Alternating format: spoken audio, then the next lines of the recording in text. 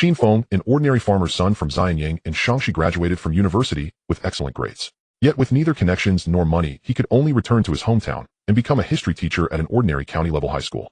Now in his early 20s, Qin Feng was still single. What could he do about it? He had neither a house nor a car.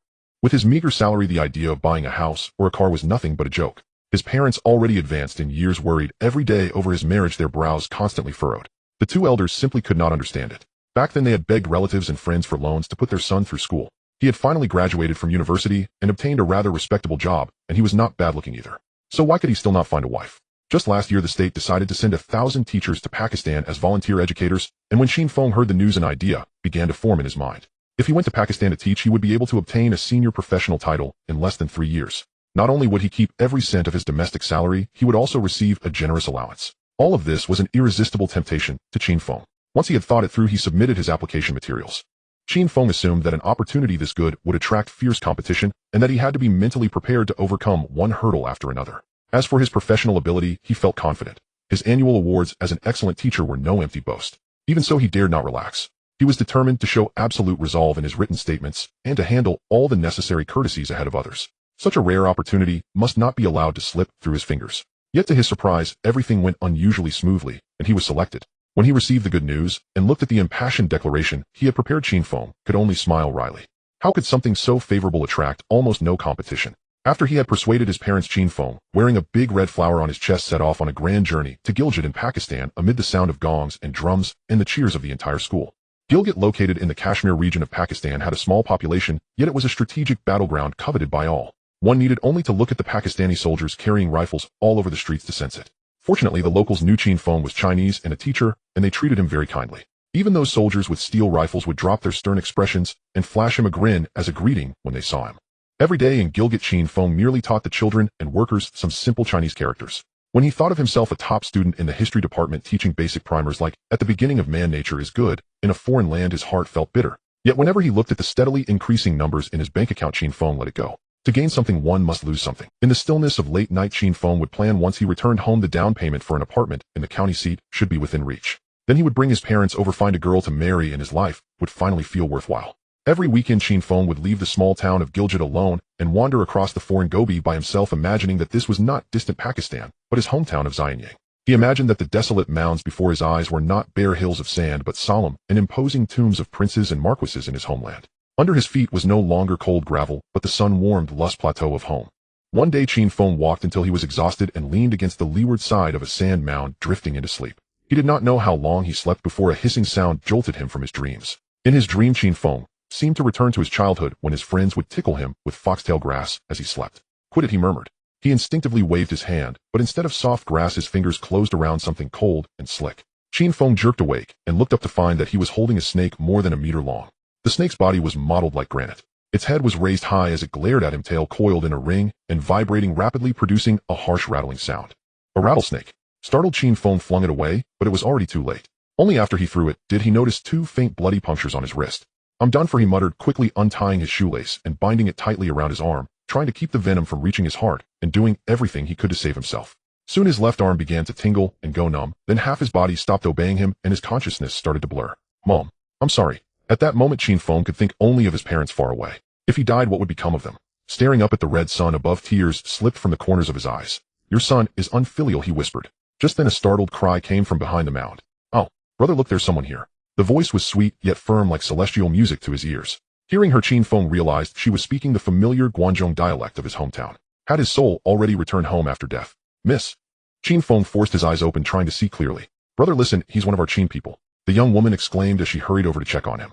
In his half-opened eyes there appeared an incomparably beautiful face, the kind found only in dreams, as if she had stepped straight out of an ancient poem. He gazed into her eyes, which were filled with concern. Qin Feng managed a faint smile, then, reluctant beyond words, let his eye. The entire world gradually darkened.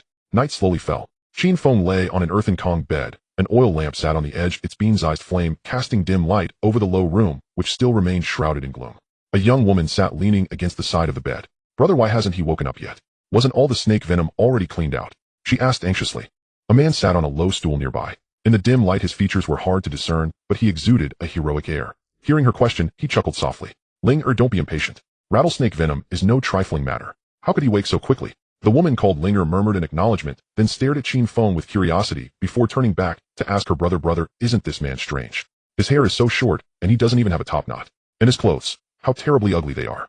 Just then Qin Feng's brows twitched, and his eyes slowly opened. Before him was the same stunning face from his fading memory. Even in the dim lamplight it shone with radiant clarity.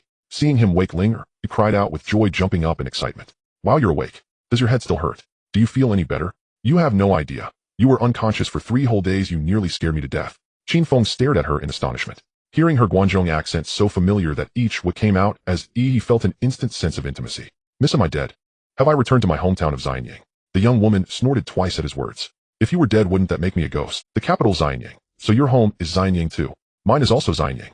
As she spoke, her tone turned sorrowful, as if she were overwhelmed by homesickness. The man beside them, seeing that Qin Feng had awakened, was delighted. Youngster, you are finally awake. I am Meng Jing, courtesy name Xian, and this is my younger sister Meng Ling. Are you feeling better? From their conversation, Qin Feng realized he was not dead. He stared blankly for a moment. The feeling of having just brushed past death was impossible to put into words. He felt as though he were no longer the same person he had been. Seeing Meng Jing and Meng Ling still watching him with concern, Qin Feng felt rather embarrassed. Brother Meng, my name is Qin Feng. Thank you for saving my life. Meng Jing laughed heartily. Why thank me? It was my sister who saved you. I would not dare claim the credit. Qin Feng hurriedly tried to sit up to bow to Meng Ling and thank her for saving his life. But he had just recovered from grave illness and had not yet eaten. His body was terribly weak. After a few futile attempts, Meng Ling pressed him back down. You really are a strange one. We are all Qin people. Why speak of thanks? And you are even from the capital Xianyang. How can you be so lacking in magnanimity? But the way you speak the pure Great Qin accent is truly beautiful. Unlike us. We have been away from the capital for so many years that we can no longer speak it so perfectly. At this, Meng Jing and Meng Ling both lowered their heads in silence, their faces tinged with shame. To Qin Feng, Linger's words sounded utterly strange. They had clearly never met him before, so why speak of all being Qin people? And why did she keep calling Xianyang the capital and his way of speaking the orthodox Great Qin accent? Could this be some film shoot? Suspicious, Qin Feng carefully studied the pair. They wore short jackets and trousers with crossed collars and long robes, narrow sleeves, and broad front panels, belts cinched at the waist, just like people from the Qin and Han of antiquity. The difference was that Meng Jing wore a leather cap and a sharp blade at his waist, while Meng Ling's long gown brushed the floor and her cloud-like hair was coiled low. Looking around the room, Qin Feng saw that aside from his earthen bed, there were only 2 low stools and no other furniture at all. He was even more bewildered. What period drama could this be with a crew so poor that they lived like this? Just then someone called from outside the house, reporting to the military marquee, the commandant summons you. Meng Jing at once asked Linger to look after Qin Feng and rose to leave with the messenger. Watching him go, Qin Feng turned to Ling. Miss Meng, what kind of film are you shooting here? Linger naturally had no idea what he meant. She stared wide-eyed at him. Shooting a film? What is shooting a film? Brother Qin, just call me Ling. Everyone here calls me that. Miss? What does miss mean? Qin Feng hurried to explain, but Linger still could not understand. Seeing him grow flustered enough to sweat, she suddenly burst out laughing. All right. Brother Qin, you haven't eaten for 3 days. You must be starving and muddle-headed. I'll go bring you something to eat. Qin Feng took a spoonful of the wheat dough soup Linger brought and exclaimed in his hometown dialect, this is fantastic. Then he asked Ling, if this isn't a film set, why are you dressed like this? We Qin people have dressed like this since ancient times. Brother Qin, didn't you come from the capital Xianyang? Why are you dressed so strangely? Look at your clothes. They're terribly ugly. And that shiny thing on your nose, is it some kind of helmet? Linger thought to herself that such a helmet could never stop an arrow. Qin Feng flushed with embarrassment. What helmet? These are called glasses. People who are nearsighted can wear them to see distant things clearly. Glasses. Nearsighted. Brother Qin, you keep saying things I don't understand. Brother Qin, may I try them? Linger looked at him with eyes full of curiosity. Faced with such a beauty's request, how could Qin Feng refuse? He quickly took off his glasses and helped Linger put them on. After she put them on, she stood and took a few steps. So these are glasses. Why can't I see anything clearly? All my head is spinning. With that, she swayed and fell into Qin Feng's arms. He hurriedly caught her, nearly spilling the bowl of wheat soup. Realizing she had fallen into his embrace, Linger's cheeks flushed crimson and she hastily pulled away. Brother Qin, you're amazing. You can handle such a powerful object with ease. I'm so useless. Wearing these glasses makes me dizzy and cross-eyed. How useless I am. Qin Feng found her so charming and adorable that he could not help staring, momentarily dazed. Seeing him look at her like that, the blush on Linger's face deepened. Brother Qin, how improper, you are staring at me like that, she scolded playfully. Qin Feng snapped back to himself and gave an awkward laugh, not daring to look at her again. The atmosphere instantly turned a little awkward. Searching for something to say, Qin Feng asked Linger, where exactly is this place? So Brother Qin, you really don't know where you are. This is Bolun. Bolun. Bolun. This is Bolun. Qin Feng cried out. Before coming to Kashmir, he had checked the information. In ancient times, Kashmir was called Bolun, also known as Boluo or Bolu. Bolun. Had he traveled through time? Yet when others transmigrated, they became emperors, princes, generals, or at worst the wealthiest of merchants or great men of letters. He, on the other hand, had arrived in such a barren place. Looking again at the low house and the dim oil lamp, he felt even an Indian slum might be better than this. Heaven above, how could Qin Feng be so unlucky? In his previous life, he had been a penniless nobody who could not even afford a wife. After finally transmigrating, he was still as destitute as ever. Heavens, you can't bully an honest man like this. Seeing his anguish, Linger quickly pressed him back down. Brother Qin, are you all? Is the snake venom still not completely gone? Qin Feng came back to his senses and saw Linger holding him down, her delicate face full of concern. A warmth rose in his heart, and he thought to himself, perhaps the heavens are not so cruel after all. His place may be poor, but finding a wife here might not be difficult. Linger noticed him staring at her with a strange look and panicked. Brother Qin, are you all right? I'll go fetch my brother. He's very skilled at treating snake venom. Qin Feng quickly caught her hand to stop her. Ling, I'm fine, he said softly. I was just feeling a bit sentimental about my lot in life. By the way, Linger, what year is it now? Year. Oh, it is now the 565th year of Great Qin. Great Qin. Year 565. Qin Feng felt as if his 4 years studying history at university had been wasted. The Qin dynasty had run from 221 BCE to 207 BCE, a reign of only 14 years and 3 emperors before its end. If this was the 565th year of Great Qin, then it should be 344 CE. By then not only the Qin, but even the Han had long since perished. The 565th year of Great Qin. Qin Feng muttered to himself, staring at Linger, as if he were looking at a fool. At that very moment a young girl rushed in and cried, Linger, hide quickly. Prince Aimu has brought his men here. Meng Ling turned pale with fright and rose to leave, but after a brief thought, she turned back, grabbed Qin Feng, and said, Brother Qin, you should hide as well.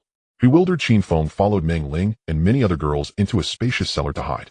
With a rough count, he realized there were several hundred young women crowded inside, all between their early teens and just over 20. Curiosity stirred in Qin Feng's heart. Linger, who is this Prince Aimu? Why are we hiding from him? Before Meng Ling could answer, the girl who had warned her earlier cut in. Don't even mention that vile creature.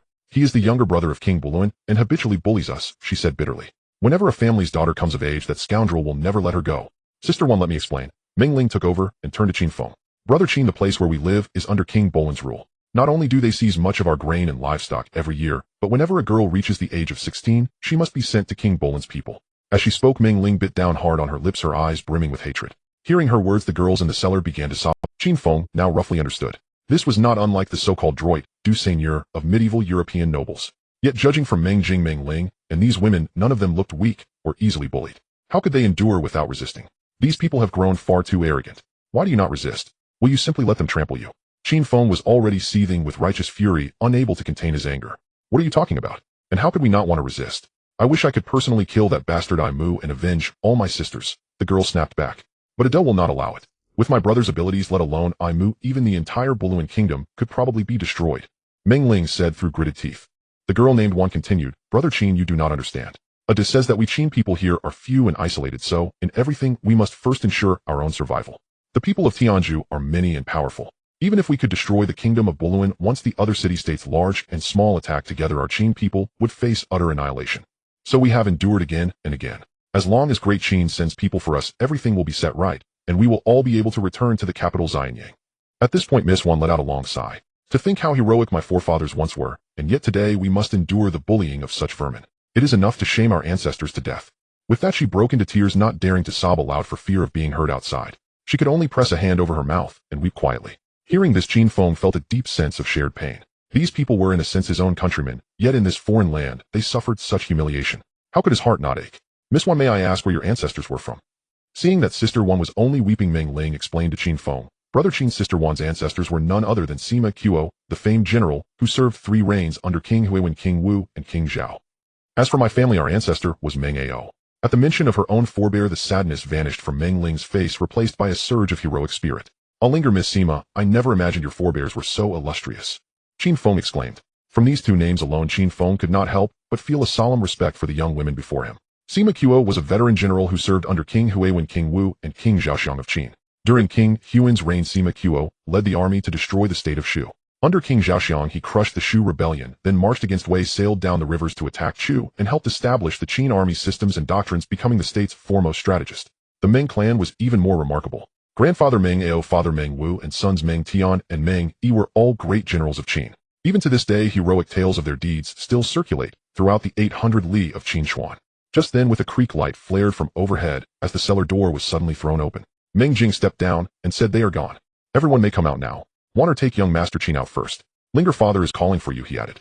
Qin Feng did not understand what was going on, but could only follow Sima Wan out. They had barely been back in the house for long when a flurry of footsteps sounded outside. Linger burst in crying as she ran. I will not marry. I will not marry. I would rather die than marry that wretch, she sobbed. Behind her came Meng Jing and a tall upright youth, both wearing expressions of blazing anger. Meng Jing gently put an arm around Meng Ling and patted her shoulder. Do not worry, little sister. If that Aimu dares come to claim you as his bride, I will run him through with a single spear. After quite some time, Meng Ling finally managed to stop crying. Meng Jing spoke gently. Linger, step outside for now. Your brother has something to discuss with young Master Qin. Watching all this, Qin Feng still did not know the exact details, but he could guess that Prince Aimu had taken a fancy to Meng Ling and now intended to force her into marriage. Under the surge of hormones, Qin Feng's sense of justice was already overflowing. If that so-called prince dared to come, he felt that even if Meng Jing did not act, he, though lacking any great strength, would still rush forward to fight him to the death. After Meng Ling left Meng Jing, and the young man walked over and sat on the edge of the Kong. Young Master Qin, this is my younger brother Sima. Xi courtesy name Jingza, Meng Jing said. Meng Jing then asked, Young Master Qin, may I ask, are you an imperial envoy sent from the capital Xianyang? As he spoke, both his and Sima Xi's eyes shone with expectation. Imperial envoy? What imperial envoy? Qin Feng was utterly confused, completely at a loss as to what they meant. Hearing this, the eager light in Meng Jing and Sima Xi's eyes instantly faded into disappointment. Meng Jing, still unwilling to give up, asked, Young Master Qin, may I at least ask if you are from the capital Xianyang? Qin Feng answered honestly, Yes, my family is indeed in Xianyang, but I truly do not understand what imperial envoy you are talking about. Meng Jing glanced at Sima, Xi saw him nod, and suddenly slapped the edge of the Kong. Then that will do. Young Master Qin, the two of us have a favor to ask of you. This matter is of great importance, and we earnestly beg you to agree. As soon as he finished speaking, the two of them dropped to their knees before Qin Feng. Seeing how solemnly they spoke, and that they had knelt to him, Qin Feng hurriedly rose to help them up. In ancient times, aside from heaven earth, the sovereign parents and teachers, a man did not kneel to anyone. Faced with such a great courtesy, how could Qin Feng dare to accept it? His body was already less robust than theirs, and having just recovered from a serious illness, he could not possibly pull them up. He could only step down from the Kong and kneel facing them instead, so that they might be considered even. What exactly is this about, Brother Meng? Rest assured, this life of mine was saved by you and yours. If there is any way Qin can be of use, I will not hesitate, even unto death. Facing these two descendants of renowned heroes, Qin Feng's own heroic spirit was stirred. He immediately agreed, in a ringing, impassioned voice. Seeing that Qin Feng had agreed, without even asking what the matter was, Meng Jing rose with a hearty laugh. Young Master Qin, when my father questions you later, you must insist that you are indeed an imperial envoy sent from the capital Xianyang. Brother Meng, I agree, but you must tell me why, Qin Feng said. Meng Jing pondered for a moment. Young Master Qin, this is a long story, but I shall keep it brief. If I take too long, I fear father will send someone to hurry us.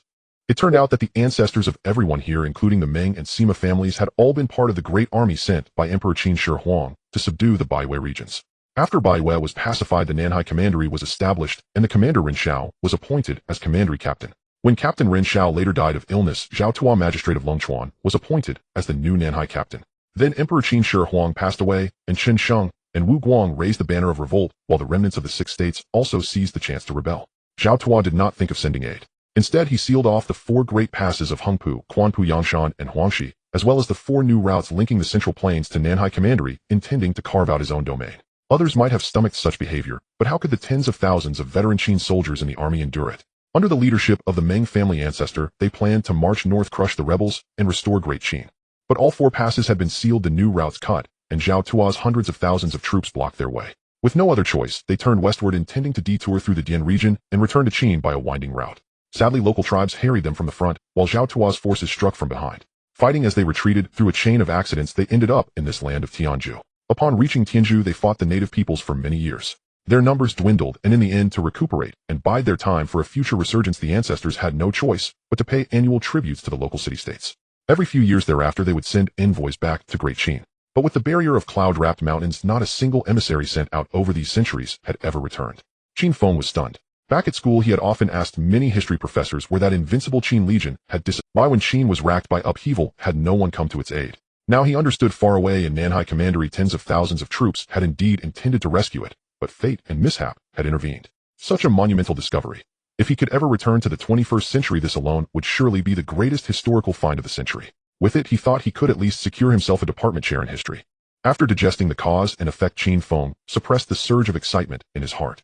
Brother Meng, Brother Sima, you want me to impersonate a Qin imperial envoy and use that to stop Linger from being married off to Prince Aimu, is that it? Seeing them nod, Qin Feng spoke with great seriousness. Do you realize that if we do this, the matter will likely not end peacefully? Once blades are drawn, the homeland where you have lived for hundreds of years will probably not be preserved. Meng Jing and Sima Ji lifted their chins and stood tall. Rest assured, young Master Qin, these stifling days, our father's generation and ours, have long since grown sick of them. The two of them then clasped hands and sang boldly, until our blood runs dry, we will not cease to fight. Qin has fierce warriors, who dares contend with us? Moved by their deep heroic song, Qin Feng could not help but join in raising his voice. Until our blood runs dry, we will not cease to fight. Qin has fierce warriors, who dares contend with us? At that moment, Qin Feng felt as though he had returned to Great Qin of centuries past, to that blood-stained age of strife and clashing blades. Seeing that despite his scholarly appearance Qin Feng possessed such passion, Sima grinned. Brother Meng, brother Qin, what say we three swear brotherhood today?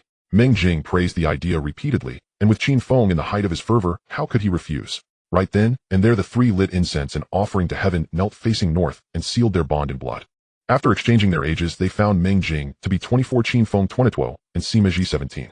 Thus Meng Jing became the eldest brother, Qin Feng II, and Sima III. They knelt and drained the blood-mixed wine, then burst into hearty laughter. Sima clasped the arms of Qin Feng and Meng Jing and exclaimed, "Eldest brother, second brother, this is the most carefree day of my life." After the three made their brotherhood vows, Meng Jing, fearing a prolonged delay would arouse his father's suspicion, hurriedly urged Qin Feng to follow him quickly. He instructed Sima to go ahead and hold down the group of elderly men. As Qin Feng walked halfway, he stopped and whispered to Meng Jing, "Elder brother, aren't you going to ask if the Great Qin still exists?" His tone was long and drawn out, as if echoing from centuries past. Meng Jing trembled in the darkness, standing still as he turned to look at Qin Feng, his eyes clear and piercing. "Second brother, I beg you, lie to me. Please deceive us all. There are tens of thousands of Qin people here relying on this to survive." Seeing Meng Jing's reaction, Qin Feng was deeply shaken and grabbed Meng Jing's wrist. "Elder brother, I come from the Great Qin capital of Xianyang. The Great Qin has indeed passed down from generation to generation." After speaking, the two of them laughed heartily, their laughter reverberating through the air. Once they entered the small room, they saw a rough wooden long table in the center with 4 people seated around it. A middle-aged man in the main seat smiled as he saw Qin Feng enter. "Young Master Qin has arrived. Is your health any better?" Qin Feng guessed that this person was Meng Jing's father, the colonel, and hurriedly bowed in respect. "Junior Qin Feng pays respects to you, senior. My health has greatly improved, thank you for your concern, senior." The man lifted Qin Feng. "I am Meng Xian, courtesy, named Xianyang, and I am honored to serve as the colonel of the Great Qin army." He then introduced the others in the room one by one. "This is Sima, courtesy, named Bitten, currently serving as my army's inspector general, responsible for military assessments and other matters."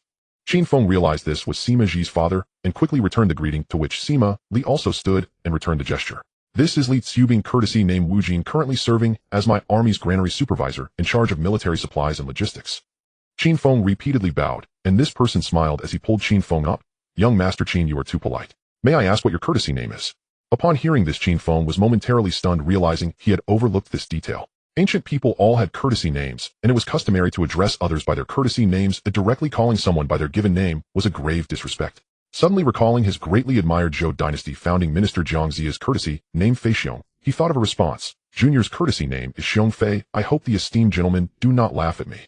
Li Tsubing looked at Qin Feng and said, "Young Master Qin truly possesses the demeanor of a distinguished person, and your courtesy name is also remarkable. One day you will surely soar to great heights with limitless prospects." Qin Feng forced a smile. As a poor scholar with no martial prowess arriving in this tumultuous world, just staying alive was already a blessing. After everyone sat down, Meng Xian instructed the soldiers, "Issue a command that no one is allowed within 100 paces. Seeing this serious atmosphere, Qin Feng immediately straightened up. The others also wore solemn expressions. Even the usually cheerful Li Tsubing had a serious look, his eyes scrutinizing Qin Feng intently. Seeing everyone silent, Meng Xian cleared his throat and said, "Young Master Qin, I am a straightforward person, so I will be blunt. May I ask if you are the special envoy sent by the Great Qin?" Although Qin Feng anticipated this question, seeing the serious expressions of the others made him feel rather uneasy. "I respectfully inform the elder, I am not a special envoy of the Great Qin." The 3 men showed disappointment upon hearing Qin Feng's declaration, their faces aging decades. In an instant the heroic aura they previously had now turned quite dispirited. Meng Jing remained composed, but Sima Ji quickly exclaimed, "Second brother, didn't you just say that you are the special envoy of the Great Qin?" As he spoke, he winked at Qin Feng. Qin Feng smiled slightly. "I am indeed not a special envoy of the Great Qin, but my ancestors were appointed as such hundreds of years ago, departing from Xianyang to travel to Tianzhu. However, due to the vast distance and frequent wars, it has only been in my generation that we have arrived in Tianzhu, and fortunately, I have not failed in my mission." Meng Xian, Sima Li, and Li Tsubing's eyes brightened upon hearing this, and Li Tsubing stroked his beard and asked, "Young Master Qin, do you have any proof?" Meng Jing and Sima Ji thought to themselves, "This is bad. How could we have missed this step in our calculations?" Qin Feng felt quite distressed as well. Proof? How could he possibly have any proof of being a special envoy? Well then, let's take a gamble. After pondering, Qin Feng unbuttoned his collar and took off a jade pendant from around his neck, handing it to Meng Xian. "I inform the elder, my ancestors came from Xianyang hundreds of years ago, and for generations they have passed down the mission to reach Tianzhu. Other items have long been lost, but my father entrusted this pendant to me before his death, emphasizing that it must be passed down through the generations and never lost. As for whether this is the so-called proof, I truly do not know. Meng Xian along with Sima Li and Li Xiubing examined the pendant under the light. The pendant was crystal clear with cloud patterns throughout, featuring a five-clawed dragon on one side and a mysterious bird totem on the other, which was clearly the totem of the Great Qin. Seeing the three of them so serious and repeatedly inspecting it, Qin Feng felt a sense of anxiety. He thought to himself, this is not some jade pendant, it is clearly the so-called spirit stone that my mother bought for $50 at a temple during my college years. I have had it appraised before, and it is not jade at all, it is clearly a piece of glass. Meng Xian, the three men exchanged glances, nodded and gritted their teeth, standing up to Qin Feng and bowing. We three have met the esteemed envoy. Qin Feng was startled and quickly helped them up, still somewhat uneasy. Elder gentlemen, is this truly the proof? Li Xiubing chuckled. We fear that saying this will make the esteemed envoy laugh at us. In fact, we three do not even know what the proof is. But this pendant is crystal clear, definitely not an ordinary item. It has cloud patterns and the symbol of a flying dragon along with the mysterious bird totem. You must know our Great Qin's totem is precisely the mysterious bird. In this way, this pendant must certainly be a treasure used by the emperor of the Great Qin. Furthermore, even though the attire of the esteemed envoy is unusual, it is all in dark colors, which also aligns with our Great Qin's tradition of valuing black. Not to mention your pronunciation is pure and authentic, and we do not fear to say that we have been living in foreign lands for hundreds of years. Our Great Qin's pronunciation is no longer very pure. After death, we would truly be ashamed to face our ancestors. At this point, Li Xiubing's tone turned sorrowful, and both Meng Xian and Sima Li appeared similarly distressed. Qin Feng hastily urged everyone to stop, and Meng Xian laughed heartily, his laughter quite bold. My two brothers, do not act this way lest you make the esteemed envoy laugh. Sima Li and Li Xiubing then slightly ceased their sorrow and began to laugh heartily again. Meng Xian returned the glass pendant to Qin Feng. This pendant is indeed a treasure used by the emperor of the Great Qin. A common person could hardly receive such a gift. May I ask, is the esteemed envoy from the Jing royal family? Qin Feng had already impersonated the special envoy of the Great Qin, so what was it to also claim to be from the royal family? He nodded in response. Indeed, I come from the Jing clan. For hundreds of years, to not forget my Great Qin, my ancestors changed our surname to Qin to signify our intentions. Although Qin Feng spoke this nonsense, it was not entirely baseless. The Jing clan has been passed down for 1,000 years, and among the so-called 14 surnames of the Jing clan today, one of them is indeed the Qin surname. As for whether he was of the Jing royal family, that was already beyond verification. Qin Feng pondered for a moment. Elder gentlemen, I have heard that the Qin people here not only pay taxes to foreign countries, but also often contribute our Qin women for their pleasures. Is this true? Upon hearing this, the three of them felt deeply ashamed, each bursting into tears. We have disgraced the Qin people. We have shamed our ancestors. Meng Jing and Sima Ji also showed expressions of shame. Qin Feng sat in the main seat, idly playing with the glass pendant. Meng Darren, do I have authority over matters here? Meng Xian repeatedly nodded. What young Master Feng says is correct. You represent His Majesty the Emperor. All matters here, big and small, are ordered by you alone. Hearing Meng Xian address him as young Master Feng, Qin Feng was startled, realizing his status had risen significantly. At this moment, Qin Feng did not actually know whether his decisions were right or wrong. He merely felt that living so constrained after traveling through time had no meaning at all. Since he had become this ridiculous special envoy, and had impersonated the Jing royal family, he should hold power in his hands, indulge in the joys of being an official, and also do some things for his elder brother and third brother that they wished to do, but could not or dared not do. Once everyone was seated, Qin Feng spoke in a deep voice. From now on, not only will we not contribute our Qin women, but we will also cease paying taxes starting today. And as for that girl Meng Ling who saved my life, I treat her as my own sister, so the matter of her marrying that Mu Wangzi shall be put to rest. Li Xiubing quickly replied, Young master, this cannot be done. If things are done so decisively, the Bolun kingdom will certainly not let it go. When the time comes, if war breaks out, we will have no place to stand. Sima Li also echoed in agreement. Sima Ji, having endured for a long time, sneered, They will not let it go. I just right. I will also not let it go. It's time to settle the scores for all these years of bullying us. Sima Li heard this and reprimanded, Shut up. You little brat have no right to speak in front of young Master Feng.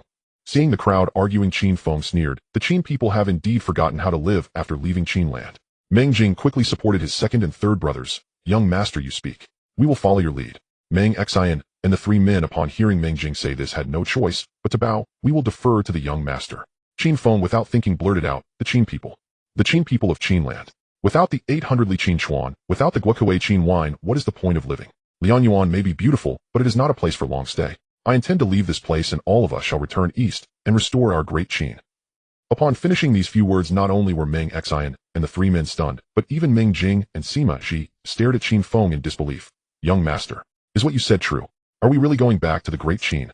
Upon seeing Qin Feng nodding earnestly, Meng Jing and Sima Ji cheered. Restore our Great Qin. Restore our Great Qin. Restore our Great Qin. Meng Xian and Sima Li felt their hearts surge. The long-diminished fighting spirit was instantly ignited by these 4 words, and they shouted in unison, "Restore our Great Qin! Restore our Great Qin! Restore our Great Qin!" Li Tsubing, seeing the others filled with passion, felt both excited and worried. "Young Master Colonel, this matter is too significant and it cannot be decided in a single word. Moreover, Tianzhu is thousands of miles away from our Great Qin. This matter cannot be rushed." His remarks made Meng Xian and Sima Li ponder once more. After 2 hours of such discussions, they still did not reach a firm decision. Qin Feng knew that although he was now esteemed as a young master nominally in charge of everything, the real decision-makers were still the 3 old fogies. It seemed that even if they discussed for 3 days and nights, there would be no result. This matter appeared to depend on his elder brother and third brother. After making up his mind, Qin Feng said he was still recovering from a serious illness and was quite fatigued, and that they would discuss this matter again later. Everyone complied and dispersed. After Meng Jing and Sima Ji returned, they quietly came to Qin Feng's room, discussed for a while, and then parted ways. The faces of Meng Jing and Sima Ji were filled with excitement.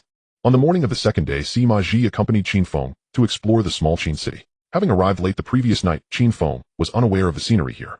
Today he saw this earthen city which measured about a mile in circumference. The walls were quite low, and over 100 low houses made of rammed earth were arranged in a flat and orderly manner, their roofs merely covered with straw to shield against the wind and rain. The people here were all in tattered clothes. Seeing this, he glanced down at the garments sent to him by the Meng Xin faction last night. Though not luxurious, they had no patches, making them evidently the most decent attire in this Qin city. After a round of inspection, Qin Feng felt quite uneasy. "Third brother, is that a Yimu coming today to fetch the bride?" "Don't worry, second brother. If he dares to come, I will ensure he returns empty-handed." As the two were conversing, they suddenly heard the sound of hooves outside the city, thinking it might be a Yimu coming to fetch the bride, and they hurriedly made their way to the city gate. Upon arrival, they saw a cavalry of 100 men surrounding a middle-aged man dressed in luxurious clothing with a robust figure. According to Sima Ji, this man was Prince Yimu of the Boran Kingdom. Yimu was high on his horse, and behind him a few servants were leading 3 sheep. Could this be the betrothal gift? Qin Feng was taken aback upon seeing it. It should be known that in Tianzhu a generous bride price is esteemed, and even commoners would offer dozens of sheep and horses. Yet Yimu as a prince had brought only 3 sheep as a bride price. This was nothing short of a blatant insult. Seeing this, Sima Ji cursed, "The villain is too rampant," and moved to act. Qin Feng held him back tightly, saying, "Third brother, do not act rashly, let us observe first." At that moment, Meng Xian and Li Bing emerged with Meng Jing, Meng Ling, and several strong men. Upon seeing Meng Ling, Yimu's eyes brightened. "A beauty. This prince has come to marry you. Quickly tidy yourself up and come with me." He then looked down at Meng Xian, saying, "Old man, when you marry off your daughter, the dowry must be at least 100 sheep and 50 fine horses to befit this prince's status. Additionally, there should be at least 20 virgin maids accompanying her. Go call out all the girls from your family. This prince will select." In front of Yimu, Li Bing begged in a low voice, while Meng Zin's face turned ashen with anger, and Meng Jing was also flushed with fury. At this moment, Qin Feng glanced at Meng Jing, who nodded. The dozens of strong men stealthily surrounded them. "Third brother, if you do not act now, when will you?" Qin Feng shouted decisively. Upon hearing this, Sima Ji leaped into the air and shouted, "Kill!" He hurled a spear towards Yimu. The dozens of strong men also brandished their swords and charged towards Yimu's cavalry. Yimu was taken aback and cried out, "Guard! Guard!" He turned his horse around, attempting to hide in the center of the cavalry. A few guards beside Yimu, seeing the spear thrown by Sima Ji, realized they could not dodge in time and rushed forward to shield their master with their bodies. However, Sima Ji's strength was astonishing, and the spear pierced through the guards' bodies, continuing unabated to stab into Yimu's chest, going through and pinning them both to the horse like candied haws. At this point, Meng Jing and the dozens of strong men were already engaged in battle with the 100 cavalrymen, while Sima Ji also rushed forward with his Qin sword. Li Bing, witnessing this turn of events, was alarmed and looked at Meng Xian, saying, "Captain, what shall we do now?" Meng Xian grinned fiercely, saying, "Since it has come to this, there is no point in saying more. Kill." He charged forward with his Qin sword. Li Bing gave a wry smile. Good, good, good. Today I shall kill to my heart's content." The people within the city were caught off guard by this sudden turn of events, momentarily stunned, but then intense battle fervor ignited in their eyes. The men all grasped their weapons and rushed toward the city gate to fight, while the women hurriedly picked up their children, either hiding in their homes or fetching weapons to hand to their men. Meng Ling, who had felt hopeless and prepared to die today, upon seeing the crowd rushing to fight, turned back and smiled at Qin Feng. "Big brother Qin, thank you." After saying this, she drew her sword and joined the fray. It should be noted that cavalry typically have an absolute advantage over infantry. However, due to the sudden nature of today's events, coupled with the fact that dozens of Qin people were already entangled with the cavalry, they became mixed in combat, nullifying the cavalry's charge advantage. Moreover, in such a confined space, the cavalry were less agile than the infantry. Before long, dozens of cavalrymen.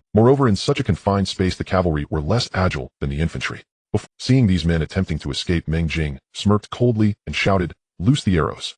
On the city ramparts, the archers who had been lying in wait all released their arrows. In just one volley, over 10 cavalrymen were shot down, followed by a second volley. The Boran cavalry had barely run less than 100 steps.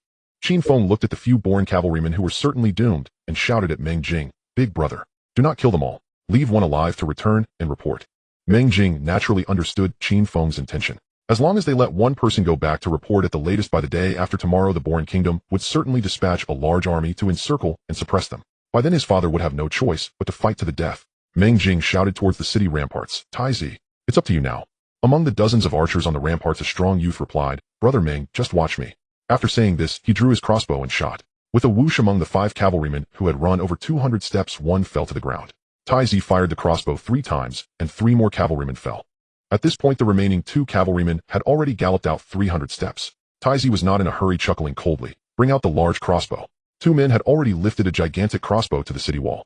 Taizi pulled back the bowstring, which required the strength of 3 men to draw, and with another whoosh, the farthest born cavalryman fell off his horse. The last remaining cavalryman, seeing his companion fall to the ground from an arrow, was so frightened that he clung to the horse's neck, crouched on the horse's back, and fled for his life. On the city ramparts and around the city gate, everyone, including Qin Feng, was awestruck by Taizi's excellent marksmanship, cheering loudly, "Bravo!"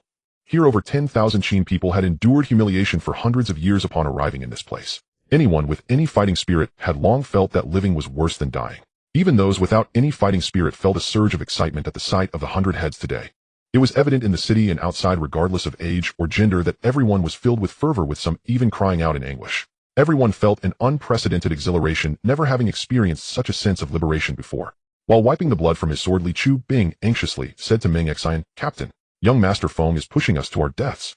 At this moment, Qin Feng's body trembled slightly. If it weren't for the loose fit of his clothing, he would have surely been discovered. Qin Feng was overwhelmed with emotions and somewhat dazed, realizing how fierce the ancient battles were. With his lack of strength, how should he position himself in this time and place? Just as Qin Feng was lost in thought, Meng Ling approached with a grin, saying, "Brother Qin, you were amazing. If it weren't for you, Linger would have been dead today."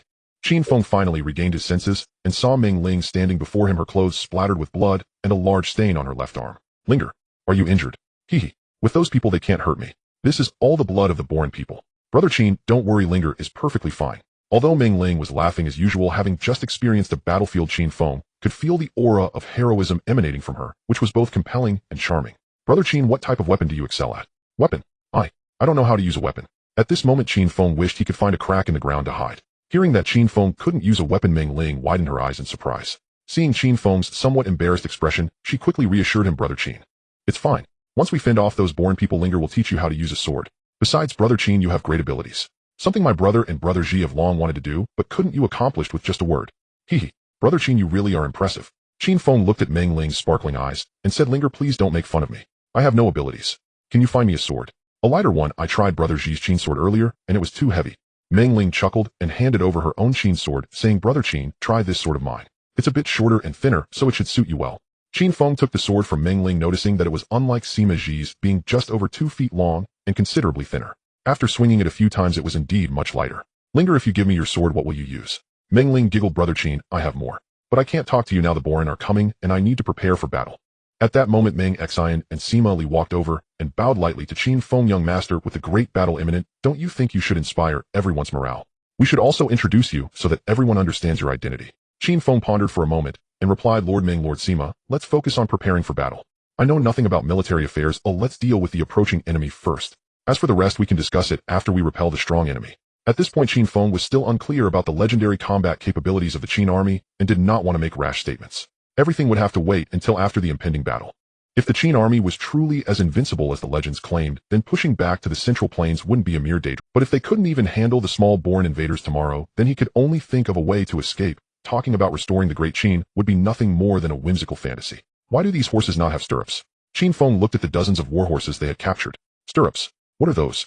Meng Xianyang looked at Qin Feng, completely baffled by what this young master was saying. Qin Feng suddenly realized that stirrups did not appear during the Qin dynasty. He knew this, well, as there were no traces of stirrups found in the terracotta army of Qin Shi Huang, which confirmed this fact. It turned out that stirrups had not yet appeared here in Tianzhu.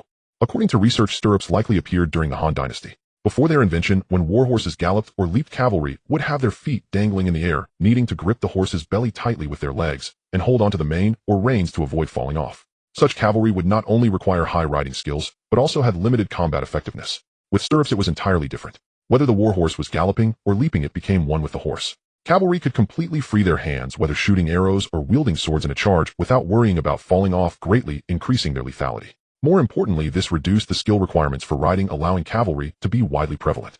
The Asen actually has no stirrups. That's wonderful. Qin Feng turned to Meng Xianyang and said Captain Meng stirrups are a type of horse gear that helps riders maintain stability on horseback, increasing their striking power. After saying this, Qin Feng drew a diagram of the stirrups design and explained in detail to Meng Xianyang how to use it. Meng Xianyang, coming from a military family, immediately understood. Looking at the diagram drawn by Qin Feng, he raised his gaze to Qin Feng, his eyes filled with tears of excitement as he tightly grasped Qin Feng's hand, saying, "Young master, you are not an envoy sent by our great Qin. You are a divine being sent from the heavens." After saying this, he quickly called over everyone and the craftsmen. As they gazed at the diagram drawn by Qin Feng, they were all dumbfounded, realizing that this seemingly simple and ordinary object was truly an epic-making innovation. Sima looked at the stirrup in the drawing with shining eyes. "Second brother, if our army had this after diligent training, we would definitely be invincible in the world." Sima Li and the old General Li Bing were also stirred with excitement at this moment. With this invention and young Master Feng perhaps returning to the Great Qin was not impossible. Li Bing hurriedly instructed the craftsmen to create a few pairs based on the drawings, so everyone could familiarize themselves. For the next day and night in this small Qin city of the outer domain, regardless of gender or age, everyone worked tirelessly to prepare for battle. Qin Feng could not be of much help and could only offer some small suggestions from his perspective transcending time and space. Even so, within just one night, the saying that Qin Feng understood military affairs through ancient and modern times had spread widely in Qin City, known by everyone. Everyone came to know that this seemingly weak man was a member of the Great Qin royal family and possessed great abilities, having traveled thousands of miles to this desolate land to help them. Wherever Qin Feng went, everyone greeted him with laughter. The Qin people, usually cold and reserved, were surprisingly warm. Everyone respected Qin Feng sincerely, partly due to his noble status and partly because they recognized his abilities. If there was any flaw, it was that they heard he did not practice martial arts. As for scholars, that was quite normal. The next morning, Meng Xianyang accompanied Qin Feng to the city walls to inspect the preparation. Looking out, Qin Feng saw that this small city was entirely built of rammed earth. Due to its small size, it lacked features like a moat or arrow towers. At the four corners of the city walls, there were only watchtowers serving merely as lookout points. On the narrow city walls, countless rolling logs and stones had already been piled up as defensive tools. In front of the main road, each battlement was set with over 100 rather heavy crossbows. Unlike those from yesterday, these crossbows did not have handles. Upon closer inspection, the components of these crossbows were extraordinarily intricate. Qin Feng curiously asked, "Lord Meng, is this our Qin people's foot crossbow?" Meng Xianyang proudly replied, "You are correct, young master. This is our Qin army's foot crossbow, which can shoot up to 200 zhang. It is very useful for infantry formations against cavalry charges, as well as for city defense. Those from yesterday were hand crossbows, which only had a range of 100 zhang.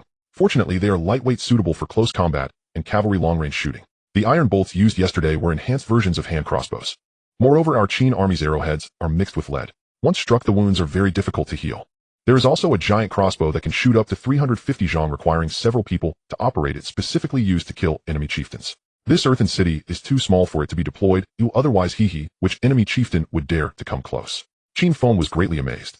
No wonder the Qin army was said to be invincible in battle. Just these crossbows alone, when fired in volleys, would cause heavy casualties for the opponents. These things may sound simple, but if there weren't strict training and supporting military equipment in place, they could never be effective. No wonder it is said that the Qin army was a rare technological army in ancient times, with crossbowmen being a highly skilled. Qin Feng stood atop the city wall, gazing into the distance. Beyond the city walls, the main road was guarded by thorns, followed by deer antlers, and then by horse traps and caltrops. Near the city walls there was a moat, and beyond it a wall to guard against sheep and horses. These defensive mechanisms were all designed to slow down the enemy's advance. Qin Feng's 4 years of modern history studies were not in vain. He had read military texts such as Wujing Zongyao and Tongdian. Wujing Zongyao states, "In the way of defending a city, do not rely on the enemy not coming, but rather on our preparations. Do not rely on the enemy not attacking, but rather on our capability to defend." Qin Feng recognized all these defensive tools set outside the city and praised them continuously. As far as city defense was concerned, they were exemplary. "Lord Meng, I have an immature suggestion. May I share it?" Meng Xianyang had already witnessed several of Qin Feng's suggestions the previous night, each offering unique insights and tactical foresight. Especially after seeing the stirrups, he felt as if he had discovered a treasure. Seeing that Qin Feng had more suggestions, he was quite pleased. "Please, young master, speak." "I suggest that we place white line markers every 30 steps along the range of the crossbows and bows from the furthest to the nearest. Once the enemy reaches those positions, we can unleash a volley of arrows. This way we should be able to fire 2 more rounds, and our accuracy will surely improve." Meng Xianyang listened carefully, pondering deeply. Li Tai, who stood nearby and was skilled with crossbows, immediately praised Qin Feng's idea. "Brilliant.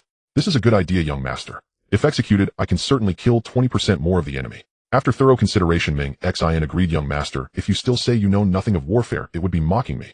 Haha, the heavens have truly blessed us with you, young master. You are indeed a boon to our Qin army." Upon finishing, Meng Xian earnestly said to Qin Feng, young master, I ask you to oversee the battle from the city wall. Additionally, please command the archers and crossbowmen. What do you think? Qin Feng understood this was Meng Xin's way of ensuring his safety, fearing that his youth and impetuosity would lead him to the battlefield. Without any combat skills, he would not only be unable to kill enemies, but could also become a burden needing protection. This was a good arrangement. He could wear the mantle of a commander while safely directing the archers from a distance, ensuring success without risk. Meng Xian, wise and experienced, thought of everything, ensuring Qin Feng's safety while allowing him to maintain his dignity and showcase his talents, truly exemplifying a general's acumen. Having understood all this, Qin Feng nodded in agreement. Seeing his response, Meng Xian laughed. Then I shall trouble you, young master. He turned to Li Tai. Tz, the young master is in your hands. You must not only obey his commands, but also ensure his safety. If any harm comes to him, I will hold you accountable. Li Tai responded loudly, rest assured, my lord. If anything happens to the young master, you can take my head.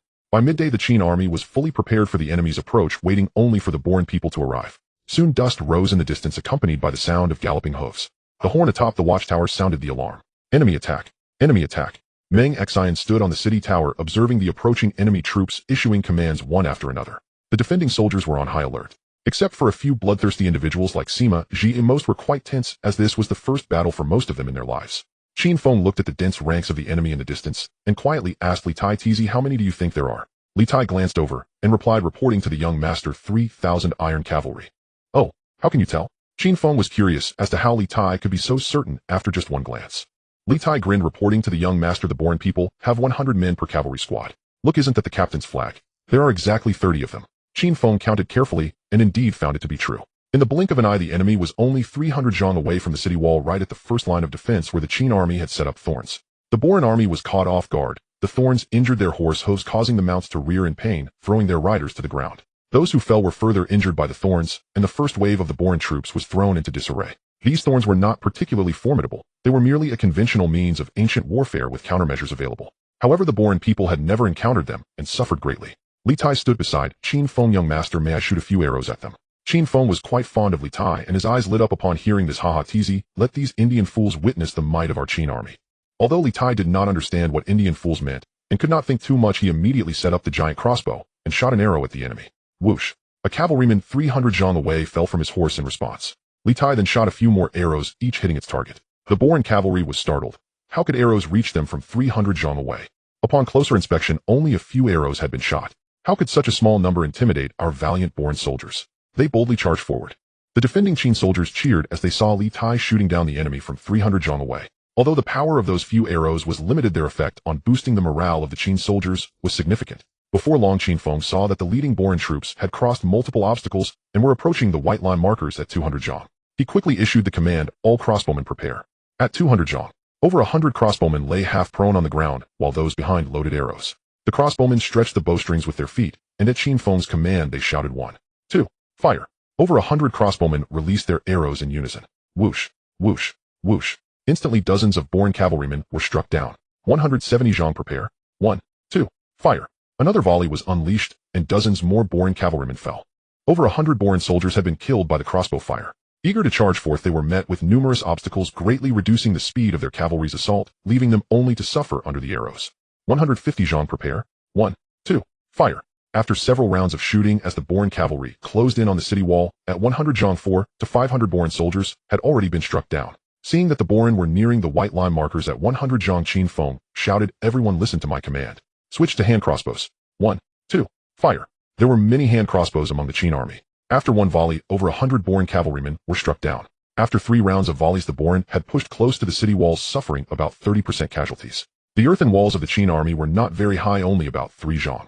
Once the Boran approached the walls, the front lines raised their shields to form squares, each made up of about 100 men. After steadying their formation, several armored soldiers from each square began throwing ladders towards the city wall, attempting to climb up. From behind the squares, arrows were shot through the gaps in the shields toward the battlements to assist their comrades in climbing the walls. The defending Qin soldiers responded by rolling logs and stones down upon the Boran formations, cutting the ladders the enemy had thrown, or pouring boiling oil onto the Boran soldiers attempting to climb. Countless tactics were employed, and all along the city walls a fierce and brutal tug-of-war ensued. At this moment, from the largest square in the Boran army, dozens of armored soldiers were pushing a wooden ox cart and shouting loudly as they charged towards the city gate. The cart was protected by armor, and the soldiers by its side, with one hand pushing the cart and the other raising shields for protection, showed no fear of the crossbows. Before long, the wooden ox cart reached just outside the city gate and slammed against it. The one guarding the gate was Meng Jing, who coldly smiled. Pour oil. Light the fire. At once several cauldrons of boiling oil were dropped onto the wooden ox cart below the city wall, and dozens of torches were thrown down simultaneously. In an instant the area outside the city gate became a sea of flames. The dozens of Bolun soldiers pushing the cart ran and screamed amidst the inferno, creating a tragic scene. Seeing the failure of their assault cart, and unable to breach other defenses, the officer in the central square ordered everyone to change tactics, directing them to fiercely attack a specific point on the wall. This tactic was indeed vicious. The Qin army's walls were narrow, unable to accommodate many defenders. As the enemy concentrated their attack on one point, the remaining defenders could not recklessly split their forces to rescue, and even if they did, the narrow walls could not hold too many Qin soldiers. The wall the Bolun were fiercely attacking was precisely where Qin Feng was stationed. After a fierce tug-of-war, the first wave of Bolun had already scaled the wall. With sword in hand, Qin Feng's hands trembled uncontrollably. Gritting his teeth, he shouted, "Everyone, follow me, kill," and prepared to charge into battle. Li Tai quickly grabbed him. "Young master, you oversee the battle here, and let me handle the fighting." After saying this, he rushed into the fray. Meng Xianyang, seeing the Bolun attacking Qin Feng, was alarmed and quickly ordered Sima to lead his men to provide support. Sima arrived with his men just as he climbed up the ladder, only to see two Bolun soldiers had already scaled the wall, charging at Qin Feng with knives drawn. At that moment, no soldiers were left beside Qin Feng.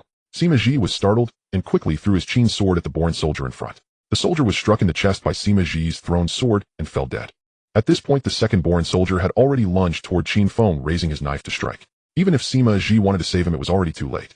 Qin Feng, holding the Qin sword, trembled in fear, his face pale. Seeing the Bolun soldier swinging his knife at him, he had no other choice but to shout, "Kill." He lunged forward with his sword. This battle cry was undoubtedly the loudest and most sorrowful shout of the entire battle. The Bolun soldier was momentarily stunned. Why shout so loudly in battle? Is this a fight or a singing competition? In that moment of distraction, Qin Feng's long sword had already pierced through the Bolun soldier's chest. The Bolun soldier could not believe what had just happened. How could this seemingly frail scholar kill him? How could he die at the hand? He truly died with his eyes wide open. Blood sprayed forth, staining Qin Feng's front with gore. His face smeared with blood, and even his glasses were splattered.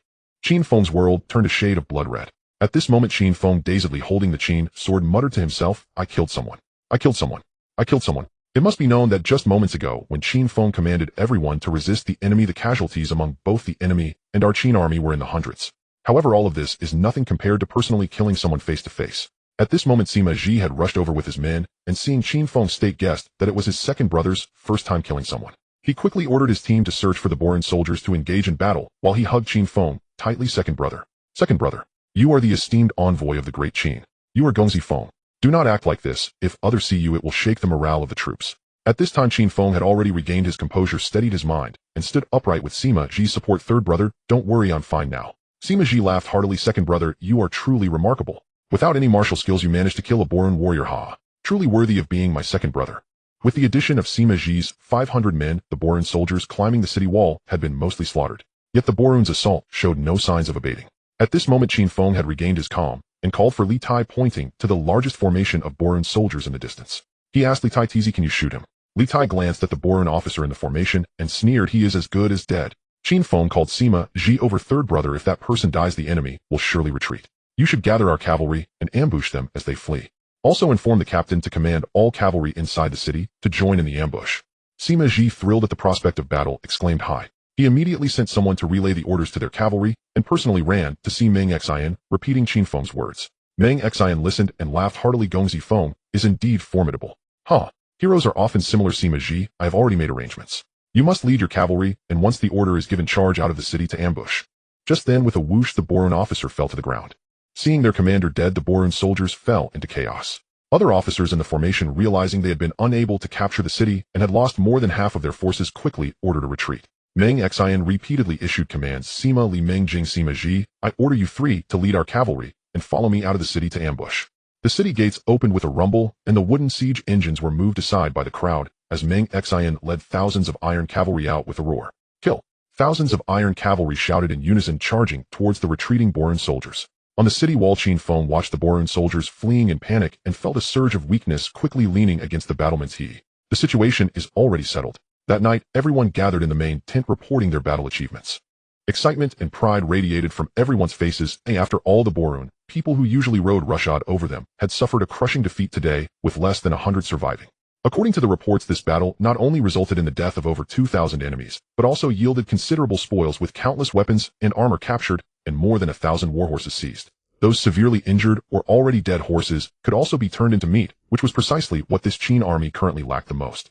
Seeing everyone so excited, Qin Feng seated in the main position was filled with mixed emotions. Who would have thought that a mere teacher who couldn't even harm a chicken would, after traveling through time, not only be able to kill, but also personally participate in such fierce battles? Circumstances create heroes, the ancients did not deceive me. At this moment Meng Xian was also filled with emotion, agreeing with Gongzi Feng that this is the way the Qin people should live. However, as the commanding general, Meng Xian waited for everyone's spirits to settle before speaking. Everyone, what do you think? Sima Li and Li Tsubing, both seasoned generals, were more cautious and did not speak easily before thinking it through, while the younger ones were less concerned. Sima Ji was the first to shout, "Ha! What else can we do? Let's kill our way to Bolun's royal city, make them drop their helmets and armor, and create chaos." Li Tai stood up and said, "Our Qin people have suffered so many years of humiliation from them. If we do not take revenge, are we still the old Qin people?" Meng Jing, being more level-headed, pondered for a moment and said, "Of course we must kill them. If we do not retaliate, the Bolun people, having suffered such a great loss, will not let us go. Within 3 days they will surely gather a large army to come and attack. We just need to come up with a reliable plan, because at present our Qin army is still weaker than the Bolun army." Seeing his son speak, thus Meng Xian nodded approvingly and turned to Qin Feng. "Gongzi, what do you think?" After today's battle, Qin Feng was also contemplating what to do next. At this moment he was recalling all the books he had read, trying to find a clever strategy to deal with the current situation. When Qin Feng saw Meng Xian asking him, he lowered his head and thought for a moment, smiling, as he said, "I am not familiar with the terrain here. Is there a suitable ambush point between Bolun's royal city and our Qin city?" Meng Xian was amazed and repeatedly praised, "Excellent. This plan of yours is truly brilliant.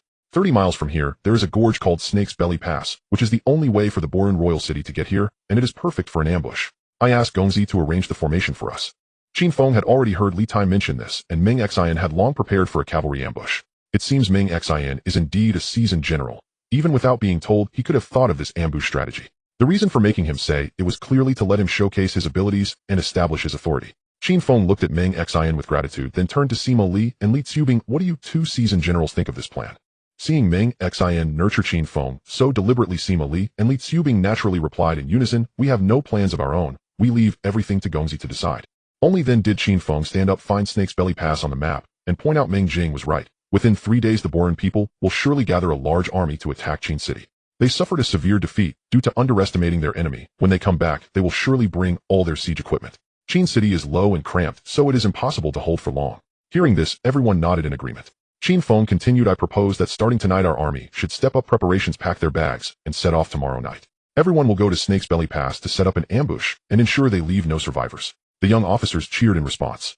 Meng Xian and Sima Li remained silent, while Li Tsubing pondered for a moment and asked Gongzi, "Should all the Qin soldiers, young and old, go together?" Upon hearing Li Tsubing's question, everyone turned to look at Qin Feng, waiting for his answer. After all this was going to battle, what use would the elderly, weak, and women be if they went? If everyone went, what would happen to Qin City? After all, this was the homeland of tens of thousands of Qin people who had lived here for hundreds of years. How could they abandon it just like that? Qin Feng surveyed everyone and sincerely asked, "I just want to ask everyone, why are we fighting? Why do we fight?" Upon hearing Qin Feng's question, everyone fell into deep thought until Meng Jing finally spoke up, saying, "What does the young master mean? Please clarify." Others chimed in, saying, "Please clarify for us, young master." Qin Feng looked up at the ceiling, his thoughts seemingly drifting thousands of miles away. "I do not know why you all fight. If you ask me, Qin Feng, why I fight for my people. I fight for the Great Qin. I fight to restore our Great Qin. I fight to reclaim our capital, Xianyang." Upon hearing this from Qin Feng, Meng Jing, Sima Ji, and Li Tai had already risen to their feet, shouting in unison, "Restore our Great Qin. Restore Xianyang." Meng Xian, Sima Li, and Li Tsubing, upon hearing Qin Feng's words, also stood up. "Young master's great ambition is admirable. Please, young master, arrange our troops." Qin Feng looked down at the map of Shibuko. "I propose that everyone gather at Shibuko tomorrow night to set an ambush. This battle will only allow infantry to participate, and all cavalry will rest. After driving back the enemy troops, we must let a rout of remnants escape, with all cavalry ready with grass in their mouths, closely following. When we reach Bolun King's city, we will wait for the city gates to open, and all cavalry will charge in together.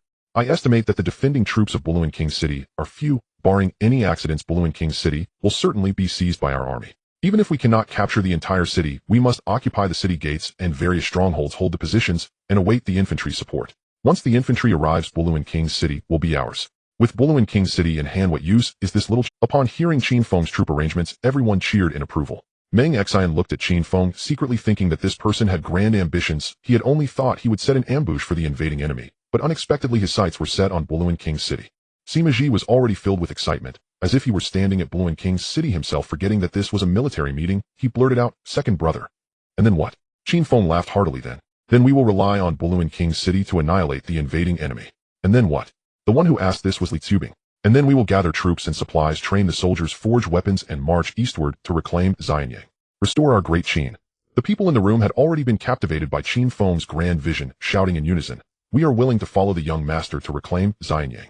Restore our great Qin." Qin Feng carefully looked into the eyes of everyone in the room and said firmly, "If you all trust me, I will surely lead you to restore our great Qin. Restore Xianyang. Restore our great Qin. Restore Xianyang. Restore our great Qin." The room echoed with shouts that soared to the heavens. This shout seemed not to come from their mouths, but rather from their hearts, a cry that rose from the very blood of the Qin people. After the agreement, everyone filed out only to find that many people had gathered outside.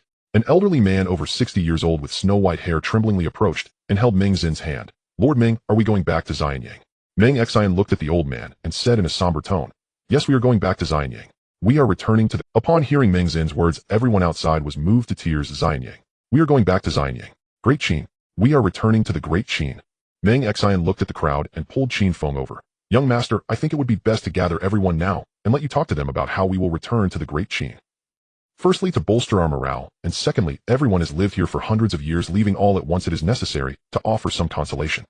Qin Feng was more than happy to oblige. Meng Xian immediately called over the messenger officer and ordered everyone, "All listen up, immediately head to the city gate to assemble and await young Master Feng to address us." After the order was given, in no time tens of thousands had gathered outside the city gates with countless torches lit around, illuminating the Qin city gate brightly, as if it were day. Standing atop the city wall, Qin Feng looked at the people below. Not only the elderly women and children, but even the incapacitated elderly were carried over, each one holding their breath, waiting for him to speak. Qin Feng straightened his posture, trying to appear taller, resting both hands on the city wall. Only thus could he keep himself. Looking down at the tens of thousands of Qin people, those who had trekked thousands of miles to be here, now entrusting their lives and blood to him, this heavy burden was so overwhelming it made it hard for him to breathe. Could he shoulder such a weighty responsibility? Across the distant cloud-covered mountains thousands of miles away, if he failed, how could he face the thousands of fervent eyes? How could he live with the heart of the Qin people that had not extinguished for hundreds of years? Thinking of this, Qin Feng dared not continue, fearing that if he let himself think too much, he would be paralyzed by the fear of failure and give up. Yes, he could not give up. He absolutely could not give up. As long as blood does not run dry, the fight must continue. We Qin people do not value death lightly. Qin Feng looked at the tens of thousands of Qin people and said, "Qin people, fellow countrymen, do you remember the snowy Qin mountains? Do you remember the flowing Weishui? Do you remember the willows by the Ba River? Do you remember the ancient ferry of Xianyang? Do you remember the taste of the guacamole? Do you remember the flavor of lamb soup paired with bitter herbs? Do you remember how strong..." The tens of thousands of Qin people below listened silently to these nostalgic places and foods, with some unable to hold back their tears. Once one cried, the cries of tens of thousands of Qin people echoed, filled with deep longing for home. Qin Feng continued, "Qin people, I know you're suffering, I know you want to go home. But do not cry. We Qin people bleed, but do not shed tears." The tens of thousands of Qin people below slightly ceased their sorrow, their eyes beginning to ignite with flames of hatred. Qin Feng pointed at the wall beneath him and loudly declared, "Qin people, it is time to let them know what it means to be a Qin person. It is time to let them know how invincible our great Qin warriors." The tens of thousands of Qin people below slightly ceased their sorrow, their eyes beginning to ignite with flames of hatred. Qin Feng pointed at the wall beneath him and loudly declared, "Qin people, this Qin city, this O'Neely earthen city, is not our home. Our home is in the Great Qin. Our home is in the 800 li of Qin Chuan. Our home is Xianyang. Our home backs onto the Qin mountains and faces the Weishui. Our home mirrors heaven and earth with 300 imperial palaces. Qin people, tell me loudly, do you want to go home?" With Qin Feng's stirring words, the tens of thousands of Qin people cried out in unison, "Go home. We want to go home. Xianyang. We want to go back to Xianyang." Qin Feng's tone shifted from excitement to solemnity. "Qin people, good. I will take you home. I will lead you back to Xianyang. Qin people, from this night onward, this is no longer our home. We will defeat the Bolun people. We will capture Bolun King's city. Then we will march eastward all the way to our home, to our great Qin, to our capital Xianyang. Many will die along the way. Are you afraid? We are not afraid, as long as we can go home. As long as we can return to the Great Qin, as long as we can go back to Xianyang, we will have no regrets, even if we die 9 times. Tens of thousands roared in unison. The stars in the sky felt ashamed and hid behind the clouds, afraid to show themselves. Qin Feng continued, "All right, Qin people, rest assured, even if some of us die, I Qin Feng promise you that your loved ones, your children and nephews, your friends will surely return to Xianyang, return to the Great Qin.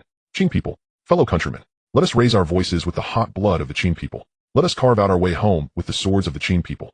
Restore our Great Qin. Restore Xianyang." Qin Feng, along with the tens of thousands of Qin people here, raised their arms high and shouted, "Restore our Great Qin. Restore Xianyang. Restore our Great Qin. Restore Xianyang." The shouts spurred all the Qin people. They inspired them for the hardships to come. They motivated their steps towards home. No one expected that this night would not only mark the beginning of a group of imperial subjects returning home, but also the beginning of a bloody campaign. Even more, it was the beginning of a glorious dynasty. That night, tens of thousands of Qin people began to move about, packing their bags and preparing their weapons, all proceeding in an orderly fashion under the directives of Meng Xianyang. The next day was another day of preparation. The sun had just set with another hour left before departure. Meng Xianyang, Sima Li, and Li Qingbing came to find Qin Feng, and after expressing their intentions, Qin Feng firmly rejected, saying, "What are you talking about, Lord Meng? You are the commander of the Qin army, and I am merely a subordinate. I am unworthy and incapable. Well, how can I take on such a position? Moreover, I am utterly ignorant of the details of military affairs. Can you trust me with this Qin army? Even if you trust me, I do not trust myself. This matter is absolutely not to be done." It turned out the three had come to persuade Qin Feng to take over the position of the Qin army's commander. Seeing Qin Feng's resolute attitude, the three were momentarily at a loss as to what to do. Li Qingbing thought for a moment and said, "Young master, if you insist on not taking the position of commander, then please allow me to serve as the left general of our army." According to the military system of the Qin army, the left general is merely a title without actual power. The specific military affairs will still be handled by the commander, and you will simply oversee it, young master. Furthermore, the left general is the 10th rank of nobility in the Qin army, ranking among the 9 ministers, which is not a disgrace to your identity. Meng Xianyang and Sima Li, upon hearing this, also found it a good idea. This way Qin Feng's identity would be established, which was better than being addressed as young master all day long, as if he were a stranger. Qin Feng thought for a moment. If he were unwilling to take the position of left general, it might hurt the feelings of these old generals, leading to future estrangement. Thus he gladly agreed. Meng Xianyang, Sima Li, and Li Qingbing, upon seeing Qin Feng's agreement, immediately beamed with joy and bowed, saying, "We salute you, left general." Qin Feng hurriedly helped them up, repeatedly saying, "I dare not, I dare not." After standing up, Sima Li said, "Left general, there is another difficult matter. We have come to seek your advice." "Oh, what is it?" Meng Xianyang interjected. "Left general, it is like this. There are hundreds of elderly and ill people in the city who are unwilling to go with everyone to Shifuku." Qin Feng was quite surprised upon hearing this. Didn't everyone say last night that they wanted to return to Daqin, to Xianyang? How did they change their minds overnight? Are they reluctant to leave here? Meng Xianyang continued, "Not at all. Last night your words were like a bright lamp in the long night, illuminating our way home. If anyone is reluctant to stay, they are no longer true Qin people. They simply do not want to burden the army." Qin Feng understood upon hearing this. The Qin army's long-distance march was crucial, and moving with tens of thousands of dependents was already slow, which is why he decided to depart early that night. If they were to carry hundreds of elderly, those with frail bodies could not endure the bumps, and the army would have to proceed slowly, which would further delay their movement. It was precisely these considerations that led these people to willingly stay behind for the sake of everyone. After contemplating, Qin Feng said, "How can this be allowed? Our army is rushing to Bolun and city. Once the Bolun and flees, he will surely retaliate against Qin city. To remain here is to seek death." With that, he quickly stood up and went over to persuade the three. Upon approaching, he saw hundreds of elderly people gathered together, surrounded by many trying to persuade them gently. Jing, Meng Ling, Sima Ji, and Li Tai were also there, with Li Tai kneeling in front of an elderly woman saying, "Great mother, if you do not leave, then I will not leave either." Sima Li parted the crowd and shouted, "Left general has arrived. Hey, let's listen to what the left general has to say." Seeing Qin Feng with the 3 old generals, everyone realized that Qin Feng was now the left general and did not speak further, all stepping aside. Qin Feng stepped forward, took the hand of Li Tai's grandmother, and said, "Elder, did we not agree that we Qin people would return home together, leaving no one behind? What are you doing?" The elderly woman trembled as she raised her head, looking at Qin Feng, tears streaming down her face, saying, "Young master, O left general, I am of no more use. If I go, I would only burden the younger generation. Left general, please let us old bones stay here. If we remain, the younger generation's hope of returning home will be greater." Qin Feng quickly explained the gravity of the situation, saying that once the army left, the Bolun Wang would surely come to Qin city for revenge, and if these elderly remained here, they would only be awaiting death, among other reasons. Qin Feng spoke at length, but these hundreds of elderly people were resolute in not leaving, insisting they could not burden everyone or their own descendants. Seeing that persuasion was futile, Qin Feng had no choice but to use force, and turned to look at Meng Xianyang, who nodded in agreement. Qin Feng shouted, "Everyone listen to my orders. Immediately lift these elderly onto the horse-drawn carts. We will set off right away." At this moment, several elderly people snatched the Qin swords from those around them, placing them against their necks, shouting, "If the left general does not comply with us, we will die right here before you." Apart from these 10 or so elderly people, others also shouted, "Left general, please grant us this." Li Tai's grandmother also held a pair of scissors to her chest, pretending to stab herself. Seeing this, Li Tai quickly grabbed his grandmother's wrist. Qin Feng, witnessing this, had no choice but to command that 500 people be left behind to take care of these elderly. Li Tai was the first to say he would stay to care for his grandmother. The elderly people, seeing that Qin Feng wanted to leave people behind to care for them, all refused, saying, "If the left general leaves these younger ones behind, we will die right now." Li Tai's grandmother twisted Li Tai's ear, scolding loudly, "Taiwa, your archery skills are so good. Are you staying here to eat free food, instead of following the left general to fight the enemy? Is this how your father taught you?" If you stay here with this old bone of mine, I will not recognize you as my grandson. I will just die against this dirt wall." Other elderly people also expressed their refusal to comply. At this point, Qin Feng had no way out. Li Qingbing stepped forward saying, "Left General, please agree to their request."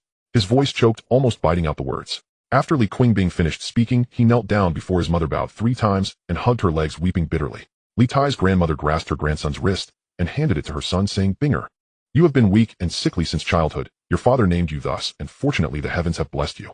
After all the calamities, you now have a son. Furthermore, as the Left General is taking you back home, I can meet your father now and close my eyes in peace." Saying this, the elderly woman looked at Qin Feng, saying, "Left General, I entrust my son and grandson to you. You must bring them back to our home.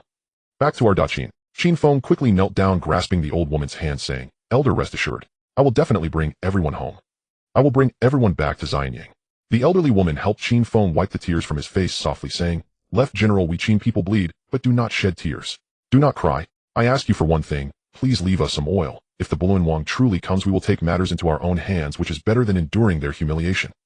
Upon hearing these words, Qin Feng and the others understood there was no alternative, and they all knelt on the ground, bowing their heads and weeping profusely before these hundreds of elderly people. In the end, everyone made proper arrangements for the hundreds of elderly, leaving behind food and oil, and after another round of sorrowful farewells, they parted reluctantly. On this journey, the Qin army had a total of 2400 cavalry and 13500 infantry, including 500 crossbowmen, with an additional 87928 elderly, weak women and children. To preserve the horses' strength, the cavalry did not ride, but led their horses, moving slowly alongside everyone. Thus, over 100,000 people moved toward Shifuku, heading homeward. Along the way, Meng Ling noticed Qin Feng's mood was low and rode up to comfort him, saying, "Brother Qin, if we hurry and capture Bolun Wang City, we can send cavalry back to escort those elderly people, then everyone will be fine." Qin Feng knew this was Meng Ling's attempt to comfort him. Looking at the somewhat naive Meng Ling, he sighed, "I hope so." In truth, Qin Feng understood that once they captured Bolun Wang City to deal with the invading enemy, there would be no strength left to send someone to bring those elderly back. Even if there were some surplus troops, sending too few would likely lead to disaster if they encountered the Bolun Wang's army. Sending too many would risk losing the recently captured city. After today's farewell, it was likely that he would never see those elderly again. The 30 miles took them an entire night, and over 100,000 people finally arrived at Shifuku. Qin Feng and Meng Xianyang quickly arranged for people to lead their families to hide in the left woods and repeatedly instructed them to remain quiet. Only then did they allow over 10,000 infantry to set ambushes according to the terrain. Over 10,000 Qin soldiers lay in ambush for a whole day. That night, the sound of galloping hooves echoed from outside the Snake's Belly Pass. A scout reported that the vanguard of the Bolun army, consisting of 2,000 cavalry, had already entered the pass. Only 2,000 cavalry. The enemy must have a large force behind them that hasn't arrived yet. What should we do, Left Minister? Meng Jing looked at Qin Feng. Qin Feng glanced at Meng Xianyang. What do you think, Deputy Meng? At this moment, Qin Feng was also uncertain. Meng Xianyang pondered for a moment and replied, Left Minister, why not let them pass? If we act now, the Bolun soldiers behind will surely be alerted. We are in a dangerous position here, and Meng Xianyang hesitated. Qin Feng understood what Meng Xianyang was implying. If they exposed themselves too early, not only would the 10,000 Qin soldiers in ambush be in jeopardy, but the tens of thousands of Qin families hiding in the nearby woods would also be in danger. If discovered by the enemy, the consequences would be unimaginable. Deputy, if we let these 2,000 cavalry pass when the main Bolun force arrives and both sides engage in battle, these 2,000 cavalry could turn around and attack us from behind, leaving our army caught in a crossfire. Meng Jing, seeing his father about to let the enemy pass, hurriedly spoke up to remind him. Li Tai also became anxious and exclaimed, Left Minister, Deputy, if we let them pass and they don't turn back to attack, but instead charge straight for Qin City, then our families would be in grave danger. Everyone watched the approaching Bolun cavalry from a distance, their hearts filled with anxiety. Qin Feng thought for a moment, then called over Sima Ji. Ji, can our cavalry brothers handle the stirrups now? Sima Ji grinned, Left Minister, I've already mastered it. Some are still not fully skilled, but our cavalry's combat effectiveness now is worlds apart from 2 days ago, so you can rest assured. Qin Feng nodded. Ji, there's no other way now. We can only rely on our cavalry brothers. Once this Bolun cavalry passes, you lead all our cavalry to follow closely behind. Just wait for the signal to attack and charge in without hesitation. In this battle, don't seek to capture, just aim to disperse them and avoid any prolonged engagement. The cavalry brothers still have to charge towards Bolun City. After receiving the order, Sima Ji went to make arrangements. The Bolun cavalry arrived at the Snake's Belly Pass and halted.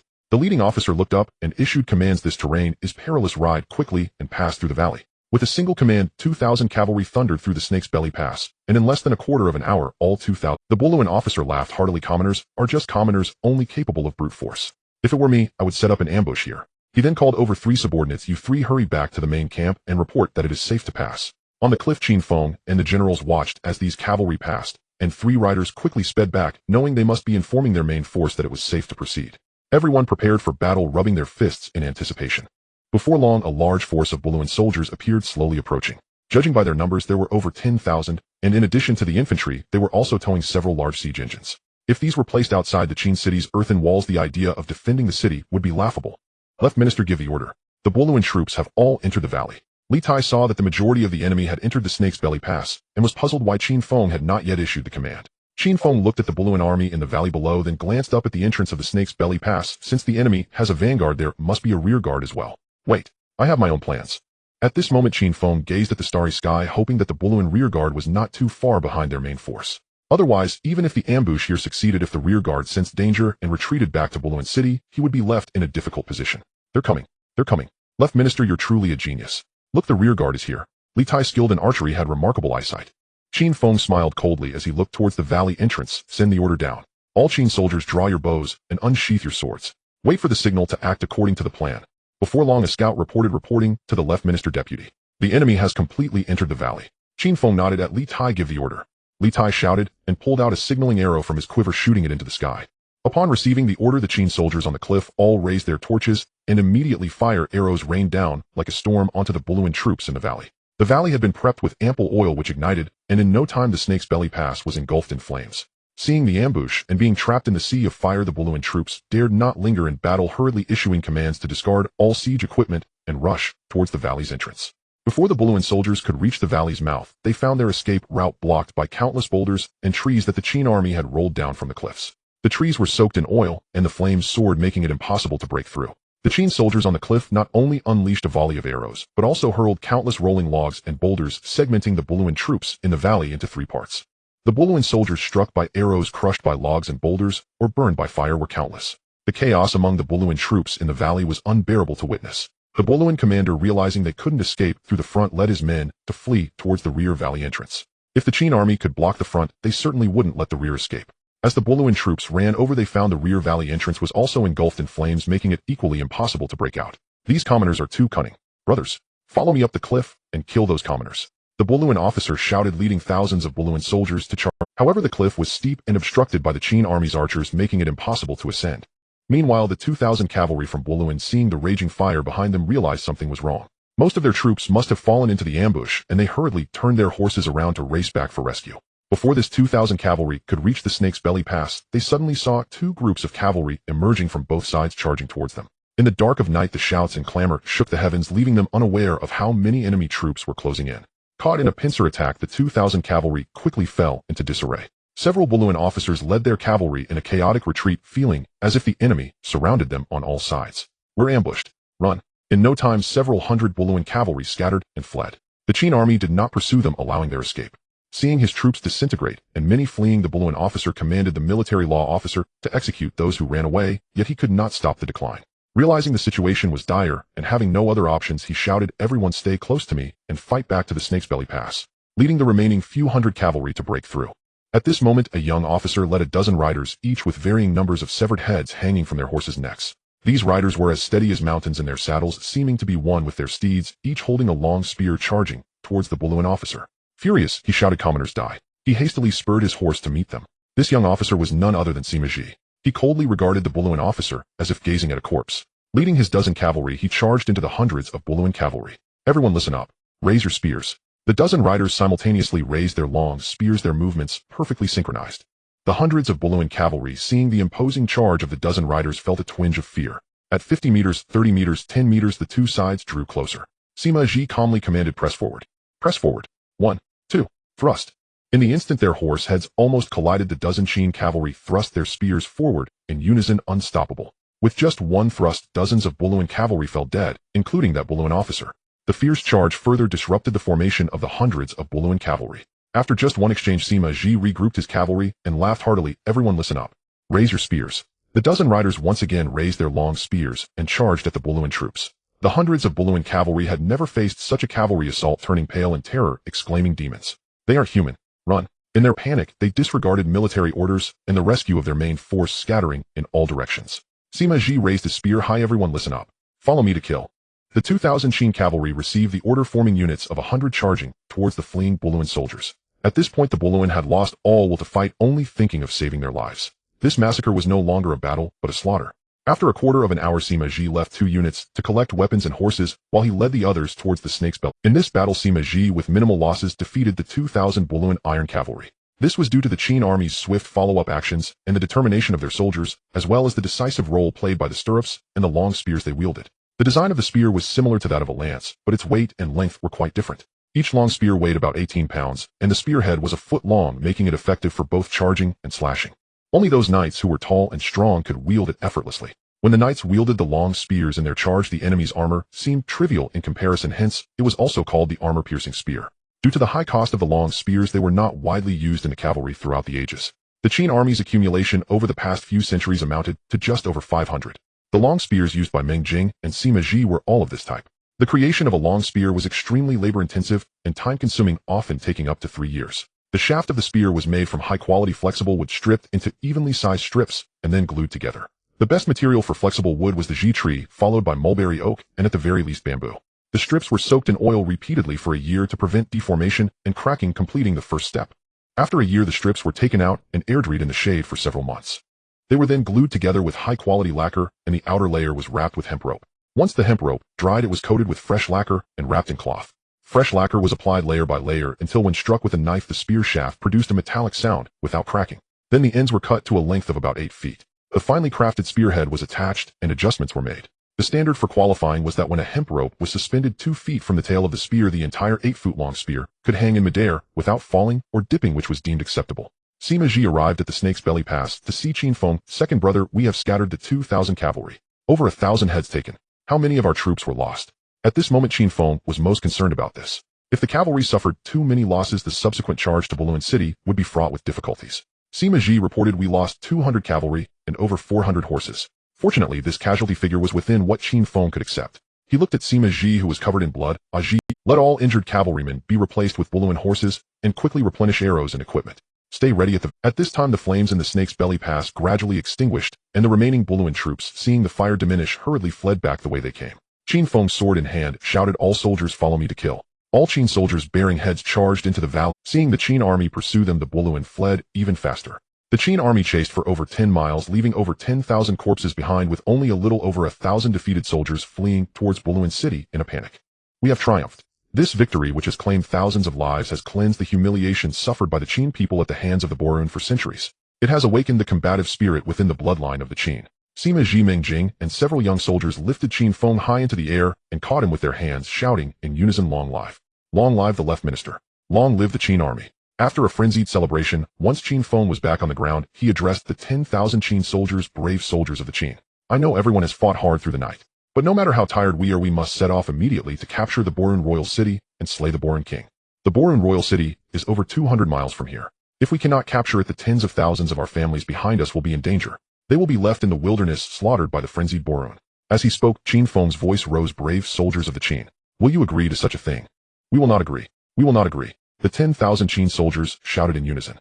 After the mobilization, Qin Feng ordered Li Tsubing to lead 1,000 Qin soldiers back to the Shifu Pass to clean up the battlefield, while he took the tens of thousands of families of the Qin army towards the Bolun royal city. He then looked at Meng Xianyang and said, Lord Meng, you will lead the remaining 10,000 Qin soldiers. You must reach the Bolun royal city within 3 days. I will ride ahead with Meng Ling and Sima Ji. Upon hearing this, Meng Xianyang and Sima Li became anxious. Left minister, there is no need for you to take personal risks. Let us too take the cavalry. You can lead the main force to follow. The journey to the Bolun royal city is fraught with dangers. If anything were to happen to you, what would we do? Meng Ling also urged Qin Feng not to go personally. Sima Ji, however, was unconcerned, viewing the Bolun as mere drunks and fools not worthy of worry. Qin Feng understood in his heart that everyone knew he lacked horsemanship and martial skill. Personally facing danger was indeed quite perilous. Qin Feng stubbornly shook his head. Lord Meng, Lord Sima, this battle is crucial for the thousands of Qin people to return to the Great Qin. The lives of tens of thousands hang in the balance. How can I not go myself with such a heavy burden on my shoulders? Seeing Qin Feng so stubborn, the others could only nod in agreement. Meng Xianyang called over Meng Ling, his expression grave. Jing, I entrust the left minister to you. If you die, if all of you die, you must ensure the safety of the left minister. If anything happens to him, I will not have you as my... Hearing this, Meng Ling hurriedly knelt on the ground. Do not worry, father. I will definitely not disgrace my mission. Sima Li gave Sima Ji similar instructions. Unlike Meng Jing's calm demeanor, Sima Ji was headstrong and unrestrained, laughing heartily. Father, do not worry. Those Bolun cannot possibly harm my second brother. This exchange was in essence a life and death trust. Except for Sima Ji, the atmosphere felt heavy with breaths held in suspense. The three of them mounted their horses, and Qin Feng looked back at Meng Xianyang and Sima, Li, I trust you all. You all trust me. What more could I ask for? With that he let out a long laugh and spurred his horse forward, leading the 2,000 cavalry in pursuit of the Bolun's defeated army towards the Bolun royal city. Meanwhile, Meng Xianyang urgently gathered the 10,000 Qin infantry who were resting and hurriedly marched towards the Bolun royal city. Sima, Li asked, Commander, weren't we supposed to rest for 2 hours? Meng Xianyang, with his beard bristling, retorted, rest. Nonsense. The sooner we arrive, the less danger the left minister faced. As Qin Feng and the others with their 2,000 cavalry lagged behind the Bolun's defeated army, the sky brightened. Qin Feng instructed the cavalry to control their speed, both to conserve their horses' strength and to avoid detection by the Bolun. At that moment the sky became overcast, and it started to rain. Sima Ji cursed, damn heavens, are you against us too?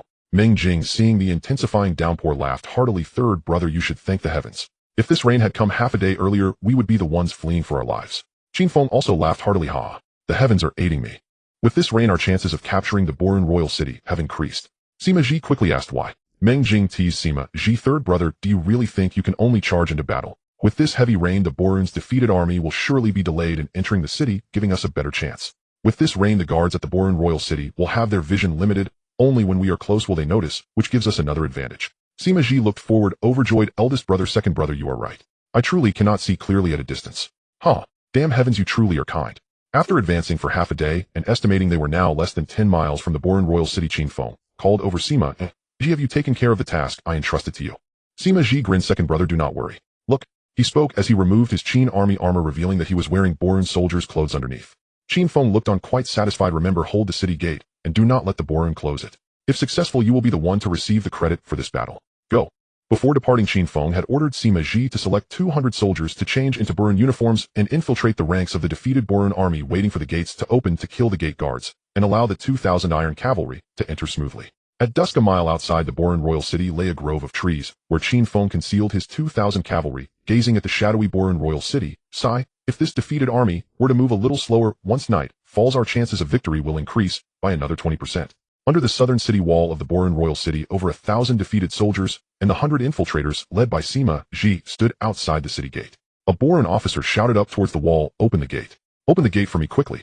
A Bolun officer appeared atop the city wall, looking down at his comrades who had dropped their weapons, and chuckled. I thought who it was. Is this not General Samo? What is it? Have you wiped out those lowly civilians? You do not look like a victorious general.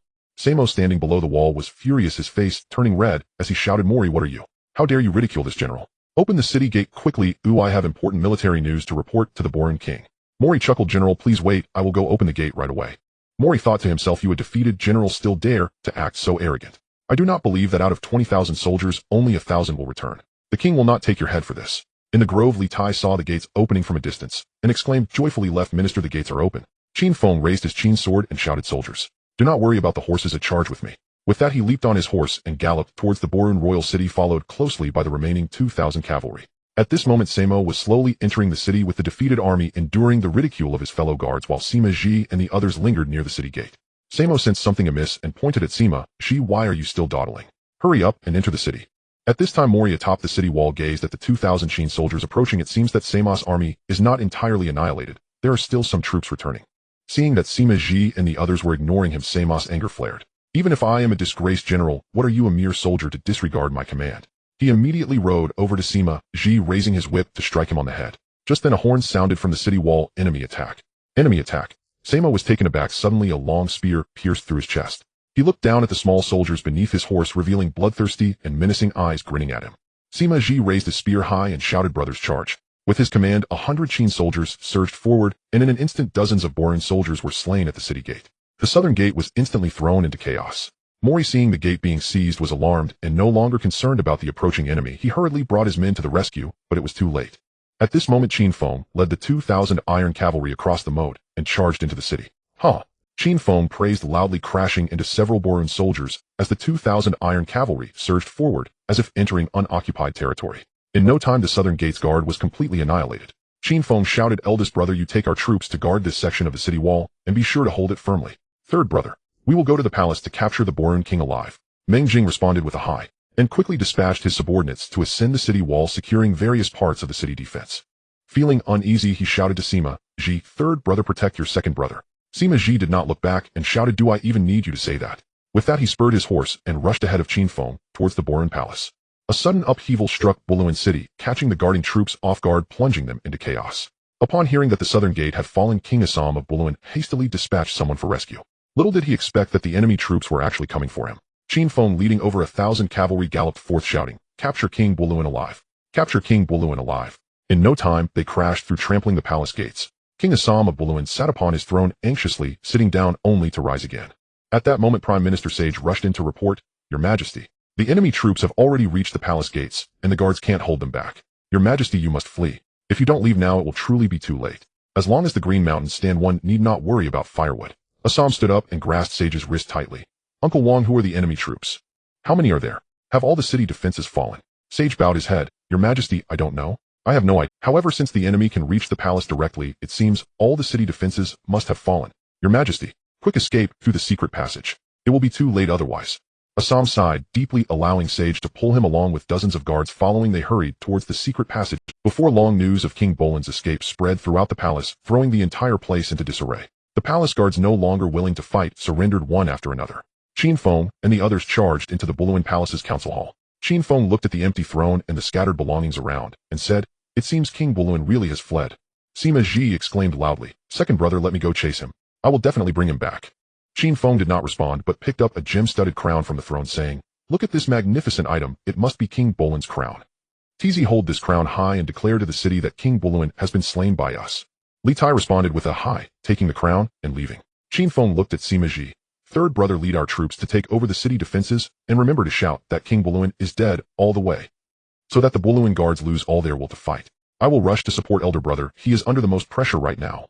Sima Ji rolled his eyes and asked, "What about these captives?" Qin Feng was extremely angry, wishing he could slap Sima Ji, and shouted at him, "Ji, we are short on manpower. We don't have the time to deal with them now. The Bolun people were caught off guard. The sky is dark. They don't know our situation, which is why they suffered such a great loss. If we cannot successfully take over the city defenses, once they recover, we will have nowhere to bury our bodies." When Qin Feng returned to the southern city wall again, only half an hour had passed, but this section of the wall was already filled with corpses, blood flowing down the steps, and the sound of fighting could still be heard from above. Qin Feng quickly drew his sword and led hundreds of men up. Upon arrival, he saw that each soldier of the Qin army was adorned with severed heads like gods of slaughter, facing off against the Bolun soldiers. With Qin Feng's hundreds of reinforcements, the remaining Bolun soldiers on the wall were quickly decimated. After slaying the last Bolun soldier, hundreds of Qin soldiers collapsed to the ground exhausted. At this moment, feeling that lying on this blood-soaked wall was quite comfortable, Qin Feng looked at Meng Ling covered in blood and grabbed his arm. "Elder brother, you've worked hard." Meng Ling, with a face covered in blood, smiled at Qin Feng, his expression inexplicably calm, like a spring breeze rippling over a lake. "I'm fine. Fortunately, you came in time. Second brother, was King Bolun killed by you?" "Haha, no, he got away." Meng Ling slapped Qin Feng on the shoulder vigorously. "Second brother, you are too cunning." Qin Feng looked at the section of the wall littered with corpses. "Elder brother, were there many casualties?" Meng Ling looked at the corpses of Qin soldiers around him who were just lively, but now lay beneath his feet, and sighed. "About 400 to 500 losses." Upon hearing this, Qin Feng was greatly shocked. Although he anticipated a counterattack from the city's guards here, he did not expect the casualties to be so high. Meng Ling was a commander of the Qin army, and according to the military structure, a squad commanded 2,000 to 3,000 soldiers, totaling about 2,000 to 3,000 troops. Adding in the reinforcements sent elsewhere before this battle, Meng Ling was left with a maximum of 800 men. With 800 men suffering 400 to 500 casualties, exceeding 60% loss, it was clear to understand how fierce the battle was in that brief half an hour. In general battles, a loss exceeding 30% poses a risk of collapsing morale. Even for a seasoned army, a loss exceeding 50% can lead to total disarray. With a loss exceeding 60% in this battle, if the Qin soldiers had not united in resolve, they certainly would not have been able to hold this section of the wall. Yet Qin Feng only left Meng Ling with 800 men, asking him to hold this place, leaving him at a loss for words. "Where is Ji?" "Ji has gone to take over the city defenses." "Elder brother, rest assured. Most of the guards of the city have been dispatched here for rescue, and now that everyone knows King Bolun has been killed by us, their morale is low. Ji should be here shortly." Just then Sima Ji walked over briskly. "Ha, elder brother, second brother. I've taken control of the city defenses everywhere in Bolun City. These soft-footed shrimp were simply not enough for me to kill." Upon seeing the bloodied Meng Ling, he shouted, "Second brother, you are biased. After such a bloody battle, why didn't you let me come? Let elder brother take advantage of it." His words were filled with resentment. Qin Feng shook his head and smiled bitterly, as everyone said his third brother was a bloodthirsty maniac, excited in battle, but disheartened. Without one, it seemed this was indeed true. Qin Feng looked at Sima Ji and then at Meng Ling. "Ji, if you had been here to defend this place, we would probably all be dead by." Meng Ling laughed heartily at Sima Ji's reaction. Sima Ji, now red-faced with anger, retorted, "Second brother, you think too little of me. Am I really that useless? Qin Feng, seeing Sima Ji's angry look resembling a Spanish bull from a TV show, chuckled and quickly explained, Ji, don't be anxious. Listen to me. You and elder brother are both skilled in attack and defense. This place relies heavily on defense. We must hold until we eliminate the remaining enemies in the city before we can return to reinforce this place. Only then can this battle be considered a great victory. Therefore the defense here must be entrusted to elder brother. And indeed the defensive battle is not one you can manage. You charge in with your swift attacks, sweeping through the enemy. For example, last night you suffered 200 losses, but defeated 2,000 Bolun cavalry. Is that not impressive? Sima Ji listened to Qin Feng's words and pondered, feeling they made a lot of sense, and smiled broadly. Second brother, if what you say is true, elder brother excels at defense, I excel at attack, and second brother, you have countless strategies, then the three of us brothers are indeed invincible in the world. Meng Ling smiled and said, with brothers united in heart, we are naturally invincible in the world. The three laughed heartily, joining hands, and simultaneously proclaimed, brothers united in heart, invincible in the world. After a while, Sima Ji glanced at Qin Feng. Second brother, now that Bolun city has been captured, just give me 500 cavalry, and I will capture that King Bolun for you. Before Qin Feng could speak, Meng Ling scolded with a stern face, nonsense. Although we won this battle, it was a narrow victory. With our current strength, we barely have enough to defend this city, let alone have the manpower to chase after King Bolun. Besides, do you know where King Bolun fled to? Where will you chase him? Ji, from now on regarding military matters, you must not act recklessly. You must follow your second brother's military orders. Do not act arbitrarily. Your father is in charge of military law, be careful, or you might face justice for treason. Seeing his usually calm elder brother so angry, Sima Ji was taken aback, lowering his head and sticking out his tongue. If you say no, then no.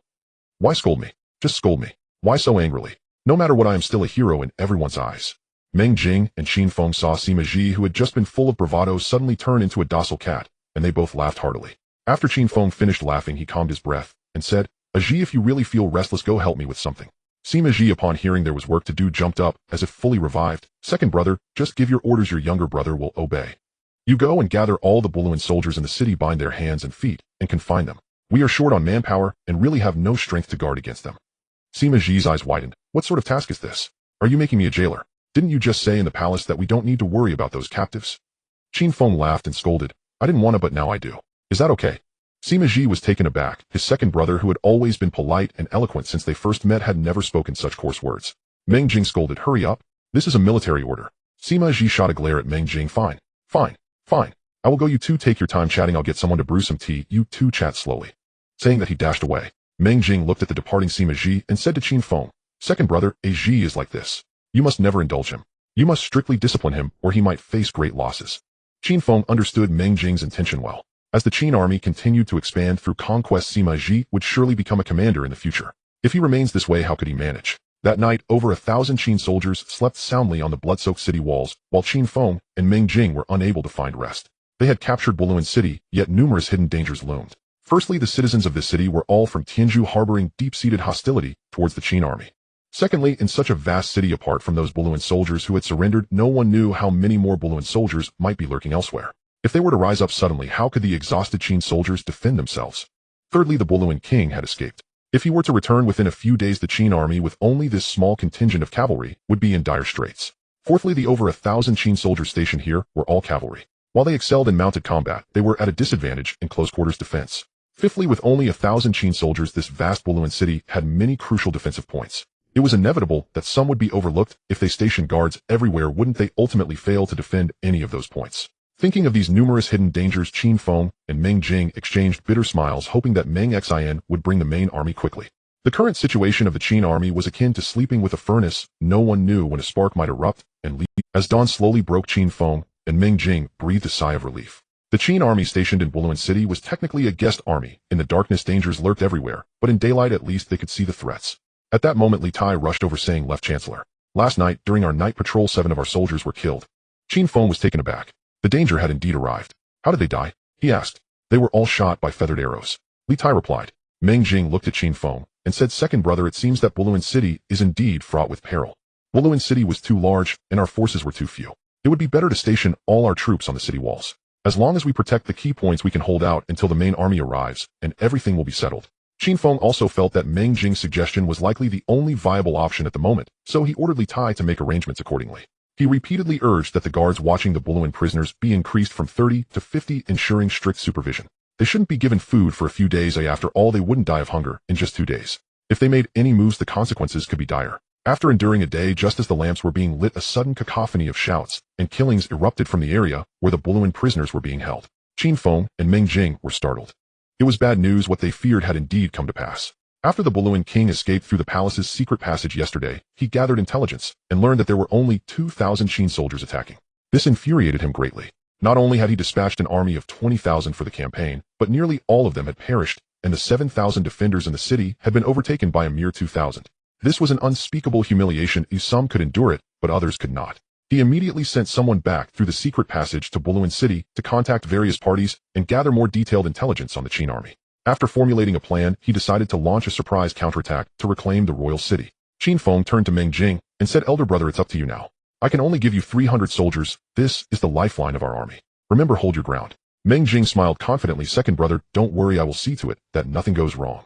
Qin Feng took a few steps, then turned back with a smile, saying, "Elder brother, if my entire army is wiped out, you must lead the brothers out of the city to escape." Meng Ling was enraged. "Qin Feng, you look down on your elder brother too much. The vow we made to not seek to live or die together is mere words. Is it not worth counting?" Qin Feng laughed heartily. "Ha! Elder brother is right. We do not seek to live together, but we will die together.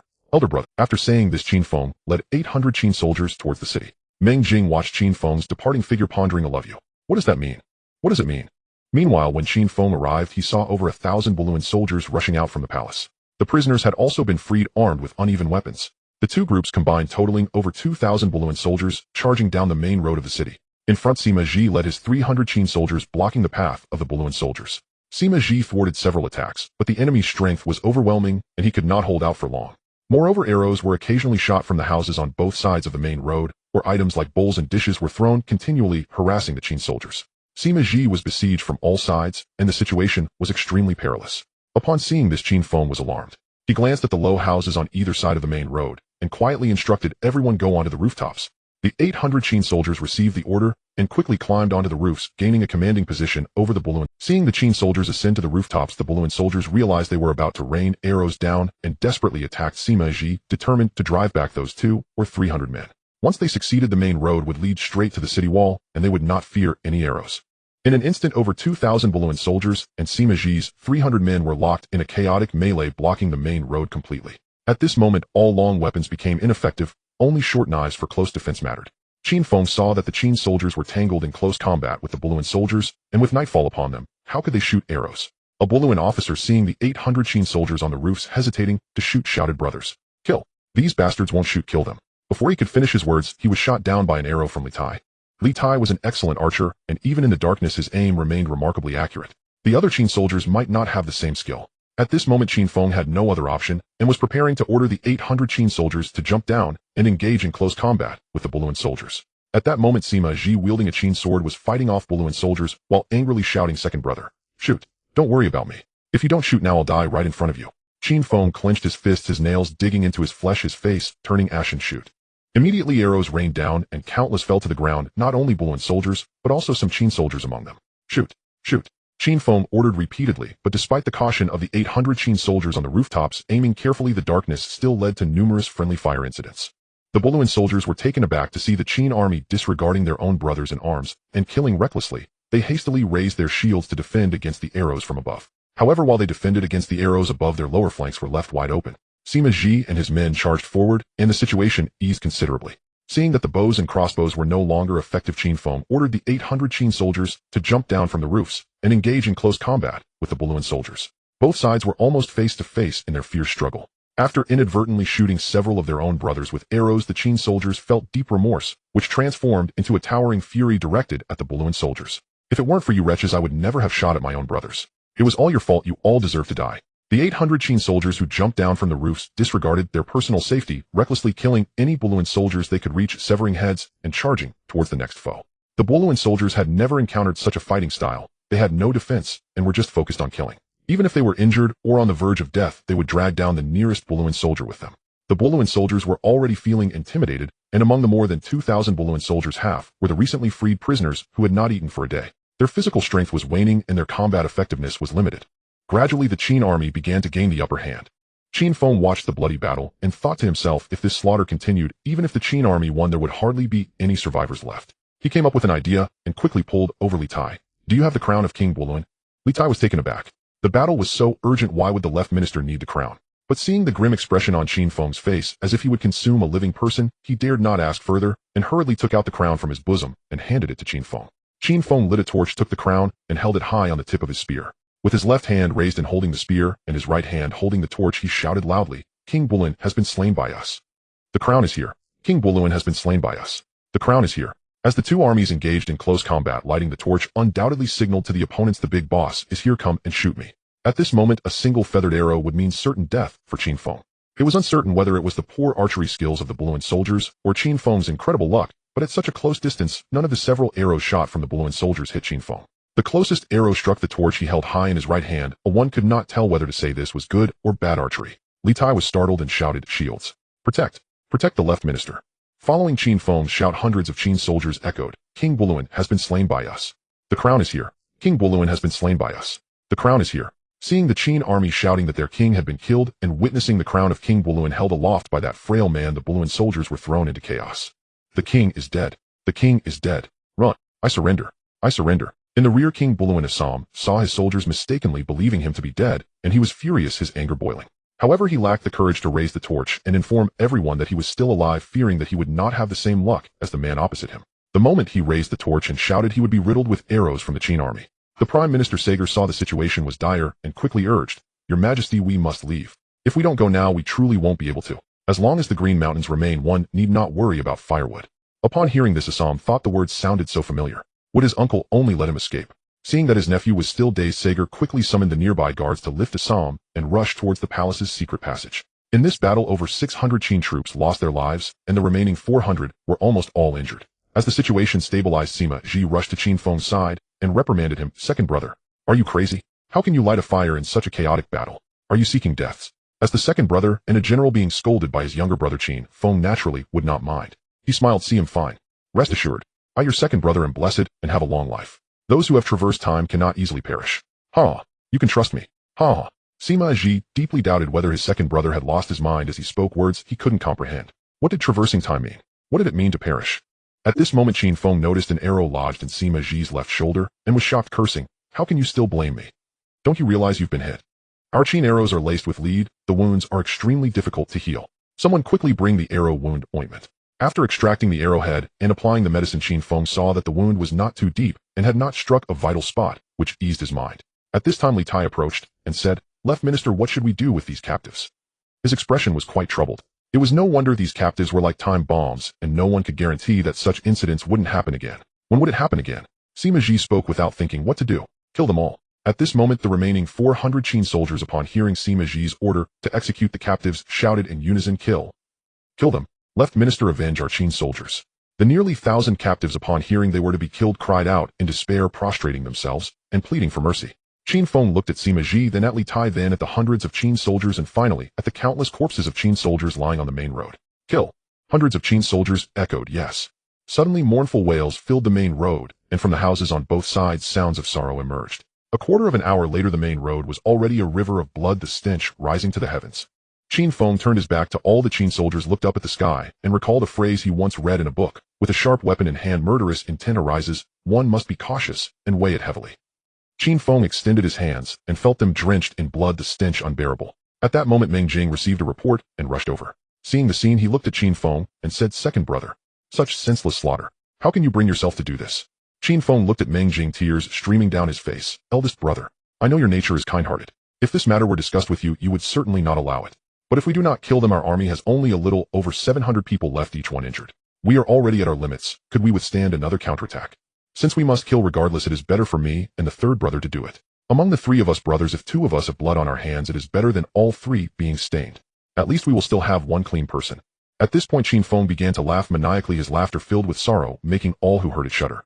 Meng Ling's eyes were also filled with tears as he looked at Qin Feng, sighing, "Alas, second brother, this is difficult for you." After a moment, Qin Feng's sorrow slightly subsided as he looked at the hundreds of Qin soldiers, his face filled with murderous intent. "Sima Ji, take orders. You gather all the soldiers here and drive all the residents of Bolun City out. No one is allowed to take away even a single piece of property. If there is any resistance, kill." Li Tai, take orders. You gather all the archers to cooperate with Sima Ji. If there is any resistance, kill. Meng Ling, take orders. You gather your troops and confiscate all the treasures of the palace, then set it ablaze. If there is any resistance, kill. 3 military orders. 3 kill orders. Hundreds of Qin soldiers shouted in unison yes, and each acted according to the military orders. Meng Jing looked at Qin Feng wanting to say something, but hesitating he sighed, and proceeded to carry out the orders.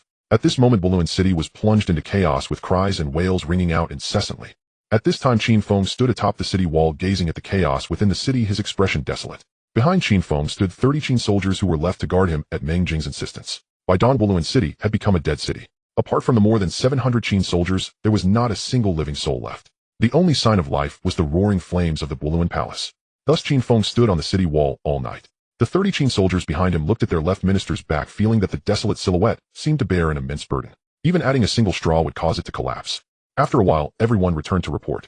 Qin Feng did not dare to ask whether anyone had resisted during this long night. He feared that if he asked he would break down. Qin Feng also dared not look at the thousands of Bolun people leaving the city. He feared that if he did he would break down. Qin Feng looked up at the rising sun, knowing he could never go back.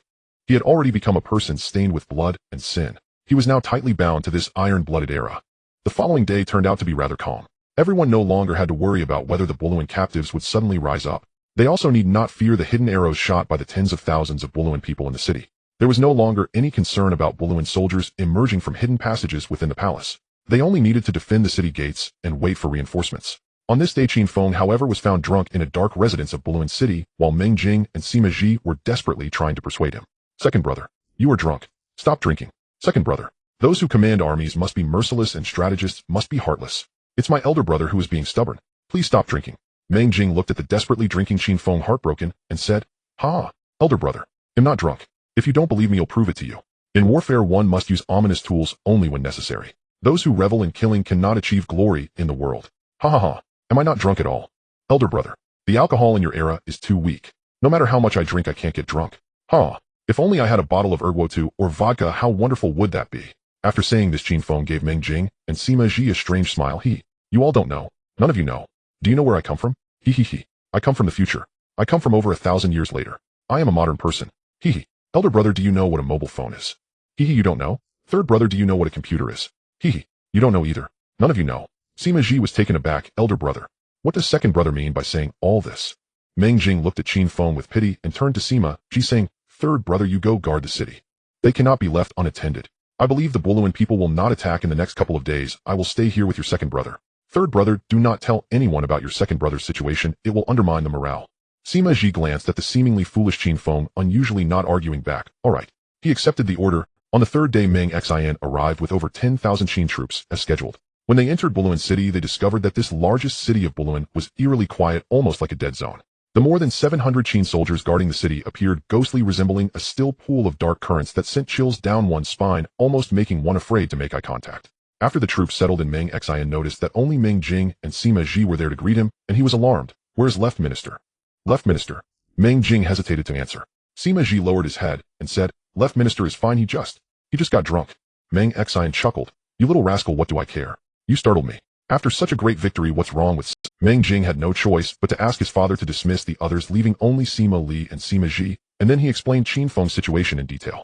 Sima eyes widened in disbelief. He could hardly believe that the seemingly gentle Qin Feng also had this iron-blooded and cruel side.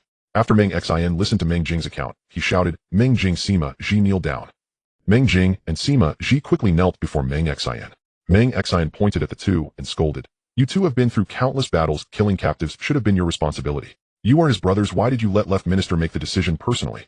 Left Minister is just a scholar. How can he bear such a bloody task? Without Left Minister, could we have seized such a large city? Without Left Minister, we would probably still be bullied in that small city. He took on the heavy burden of returning our Qin army to greatness. If anything goes wrong, you two cannot atone for it, even if you die 1,000 times. Meng Xianyang looked at his son heartbroken. Meng Jing, I know you are kind-hearted, but you are too naive. In warfare, one must be ruthless. During the reign of King Zhao of Qin, General Bai Qi slaughtered 400,000 surrendered Zhao soldiers. Do you think he enjoyed killing? Since ancient times, killing surrendered soldiers has been seen as ominous. Do you think he didn't understand this? If General Bai Qi valued his reputation and feared the blame and spared those 400,000 surrendered soldiers, could he feed them? If they suddenly revolted, our army would be in danger. What then? If we do not kill them, will we let those 400,000 soldiers return to Zhao and continue fighting against our Qin army? If General Bai Qi had done that, could our Qin still unify the world? Meng Xianyang sighed. The situation in Bolun City today is even more dangerous than during the Battle of Chongping. Tens of thousands of Bolun people are secretly watching with over 1,000 surrendered soldiers nearby, and unknown Bolun soldiers might appear from anywhere. Our army has only 700 wounded soldiers. How can we defend such a large Bolun royal city? Is it feasible not to kill the surrendered soldiers? Is it feasible not to relocate the Bolun people in the city? Meng Jing was struck by his father's words, fully understanding Qin Feng's pain at this moment, and secretly vowed to protect Qin Feng and the Qin army for life. After Meng Xianyang finished scolding the two, he and everyone else went to see Qin Feng, only to find him still hopeless. Sima looked at the sleeping Qin Feng and said, I hope the heavens protect him, allowing left minister to pass this hurdle, otherwise my tens of thousands of Qin people. Meng Xianyang also sighed, alas. He has suffered. Let him sleep well. After saying this, he issued 2 military orders. Sima, listen up. Although our cavalry has suffered many losses, fortunately the warhorses are unharmed. You are to select 1,000 men from the infantry to go assist Master Li of the grain department and protect our tens of thousands of Qin people on their return. Sima replied, all right, and accepted the order. Sima, listen up. You are to lead 500 men to Qin City to assist the elders. At this point Meng Xin's tone turned somber. Make sure to return, but Ji is too impetuous, so he cannot go to Qin City. If you can bring back the elders, that would be best. If not, you must return within 3 days. A great battle is imminent. Sima naturally understood what Meng Xianyang meant by not being able to bring them back, nodded, and accepted the order. Meng Xianyang glanced at Qin Feng on the bed, then turned to Meng Jing and said, Jinger, call your sister to take care of left minister. Hopefully, she can help ease his mind. Meng Ling sat by the low table at Qin Feng's bedside, gazing at the sleeping man. What kind of person could he be? Every day she saw him, she felt he was different from the last. The first time she met him, he seemed to be a frail and weak person. The second time she felt he knew many things that even her brother was unaware of. When commanding the battle from the city wall of Qin City, he was so spirited, and during his speech to the tens of thousands of Qin people that night, he shone like the sun. It was said that just a few days ago in Bolun Royal City he appeared like a vengeful spirit, yet now he seemed like a lonely and helpless child. What kind of man was he? A mysterious man. Mama. The sleeping Qin Feng raised his right hand, as if trying to grasp something. Elder brother Qin. You're awake. Meng Ling quickly grasped Qin Feng's hand. Mama. I'm scared. I've become a bad person. I'm so scared. Qin Feng held Meng Ling's hand and continued to mumble in his sleep. Oh, so he's just talking in his sleep. Meng Ling allowed Qin Feng to hold her hand. Compassionately, she got up to tuck in the blanket for him. Mama, I found someone I like. Mama Finger misses you so much. Hearing these words from Qin Feng's dreams, Meng Ling felt an inexplicable pain in her heart. He has someone he likes. He has someone he likes. Oh, did I perhaps fall for him? Otherwise, why would my heart ache? At this moment, Meng Ling's thought, Mama, her name is Linger, but she's over 1,000 years older than me. Isn't that strange? Meng Ling's face instantly turned crimson upon hearing that the person Qin Feng liked was herself, her eyes sparkling with stars, her heart racing with a mix of sweetness and anxiety. This person is only 16. How could she be over 1,000 years older than you? He must be rambling in his sleep. At this moment, Qin Feng tightly held Meng Ling's small hand and fell deeply asleep again. Meng Xianyang and Meng Jing visited several times, and seeing that Qin Feng had not yet awakened were quite worried. They also noticed Qin Feng holding Meng Ling's hand, looking at her with surprise.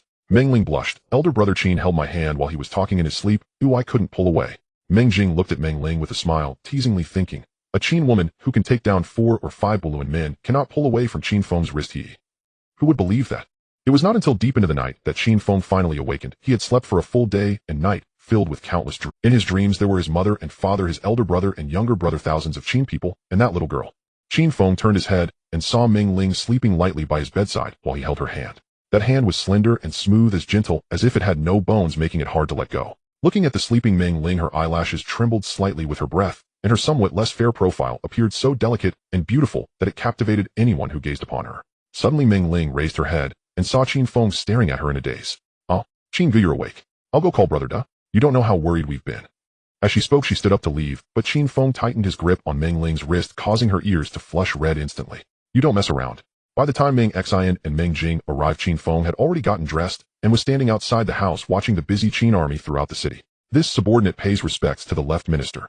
Qin Feng turned to Meng Xianyang and said, My lord, I was willful. I'm sorry. Meng Jing examined Qin Feng closely. After this sleep, he seemed rejuvenated. The fierce Qin Feng from a few days ago, the one who was lost and helpless, had completely vanished. The Qin Feng standing before him now resembled the one who spoke to everyone in Qin City that night. So confident, so strong, radiating warmth and strength like the sun. Second brother, are you alright? I'm fine. Brother, I'm sorry to have worried you. Qin Feng smiled, his smile like the spring thaw, warm and radiant. Meng Xianyang looked at Qin Feng, and the worries in his heart immediately dissipated. Haha, left minister, what are you saying? It's good that you are fine. He then recounted the arrangements he made while Qin Feng was asleep. Qin Feng listened carefully and pondered. My lord, what is the state of our battle preparations? Bolun City is quite large with high and thick city walls. We must expedite the construction of our ballistic 100-man crossbows and catapults. The walls also need to be reinforced. A great battle is forthcoming. A protracted war is ahead. Haha, rest assured, left minister. I have already arranged it. We can produce 30 ballistae in 3 days. The 100-man crossbows take more effort, but we should be able to make 4 or 5. Bolun City already has some catapults, we can build a few more. Additionally, I've ordered people to expedite the manufacture of foot and hand crossbows. Qin Feng found Meng Xianyang's arrangements quite satisfactory and nodded in approval. He then asked, our cavalry suffered heavy casualties in this battle, making us quite passive. Does my lord have any solutions? Meng Xianyang laughed heartily. Rest assured, Left Minister. Our Qin army fights mounted and defends dismounted, and all our troops are cavalry. Currently in Bolun City, we have over 4,000 horses available, including those brought by you and those captured from the Bolun people. Our cavalry has effectively doubled. Moreover, with the addition of stirrups, our cavalry's combat effectiveness has greatly increased. Upon hearing this, Qin Feng finally felt at ease. Cavalry is incredibly important in this era of cold weapons. Without cavalry, even if we repel the enemy, we cannot annihilate them. This was one of the critical factors that led to the Song dynasty's unmatched victory rate against foreign tribes, yet it still could not escape the fate of annihilation. Is there any news from Qin City and the granary supervisor? These two locations were what Qin Feng worried about most. Any disturbance at either would be a fatal blow to the Qin army. I've already dispatched Sima and his son there. We should expect a report by tomorrow at the earliest. Qin Feng thought for a moment. That made sense. Over 200 miles, how could it be so fast? Wouldn't there be news tomorrow? Looking up, he saw Meng Ling standing to the side, feeling sweet in his heart. Linger, what task did my lord assign you? Meng Ling had been listening to their discussion of military affairs, and was startled when Qin Feng suddenly asked her. Qin Gu, brother favors me, and doesn't let me go to battle. He only lets me help prepare defensive equipment. Nonsense. What Qin Gu? There's no favoritism in the army. Call him Left Minister. Meng Xianyang glared and scolded. Oh, Left Minister. Your rank is higher than Brother Da's, he has to listen to you. Please grant me an official title. I want to go to battle and kill the enemy. Meng Xianyang was furious that his daughter wanted an official title, but he was reluctant to explode in front of Qin Feng, so he could only huff and glare. Qin Feng couldn't help but laugh. Meng Ling, obey my command. I appoint you as the commander of 500. After our families enter the city, you will select 500 female soldiers and train them rigorously. There will surely be a time for you to kill the enemy and achieve merit. Meng Ling was overjoyed and quickly accepted the order. Yes, Meng Ling accepts the order. As for now, I will give you 200 soldiers. You take these 100 people to collect all the grain, money, salt, iron, and whatever else our army needs in Bolun City, and hand it over to my lord for unified distribution. A protracted city defense battle is ahead, and it all relies on these supplies. Yes. Meng Ling accepted the order and went to carry out her task.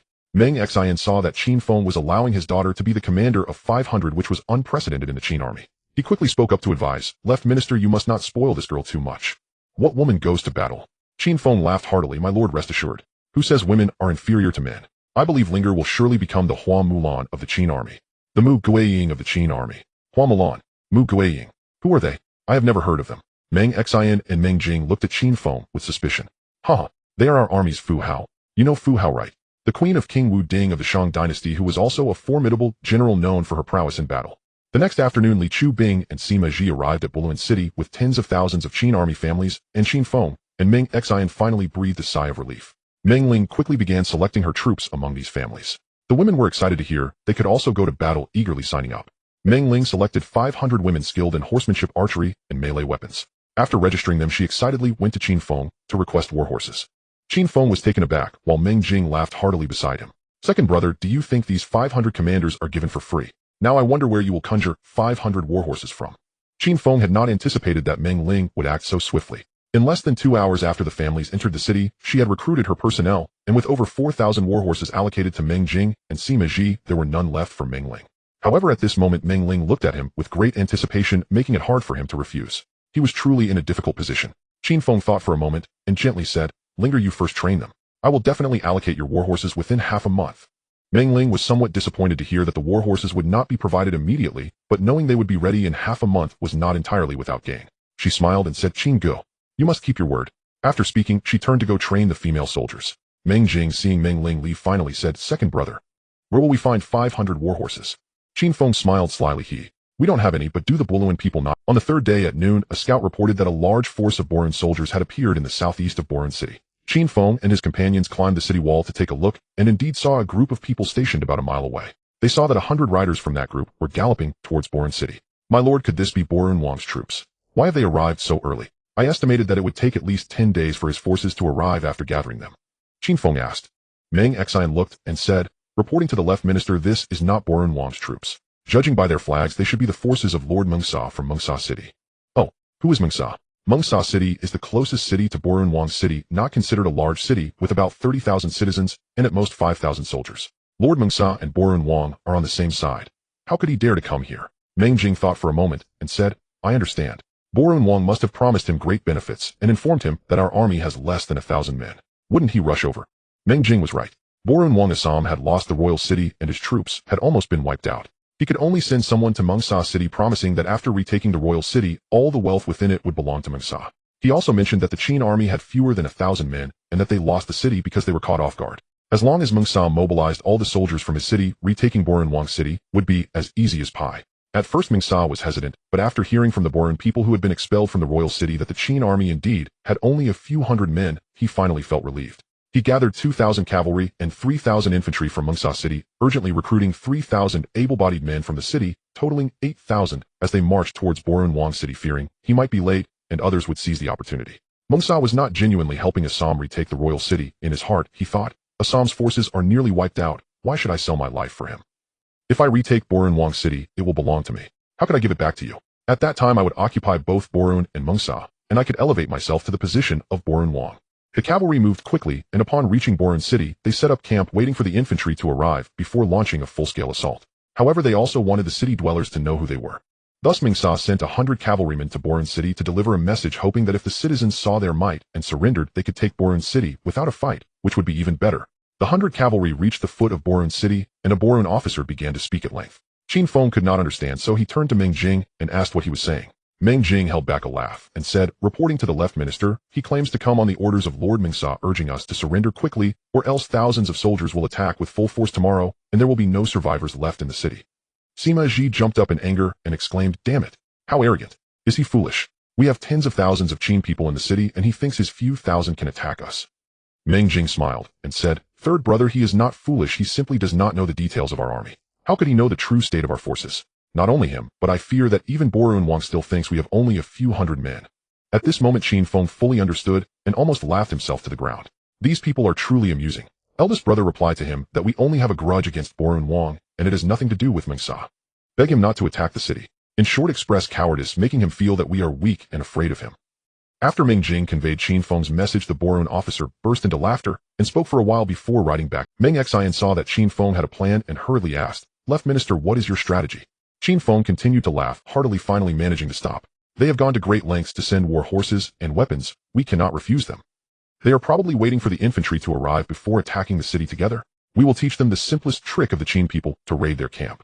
The generals laughed heartily upon hearing this.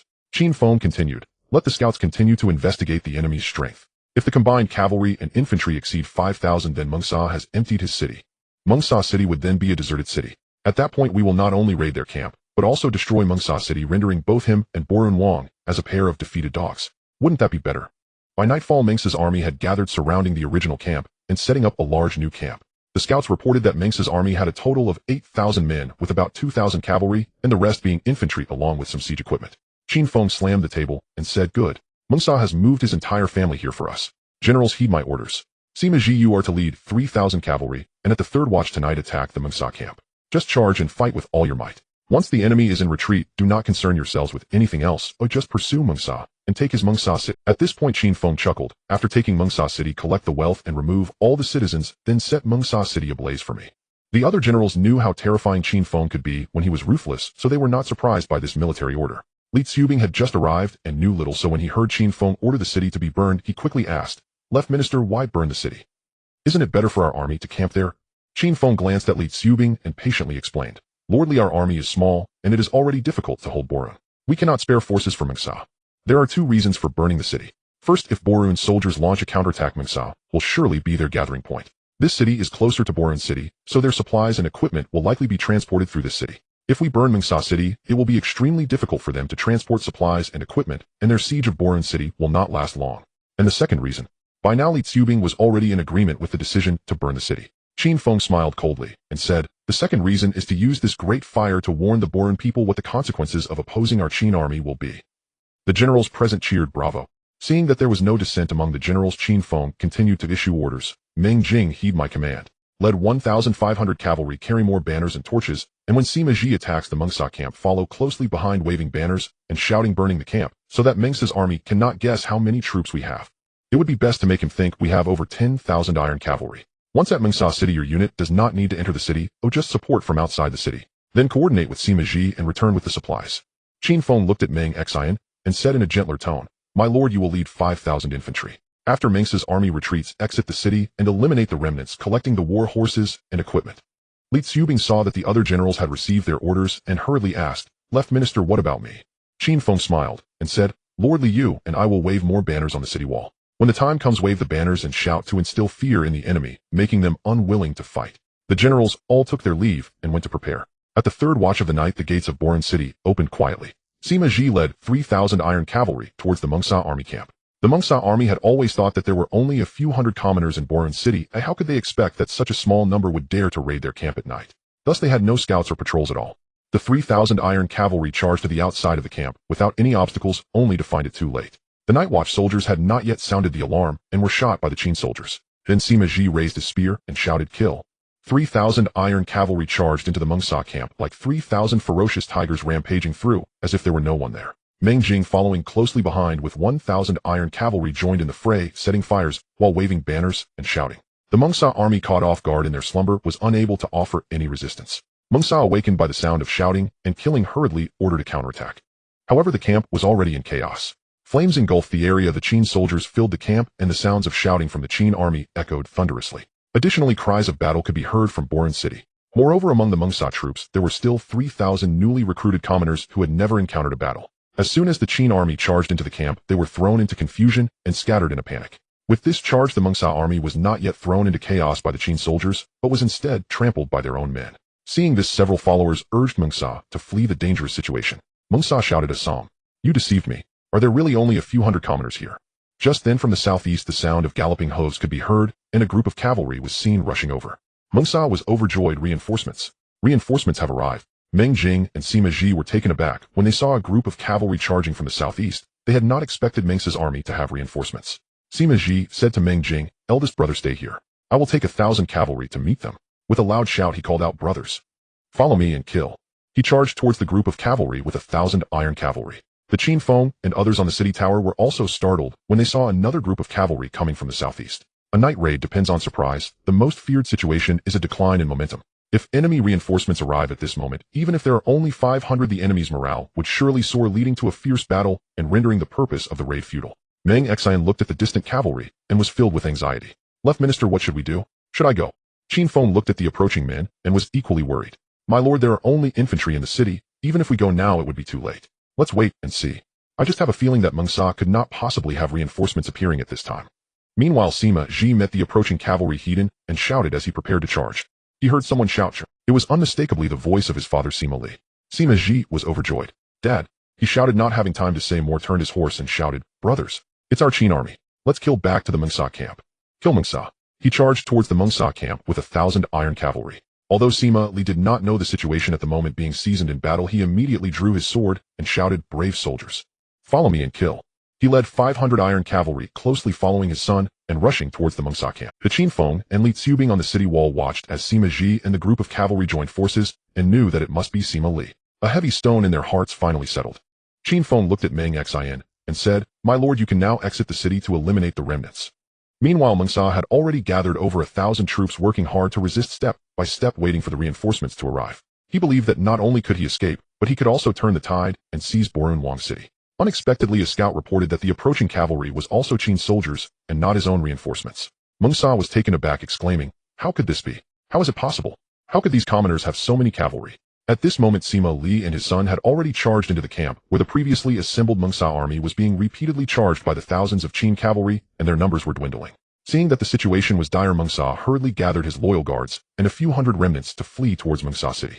Sima Ji shouted, Brothers, stay close to me. Don't let Mengsa escape. He led his 3,000 iron cavalry in pursuit of Mengsa.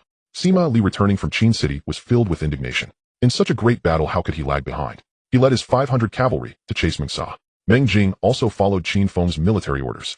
After a fierce charge, seeing his father leading the infantry, he had no time to say anything and shouted, Brave soldiers, follow me to kill towards Mengsa City. He led 1,000 iron cavalry flying towards Mengsa City. Meng Xianyang surrounded the camp with 5,000 infantry and engaged in another round of slaughter before beginning to collect horses and weapons. On the city wall, Qin Feng and Li Tsubing laughed heartily at this great victory. The tens of thousands of Qin people in the city were overjoyed, with women bustling to prepare meals for the returning army as a reward. On the second day, as dawn broke, Meng Xianyang led 5,000 Qin soldiers back to the city to report. Reporting to the left minister, our army has executed over 2,000 enemies and captured more than 1,000 warhorses along with countless weapons and military supplies. Meng Xianyang thought for a moment and added, Meng Jing and Sima Ji's troops must have gained even more rewards. Good. Qin Feng cheered loudly. Left minister, you are truly remarkable. Just half a month ago, I had received 500 warhorses, and now, just 3 days later, warhorses have already appeared. Meng Ling interjected eagerly. Qin Feng smiled knowingly. He understood Meng Ling's subtle hint that it was time to fulfill his promise. Haha, good. Meng Ling, the warhorses and weapons acquired from this campaign will be replenished by your troops first, while the rest will be unified and allocated by the Minister of Grain. Hearing this, Meng Ling was extremely delighted, having already boasted in front of her sisters that there would surely be warhorses within half a month. This was wonderful. If it weren't for her father's presence, she might have jumped for joy. After Meng Ling left, Meng Xianyang said with concern, Left minister, it seems that the censor did not bring back the elderly from Qin City last night. He glanced at Li Chu-bing. Among those elders was Li Chu-bing's mother, the old lady Li. Qin Feng's expression darkened upon hearing this, and Li Chu-bing's eyes brimmed with tears. Everyone had suspected this matter last night, but they were unwilling to mention it. Meng Xianyang had already anticipated this, but he still held onto a glimmer of hope. When he went out to suppress the Meng Sa army, he specifically looked for the elderly from Qin City, but found no trace of them, confirming that those elders had perished. He returned to report to Qin Feng. In the room that had been temporarily converted into a conference hall, the three men sat at the table in silence, the atmosphere heavy and solemn. With tears in his eyes, Li Chu-bing saw Qin Feng's face filled with remorse, and knew that Qin Feng was blaming himself for this matter. He quickly spoke to comfort him. Left minister, you must not blame yourself too harshly. This was also an unavoidable situation. Qin Feng, seeing Li Chu-bing comforting him, in turn called out, Lordly, and then didn't know what else to say. He sighed deeply and left alone. Meng Xianyang looked at Li Chu-bing and said, Brother Wu Ji, if you want to cry, then cry. Li Chu-bing with a choked voice said, Brother Xianyang, today our army has achieved a great victory. As the Minister of Grain, how can I cry? On the third day, when the sun was high in the sky, Sima and his son, along with Meng Jing, returned to report. Before Sima Li could speak, Sima Ji hurriedly reporting to the left minister, our army has executed 4,000 enemies, captured over 1,000 warhorses, countless money and grain, and the city of Meng Sa has also been burned by us.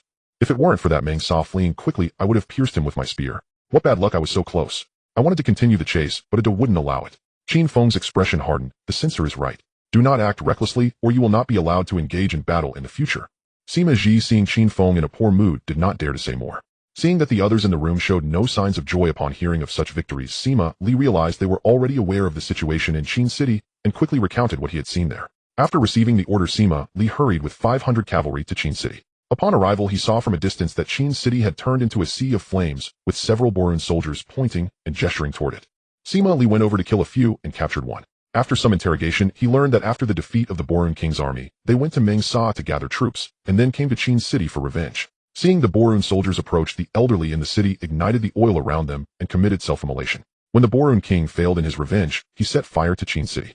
Sima Li originally wanted to wait for the fire to die down before entering the city to collect the remains of the elders, but military orders limited him to 3 days, forcing him to return the way he came. After hearing Sima Li's account, everyone in the room looked grim and silent. Li Tai had already collapsed on the ground in tears, and Li Chu-bing cried out, Mother, finally breaking into audible sobs. The conference hall was suddenly filled with cries. Qin Feng helped Li Chu-bing up and said, Lordly, rest assured our Qin army will definitely avenge the elders. On that day, tens of thousands of Qin people in Bolun wore white mourning clothes, each holding a memorial in mourning, as they built a grand altar for the elders from Qin City in front of the royal palace. After Qin Feng led everyone in paying respects at the altar, he stood up holding the memorial plaque and looked back at the tens of thousands of Qin people, loudly declaring, Qin people, brave warriors, the elders died for us. How shall we repay them? Tens of thousands of Qin people silently watched Qin Feng. We Qin people have traveled thousands of miles back east. Even if only one of us remains, we must bring this memorial plaque back to Xianyang, allowing them to return to their roots. This is my vow, Qin Feng's vow. It is also the vow of all Qin people. Tens of thousands of Qin people shouted in unison, Restore our great Qin. Let the fallen return to their roots. Restore our great Qin. Let the fallen return to their roots. The following days were tense and busy as everyone followed their assignments, drilling troops, collecting money and grain, fortifying the city walls, manufacturing weapons, and preparing at all times to annihilate the invading enemies. As the Qin army intensified their preparations for war, King Assam of Bolun and Lord Meng Sa of Meng Sa City had already arrived in the Kingdom of Harappa. The Kingdom of Harappa is the largest kingdom in the eastern region of the Indus River, spanning over 6,000 miles, with the royal city of Harappa being a large city with a radius of 30 miles. It governs 7 city-states including Bolun and Meng Sa, and both Assam and Meng Sa have married daughters of the king of Harappa, Kaluo Li. Sitting on the throne, Kaluo looked at his two sons-in-law below and scolded, I truly must have been blind to have married my beloved daughters Aishilina and Aishishawa to you. You were actually defeated by a bunch of lowly commoners and lost the city-states. I have no son-in-law as pathetic as you two. Assam and Meng Sa knelt under the throne constantly lamenting. Prince Kaluo Zanbu said, Father, do not be angry. You cannot just watch your two beloved daughters become displaced. This Prince Kaluo Zanbu, who was heavily perfumed, seemed to have sprayed an excessive amount of fragrance. Kaluo Li's eyes widened. What does that matter? I can find them another suitable husband. There are plenty of princes and nobles who would love to be my son-in-law, and any one of them would be better than these two wasteful fellows.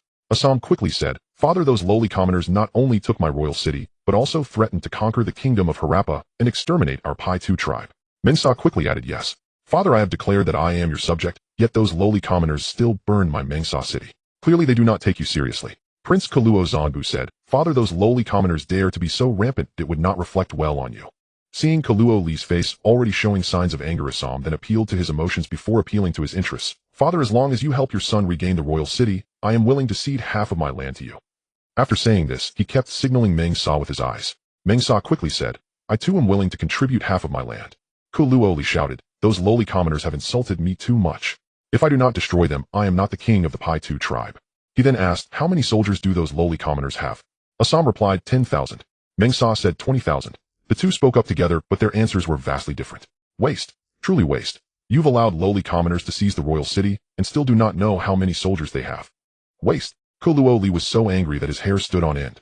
Father, at that time I was caught off guard, and that is why I fell for their trick. However, they had always been in a small city of 1 li. How many soldiers could they possibly have? At most 2,000.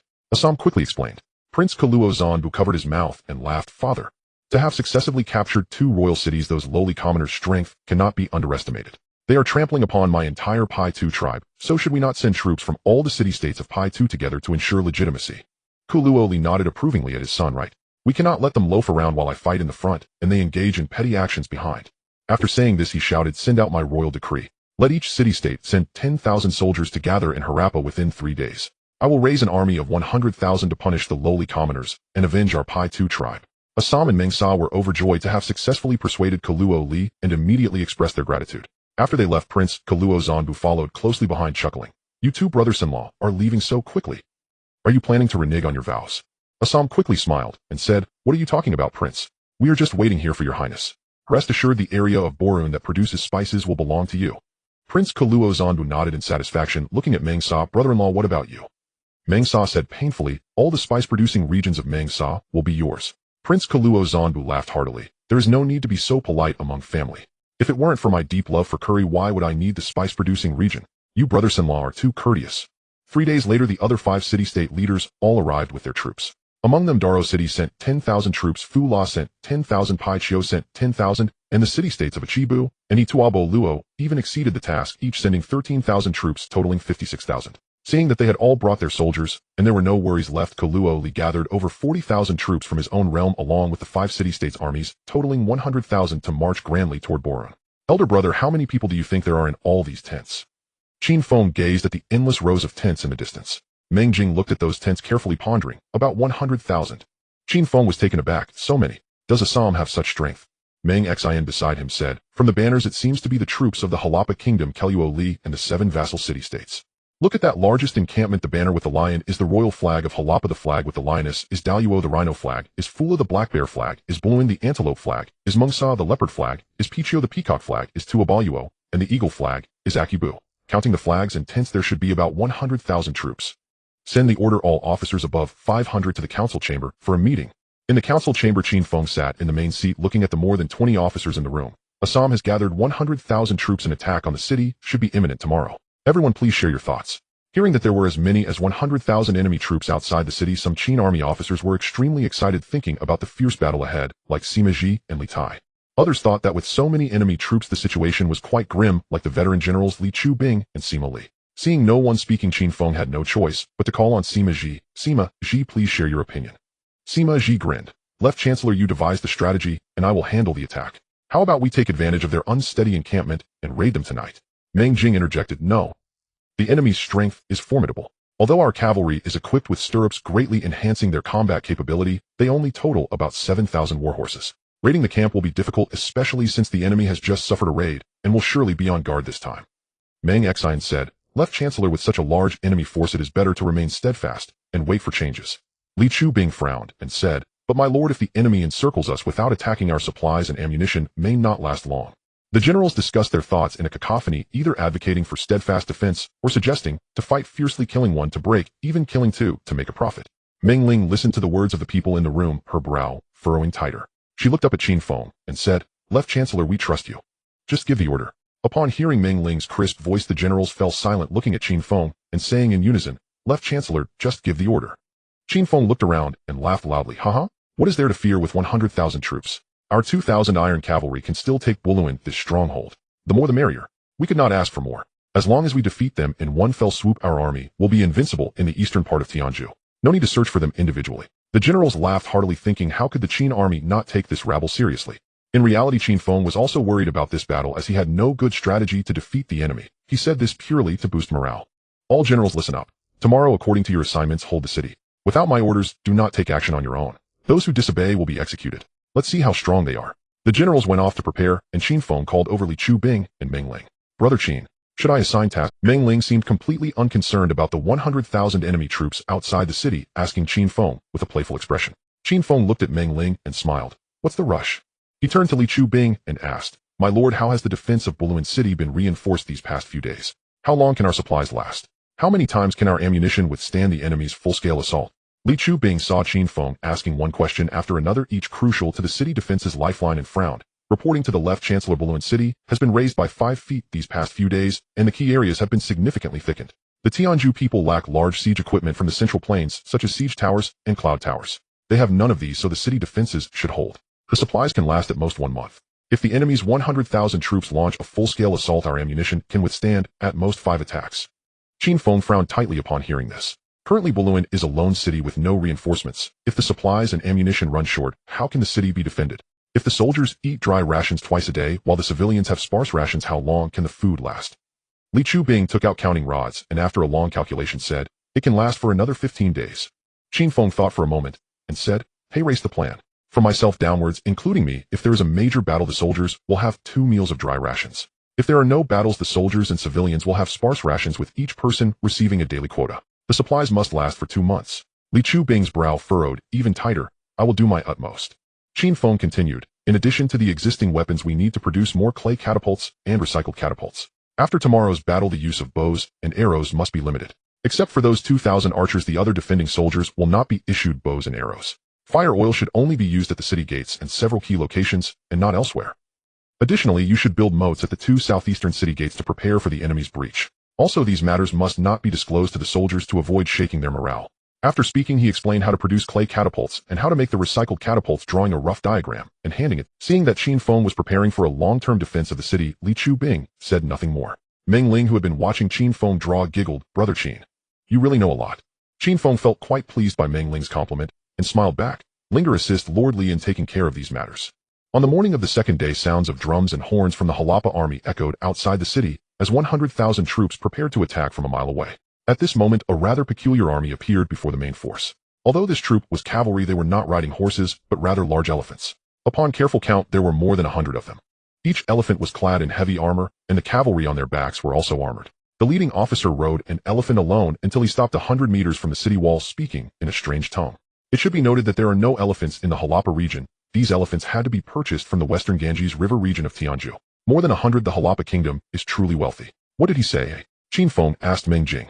Before Meng Jing could reply, Sima interjected. Left Chancellor, that person says they are the noble pitted tribe, and according to their tradition, they challenge our army to send out cavalry for a field battle. Left Chancellor, let me go. No. Qin Feng refused without hesitation. Sima anxiously said, Left Chancellor, I will not lose. No, this is a military order. Qin Feng was somewhat irritated. He turned to Meng Xianyang. Meng Du Wei, can our army's 100-man crossbows and ballistae shoot down these elephants? Meng Xianyang thought for a moment and said, I have never seen an elephant squad in battle before, so it's hard to say. The 100-man crossbow should be able to, but the ballista may lack sufficient power. Qin Feng summoned Li Tai and made arrangements, and Li Tai took his orders and left. Sima was very angry at Qin Feng's arrangement and said, Left Chancellor, how can we use such underhanded tactics against the enemy's challenge? Meng Jing's expression turned cold upon hearing this. Shut up, this is war. You must not act on impulse. The Harappa officer on the back of the elephant, seeing these commoners not responding to his challenge, cursed angrily. At that moment, with a whoosh, a giant arrow 7 feet long suddenly shot into the head of the elephant he was riding. The elephant let out a mournful cry and fell to the ground, throwing the officer off. Looking back at the herd of elephants, several had collapsed and a few others had been hit and were howling in agony.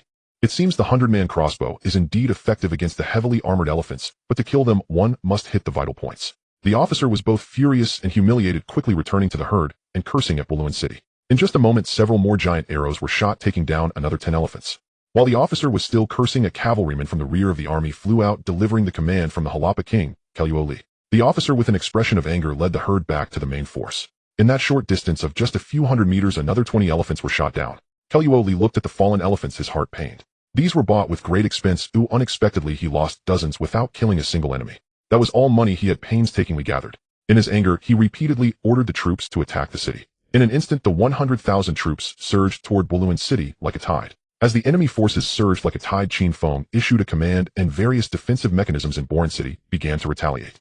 In this first battle, it was essential to crush the enemy's arrogance and test the advantages of the Qin army's city defense. First, there were 13 trebuchets inside the city capable of striking targets over 300 zhang away. Against such a densely packed group, one strike could often topple 7 or 8 soldiers.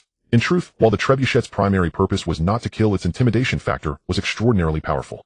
At this moment, the attacking pit of soldiers could only watch as massive stones came crashing down, creating large craters. Dust filled the air, and those soldiers struck by the stones had already been reduced to mush. The siege weapons, like ladders that were hit, were also reduced to pieces. One massive stone even landed mere zhangs away from Li's main tent. Had it not been for the fear of demoralizing the troops, Li would have retreated 100 zhang to avoid the onslaught. The Pitu officers leading the siege were mounted on their steeds, guiding the soldiers as they dodged these giant stones and charged toward Bolun City. One officer, a subordinate of the lord of Tuobilo City, Xianyang, heard a whoosh by his ear and saw a 7-foot-long giant arrow shooting toward him, hastily drawing his sword to deflect it. However, the Qin army's massive crossbows were ferocious, and he could not deflect it in time. The arrow pierced through his chest, carrying him several zhang away, firmly pinning him to the ground. The other officers were startled and quickly hunched down on their horses, racing toward Bolun City, fearful of becoming targets for the giant crossbows above. Yet the Pitu officers, distinguished by their clothing from ordinary soldiers, could not escape the eyes of Li Tai and other archers, and soon another 7 or 8 officers were shot down. Before long, the attacking soldiers had approached within 200 zhang of the city wall, where the Qin army had extensively deployed caltrops and other obstacles. Here began the Pitu soldiers' descent into hell. In an instant, over 1,000 arrows rained down from Bolun City. The Qin army's foot crossbows unleashed a volley that killed more than 100 Pitu soldiers, who were further hindered by the caltrops. Their advance slowed significantly, as wave after wave of volleys brought down countless Pitu soldiers. At this point, they had only advanced 50 zhang.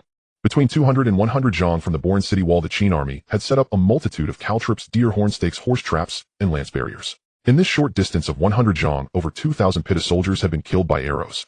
Watching all this from the rear, Li's calm eyes began to show signs of change. Were these truly the lowly peasants who barely survived in that small city? With such a long range for their crossbows, it was not only unheard of to him. Even in the prosperous and powerful Jade dynasty, there were likely no such advanced weapons. As the Pitu soldiers advanced to within 100 zhang of the city wall, the arrows above were no longer sporadic, but a downpour resembling a dark night. This was the Qin army's hand crossbows. At this moment, nearly every soldier wielded a hand crossbow, unleashing a volley of over 10,000 arrows. Furthermore, there were over 100 siege crossbows, each capable of firing 10 arrows at once, resulting in thousands of arrows being launched simultaneously. If the previous 100 zhang were hell for the Pitu soldiers, this current 100 zhang was the beginning of purgatory. At this time, the Pitu soldiers held their shields high and had to watch their feet for the ever-present caltrops moving forward step. However, unlike bows, crossbows, while slower to reload, had a high rate of fire. The Pitu soldiers' wooden shields could not withstand them. Arrows often pierced through the shields, and the number of those struck and falling was countless. The Pitu cavalry units were continuously obstructed by deer horn stakes, horse traps, and lance barriers. The advantage of cavalry was entirely negated, and at this moment more cavalry had fallen to arrows than infantry. By the time the Pitu soldiers managed to reach the foot of the city, they had already suffered thousands of casualties, and this was just the beginning of the siege. Watching the fallen soldiers, Li's eyelids twitched. He had never expected such heavy losses in just a quarter of an hour since the start. Fortunately, they had now reached the foot of the city wall. No matter how powerful the crossbows were, they should be of little use now. The Pitu soldiers at the base of the wall quickly formed up into square formations with shields covering the outer and upper parts. From within the formation, several armored soldiers charged out, carrying siege ladders toward the city wall. Once the ladders were set up, soldiers climbed them like ants. At this moment, logs and stones rolled down from the city wall, and those struck fell to the ground, dragging down the soldiers behind them from the ladders. Additionally, the retractable maces swept across the wall in a fan shape, and any soldiers who were caught by them tumbled down. After one sweeping motion, the maces were retracted. Before long, they swept out again in a fan shape. Countless Pitu soldiers were knocked off the ladders. Besides, these numerous forked weapons extended from the city wall, and several Qin soldiers wielded these devices, pushing the ladders violently. Not only were the ladders overturned, but the soldiers on the ladders were also thrown down, resulting in many falling to their deaths below the wall. At this moment, the siege ladders were continuously being erected and pushed over, with soldiers climbing only to be knocked down again in a ceaseless cycle of attack and defense. Meanwhile, behind the square formation, dozens of soldiers pushed wooden oxen and sharp-headed wooden donkeys toward Boren City. Both types of siege engines were covered in armor, with dozens of soldiers hidden beneath, pushing them forward. As the wooden oxen reached the city gate, other formations rushed forward, risking being shot to clear the deer horn stakes from outside the gate, desperately shoveling dirt to fill in the trenches. One soldier, perhaps frustrated with the slow filling of dirt, picked up a Pitta corpse and tossed it into the trench. Other Pitta soldiers saw this and followed suit, lifting corpses to fill in the trench. Before long, the trench was filled with corpses, and the wooden oxen began to ram against the city gate. If the gate were to be breached, half of the siege would be won. The sharp-headed wooden donkeys charged toward the city wall, while behind the army, King Assam of Boren was well aware of where the city wall was weaker and where the ground was loose. These sharp-headed wooden donkeys were aimed at those weak points, charging with all their might. Little did they know the Qin army had not only raised the height of the city wall, but these weak points had also been reinforced. At the city gate, and at these weak points, pots of oil had been prepared. Almost simultaneously, these places were doused with oil, followed by dozens of torches raining down. The sharp-headed wooden donkeys and wooden oxen burst into flames, and the dozens of soldiers hidden inside rushed out, engulfed in flames. The fortunate soldiers met their end by arrows shot from the city, spared from suffering, while those less fortunate were burned alive. The siege had already lasted 5 hours from dawn until dusk, yet the Pitta soldiers had not captured even a single section of the wall, suffering over 10,000 casualties. It was no wonder, before the technical prowess of the Qin army, if the arrow weaponry was sufficient, the Pitta would likely never take. Unbeknownst to them, the Qin army had already consumed 30% of their supplies in just these 5 hours. Such a large-scale and dense counterattack could not last long. In the rear command tent, Kaluo Li's face was ashen, and the other city lords showed expressions of pain. The thousands of soldiers who died included many of their own men. Kaluo Li gazed at the distant Boren city, biting his teeth in frustration, letting out a long sigh, signal to retreat. "Father, we can't retreat. These lowly peasants are at the end of their strength. If we can just hold on for another 2 hours, no. 3 hours, Boren city will surely fall." Assam shouted loudly. Before Kaluo Li could speak, Lord Daruo Shah Mo Luo slapped Assam down to the ground with a single blow. "Bastard. In just 5 hours, over 10,000 soldiers have fallen, and you want us all to die in this cursed Boren city." Assam cried out in grievance. Shah Mo Luo responded with another slap. "I am not your brother-in-law. Bastard. Speak out of turn again, and I will kill you right now." "Enough. Signal to retreat." Kaluo Li ordered for the retreat. Soon the Pitta soldiers from various city-states, leaving behind over 10,000 corpses outside Boren city, began to retreat. In the military tent of the Pitta tribe, King Harappa Kaluo Li looked at the 7 city lords and said, "Let's hear your opinion." The 7 city lords expressed their views one after another. Except for Assam Mengsa and the city lord of Tabro Xianyang, the other 4 lords advocated for a retreat, arguing that the casualties for such a small city as Boren were too great and not worth it. Among them, Assam and Mengsa naturally hoped that these troops would help them reclaim the city-state, fearing a retreat the most. Xianyang, who suffered the most casualties today, could not swallow this anger and did not advocate for a retreat. Meanwhile, the other 4 city lords thought that even if they captured Boren, they would gain no benefit, so why waste their strength? Seeing that everyone supported a retreat, Assam hurriedly said, "Father, we cannot retreat." Daluocheng's Lord Shamalo shouted, "Shut up. You worthless fool, you have no right to speak here." Daluocheng was the second largest city-state of the Pitta tribe, and Assam naturally could not offend him, so he could only keep silent. Kaluo Li glanced at Assam and smiled at Shamalo, saying, "Son-in-law, let's not talk about retreating. If we retreat now, won't our Pitta tribe lose all face? Everyone should discuss how to capture Boren." Although Shamalo had just treated Assam harshly, he was extremely respectful towards Kaluo Li. After reflecting on Kaluo Li's refusal to retreat, he thought for a moment and said, "Father, such a fierce attack isn't a solution. Even if we capture Boren, we will suffer great losses. It would be far better to send only 30,000 troops to attack the city each time, while the rest rest and rotate in attacking. Let those lowly citizens inside have no rest wearing themselves out. Let's see how long they can hold on." Kaluo Li's eyes brightened at Shamalo's suggestion, saying, "Good idea. You truly are the most renowned strategist of our Pitta tribe. It is only fitting that I married Aishivea to you. She is my most beautiful daughter. What do you all think of Shamalo's idea?" The other city lords, seeing that Kaluo Li refused to retreat, also thought that Shamalo's suggestion would certainly greatly reduce casualties and nodded in agreement. Assam lowered his head and thought for a moment, saying, "Father, although my brother-in-law's idea is good, it is too slow. I have a brilliant plan that can capture Boren without expending much effort." "Oh, let's hear it, Father." Inside the palace of Boren, there is a secret passage leading outside. Although those lowly citizens burned down the palace and blocked the exit of the secret passage, the passage still exists. As long as we send people to dig through this passage and quietly infiltrate, then we can attack from both inside and outside. Wouldn't Boren be easily conquered? Kaluo Li laughed several times and said, "Good idea. This is a great plan." Shamalo's face turned pale as he looked at Assam and said, "Assam, why are you only mentioning this now? Do you intend for us to suffer thousands of casualties with your scheme? Keluo Li and the other city lords also looked at Assam with gloomy expressions. Assam was terrified at that moment, quickly kneeling on the ground and saying, "Father, brother-in-law, lords, I just thought of it. How could I harm you by asking for your help to reclaim Boren?" Seeing the strange atmosphere, Keluo Li smiled and said, "All right, let's set this matter aside for now. Everyone should maintain unity and avoid mutual suspicion lest we cause chaos. My intention is for Shamalo and Assam's strategies to proceed simultaneously." After speaking, he looked at Assam and said, "Assam, the matter of the secret passage is up to you. Do not let me down again." Then they specifically assigned the order of attack for the next day, and everyone went off to execute their orders. Assam hurriedly went to gather people to secretly dig the passage. Keluo Li watched the crowd leave the tent, pondering to himself, "These useless people, except for that fool Sageambulo, none are worth trusting. Especially Shamalo, he must be guarded against. This person not only possesses deep schemes, but also leads the second largest city-state of the Pitta tribe. It would be wise to consume his strength as much as possible in this battle, lest he become a future threat." After the battle, the Pitta tribe held a meeting, and within the city of Boren the Qin army did the same. In the conference hall, Qin Feng looked at the assembled crowd and said, "Let's first discuss our casualties and equipment losses." Everyone reported their battle losses, and Li Tsubing also spoke about the military supplies and equipment consumption. The more Qin Feng listened, the more furrowed his brow became. The personnel losses were not great, under 1,000, but the arrows and other equipment had consumed more than 30% today, and this was just the first day in merely a short 5 hours. Sima Ji saw Qin Feng frowning and was puzzled, saying, "So Shuchang, didn't our army achieve a great victory today? Why are you still not happy?" Meng Ling replied, "Those who do not plan for the long term are not worthy to plan for the moment. Those who do not plan for the overall situation are not worthy to plan for a single region." Sima Ji's eyes widened. "What does that mean?" The people present laughed, and Qin Feng chuckled. "Stop joking. Let's all share our good ideas." Meng Xianyang thought for a moment and said, "So Shuchang, the enemy's losses in this siege were considerable, so they should be somewhat fearful. I expect they will not launch such a large-scale attack again. Currently, we fear they might change their tactics to constant harassment to tire our troops. Or they might simply surround us without attacking, waiting for our supplies to run out." Everyone felt this made sense, and Qin Feng nodded. Meng Jing said, "Also, the enemy might secretly dig tunnels." Sima Li added, "Exactly. Since ancient times, the most common tactics for siege warfare have been tunnels, fire attacks, and water attacks. Boren is mostly built of earth and stone, so it is not very susceptible to fire attacks.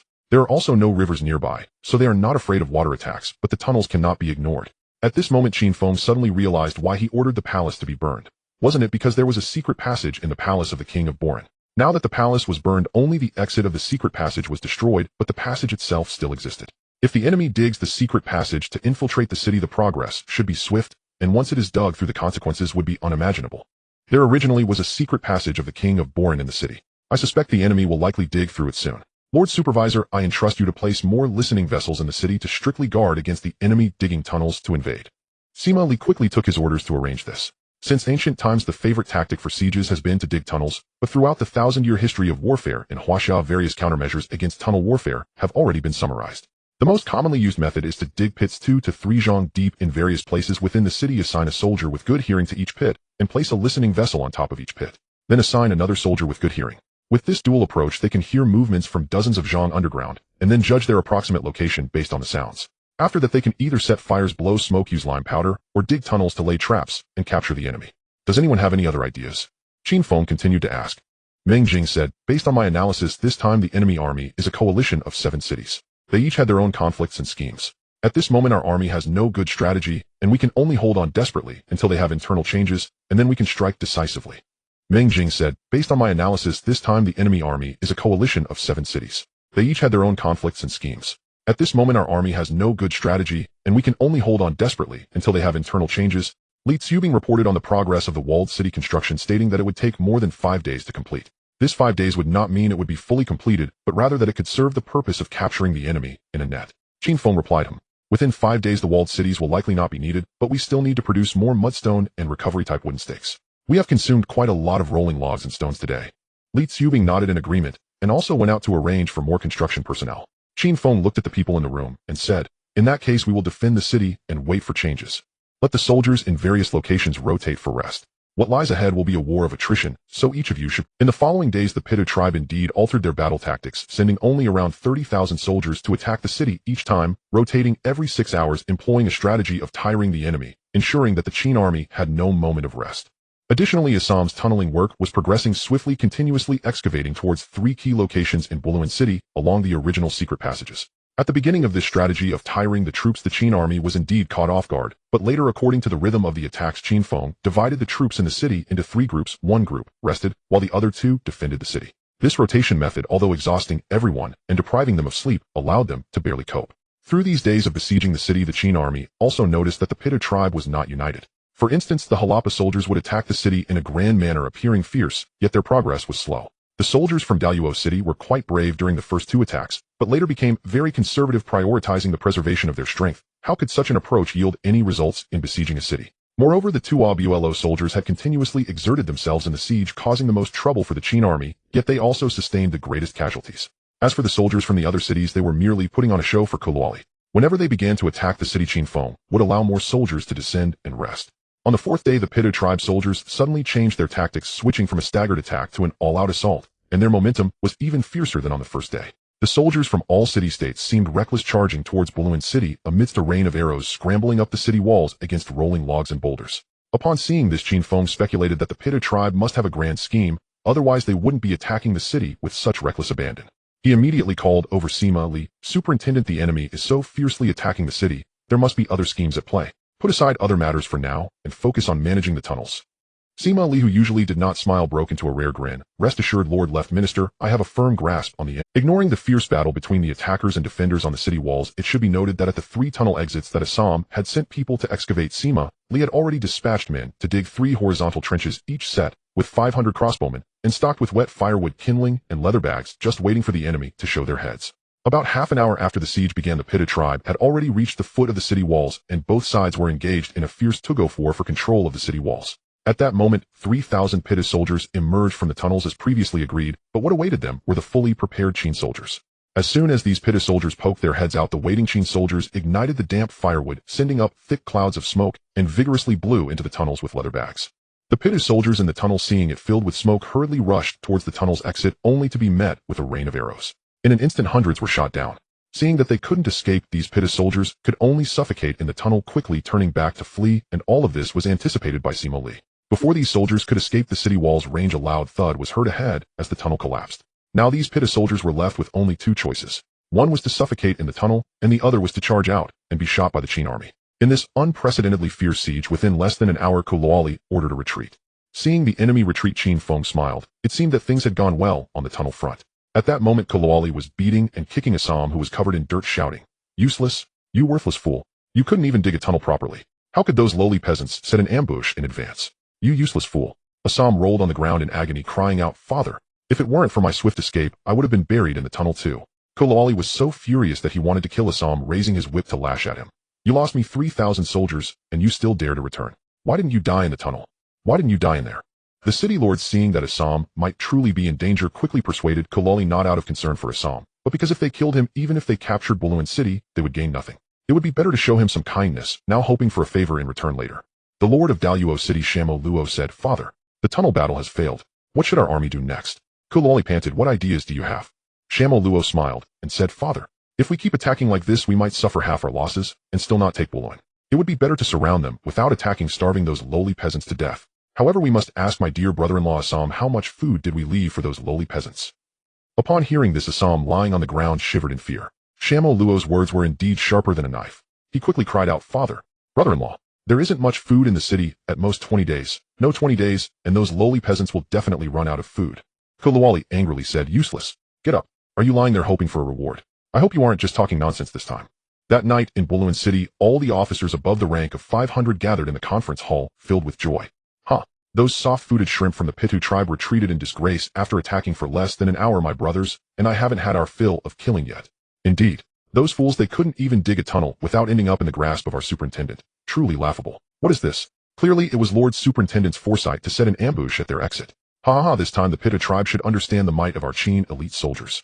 I say it was still Left Minister's brilliant strategy that led to their misfortune. Either shot by our army or suffocated to death. This truly brings relief. Truly satisfying. Sima Ji could not bear to be left behind. Seeing everyone praise his father, he said with a beaming smile, "Ada, you are truly impressive. How did you know where the Pitta tribe was digging their tunnels?" The originally smiling Sima Li's face darkened at this moment. "Shut up.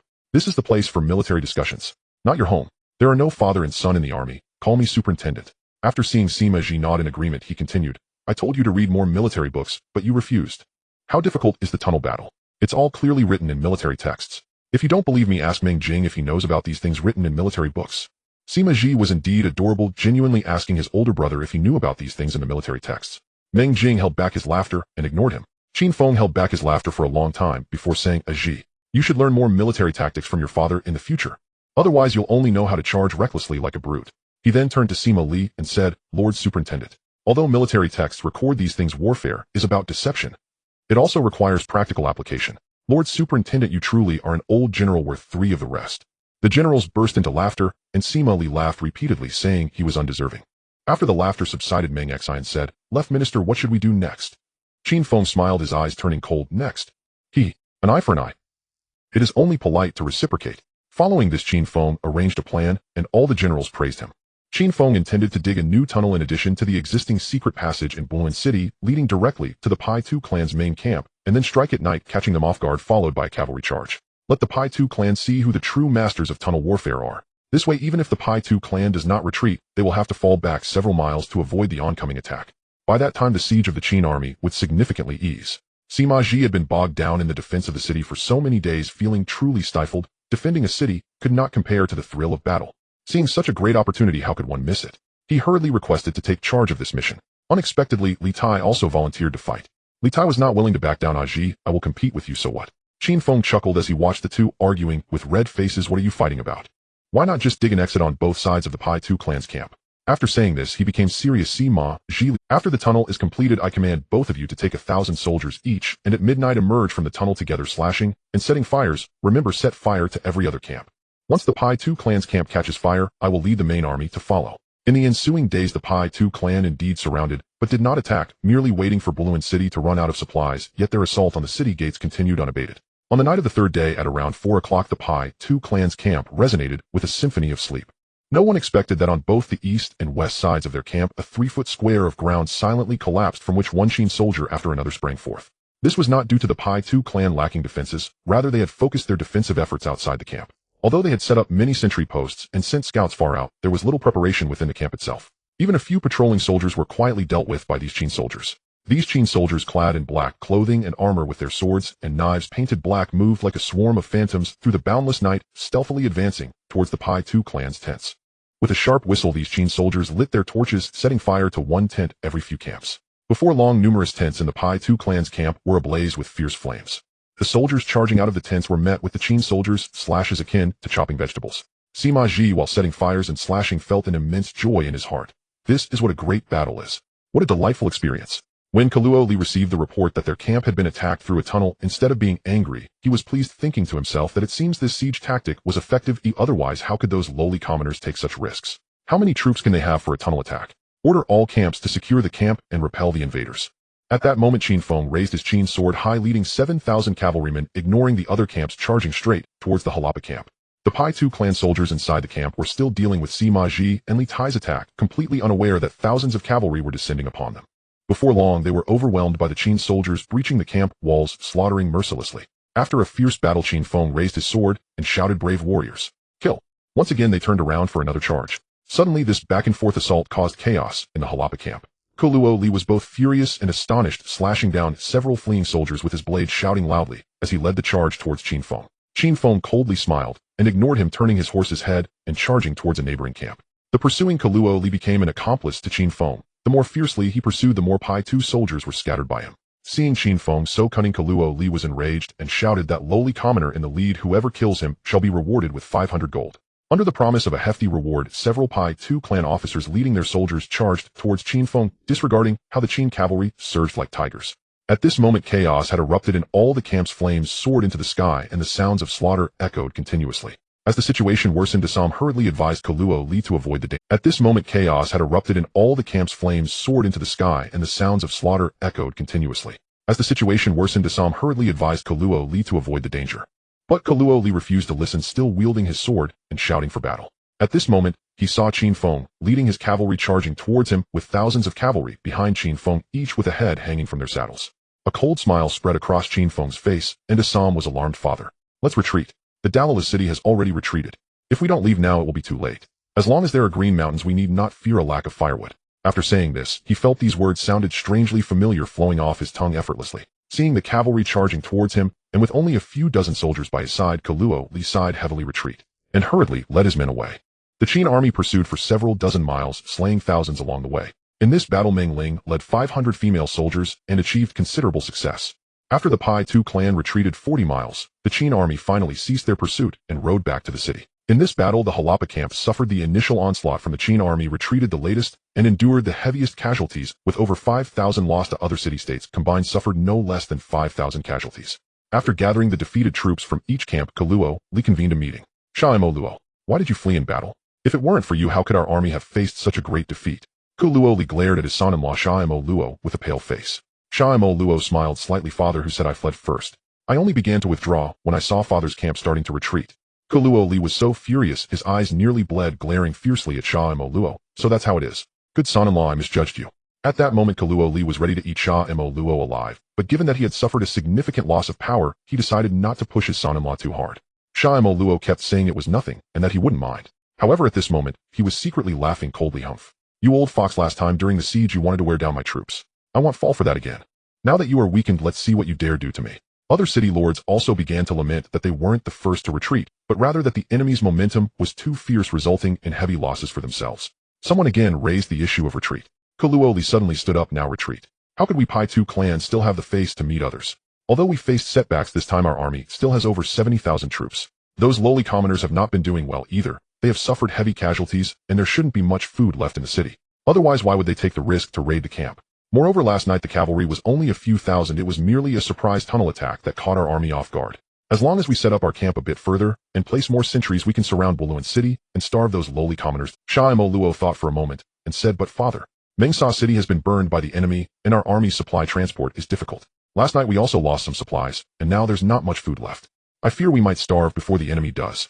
Li coldly smiled. What is there to fear? The 10,000 acres of wheat fields outside Bolun City are about to ripen. Are we really worried about the lack of food? Assam boldly said, Father, what if those lowly commoners steal our wheat? Li was enraged and struck out with his whip. Trash.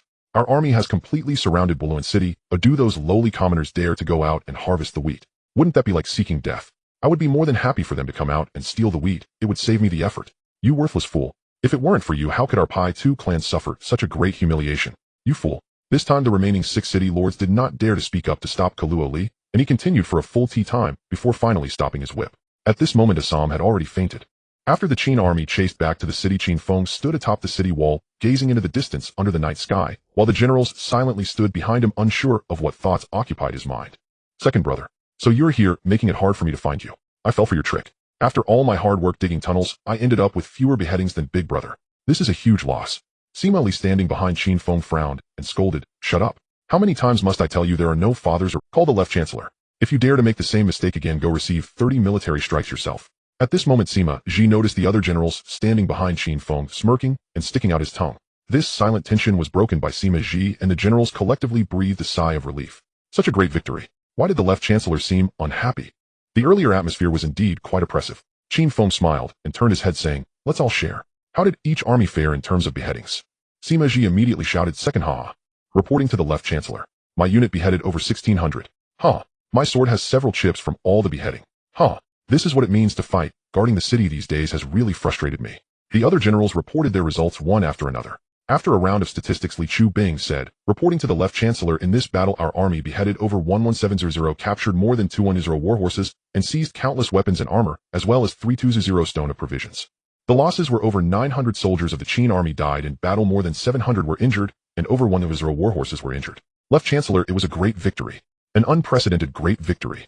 Hearing such glorious results, the generals cheered loudly in praise. Meng Ling, observing Qin Feng's lack of joy, curiously asked, Left chancellor, with such a great victory, are you not happy? Qin Feng squeezed a smile and replied, Happy? Of course I am happy. But I am thinking we Qin people only have tens of thousands, and our soldiers number only a little over 10,000. This is merely the eastern part of Tianzhu, and the enemy is not yet formidable. From Qin City to here our army has already lost thousands of elite soldiers, and the return journey is long and treacherous with the Guptas ahead, as well as the Biao Kingdom and the 6 Zhao lands. If we continue to fight like this, how many of us Qin will return to our great Qin? How many can reach Xianyang? Upon hearing Qin Feng's words, the earlier elation of the generals after their great victory, Sima Ji rarely lowered his head to ponder. Meng Xian said solemnly, Left chancellor, you must have a plan, right? Based on Meng Xin's understanding of Qin Feng during this period, he knew that if Qin Feng had no strategy in mind, he would never express such concerns in front of the generals. I do have some ideas, but nothing concrete yet. The timing is not ripe. Everything must wait until we deal with the enemy in front of us. But rest assured, everyone, it's still that saying, I trust you all, and you all trust me. After this series of great victories, the Qin army had developed a blind admiration for Qin Feng. Although the left chancellor had yet to clarify how to resolve these hidden concerns, since he mentioned having a plan, there must be one. Immediately the mood of the generals returned to the excitement and exhilaration that should follow a great victory. In unison they shouted, "We believe in the left chancellor." Qin Feng looked at these men and thought to himself, to be a simple-minded ancient person is truly a blessing. At this moment a scout reported that the Pittu tribe's army had not retreated far, but had camped 10 miles away. Sima Ji's eyes lit up upon hearing this. "Left chancellor, why don't we take advantage of the enemy's unstable camp and charge with our army? We will surely achieve great results." Qin Feng looked at Sima Ji with approval and said, "Not bad. Ji, you have finally made progress. But after a great defeat the enemy does not retreat far, but sets up camp. Could they be unguarded? Moreover, despite the enemy's great defeat, they still have over 700 troops. Charging now our army is not necessarily at an advantage. Ji, when you think about things in the future, consider them from both the enemies and our perspectives, and then you can be called truly wise and brave." Sima Ji responded with an "oh," and lowered his head to contemplate Qin Feng's words. Qin Feng continued to gaze into the distance, suddenly laughing, "Not retreating yet? Then let me hasten your retreat. Meng deputy, which city has been the fiercest in the siege these past few days?" Meng Xianyang quickly replied, "Reporting to the left chancellor, Lord Sai of Tobo City is the most dedicated in the siege. Whenever he attacks our army, must reinforce our deployments to cope." Qin Feng smiled, "Then it must be him." After that he asked, "Where is Tobo City located? How many days' journey from?" Meng Xianyang understood Qin Feng's thoughts at this moment, and replied, "Tobo City is located northwest of Bolun, about 700 miles away. Cavalry can reach it in 2 days. Moreover, this time Tobo is bringing over 100 troops, so the city must be quite empty." With this Qin Feng made up his mind, and immediately ordered, "Sima Ji, heed the command. Yes, this subordinate is here. Please give your orders, left chancellor. You will lead 500 iron cavalry to capture Tobo, then set it ablaze. Remember, do not engage in battle on the way there and back. This battle is not about the spoils, but rather about intimidation. The city guards must not be completely wiped out. We'll leave some to send a message to Lord Sai." Sima Ji saw that Qin Feng assigned him 500 iron cavalry, which was almost a full division. Let alone himself, even his elder brother Meng Jing, as a commander of a division, had never led such a large force. He was immediately overjoyed and quickly accepted the order. It should be noted that the Qin army's military structure consisted of 5 men forming a group with a group leader, 2 groups formed a squad with a squad leader, 5 squads made a unit with a unit leader, 2 units formed 100 with a 100 commander, 500 men had a 500 commander, 1,000 men had 1,000 commander, and above that were divisions with the division commander titled as Jun Ho, each division comprising 2 to 3,000 soldiers, followed by the regiment with the regiment commander titled as Xiao Wei or Du Wei, each regiment comprising 2 to 3 divisions. Currently there was only Meng Xian at the Du Wei level in the Qin army. Sima Li and Li Chu Bing each held positions and did not directly command troops, serving as deputy Du Wei. Meng Jing was currently a division commander. Sima Ji was a commander of 1,000, while Li Tai and others were merely 500 commanders. Qin Feng's status was exceptional and did not conform to these military structures. Qin Feng looked at Sima Ji with an icy tone. "The casualties in this battle cannot exceed 10%. Otherwise I will take your head." Hearing Qin Feng say this, the generals looked at his cold, frosty face and couldn't help but feel a chill. Meng Ling was also startled, looking at Qin Feng as if he were a stranger. Sima Ji, eager for battle, paid no heed to this and immediately replied, "Left chancellor, you can rest assured." Qin Feng nodded and said to Sima Li, "Lord Supervisor, bring the military order for him to sign on the spot." Sima Li glanced at Qin Feng, then at his son, his eyelids twitching several times, and quickly took out the military order for Sima Ji. Signed without hesitation, as if this military order was not a constraint, but rather a commission for promotion. He then went to gather troops and prepare to depart. The other generals on the city wall also dispersed, leaving only Meng Jing beside Qin Feng. Meng Jing came over and patted Qin Feng on the shoulder, saying, "There are no personal feelings in the army, second brother, don't think too much. You must trust Ji." Meng Jing understood that Qin Feng's actions were meant to let Sima Ji know what military orders were and what military law entailed. If Sima Ji's actions led to casualties exceeding 10%, although he might not be executed, he would undoubtedly face some hardships. Qin Feng turned his head, looking at Meng Jing. The fierce and resolute look in his eyes vanished, replaced by boundless clarity and a hint of helplessness. "Elder brother, if our Qin army suffers too many casualties, reclaiming our Great Qin or Xianyang will be nothing but empty talk." Meng Jing embraced Qin Feng tightly and softly said, "Second brother, do not say any more. Elder brother understands." Elder brother understands. At this moment the Pittu tribe's army was busily re-establishing their camp with scouts and outriders deployed 5 miles away. Once the Qin army approached, they would report immediately. They could never have imagined that in the boundless darkness 5,000 iron cavalry quietly exited the city, not targeting them, but heading towards Tobo, which lay 700 miles away. On the second day, the Pitta tribe's army indeed surrounded the gates of Bolun City from a distance, clearly intending to starve Bolun and wait for supplies to run out. This siege, however, did not attack other walls. Instead, they continuously built wooden bull siege engines, frequently sending people to attack the gates. The wooden bull siege engines were protected, rendering arrows ineffective, and could only be set on fire once they advanced close to the gates. In less than 2 days, more than a dozen wooden bull siege engines were burned at the southeastern gates, and the walls outside the gates had turned. Each time a wooden bull siege engine was burned, dozens of Pitta soldiers were killed or injured, but Qin naturally did not care about such casualties. The Qin army was also quite troubled by the Pitta tribe's tactics. Originally, there was not much oil left in the city, and after 2 days of burning, the oil was already exhausted. Qin observed all of this, and though his face had been ashen for days, a smile gradually appeared. He ordered the wooden bull siege engines to continuously and violently ram the gates, and commanded the troops of various cities to prepare, waiting for the gates to be breached. Qin observed all of this, and though his face had been ashen for days, a smile gradually appeared. He ordered the wooden bull siege engines to continuously and violently ram the gates, and commanded the troops of various cities to prepare, waiting for the gates to be breached before launching a collective assault. Qin thought to himself, these lowly cavalry are formidable, but once the city falls, when everyone engages in close combat with over 70,000 soldiers on his side, how could he not defeat just over 10,000?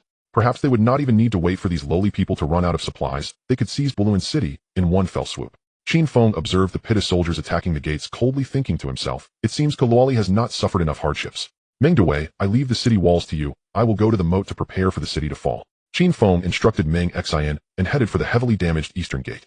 Meanwhile, at the eastern gate, dozens of Pitta soldiers were hidden under protection, pushing the wooden bull siege engines to fiercely ram the already charred gates.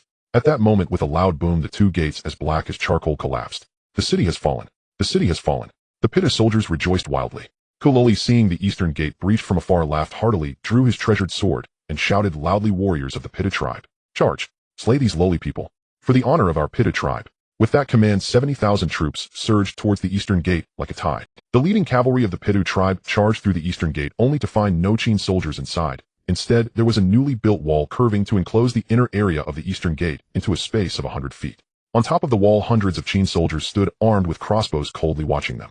The leading officer sensed something was wrong and hurriedly ordered a retreat, but there was no time. Before he could finish speaking, arrows rained down from the wall. The Pitta soldiers outside the city were unaware of this. They desperately surged into the eastern gate. Before long, the inner moat was densely packed with Pitta soldiers, and those inside shouted that they were ambushed trying to escape the city. However, the Pitta soldiers outside were determined to flood in, blocking this only escape route completely. In this confined space with arrows raining down from above, there was no way to dodge. In no time, over 1,000 soldiers. At this moment, Qin, commanding outside the city, saw all his soldiers packed at the eastern gate, heard the screams from within, but there was no sound of battle. Realizing something was amiss, he hurriedly ordered a retreat. Seeing the Pitta soldiers outside the city no longer flooding in and retreating in droves, Qin Feng shouted, release the gates. The gates inside the eastern moat crashed down, covered with sharp blades. The dozens of Pitta soldiers pressed against the eastern gate were sliced in half as the gates fell. In an instant, blood gushed forth, a sight too gruesome to bear. Standing on the walls of the moat, Qin Feng looked at the thousands of Pitta soldiers trapped within and coldly smiled. Shoot. These Pitta soldiers were truly unfortunate. At this moment, they were all packed together, watching the arrows raining down from the walls, unable to dodge. They could only grasp their blades, scream, and await their deaths. The Qin soldiers on the wall at this moment didn't even need to aim. They simply shot at the enemy within the moat in unison. In less than a quarter of an hour, the thousands of Pitta soldiers within the moat were completely annihilated, and blood flowed slowly down the gates, eventually reaching outside the city. Outside the Pitta tribe's camp, tens of thousands of soldiers looked at the opening of the eastern gate, cold sweat pouring down their backs, thinking to themselves that if they had been any slower in fleeing just now, the current situation. Qin stared at the eastern gate of Bolun City, his eyelids twitching. Who are these lowly people? Clearly the city gates have been breached by us. How could this be the result? Before long, the gate of the moat creaked and opened wide, revealing the eastern gate of Bolun City. Qin Feng stood atop the eastern gate tower and shouted loudly, Qin, if you are not afraid of death, come and attack. Qin and the tens of thousands of Pitta soldiers looked at the wide-open eastern gate, all with pale faces. At that moment, in their eyes, the gaping eastern gate was no longer a breach in the city, but a monstrous beast ready to devour them. At this moment, not to mention Qin daring to order an attack, even if he did, who among the tens of thousands of soldiers would dare to go? The thousands of Qin soldiers on the wall saw their left deputy open the city gates, and the Pitta army did not dare to attack. All began to mock loudly. Qin was filled with shame and anger, his hair standing on end, his eyes nearly bleeding as he glared at Bolun City and the Qin Feng on the wall. Lowly people, I will kill you. I will skin you alive, eat your flesh, and crush your bones to dust. The several city lords beside him hastily tried to comfort him, fearing he might impulsively order the entire army to attack the city. Shamu Luo also said, Father, these lowly people are too cunning, we should refrain from a direct assault. If you follow your son-in-law's strategy surrounding, but not attacking waiting for them to run out of supplies, how could there be today's defeat? At this moment Xianyang Luo was no longer respectful, his attitude contrasting sharply with the previous days. This statement was not simply comforting, but felt like a stab to the heart for Kulali, who nearly spat out blood glaring at Xianyang Luo, his hand already reaching for the hilt of his sword. He thought for a moment, forcing a smile. Son-in-law, you are right. It is my fault for not heeding your advice. From today onwards my army will surround, but not attack, allowing them to starve to death. Xianyang Luo looked at Kulali in surprise. He had originally planned to turn against him at this moment, and lead the army back to Daluo, thinking that since Kulali's forces were greatly diminished, he wouldn't dare to do anything to him.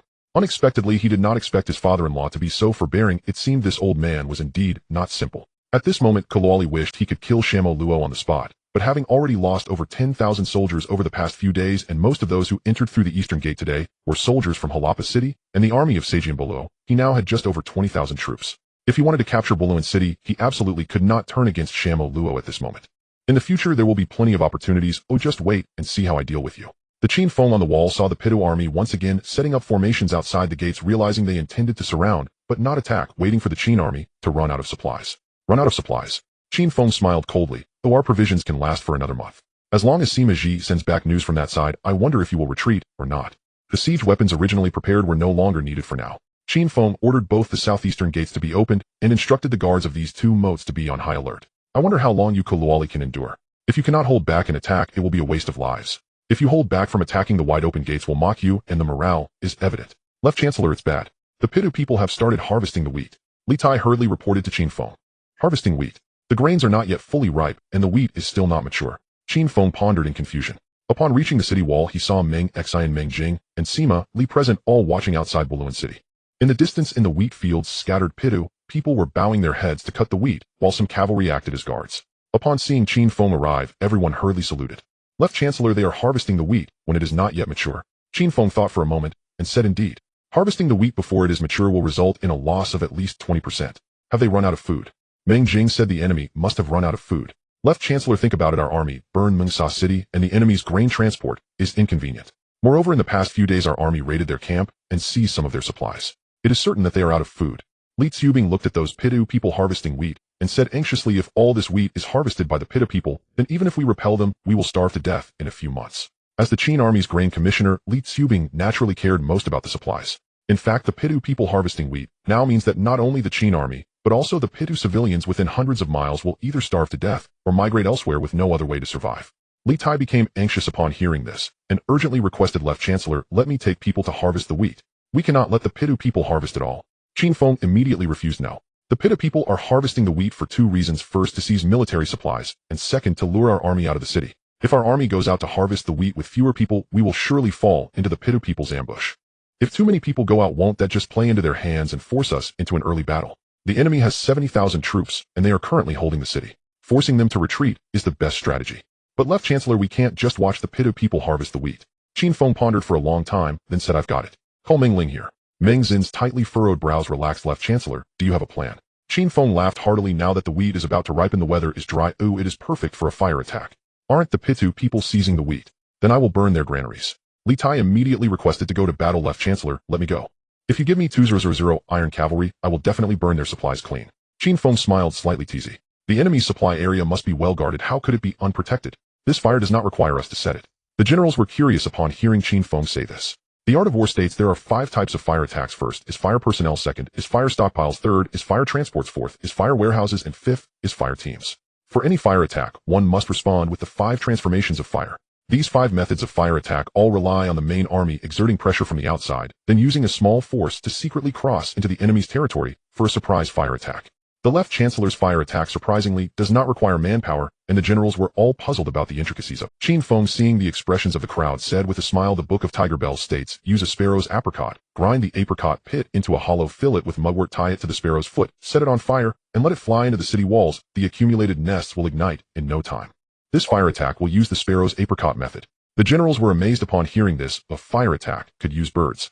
They repeatedly praised it as a brilliant plan. Meng Jing looked at Qin Feng and said, Left Chancellor, I consider myself well-read in military texts, but who authored the Book of Tiger Bells? I have never heard of it. Qin Feng was taken aback for a moment before recalling that the Book of Tiger Bells was written by Shun Kuo, a famous scientist of the northern Song dynasty, and his second uncle Su Dong. It was a matter from hundreds of years later. How could the generals of the Qin army possibly know? He could only falsely claim it was written by an anonymous author of the Warring States Military School, saying he had come across some fragments by coincidence. At this moment Meng Ling arrived looking lively, as she said to Qin Feng, Left Chancellor. You finally remembered Linger. Do you need me to go to battle? Our female soldiers are sharpening their knives. Qin Feng laughed heartily. Not so fast. This time I need you to catch birds. Meng Ling was puzzled. During this time of war, what was the point of catching birds? Qin Feng quickly explained the key points to Meng Ling, who was extremely happy upon hearing it. This was indeed a big deal, and if successful it would be a great achievement. Her group of sisters had been eagerly waiting for their chance to shine. In no time in Bolun City, Meng Ling led thousands of women and children climbing high and busy catching birds. Additionally, hundreds of people hollowed out apricot pits and filled them with mugwort for later use.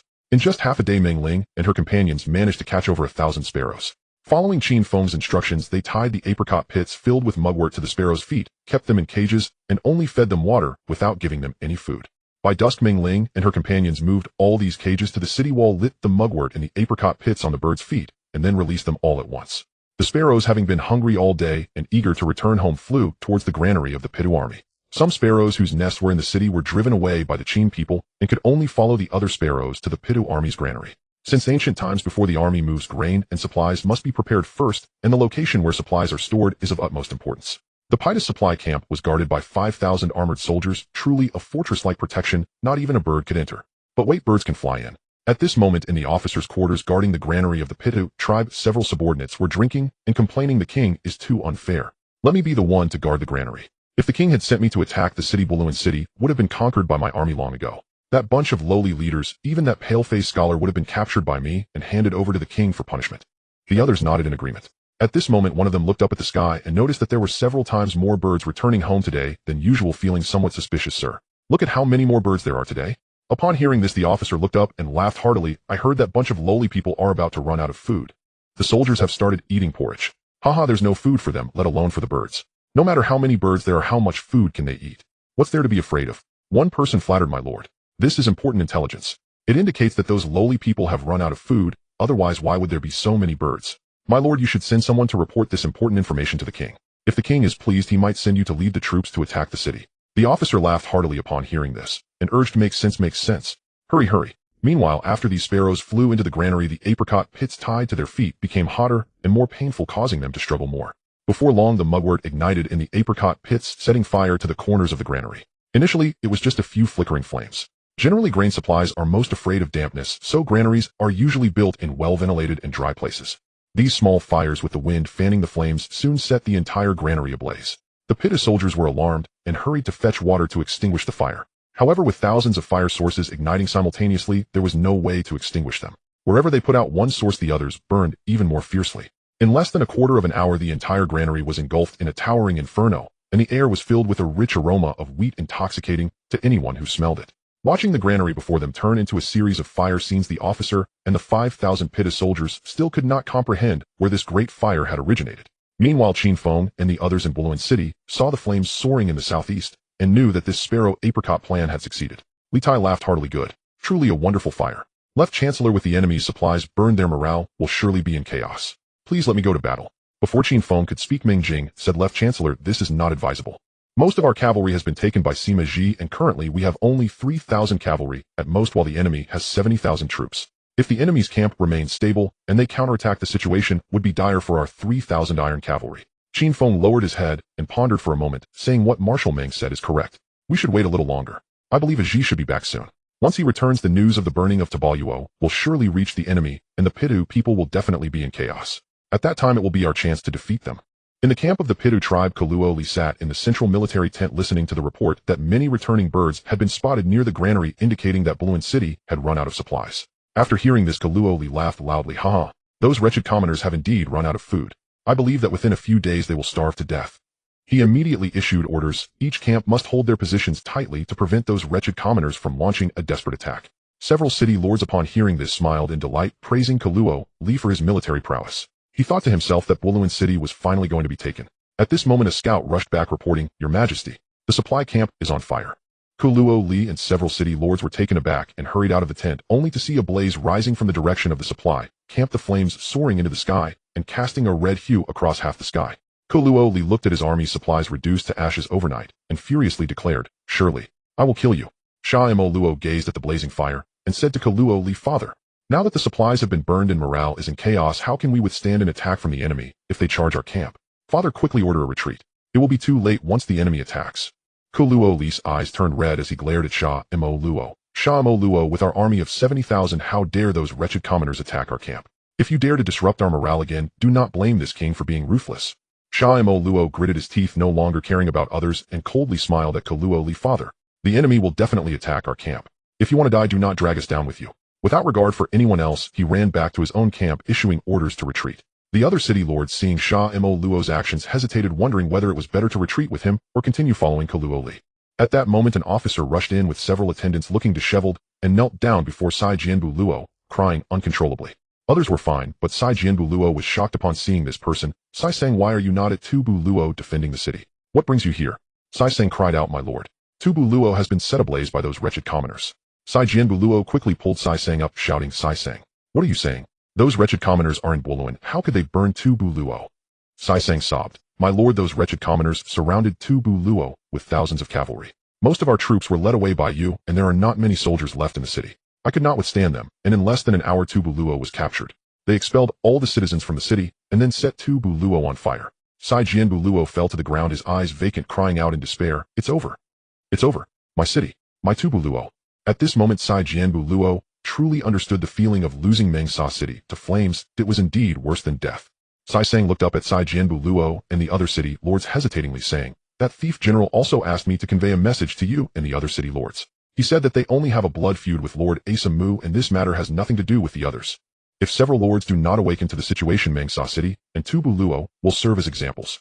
After this was said, the faces of the city lords all changed. Kuluo Li, with a knife in hand, shouted, you traitor! How dare you disrupt our morale? With a swift stroke, he decapitated Sai Sang. After killing Sai Sang, Kuluo Li took a deep breath and said, lords, do not listen to this scoundrel's nonsense. Those wretched commoners are surrounded by my army. How could they cover over 700 miles to burn Tubu Luo? This must be a scheme by Sai Sang, bribed by the commoners to disrupt our morale. Do not be deceived. He then helped Sai Jianbu Luo up, saying, Sai Jian, do not be sad. This matter is absolutely untrustworthy. Sai Jianbu Luo ignored Kuluo Li, only saying, I want to go back. I want to return to Tubu Luo. My Tubu Luo. His tone was filled with profound sorrow. Kuluo Li grabbed Sai Jianbu Luo. Sai Jianbu Luo, do you wish to retreat? His voice was cold as ice, clearly harboring murderous intent. Sai Jianbu Luo suddenly looked up, pointing at Kuluo Li and loudly declaring, Kuluo Li, what have I gained by following you? I have lost over 700 soldiers. What have I gained? My Tubu Luo is lost. If you do not retreat, do you truly want the people of Tubu Luo to die completely? After saying this, he shook off Kuluo Li and headed straight for his camp. Kuluo Li, watching Sai Jianbu Luo, who had been most loyal to him, abandon him, was filled with rage and ordered his soldiers to stop Sai Jianbu Luo. At this moment, the other city lords, seeing someone step forward, made their decision and began to bid farewell to Kuluo Li. Kuluo Li, his eyes nearly insane, looked at these city lords. Are you all going to leave me too? The city lords replied, Your Majesty, if we do not retreat now, we fear our fate will be even worse than Sai Jian. With that, they ignored Kuluo Li further and rushed to their camps, issuing orders to retreat, ignoring Kuluo Li's loud calls from behind. At this time, only Meng Sa and the bruised Asa Mu remained beside Kuluo Li. This was not due to their deep loyalty, but because they had lost their cities, and with nowhere else to turn, they could only rely on Kuluo Li. Meanwhile, in Bolun City, Qin Feng and the generals were discussing matters inside a room when they suddenly heard footsteps outside, and a person walked in, laughing heartily. Ji, you have returned. Sima Ji bowed slightly toward Qin Feng, saying, Left Minister, I bring good news. Qin Feng looked at the fatigued yet spirited Sima Ji and smiled, saying, Ji, you have worked hard. Now let's discuss the battle. Sima Ji laughed heartily. Left Minister, our troops captured Tubu Luo in less than an hour and then set it ablaze. Huh, what a relief. Qin Feng glanced at Sima Ji and asked, what were our losses? The other generals, recalling the military orders set by Sima Ji, felt a pang of anxiety for him. Sima Ji raised his eyebrows. Left Minister, do you not trust me? In this battle, our cavalry suffered over 300 casualties and a few more horses, around 700 in total. However, most were due to fatigue from the long march. Given good food and rest for a few days, they will recover. He said this with a sense of pride, looking at his second brother. Qin Feng laughed heartily and embraced Sima Ji, saying, Ji, you are indeed the top general of my Qin army. Sima Ji, heed my command. I promote you to a marquis of one contingent leading 2,000 to 3,000 troops and grant you the name Tiger Ben. Sima Ji, who was originally just a commander of 1,000, was now promoted to marquis after one battle, commanding 2,000 to 3,000 men. This was indeed a special favor. Moreover, being granted the name Tiger Ben, which historically was a title reserved for the emperor's guards, meant he was among the fiercest of warriors, the elite of the elite. Sima Ji was overjoyed and quickly half knelt to salute. I thank you, Left Minister. From now on, I will be a fierce tiger of my Qin army. Qin Feng chuckled and helped Sima Ji up, patting his shoulder gently, asking, Ji, are you tired? Sima Ji, though straightforward, was not foolish. Seeing Qin Feng's question, he realized another battle was imminent. He immediately replied loudly, how could a fine blade be dull? How can a fierce tiger be weary? Left Minister, just give your orders. Qin Feng turned to look at all the generals in the room, and they all shouted, Left Minister. Please give your orders. Qin Feng said, since Ji has returned, I expect the Pitta people must have heard the news of Tu Bu Luo's burning. At this moment, they are probably packing their belongings and preparing to retreat. Do you think we can allow them to leave unimpeded? No, no, no. The chorus of shouts shook the dust from the ceiling. Qin Feng bellowed, good. Meng Xianyang Sima Li Meng Jing Sima Ji Li Tai, heed my command. You are to gather our cavalry at the east gate and follow me to pursue the Pitta people. Yes. The generals all responded and went to muster the troops. Qin Feng called over Li Chu Bing, saying, Lord Ji Su Shi, please lead my infantry to defend Bolun. Once the enemy is in retreat, send a contingent to capture their weapons, horses, and supplies. At this moment, the camps of the Pitta tribe were filled with panic. Their supplies had been burned, and the Tovuo was also in flames, all of which devastated the tens of thousands of soldiers. The other military camps fared better as the city lords returned in order to retreat. The soldiers were all cheerful as they packed their belongings, behaving as if they were not retreating from defeat, but returning home in victory. However, the soldiers of Harappa city were not in such good spirits. At this moment, King Kaluo Li had yet to issue the order to retreat. The soldiers had already packed their belongings, waiting for the king's command to retreat with their brothers from other city-states for safety in numbers. But the king was only cursing loudly, showing no intention of ordering a retreat. The soldiers craned their necks and strained their ears, fearing they might miss the order to retreat. Seeing the hungry look in Kaluo Li's eyes, the barely surviving Assam lowered his head, hiding behind Meng Sa, afraid to say a word, lest he provoke Kaluo Li again, fearing he might truly be beaten to death this time. Meng Sa looked at Kaluo Li and urged, Father, let's retreat. Look, the other cities have already ordered their retreats. I am left here alone, facing certain death. At that moment, the sound of galloping hooves echoed from outside the camp, and thousands of Qin soldiers split into 4 teams, charging toward the Pitta tribe's main camp. Don't run, King Harappa. Capture Kaluo Li alive. From afar, the shouts from Bolun city were incessant, becoming a formidable force. These 4 teams of Qin cavalry each had around 2 to 0 men, led by Meng Jing and Sima Ji, charging straight from east to west. The other 2 teams, led by Qin Feng and Meng Xian, encircled from the north and south. Only the due west direction was left without Qin soldiers, clearly allowing the Pitta people to escape, setting the stage for a deadly ambush. In no time, the Qin army broke through the camp, sweeping through like a hot knife through butter. Soldiers from all cities fled westward. Although the order had not been given in Kaluo Li's camp, thousands of soldiers sneaked away. Logically, 800 cavalry against 700 troops should not create such momentum. However, the Pitta people had long been frightened, and with the supplies burned and the Tuobuo destroyed, the generals and tens of thousands of soldiers had lost all will to fight, each one thinking only of fleeing for their lives. Kaluo Li immediately spotted the leader of the encircling Qin army coming from the south was Qin Feng, accompanied by hundreds of female riders, each on horseback, holding long spears, exuding an extraordinary grace. Seeing this, Kaluo Li felt both hatred and joy. He mounted his horse and shouted, that pale-faced scholar is the leader of the bandits. If we kill him, the Qin army will surely be thrown into chaos. Warriors, are you still afraid of women? With no other choice, Meng Sa and Assam could only comply with Kaluo Li. Behind Kaluo Li, over 1,000 cavalry were his elite guards, mostly from his hometown. Spurred by Kaluo Li's words, they all mounted their horses and charged towards Qin Feng. Seeing that Kaluo Li was not fleeing, but charging toward him, Qin Feng smiled coldly. Nearby, Meng Ling shouted, ladies, charge. Don't let the Qin soldiers look down on you. At Meng Ling's command, the 500 female soldiers formed a Xianyang formation, protecting Qin Feng at the center. When the 2 groups were still 100 paces apart, Meng Ling commanded, ladies, raise your spears. The 500 female soldiers each held long spears, using their horses' momentum to charge at Kaluo Li like a sharp knife. In an instant, Kaluo Li's cavalry was torn apart, with Meng Ling leading the 500 female soldiers through the gap, splitting Kaluo Li's forces in 2, with over 100 already pierced by spears. After this exchange, Meng Ling shouted, ladies, well done. Then she turned her horse to adjust the formation, not pressing. Seeing the rampant female soldiers and glancing at Qin Feng among the guards, Kaluo Li gathered his troops and shouted, warriors, do you really think you can't even defeat women? Warriors, don't mind the others. Charge at that pale-faced scholar. Whoever kills him, I will reward with 1,000 gold. With that, he prepared to lead his men into battle. At that moment, a series of galloping hooves sounded from behind as Li Tai led over 1,000 cavalry charging in. Kaluo Li was startled. It was too late to adjust the formation now, and he could only charge forward desperately. Historically, cavalry combat is most averse to a full-scale charge. Such tactics would neither exploit their advantages nor maintain their horses' stamina. Experienced cavalry commanders would typically have hundreds to over 1,000 troops advance in batches like a carpet, cutting the enemy apart and taking them down one by one.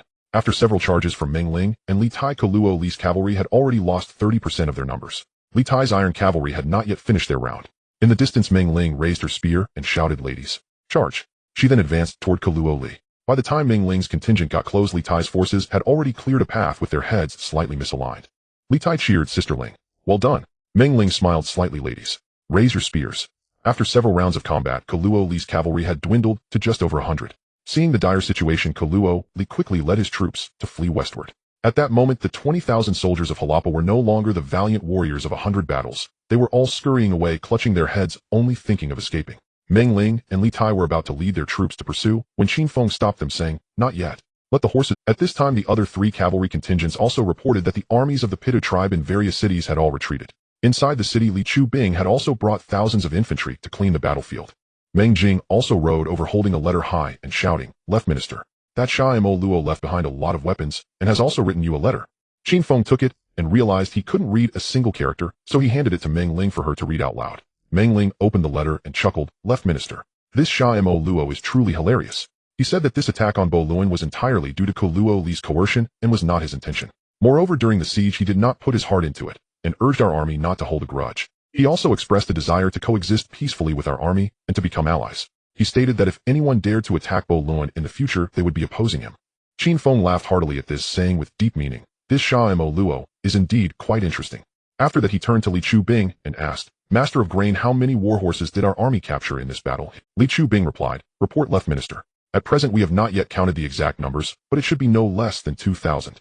Qin Feng laughed heartily, saying, "Master of Grain, go and select some capable infantry, now distribute these warhorses and integrate them into our cavalry, do I have great use for them." Sima could no longer restrain himself, shouting, "Left Minister, shouldn't we pursue them while they're in disarray?" The other generals also expressed their opinions, stating that it would be a pity not to seize such an opportunity to pursue. Qin Feng laughed heartily, saying, "Pursue. Of course we have to pursue. But this time it's very different. Have you ever seen a cat?" Meng Jing thought for a moment and said, "Left Minister, I take your meaning to be that if our army pursues in great numbers and the enemy scatters and flees, we will have no way to catch them. It would be better to give them time to regroup, then pursue for a while, rest for a while, making sure they do not get any rest, nor allow their horses to recuperate, but not forcing them too hard. Ultimately, we can eliminate them one by one." Qin Feng looked at Meng Jing with great approval, saying, "What General Meng said is indeed correct." The other generals cheered in agreement. Sima glanced at Qin Feng, thinking to himself, "Don't be fooled by my second brother's scholarly appearance. His tactics are truly insidious. Whoever becomes his enemy will be doomed to an unfortunate fate." Qin Feng laughed heartily and ordered, "All generals listen up. Our army's 10,000 iron cavalry will be divided into 3 teams. Meng Duwei and Jian Yushi, you two will lead one team. Meng Jing and Sima you two will lead a team. I will lead a team with Li Tai and Meng Ling. One team of cavalry will be responsible for the pursuit, another for collecting weapons and supplies, and the third for resting. In this way, the 3 cavalry teams will take turns to ambush, ensuring that the Pitu people have no chance of return." All the generals shouted in unison, "Yes." Qin Feng then added, "This time our main enemy is Koluo Li from Harappa. Make sure to keep a tight grip on him. As for the other city-states, even if we do not exterminate them, we must make them bleed. It's best if they return empty-handed." After speaking, Qin Feng raised the letter from Xianyang Luo in his hand and smiled sinisterly. "During the pursuit, this letter from Xianyang Luo must be widely disseminated among the soldiers. I want the Pitu tribe, even as they return to their cities, to be in constant internal strife." After fleeing over 30 miles, Koluo Li saw that the Qin army had not pursued them, slowed his horse, and gathered the defeated troops. Within an hour he had amassed over 10,000 soldiers. The defeated soldiers from other city-states also gathered around, as it was safer to be together at this moment. Among these defeated troops, cavalry and infantry from various city-states mixed together, but there were no soldiers from the Luo city. These Pitu people had long lost the momentum they had days ago when advancing toward Poland. Each of them lowered their heads, wishing they could grow 2 more legs to leave this dangerous place as soon as possible. Several city lords lagged behind Koluo Li by a horse's length, closely following him, each feeling quite anxious. Although the battle had cost Harappa city dearly, it was the largest city in eastern Tianzhu, strong and populous, capable of assembling tens of thousands of troops in no time. One city lord flattered. The other lords echoed, "Indeed. If it weren't for the king's valor, those lowly peasants wouldn't let such a good opportunity slip, nor would they chase." One city lord flattered. The other lords echoed, "Indeed. If it weren't for the king's valor, those lowly peasants wouldn't let such a good opportunity slip, nor would they chase after us."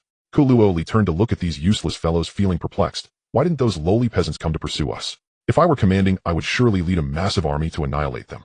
Could it be that they are not skilled in warfare? How could that be? If they were not adept at military affairs, how could my 100,000 troops have suffered such a disastrous defeat? But why are they not pursuing us? Koluo Li was also quite carefree by nature. Unable to figure it out, he decided not to dwell on it, laughing heartily. Those lowly peasants have already run out of food. Their previous attack was merely a desperate gamble. Pursue. They are exhausted and worn out. How could they pursue us? Just then the sound of hooves could be heard behind them as Meng Jing and Sima led 3,000 iron cavalry in hot pursuit. The 3,000 Qin soldiers shouted, "Do not flee, King Harappa. Capture Koluo Li alive." Then another storm of arrows rained down from behind. After several bouts of arrows, over 1,000 fell to their deaths. Koluo Li and several city lords were greatly alarmed, who said there would be no pursuers. Here they come. They could hardly care for much else nor dare to turn back to see how many pursuers the Qin army had, only focusing on fleeing for their lives. Meng Jing raised his hand and shot an arrow shouting, "Valiant warriors, charge! Capture Koluo Li alive." Immediately he and Sima split into two teams, breaking through the Pitou army and heading straight for the center. Seeing the Qin army rushing towards him, Koluo Li no longer cared about his dignity. He hurriedly commanded his men to throw down the central standard, remove the royal flags, and with over 1,000 cavalry break through his own men, fleeing desperately. The slower infantry in front blocked his way, and Koluo Li ordered his cavalry to charge forward, while hacking down, finally carving out a bloody path. "General, look, the enemy's standard." Meng Jing looked down and indeed saw several large flags thrown haphazardly on the ground, one of which was the standard of the Pitou army, while the others were royal flags. Meng Jing picked up the large standard and let out a long laugh. "Ha! They even threw away their standard. Valiant warriors. The enemy's morale is broken. Follow me and kill." Afterward, the Qin army pursued in groups of 100. Sima led over 1,000 iron cavalry, galloping several miles, seeing Pitou people all around. Where could the King Harappa be? Just moments ago they had the royal standard in front. The target was not lost, but now the Pitou people had thrown away all their flags. Capturing Koluo Li would truly be no easy feat. At this moment, Asa Mu, with disheveled hair and dressed in ordinary cavalry attire, tightly clung to his horse's neck, following Koluo Li's troop from a distance. He feared that the Qin army would recognize him. If Koluo Li was captured, he might have a chance at survival, but he had set fire to Qin City. He had a deep-seated enmity with the Qin army. If he fell into their hands, there would be no chance of survival. Just then he saw hundreds of Qin soldiers emerge behind him, with the lead general being Sima. Asa Mu was alarmed and hastily lowered his body, urging his horse to gallop away. Sima caught up, striking Asa Mu's helmet with his spear, and sternly demanded, "Where is Koluo Li?" Asa Mu, terrified and pale, pointed to a group of cavalry ahead, saying, "The one wearing the purple cloak over there is Koluo." Sima laughed heartily upon hearing this, patting Asa Mu's back with his long spear. "Huh, I spare you this dog's life." Then he raised his arm and shouted, "Valiant warriors. The cavalry in front wearing purple cloaks is Koluo Li. Follow me and kill. Capture Koluo Li alive." Asa Mu was struck on the back by Sima's spear. Although he wore soft armor for protection, the blow caused him to spit out blood. He saw Sima leading people to pursue Koluo Li, ignoring him. Asa Mu breathed a sigh of relief, glancing nervously at the road ahead. He no longer dared to follow Koluo Li's troop, and turned his horse to flee in another direction. At this moment, Koluo Li was fleeing under the protection of over 1,000 cavalry, while behind them the Qin army shouted, "The cavalry in front wearing purple cloaks is Koluo Li. Follow me and kill. Capture Koluo Li alive." Alarmed, he hurriedly stripped off his cloak. Sima seeing Koluo Li discard his cloak, shouted, "The one with shoulder feathers ahead is Koluo Li." Hearing this, hundreds of Qin soldiers also shouted, "The one with shoulder feathers ahead is Koluo Li. Capture Koluo Li alive." Koluo Li quickly removed his armor, leaving only a close-fitting garment. Sima seeing Koluo Li remove his armor, shouted, "The one wearing a close-fitting garment ahead is Koluo Li." Hundreds of Qin soldiers echoed, "The one wearing a close-fitting garment ahead is Koluo Li. Do not run, Koluo Li." Upon hearing this, Koluo Li quickly grabbed a common cavalry cloak from a nearby soldier, wrapped it around himself, lowered his body, and clung tightly to the horse's neck, fearing the Qin army would recognize him again. Sima looked around, seeing that Koluo Li had vanished again. He focused his gaze and noticed a figure ahead among the cavalry, wearing a golden-red helmet, standing out prominently. He shouted loudly, "The one with the golden-red helmet ahead is Koluo Li." Hundreds of Qin soldiers echoed, "The one with the golden-red helmet ahead is Koluo Li. Capture Koluo Li alive." Koluo Li, upon hearing this, quickly discarded his helmet, revealing his long, sleek black hair. Behind him, Sima saw this and laughed heartily while galloping after him, shouting, "The one with disheveled hair ahead is Koluo Li." Hundreds of Qin soldiers followed suit, shouting, "The one with disheveled hair ahead is Koluo Li. Do not let him escape, Koluo Li. Capture Koluo Li alive." Seeing himself in such a predicament, and still unable to escape the Qin army, Koluo Li quickly covered his head with a cloak, and snatched off Meng Sa's helmet from a nearby soldier, shouting, "Meng Sa, you lead people to divert the enemy. Otherwise I will kill you now." Meng Sa at this moment found himself in a desperate situation. Though he knew this path would surely lead to his death, he feared that if he did not follow Koluo Li's orders, he would die immediately. Thinking of this, Meng Sa said to Koluo Li, "Father, please take good care of Aishisha and my two sons." Koluo Li was taken aback, realizing that Meng Sa was his son-in-law. He felt a pang of reluctance, and with a dim gaze resolutely said, "Rest assured, son-in-law. Shawa is my daughter and your sons are my grandsons, and do not worry. Son-in-law, I will wait for you in Harappa." Meng Sa smiled bitterly. Harappa. He feared he would not survive to get there. Immediately, with disheveled hair, he led several hundred cavalry northeast. Sima, unaware of Koluo Li's scheme, saw a person before him with disheveled hair, leading hundreds of people in a hurry. He quickly chased after them with all his might. When he got closer, Sima shouted, "Fire!" Hundreds of Qin soldiers holding crossbows with one hand loosed a volley causing over 100 of Meng SAS cavalry to fall from their horses. The cavalry surrounding Meng Sa thought of how to save their own lives. Meng Sa was not their king, just the king's son-in-law, not worth sacrificing their lives for him. Thinking of this, over 100 cavalry scattered and fled, leaving only about 100 old soldiers from Meng Sa city by Meng SAS side. Sima Ji ignored the fleeing Pitta soldiers and continued to pursue Meng Sa. Seeing the Qin army drawing closer and more of his men falling to arrows, Meng Sa knew that there was no escape now. Gritting his teeth, he suddenly halted his horse, turned to the old soldiers beside him, and said, "Brothers, my Meng Sa city has no cowards. Even if we must die, let us die charging forward. Brothers, it was those lowly peasants who burned our Meng Sa city. It was they who killed thousands of our brothers." Meng Sa's words ignited the fury of those around him, and they all cried out, "Lord City Master, since we are destined to die, why not fight? Let us avenge our Meng Sa people." Meng Sa raised his spear and shouted, "Brothers, follow me and kill. Avenge our Meng Sa city." He led the 100 or so men charging towards the Qin army. Sima Ji, seeing these men not fleeing but charging toward him, reigned in his disdain and realized that not all Pitta people were cowards. There were indeed a few who dared to fight. Kuluo Li was indeed a noble lord. He would die with dignity. "Very well, I shall grant your wish." Sima Ji gripped his spear and shouted, "Valiant warriors, put away your bows and crossbows, raise your spears. Follow me and charge." He led hundreds of Qin soldiers towards Meng. Hundreds of Qin cavalry and over 100 Meng Sa cavalry clashed in a bloody battle. Within a single arrow's distance, they met heat, and blood and flesh flew as countless fell to the ground. After one round, Sima Ji regrouped his horsemen and laughed heartily. "It seems these Pitta people are not all soft-shell shrimp. Valiant warriors, charge." At this point, only over 30 cavalry remained beside Meng Sa, watching the advancing Qin soldiers not far away. Meng Sa laughed maniacally, "Brothers, kill." As soon as he finished speaking, he urged his horse forward, charging directly towards Sima Ji. Sima Ji, seeing Meng Sa coming at him with his spear, smiled coldly. As the spear approached, he slightly shifted his body to avoid the spear's tip. Then he suddenly yanked the reins, causing his horse to leap forward half a meter, and he struck down towards Meng Sa with his spear. Meng Sa hurriedly raised his long spear with both hands to block the heavy spear. However, Sima Ji's strength was extraordinary, and the 8-foot-long spear was heavy and came with great momentum, impossible to withstand. Meng Sa's long spear was knocked from his hand by Sima Ji's thrust, and with the remaining force, Meng Sa was struck on the shoulder, falling to the ground with his mount. After falling, Meng Sa got up, drew his dagger, and charged at Sima Ji. Sima Ji's expression grew serious. He urged his horse to leap and thrust his spear into Meng Sa's chest, killing him instantly. At this point, the Qin cavalry and the remnants of Meng Sa's forces had completed their second round of fighting. All of Meng Sa's remaining troops were dead, and the Qin army had suffered over 10 casualties. This small battle involving just 100 men was nearly the only fight among the tens of thousands of Pitta people fleeing during today's pursuit and in the days to come. Sima Ji looked at Meng Sa's corpse, remaining silent. At this time, a Qin soldier approached and said, "General, I can't help but feel that this person does not look like Kuluo Li."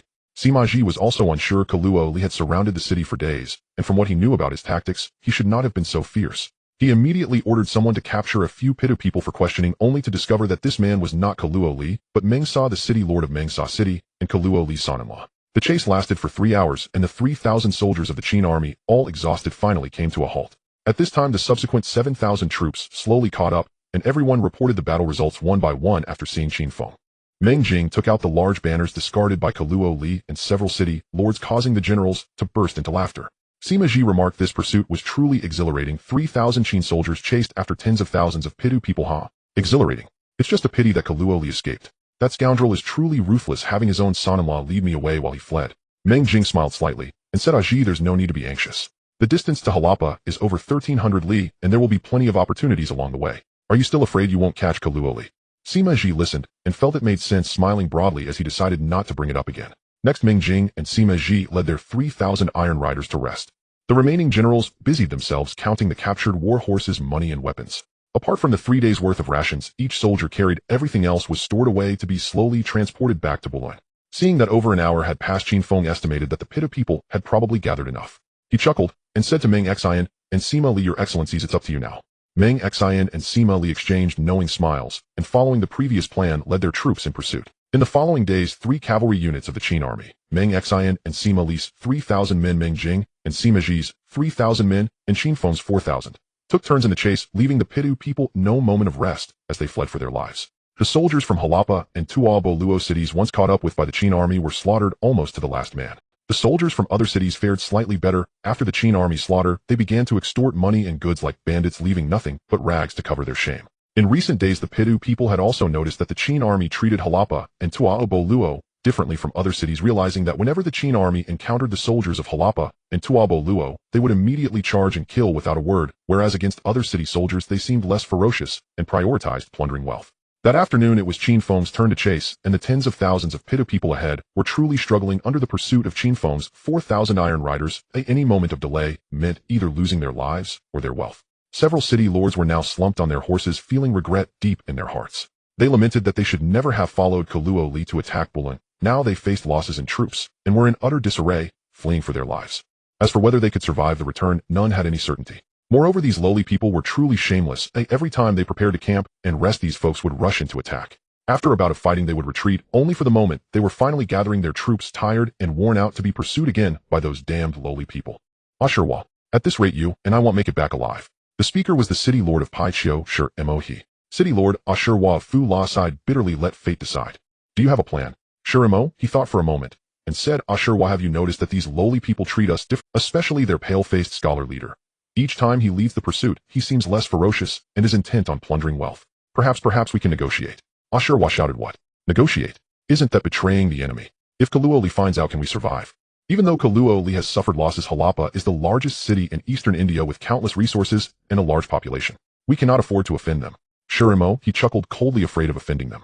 I fear that when we return it will be Kaluo Li who needs us. Haven't you seen that Shah-Mo Luo has already surrendered to those lowly people? Moreover, Shah-Mo Luo hasn't suffered many losses this time. After returning, he will surely raise troops to attack Harappa. As long as we survive, we can sit back and watch the tigers fight, and whether it's Kaluo Li or Shah-Mo Luo, they will both need to ask us for help. Don't you think so? Ashurwa thought for a moment, and smiled. You are indeed clever, brother. But right now we have no wealth to offer those lowly people. In these past few days they have nearly plundered everything. Shur-Mo, he was taken aback, realizing that aside from himself and a few soldiers, the others had no wealth left. If worst comes to worst, we can write an IOU. As long as we return safely, I don't believe that with just a few thousand troops they would dare to lay siege and demand payment. Besides, even if we give them all the wealth accumulated in the city for hundreds of years, it's better than dying here. The two came to an agreement and sent someone to inform the Qin army at the rear. At this moment, Qin Feng was pursuing the Pitta people at a steady pace with Meng Ling and Li Tai when suddenly dozens of cavalry rushed out from the Pitta ranks. The leading officer shouted, Where is your army's leader? Our city lord is waiting for you on the hill ahead. There is an important matter to discuss. Li Tai was taken aback and laughed. Have these Pitta people lost their minds? An important matter to discuss. Huh? Meng Ling and the other Qin soldiers also burst into laughter. Qin Feng raised his hand slightly, and the Qin army stopped laughing, looking at him. Qin Feng smiled and said, We don't strike at those who come with a smile. Since they have something to discuss, let's go see what it is. With that, he ordered the 4,000 Qin soldiers to follow him straight towards the hill ahead. At that moment, on top of the hill, City Lord Ashurwa and City Lord Shur-Mo, he along with several hundred followers, saw the 4,000 iron riders of the Qin army charging towards the hill. Ashurwa's face turned pale with fright. Not good. Run. But he was firmly held back by Shur-Mo, he who said, Ashurwa, our lives depend on this moment. With their thousands of iron riders, we have already exposed our positions. Where can we run to? When Qin Feng and the others arrived, Li Tai surrounded the hill, and Qin Feng and Meng Ling took 500 female soldiers to ascend. Upon reaching the top, Meng Ling shouted, This is our Qin army's commander, Lord Zhuochuchang. You all should bow. City Lords Ashurwa and Shur-Mo, he hurriedly bowed, still pondering what rank this Zhuochuchang was. How come they had never heard of it? Qin Feng did not dismount, looking coldly at the Pitta tribesmen who were bowing their heads, and sneered, You two invited me here. What matter do you wish to discuss? Ashurwa and Shur-Mo, he did not dare to rise, hurriedly explaining their intentions. They claimed that the siege on Bolun was entirely due to coercion from Kaluo Li, leaving them with no choice. They were willing to offer a large sum of money if the Qin army would let them return. Qin Feng felt a stir in his heart. You have humiliated tens of thousands of Qin soldiers. How could I let you go so easily? Even if I agree, my tens of thousands of soldiers cannot agree. However, considering your sincerity, feel free to propose an amount. But if you are too stingy, it will be an insult to my tens of thousands of Qin soldiers. You two should think carefully. Ashurwa and Shur-Mo, he exchanged glances, gritted their teeth, and said, As long as your army is willing to spare us, we are willing to each offer 10,000 gold, 10,000 share of grain, and 1,000 war horses as a token of gratitude. What does Lord Zhuochuchang think? Qin Feng was taken aback. These city lords were indeed wealthy. 10,000 gold and 20,000 share of grain. However, Qin Feng's expression remained unchanged, and he snorted angrily. Do you think my Qin army is a beggar? Is such a small sum enough to dismiss us? Since you two city lords lack sincerity, my army will head to Fu La City and Paichio City and take what we can. Lord Zhuochuchang, how much do you think is appropriate? 2 gold for each soldier, 100 for each officer, and for you two 5,000 each. Note this is based on the number of troops you two sent out. According to this calculation, each of you sent out 10,000 soldiers with 100 soldiers per officer based on Pitta military regulations, plus your 5,000 gold. Each person's wealth totals over 30,000 gold. Ashura's face turned red with anger, and just as he was about to speak Shurimo, he pressed him down, saying, "Lords with Xuchong. Oh, why are you two still kneeling? Get up, get up." Qin Feng began to smile from his horse's smile, so friendly that even a tiger would feel compelled to befriend him. After they stood up, Qin Feng chuckled and said, "Now let's discuss the amount of grain and horses. Let's discuss the number of supplies and war horses." Ashura and Shimoha nearly spat blood upon hearing this. Afterward there was yet another round of extortion, ultimately determining that each would contribute 30,000 stones of grain and 2,000 war horses. At this moment Ashura and Shimoha looked utterly pale. With such a large sum of money, supplies, and war horses, they feared that even if their city went without food and water for 3 years, they could not accumulate this much. Seeing that everything had been settled, Ashura and Shimoha breathed a sigh of relief. Although they had suffered great financial losses this time, they had preserved their lives, for wealth is ultimately an external matter. At this point Qin Feng quietly said, "Now that the ransom has been decided, esteemed city lords, let us discuss how much your city should compensate my army for military expenses." Hearing Qin Feng's insatiable greed, Ashura could no longer contain himself, his eyes wide open as he exclaimed, "Lord Left Minister, did we not just reach an agreement? How can you go back on your word?" Qin Feng dismounted and grasped Ashura's wrist gently, saying, "Lord Ashura, please do not be angry. Come. Let me clarify. What we just agreed upon was the ransom for your people. Is that not correct? And what we are discussing now is the compensation you owe us for military expenses. How can they be confused? Your city sent out over 10,000 troops waging this unjust war, attacking my Bolun city without cause, killing countless of my soldiers and depleting my resources, military equipment, and war horses. Should you not compensate for this?" Ashura and Shimoha looked at Qin Feng, who was smiling broadly, wishing they could leap forward and bite him to death. However, in this moment, they were the fish on the chopping block, left with no choice but to grit their teeth and say, "Lord Left Minister is right. Just name your figure." Thus Qin Feng extorted another 30,000 gold and 20,000 stones of grain from each. However, when it came to the war horses, the two stubbornly refused, saying their city was small and had few people, and that they had only promised 2,000 war horses per city for the ransom. They would need to gather more after returning. As for the war horses needed for compensation, they could not produce even one more. Qin Feng chuckled, seemingly unconcerned. "Oh, is that so? Esteemed city lords, why did you not say so earlier? How could I make things difficult for you? How about I price each war horse at 100 gold? Consider it a small loss for me. 100 gold per war horse. According to the market, a typical war horse is worth no more than 30 gold, and even the best horses do not exceed 100 gold. There must be a limit to greed." Yet at this moment the two had no choice but to allow Qin Feng to butcher them, only able to nod in agreement with tears in their eyes. Thus Qin Feng extorted another 10,000 gold. After Ashura and Shimoha wrote all the IOUs, Qin Feng took a look and exclaimed, "Did the two city lords not write any IOUs? Why is there no mention of interest? Are you planning to default? Interest? This guy is extorting heavily and still wants it." Ashura was already so furious he fainted. Qin Feng hurriedly asked Shimoha, "Lord Shimoha, is it that Lord Ashura is too excited, thinking everything is settled and they can go home? It seems he needs to strengthen his constitution. His heart and lungs do not seem very good." Shimoha said with a wry smile, quickly ordering someone to bring cold water to wake Ashura. Shimoha looked at Qin Feng and asked, "Lord Left Minister, how should we calculate the interest?" Qin Feng laughed heartily. "How refreshing. Truly refreshing. Lord Shimoha, I have decided to be your friend. Here's the deal. Since we are friends now, I won't be too harsh. Let's set a deadline of 10 days to settle everything. If overdue, how about 5% daily interest? Lord Shimoha, this is already an extremely low interest rate. As for late fees, let's waive those. You all hurry. Within 10 days I will surely come to collect. 5% daily interest. Is that really considered a low rate? By this calculation, if overdue for 20 days, the debt would double." Shimoha and Ashura looked at Qin Feng and smiled bitterly, taking the IOUs back to add the interest before returning them to Qin Feng. Shimoha supported Ashura and said to Qin Feng, "Lord Left Minister, can we leave now?" Qin Feng smiled warmly, "Esteemed city lords, we are already friends. Why be so polite? What, Lord Left Minister? Call me Qin Feng. Little Qin is also fine. Haha. Since we are friends, we must exchange." With that, Qin Feng pulled out a filthy handkerchief and handed it to Ashura, then removed a sock from his foot and gave it to Shimoha, saying, "Don't mind the dirt. This is a treasured item of mine. What gifts do you have for me?" "Lord Ashura, I really like that ruby ring of yours. Lord Shimoha, that necklace of yours seems quite nice."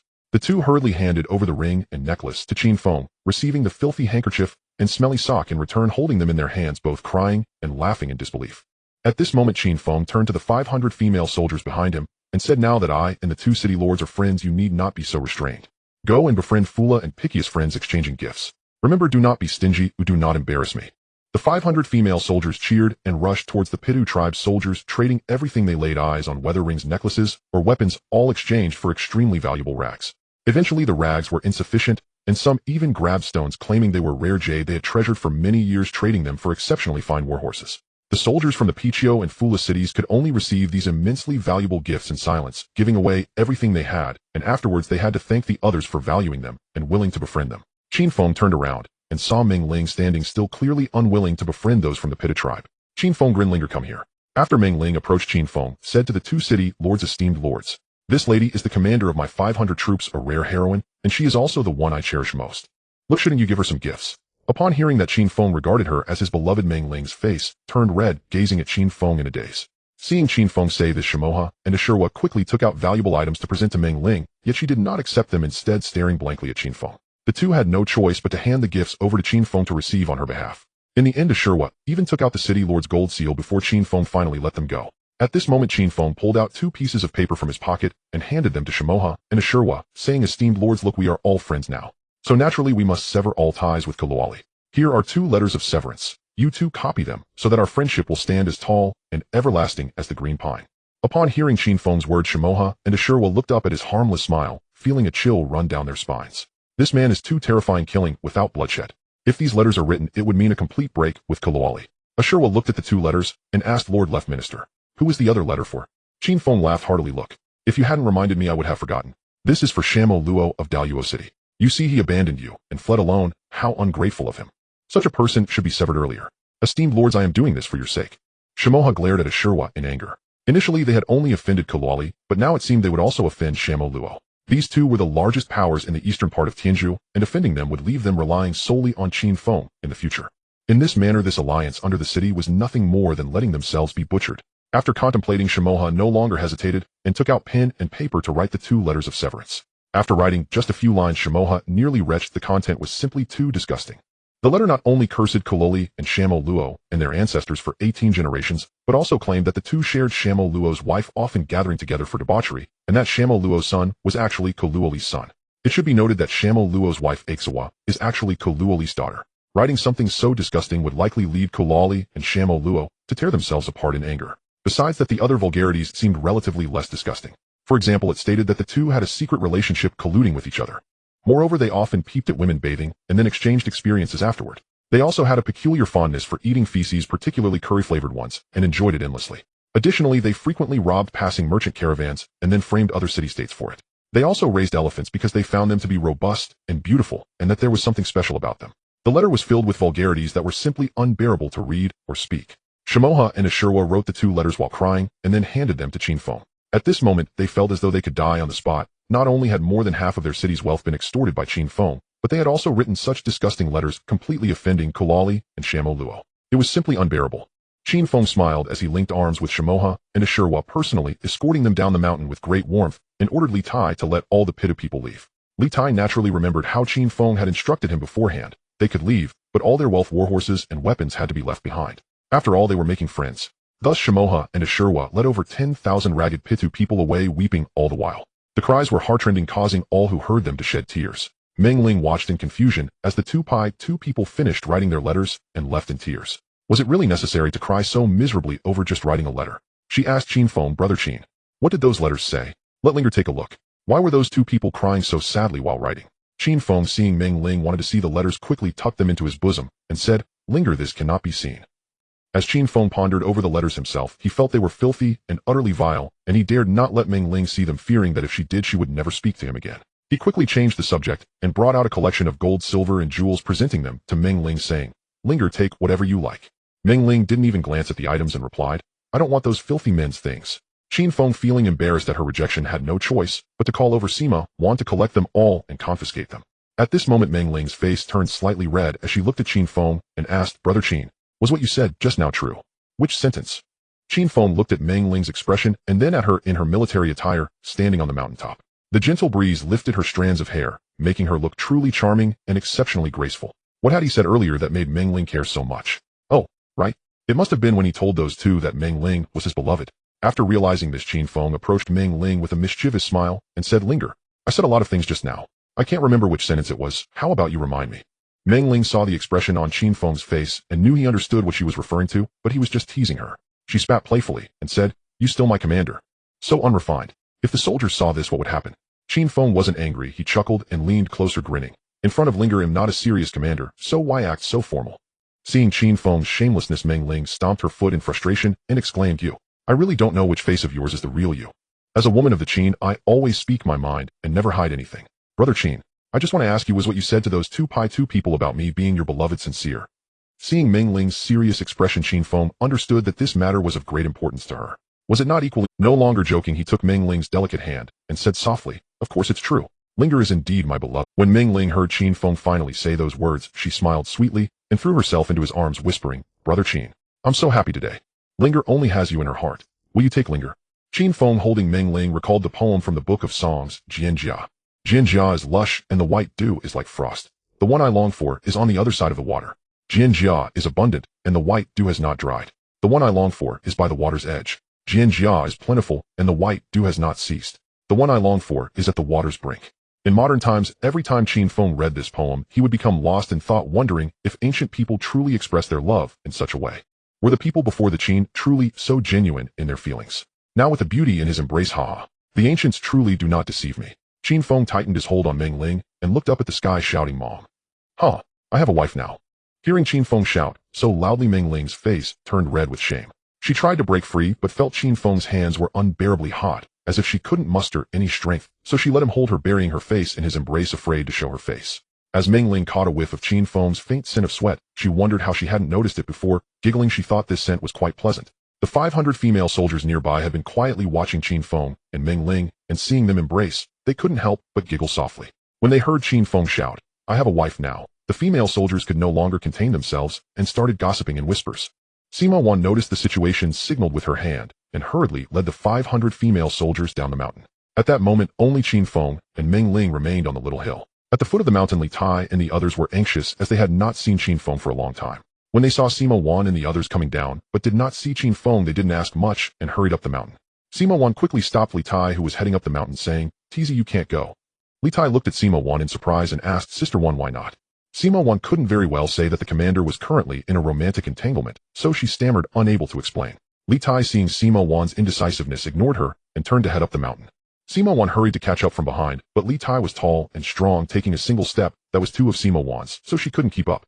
At the mountaintop, Qin Feng and Meng Ling were tightly embraced, seemingly forgetting they were in a foreign land, as if they forgot there were thousands of Qin troops below, and at that moment it felt like only the two of them existed in the vast world. In truth, it was accurate to say that at this moment Qin Feng's heart and mind were solely on Meng Ling, and in Meng Ling's heart and mind there was only Qin Feng. Qin Feng lifted Meng Ling's chin and gazed at the beauty in his arms. He saw Meng Ling's eyes filled with affection, gazing at Qin Feng dreamily. At that moment, Qin Feng, feeling a surge of passion, leaned in to kiss her. Just then someone shouted loudly, "Left Minister, what are you still doing?" It was Li Tai speaking, but before he could finish his words, he saw Qin Feng and Meng Ling tightly embraced and quickly covered his eyes, turning away to run down the mountain while shouting, "Left Minister, I'm sorry. You two continue. I didn't see anything." Meng Ling, seeing Li Tai approach, instantly blushed and quickly broke free from Qin Feng's embrace, stumbling down the mountain. Qin Feng let out a bitter laugh and had no choice but to descend the mountain. When he reached the bottom, he saw Li Tai with his head lowered, feeling quite embarrassed, saying, "Left Minister, I'm sorry. This isn't my fault. Blame Sister One for not being clear." Sima, hearing Li Tai actually blame her, got angry and said, "Tizi, you really know how to blame others." Qin Feng, hearing this, chuckled awkwardly and interrupted them. "All right, let's talk about it. How much military equipment and money did we seize?" Li Tai scratched his head and said, reporting to the Left Minister, "We haven't counted the spoils yet." Qin Feng, hearing this, became angry and said, "Then why were you in such a hurry to come up and find me?" Li Tai, noticing that Qin Feng was indeed still angry about his earlier reckless behavior, stuck out his tongue and replied, reporting to the Left Minister, "I wanted to ask if our troops should continue the pursuit." "Continue the pursuit?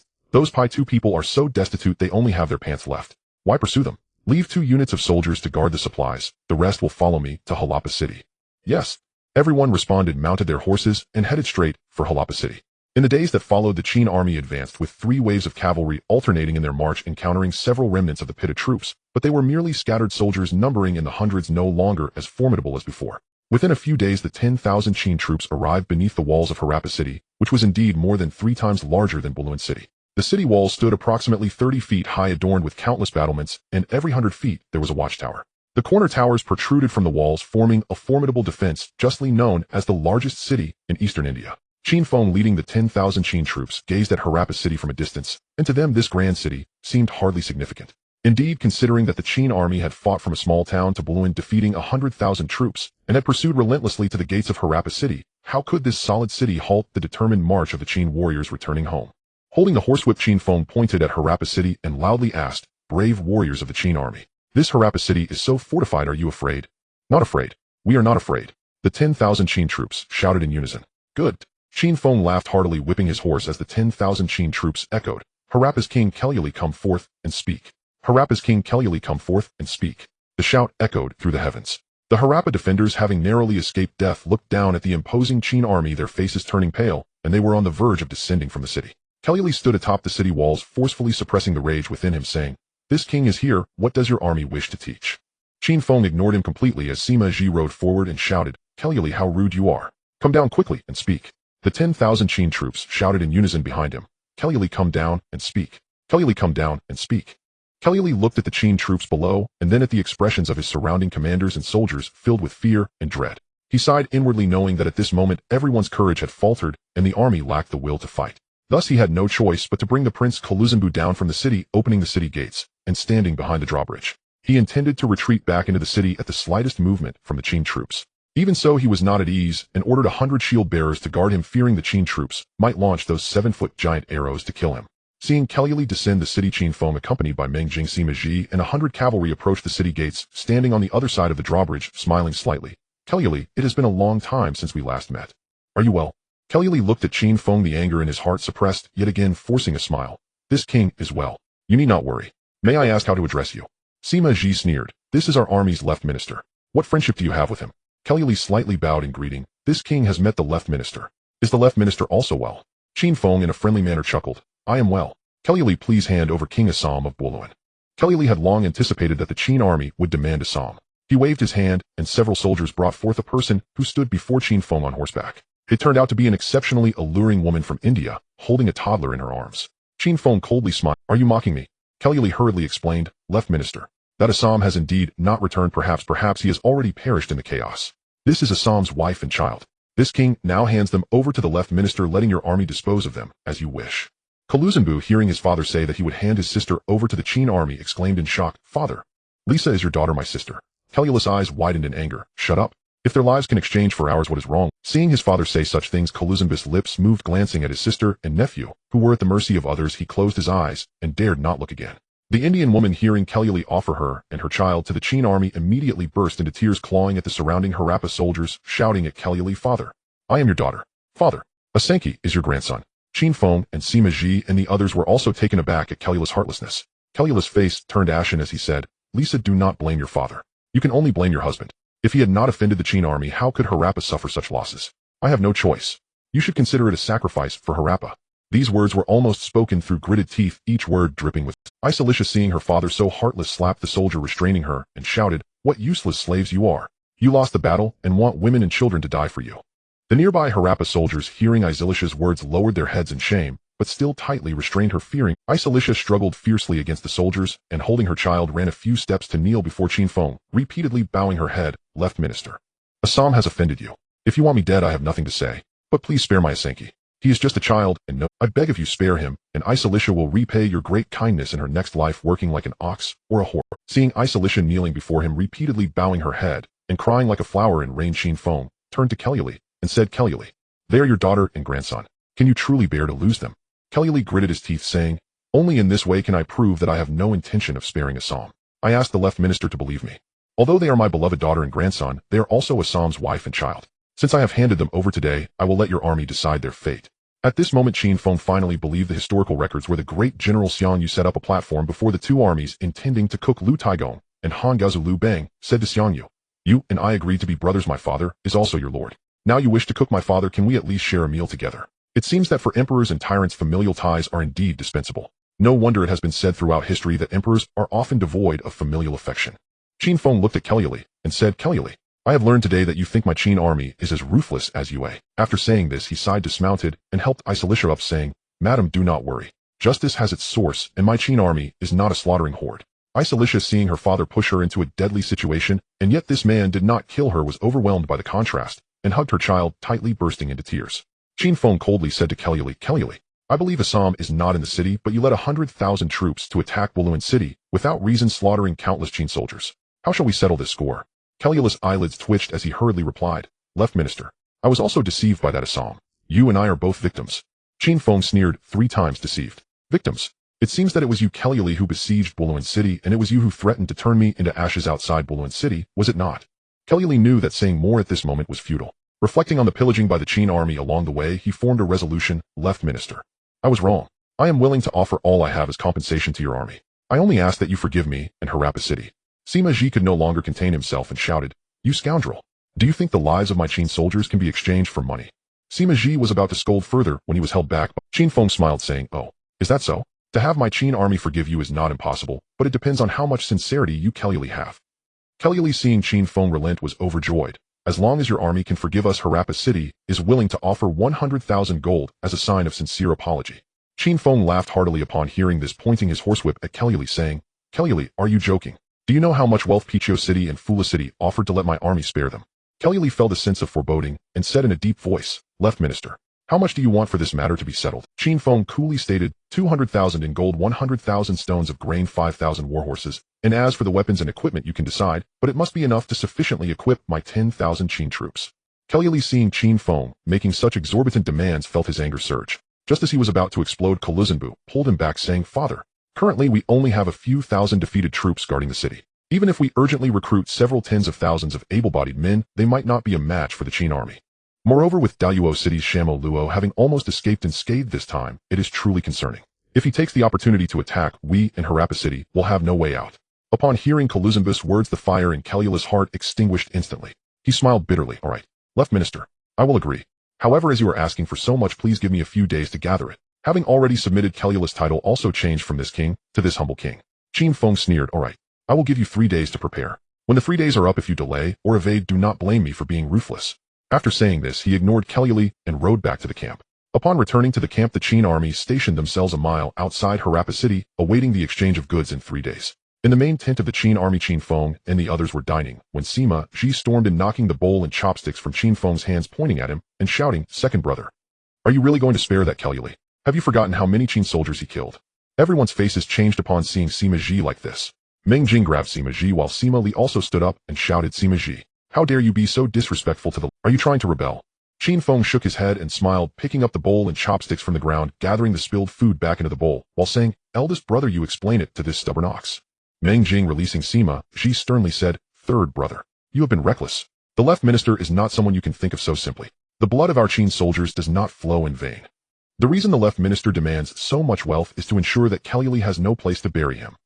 The reason why the Left Chancellor desires so much wealth from him is that he wants Kaluo Li to die without a burial place. Sima Ji increasingly found it incomprehensible. Clearly they had received a large sum of wealth from Kaluo Li and promised to let them go, so how did it turn into a plan to eliminate Kaluo Li? Meng Ling, seeing that Sima Ji was still oblivious, continued, Aji, think about it, who is Kaluo Li most afraid of at this moment apart from us? In this battle, Xianyang Luo from Daluo City nearly escaped unscathed, and Daluo is the second largest city after Harappa. At this time Harappa is at its weakest. How could Xianyang Luo not be tempted? If he were to raise an army to attack, it would inevitably lead to a bloody battle with Kaluo Li. If the goal is to bring about Kaluo Li's death, why should we get our hands dirty? We Qin people have only this much, losing one person means one less. Why not let them kill each other, and we can reap the benefits? Wouldn't that be better?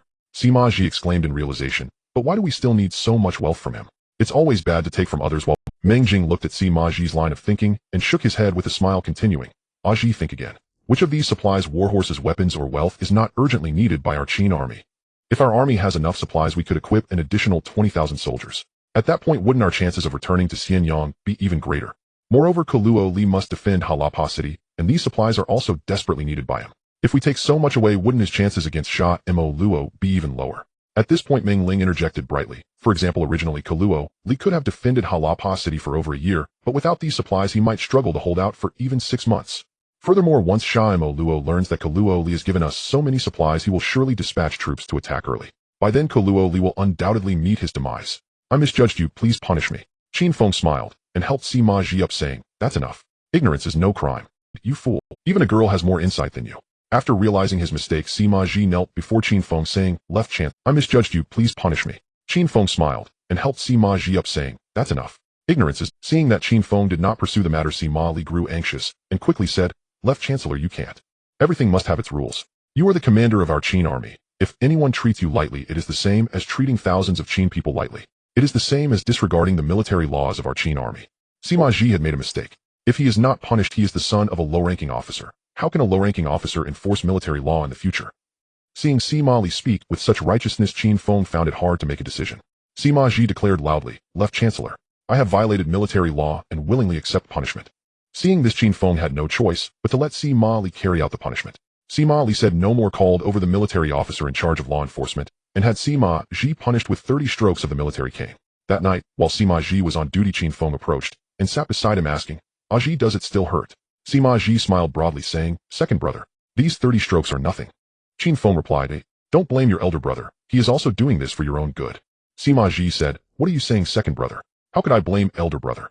If I must blame someone, it is my own foolishness for not understanding such military matters." Qin Feng looked at Sima Ji and smiled. "Third brother, you don't know I envy you." "Envy me? What do you envy me for?" "Second brother, don't tease me." Qin Feng looked up at the starry sky, wondering if their parents were well at this moment. Whether they were also gazing at the same stars, he suddenly felt a wave of loneliness and sadness and softly said, "I envy you for having elder brother and sister by your side. I envy you for being so simple and carefree." Sima Ji understood that Qin Feng was reminiscing about his origins and comforted him with a smile. "Second brother, don't you also have me and elder brother by your side?" Qin Feng, hearing Sima Ji's words, linked arms with him and laughed heartily. "Aji, you are right. I have you too good. I have thousands of fellow townsmen by my side. How could I, Qin Feng, be lonely?" On the third day, Kuluo Li indeed delivered 200,000 gold coins, 100,000 stones of grain, 5,000 warhorses, and countless weapons and military equipment as promised. Kuluo Li was still uneasy and had the Qin army establish a non-aggression pact, to which Qin Feng readily agreed. Meng Ling, observing from the sidelines, asked in confusion, "Left Chancellor, why agree to him? Why not just make a deal?" Qin Feng smirked slyly. "Linger. With people like this, the only purpose of a treaty is to be broken. I fear Kuluo Li doesn't take it seriously either. It's merely for the sake of appeasing the hundreds of thousands of soldiers and civilians in the city." Meng Ling simply responded with an, "Oh," and fell silent. Qin Feng took out 2 letters from his pocket and handed them to Sima Ji, instructing him to deliver them to Kuluo Li. These 2 letters were letters of severance from the city lord of Pai Chioshi Mo He and the city lord of Fu La, a Shirwa, addressed to Kuluo Li. Upon receiving the letter and opening it, Kuluo Li was so furious that he nearly spat blood. He was enraged not only at the audacity of these 2, but also at Qin Feng for producing these 2 letters at this time, clearly informing him that once Sha Mo Luo attacked Shur Mo He and assure what would not assist him extinguishing any hopes of rescue.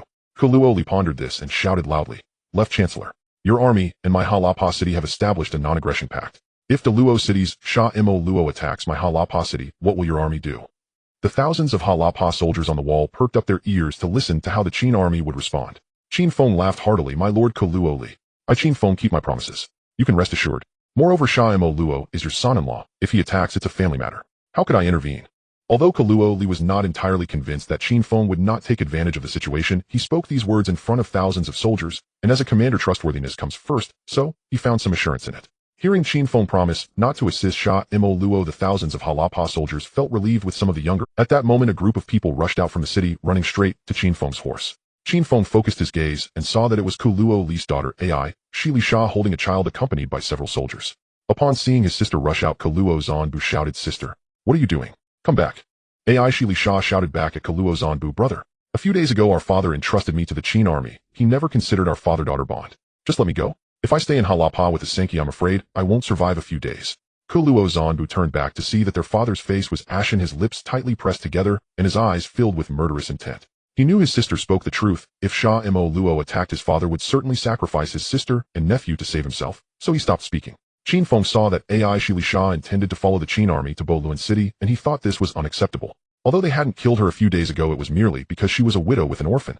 Regardless, she was the wife of a deadly enemy of the Qin people. What a joke. How could he bring her back to Bolun? As Qin Feng pondered how to reject Ai Shili Sha, she had already knelt before him holding the child and pleading tearfully, "Left Chancellor, please take us in. Otherwise we'll have only death to look forward to. I beg you. I will serve you as a cow or horse to repay your great kindness."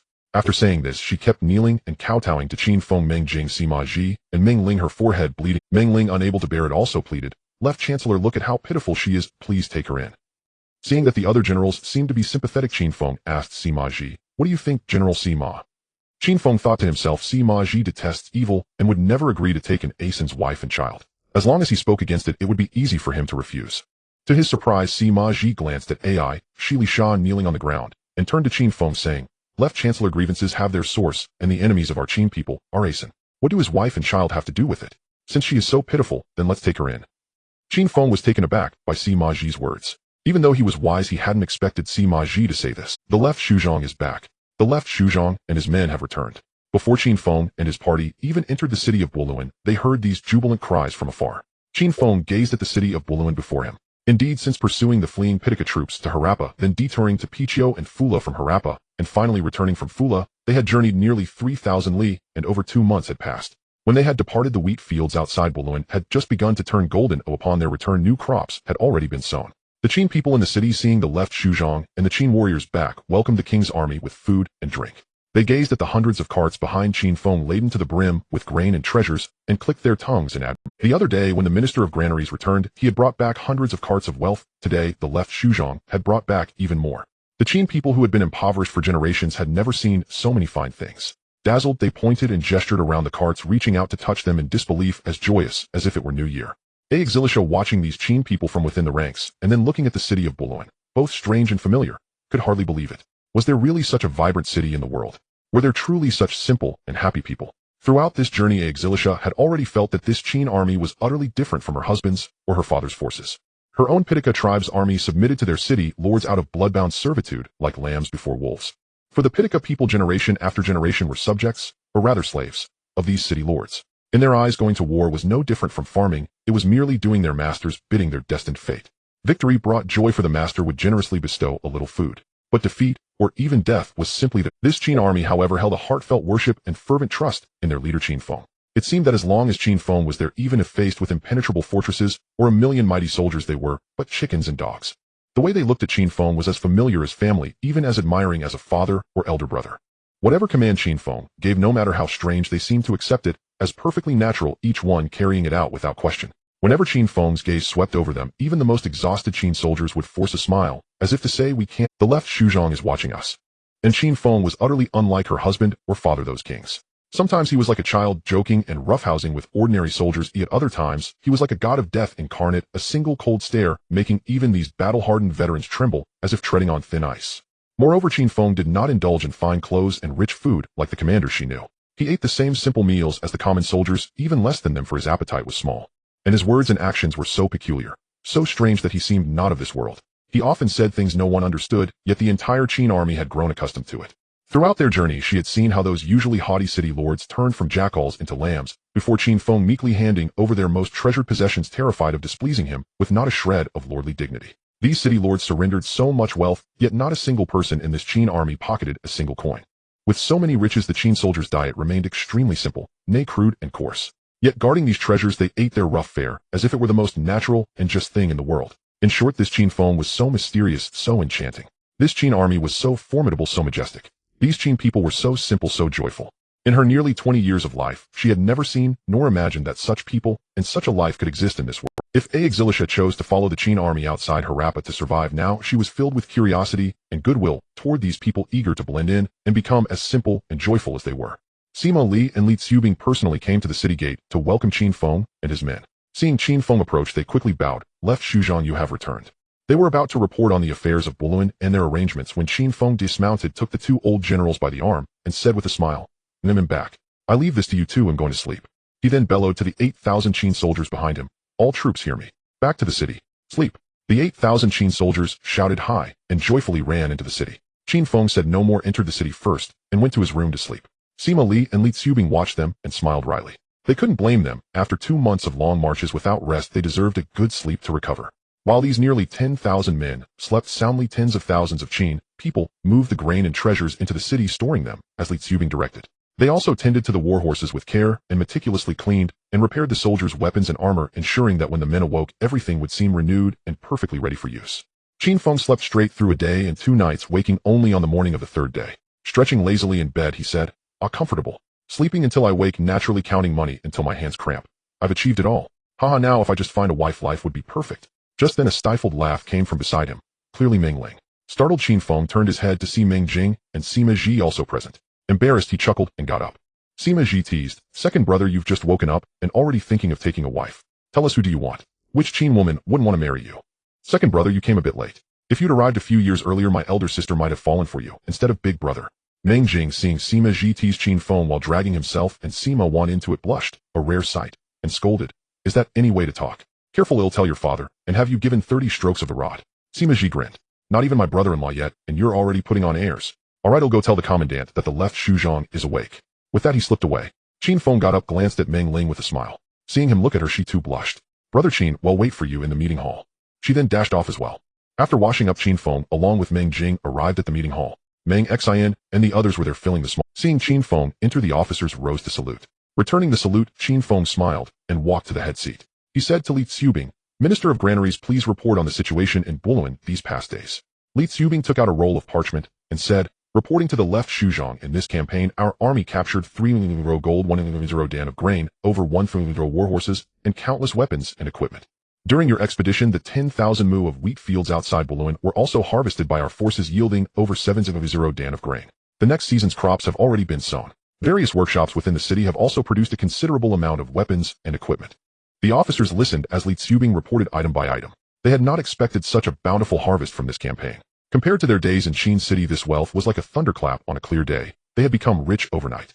After Li Xubing finished, Qin Feng pondered for a moment and asked, with our current weapons and equipment, if we expand the army, how many soldiers can we equip? Li Xubing replied, in terms of weapons and gear, we have enough to equip 130 cavalry and 200 infantry. However, we have only recently occupied Bolun. The city holds only tens of thousands of Qin people. The fields outside require farming and much wasteland needs reclamation. After accounting for these essential laborers and considering our policy of half-day labor and half-day training, we can expand the army by at most 5,000. Any more in other areas would be short-handed, making life too hard for our people. Qin Feng shook his head. Minister of Granaries, if we expand the army, there will be no surplus labor for farming. We have only tens of thousands of Qin people. Where would we find the manpower to till the fields? Even if we mobilized everyone to fight, the road east to Great Qin would still be long and arduous. Your detailed plans suggest you want to settle in Bolun. Don't you want to return to Great Qin? Don't you want to go back to Xianyang?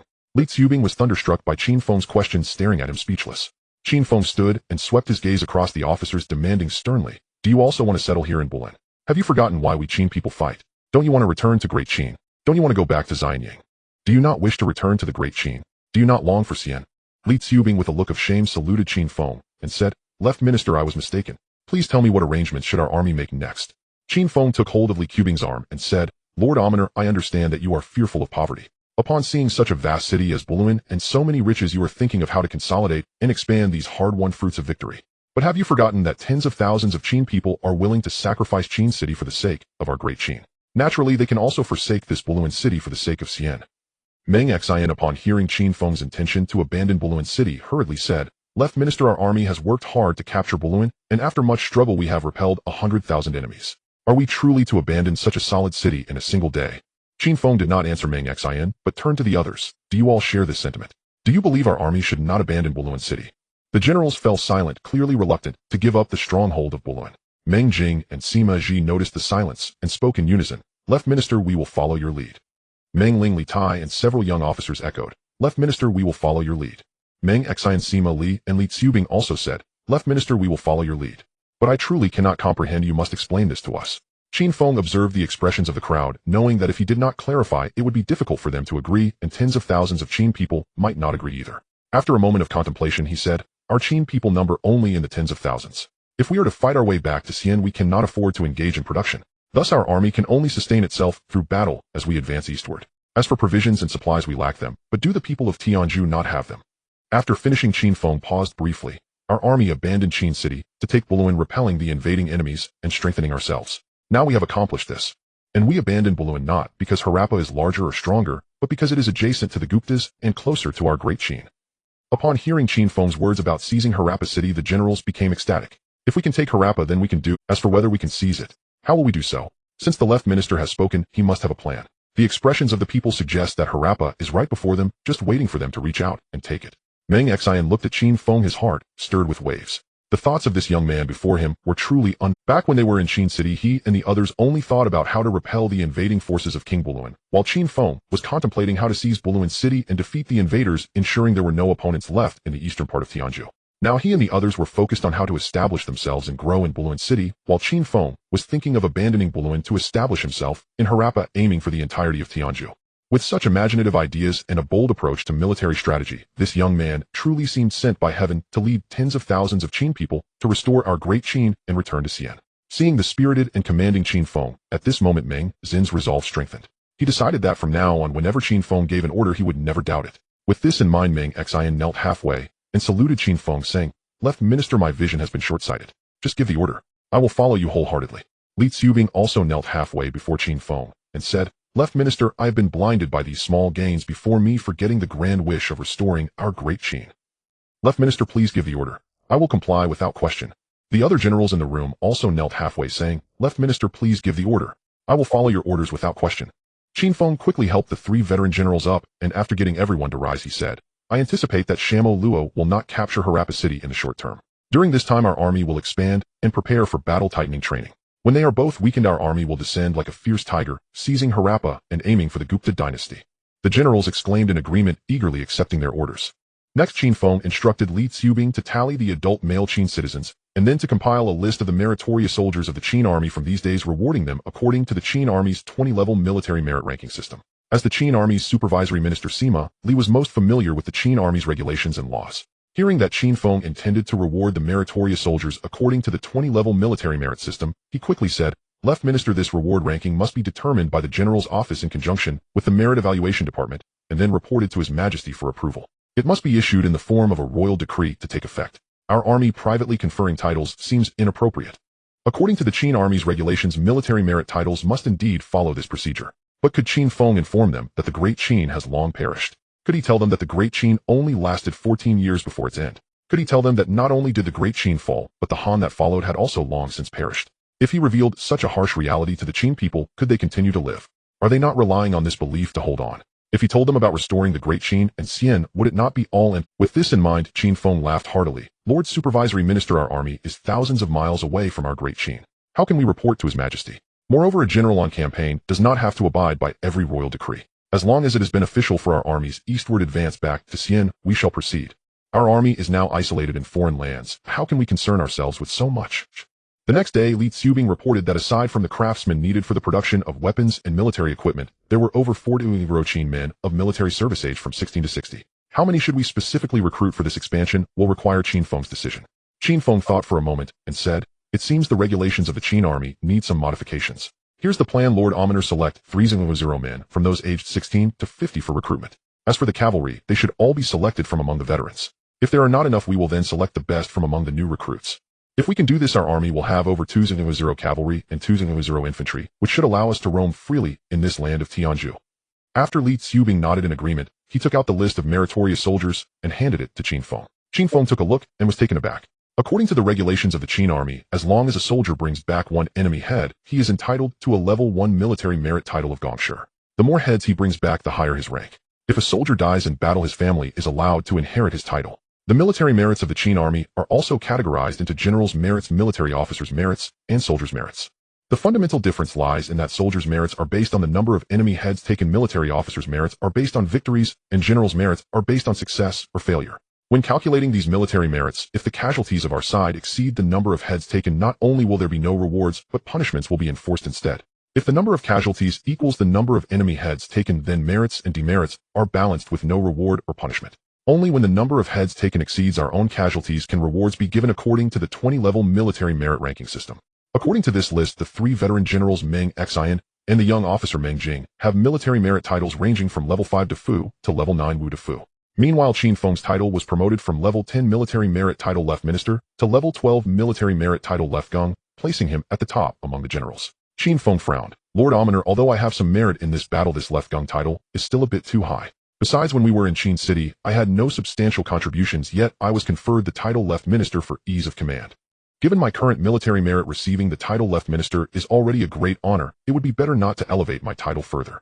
Seeing Qin Feng's firm stance, Li Tsubing, although disagreeing, did not say more, only stating that this list was merely a draft, and that the specifics needed to be discussed further before finalizing. Qin Feng examined the list carefully, noticing that every one of the thousands of Qin soldiers had at least a level 1 military merit title of Gongshi, while most held a level 2 military merit title of Shangzhou, and some even held a level 3 military merit title of Zhanyao. After reading, Qin Feng laughed heartily. It seems that every soldier in our army has achieved something in this battle. Good, good, good.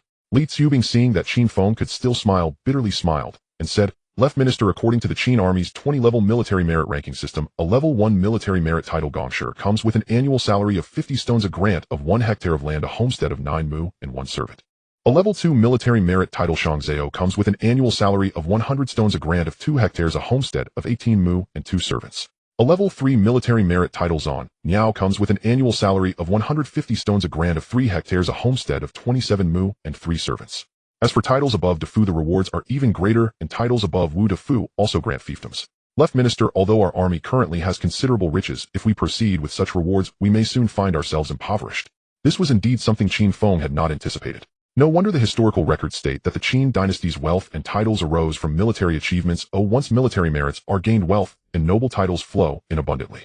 When he was in school and read about the Qin dynasty's 20-level military merit ranking system, he had not memorized the specifics of each title's rewards. He only knew that implementing this system had quickly led to a surge of eagerness among the Qin people to enlist, fostering a warlike spirit where every kill must involve taking heads. After all, in modern society with Baidu and Google, researching information is so convenient. Who would take the time to memorize all this? After pondering for a moment, Qin Feng chuckled, Lord Almoner, this is not a problem. Since we are to revise the Qin army's regulations, we might as well modify the rewards for the 20-level military merit ranking system as well. However, this matter cannot be decided by me alone. Let's discuss it together.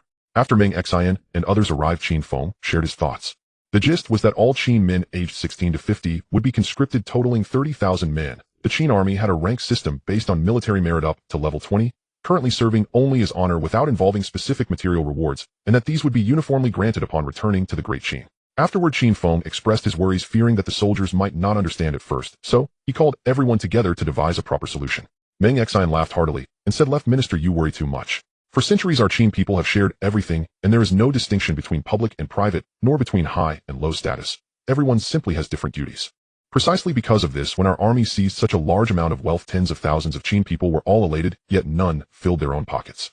Now not only do we have continuous victories, but we are also bestowing titles upon the soldiers. Everyone is pleased, and has no reason to feel confused. If anyone is confused, are they still a Qin person? Rest assured, Left Minister. The generals all echoed that indeed the 10,000 soldiers would not fail to understand. Qin Feng was stunned upon hearing this, a society without distinctions between public and private, high and low status. Wasn't this the communist society described by Marx? Thinking of this, Qin Feng blurted out, Ha! So communism can indeed be realized. No wonder my teacher always said I was the successor of communism. The generals looked at each other in confusion. What is communism? Their expressions showed they did not understand what he meant. Sima, straightforward and quick-tongued, asked Left Minister, what is communism? Are you a successor of communism? Left Minister, am I also a successor of communism? Qin Feng knew he had misspoken again, laughing heartily. Communism is just like us Qin people. There are no individuals, only the collective, with no distinctions of high and low status, just different duties. As for being successors of communism, we all are, ha! We are all. Meng Ling had been waiting to hear about the military merit titles, and now felt anxious, as everyone discussed communism. Left Minister, will there be titles for our female soldiers this time? Before Qin Feng could respond, Meng Xianyang reprimanded, nonsense. Has there ever been a case of titles being granted to women? Hearing this from a Meng Ling's eyes dimmed, feeling very wronged. Why is it that both men and women fight bravely in battle, yet there are no titles for women? Wanting to argue but not daring to contradict Meng Xianyang, she could only glance at Qin Feng, hoping to see what he would say. Seeing Meng Ling's aggrieved expression, Qin Feng said to Meng Xianyang, my lord, we in the Qin army are facing an unprecedented situation. The circumstances that the merchant lord established the 20-level military merit rank system hundreds of years ago may not have foreseen this. Since the 20-level military merit rank system can be changed, why can't the tradition of not granting titles to women be changed? Moreover, women also fight in battles. Why are they excluded from titles? Isn't there no reason for this? Since we are a communist society, there should be gender equality, treating everyone equally, right? Gender equality. Meng Xianyang was shocked and almost bit his tongue. Since ancient times, men have been the strong and women the weak, with lords above subjects, fathers above sons, and husbands above wives. If men and women were equal, wouldn't that lead to chaos? However, he had just resolved to follow Qin Feng in all matters, so if he opposed this now, wouldn't he be contradicting himself? Meng Xianyang held back, but Sima Li couldn't help but ask Left Minister, gender equality. Won't that turn the world upside? Wouldn't that lead to total chaos? Qin Feng knew that trying to explain concepts like gender equality or women's empowerment to these ancient people was like playing music to a cow. They neither could understand nor would agree. He smiled and said, Lord Supervisor, you misunderstood. What I mean by gender equality is only in the military and battle, where everyone shares the same merit and rank without distinction. As for at home, Lord Supervisor, you are naturally the head of the household. Sima Li and the other generals finally relaxed, and while granting titles to women was quite radical, it was not entirely unacceptable. Since women can fight in battles, it is only fair that they receive titles based on military merit. However, if true gender equality meant that one could not even be the master of their own household, wouldn't that lead to chaos? Seeing that no one opposed, Qin Feng instructed Li Chu-bing to include the 500 female soldiers in the military. Meng Ling, seeing that she and her sisters could also receive titles, was overjoyed and smiled at Qin Feng. Left Minister, you are truly wise and extraordinary. Haha, Meng Ling, thanks you on behalf of all the female soldiers. Seeing that the generals had no objections, Qin Feng continued, I have a small suggestion regarding the 20-level military merit rank system. I propose that these ranks be prominently marked on the helmets or headgear of the officers and soldiers. Firstly, to motivate everyone's fighting spirit. Secondly, our army currently has 40,000 troops, and if the battle becomes entangled, everyone mixed together would inevitably disrupt the formation. These rank markings could clarify responsibilities and mutual relationships so that at the time those of higher rank lead those of lower rank, preventing confusion in the heat of battle. What do you think? The general's eyes lit up upon hearing this. Indeed, in a major battle, if soldiers intermingled, often the soldiers would not recognize their generals, nor the generals their soldiers, especially with those lagging behind. If everyone had rank markings, it would be much easier to command. Even if a few people fell behind, everyone would obey the command of those with higher ranks, making both retreating and advancing much more effective. Meng Ling nodded and said, "Left Minister, that's a good idea. Please tell us what kind of markings should we make." Qin Feng tried to recall various military insignia styles from modern society, and then took pen and paper to sketch many designs explaining each marking one by one. The rank insignia for the soldier type is as follows. Level 1 rank Gongshi is represented by 1 horizontal line. Level 2 rank Shangzhao is 2 horizontal lines. Level 3 rank Zanyao is 3 horizontal lines, and level 4 rank Bugong is 4 horizontal lines. The rank insignia for the minister type is as follows. Level 5 rank Defu is 1 vertical line plus 1 silver star. Level 6 rank Guan Defu is 1 vertical line plus 2 silver stars. Level 7 rank Gong Defu is 1 vertical line plus 3 silver stars. Level 8 rank Gongcheng is 1 vertical line plus 4 silver stars, and level 9 rank Wu Defu is 1 vertical line plus 5 silver stars. The rank insignia for the noble type is as follows. Level 10 ranks Wa Xianyang is 2 vertical lines plus 1 silver star. Level 11 rank Yu Xianyang is 2 vertical lines plus 2 silver stars. Level 12 ranks Wagong is 2 vertical lines plus 3 silver stars. Level 13 rank Zhonggong is 2 vertical lines plus 4 silver stars, and level 14 rank Yugong is 2 vertical lines plus 5 silver stars. Level 15 rank Shaoshang Zhao is represented by an iron eagle's wings plus 1 gold star. Level 16 rank Deliang Zhao is represented by an iron eagle's wings plus 2 gold stars. Level 17 rank Siche Shuzhong is represented by an iron eagle's wings plus 3 gold stars, and level 18 rank De Shuzhong is represented by an iron eagle's wings plus 4 gold stars. The rank insignia for the Lord type is as follows. Level 19 rank Guanani Iho is represented by a dark bird totem surrounded by 3 gold stars, and level 20 rank Che Ho is represented by a dark bird totem surrounded by 5 gold stars. Finally, Qin Feng emphasized these markings should not only be worn on helmets and headgear, but also on the left arm to prevent confusion in ranks should helmets fall off during battle. The generals listened carefully as Qin Feng explained several times, and they all expressed that with these markings ranks would indeed be clear at a glance, making battlefield operations exceedingly convenient. Sima scratched his head and said, "Left Minister, this is all so complicated with stars and lines." Qin Feng smiled and said, "It's not that complicated. Just remember, vertical lines command horizontal lines, gold stars command silver stars, dark birds command iron eagles, and the more stars the higher the command."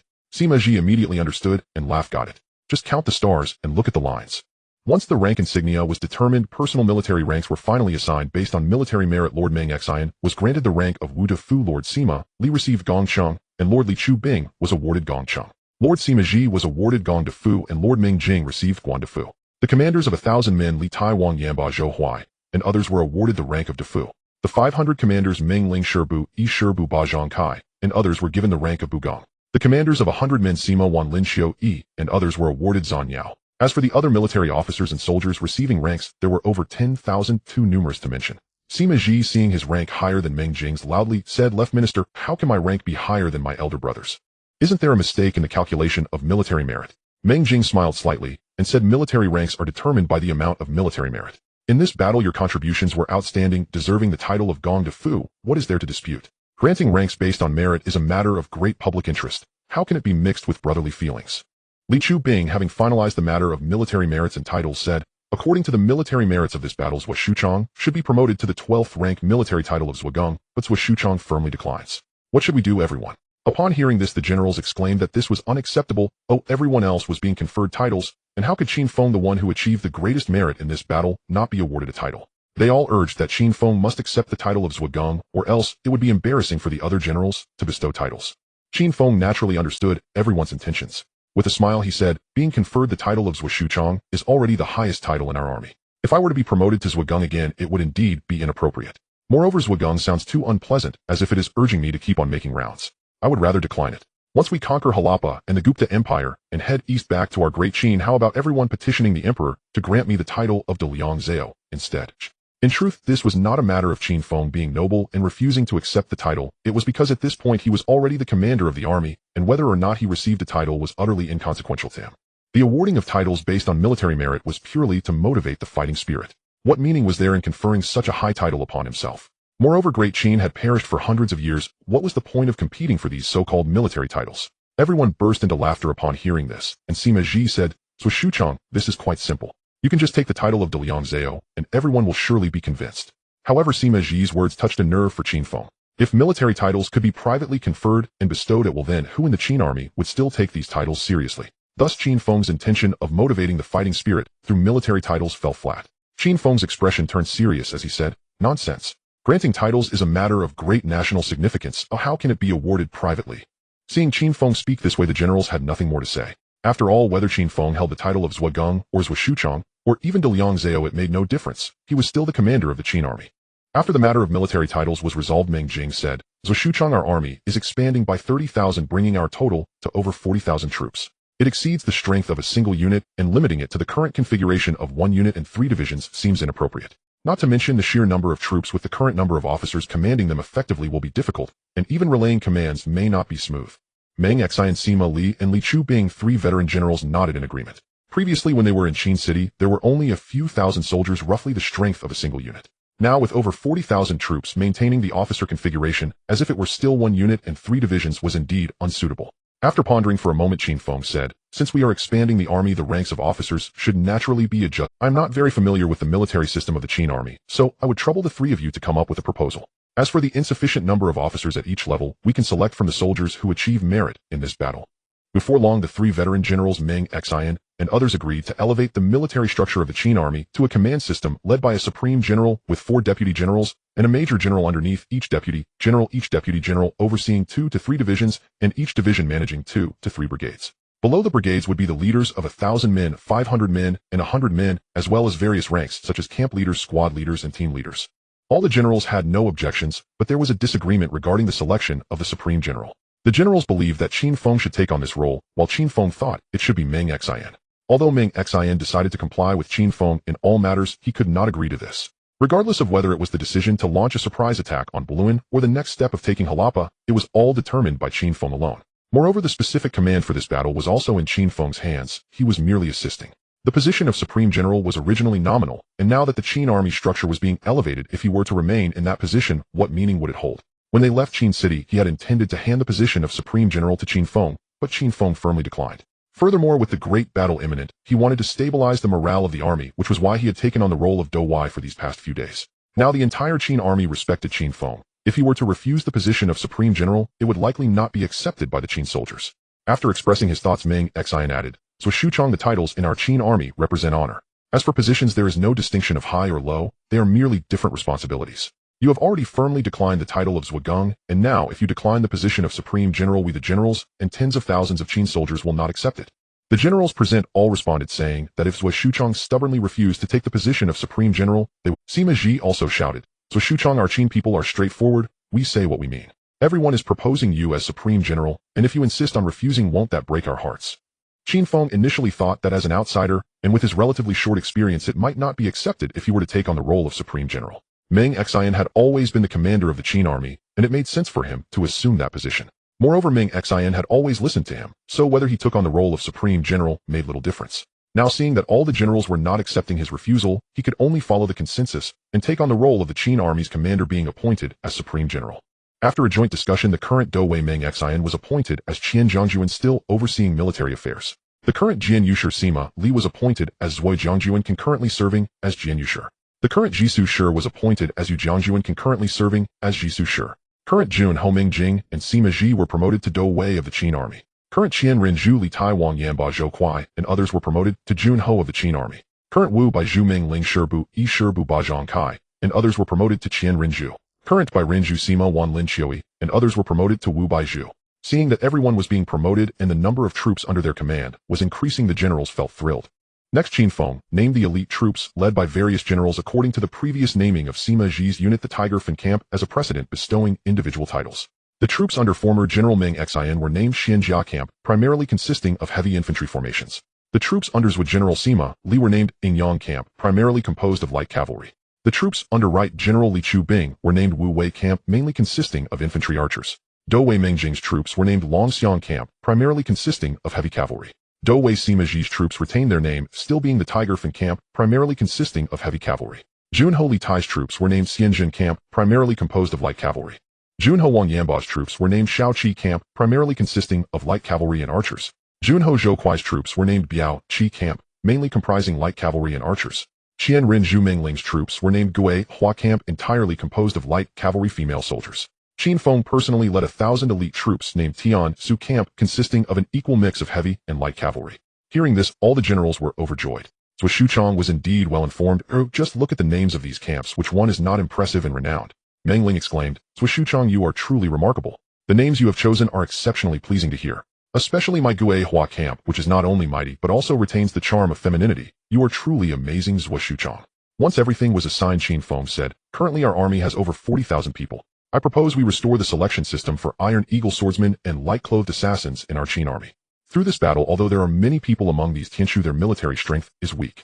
If our army can have 1,000 Iron Eagle swordsmen equipped with long spears and Qin swords, we will surely deal a devastating blow to the enemy's morale in battle. As for the light-clothed assassins, once their leader is killed, the Tianshu soldiers often fall into disarray and collapse. If we can have a few hundred light-clothed assassins quietly infiltrate and approach the enemy generals, suddenly launching an attack, we could certainly take the heads of the enemy generals amidst 100,000 troops, and then our army would sweep in for slaughter. How could we not win? According to Qin Feng's idea, he aimed to turn the Iron Eagle swordsmen into an ancient version of special forces excelling in cavalry warfare, infantry combat, naval battles, individual assaults, and joint operations. The light-clothed assassins would serve as an ancient version of an assassin alliance combined with secret agents excelling in assassination and intelligence gathering. With these two powerful weapons, our advance eastward to reclaim the Central Plains would be imminent. Sima Ji, upon hearing this, exclaimed joyfully, Zhuo Shuchang, in terms of combat strength, the Iron Eagle swordsmen and light-clothed assassins are absolutely unrivaled in the world. Can we allocate them to me? Li Tai, hearing this, became anxious and said, Sima Do Wei, you are being overly greedy. In my view, the Iron Eagle swordsmen should be led by the Supreme General personally, while the light-clothed assassins are best led by me. Seeing the two arguing, the other generals began to laugh. Qin Feng also chuckled, saying, stop arguing. You children are so eager to grab good things. There will be plenty of good things in the future. After saying this, Qin Feng's tone became serious. All generals, listen up. According to this military reform, act swiftly. I want to form a Qin Iron army of 40,000 men in the shortest time possible. I want every soldier in the Qin army to be elite. I want the Qin army to be invincible wherever they go. Can you all achieve this? The generals all stood up, saying, yes. I accept the order. I will not disappoint the Supreme General's expectations. Our Qin army will undoubtedly be invincible in the world. After the Qin army was bestowed honors based on a 20-level military merit system, tens of thousands of Qin people in Bolun City were immersed in a sea of joy. Especially after donning their insignia according to rank, these Qin soldiers would draw envious and respectful gazes wherever they went. These were individuals who had claimed the heads of enemies on the battlefield, a source of pride for the Qin people. The newly enlisted recruits looked at these veterans with envy. This newly implemented military rank system also motivated the new soldiers to train hard, striving to join the battle and earn their own titles. Now these 30,000 new recruits eagerly anticipated reaching training standards, longing to step onto the battlefield and achieve military merit through combat. Meng Ling, now a captain, along with Sima Wan, selected 500 capable women to train day and night in mounted and infantry combat. Isa watched these female soldiers train and wished to join, but as a princess raised in luxury, she was not only unfamiliar with combat, but also could not ride a horse. Even wearing these coarse garments was uncomfortable for her. It felt as though her delicate skin was being chafed. After several days of effort, she finally managed to stay on the horse without falling off while bouncing around. This was largely thanks to the stirrups. The idea of charging into battle on horseback remained a distant dream for her. Not long after, the selection process for the Iron Eagle swordsmen and the light-garbed assassins was also nearing completion. The army had selected 1100 Iron Eagle swordsmen and 1500 light-garbed assassins. Upon learning this, Qin Feng was overjoyed, exclaiming that it was a miracle. The light-garbed assassins were a renowned ancient death squad requiring not only exceptional martial skills, but also extraordinary willpower and an understanding of life and death. These light-garbed assassins fought without helmets or armor, charging into enemy lines amidst a rain of arrows, willingly entrapping themselves in the enemy's encirclement to execute assassination missions against the enemy commander. Due to this reckless strategy, the casualty rate among the Qin army's light-garbed assassins was extremely high, almost certainly fatal. The Qin dynasty's 20-level military merit system awarded ranks based on the number of enemy heads taken. However, there was an exception for these light-garbed assassins. As long as they participated in combat, they could be promoted regardless of their success in taking heads. If they died in battle, their rank would be inherited by their family. Now Qin Feng had added additional high-difficulty tasks for the light-garbed assassins beyond the original requirements, such as intelligence gathering and assassinating enemy commanders. To still select 1500 from over 10,000 Qin soldiers was nothing short of a miracle. As for the Iron Eagle swordsmen, the selection was even more rigorous, requiring not only exceptional swordsmanship, but also proficiency in both mounted and infantry combat and mastery over any weapon they wielded. The new army trained after the reforms by the Qin states Shangjuan emerged victoriously in the Qinwei War over the Hushi region, earning the reputation of Qin's elite soldiers across the land. Sima Qiu established the selection system for Iron Eagle swordsmen based on this name. In the late Warring States period, the foot soldiers of the Wei state were considered the most elite, known as Wei martial soldiers. The cavalry, on the other hand, were represented by Zhao's Hudao Knights and Qi's Jiqi Knights, both of which were regarded as the two greatest elite forces of the time. The Iron Eagle swordsmen were required to surpass the Wei martial soldiers in infantry combat, and the Zhao Hudao Knights and Qi Jiqi Knights in mounted combat. The selection process was incredibly stringent, truly a case of 1 in 1,000.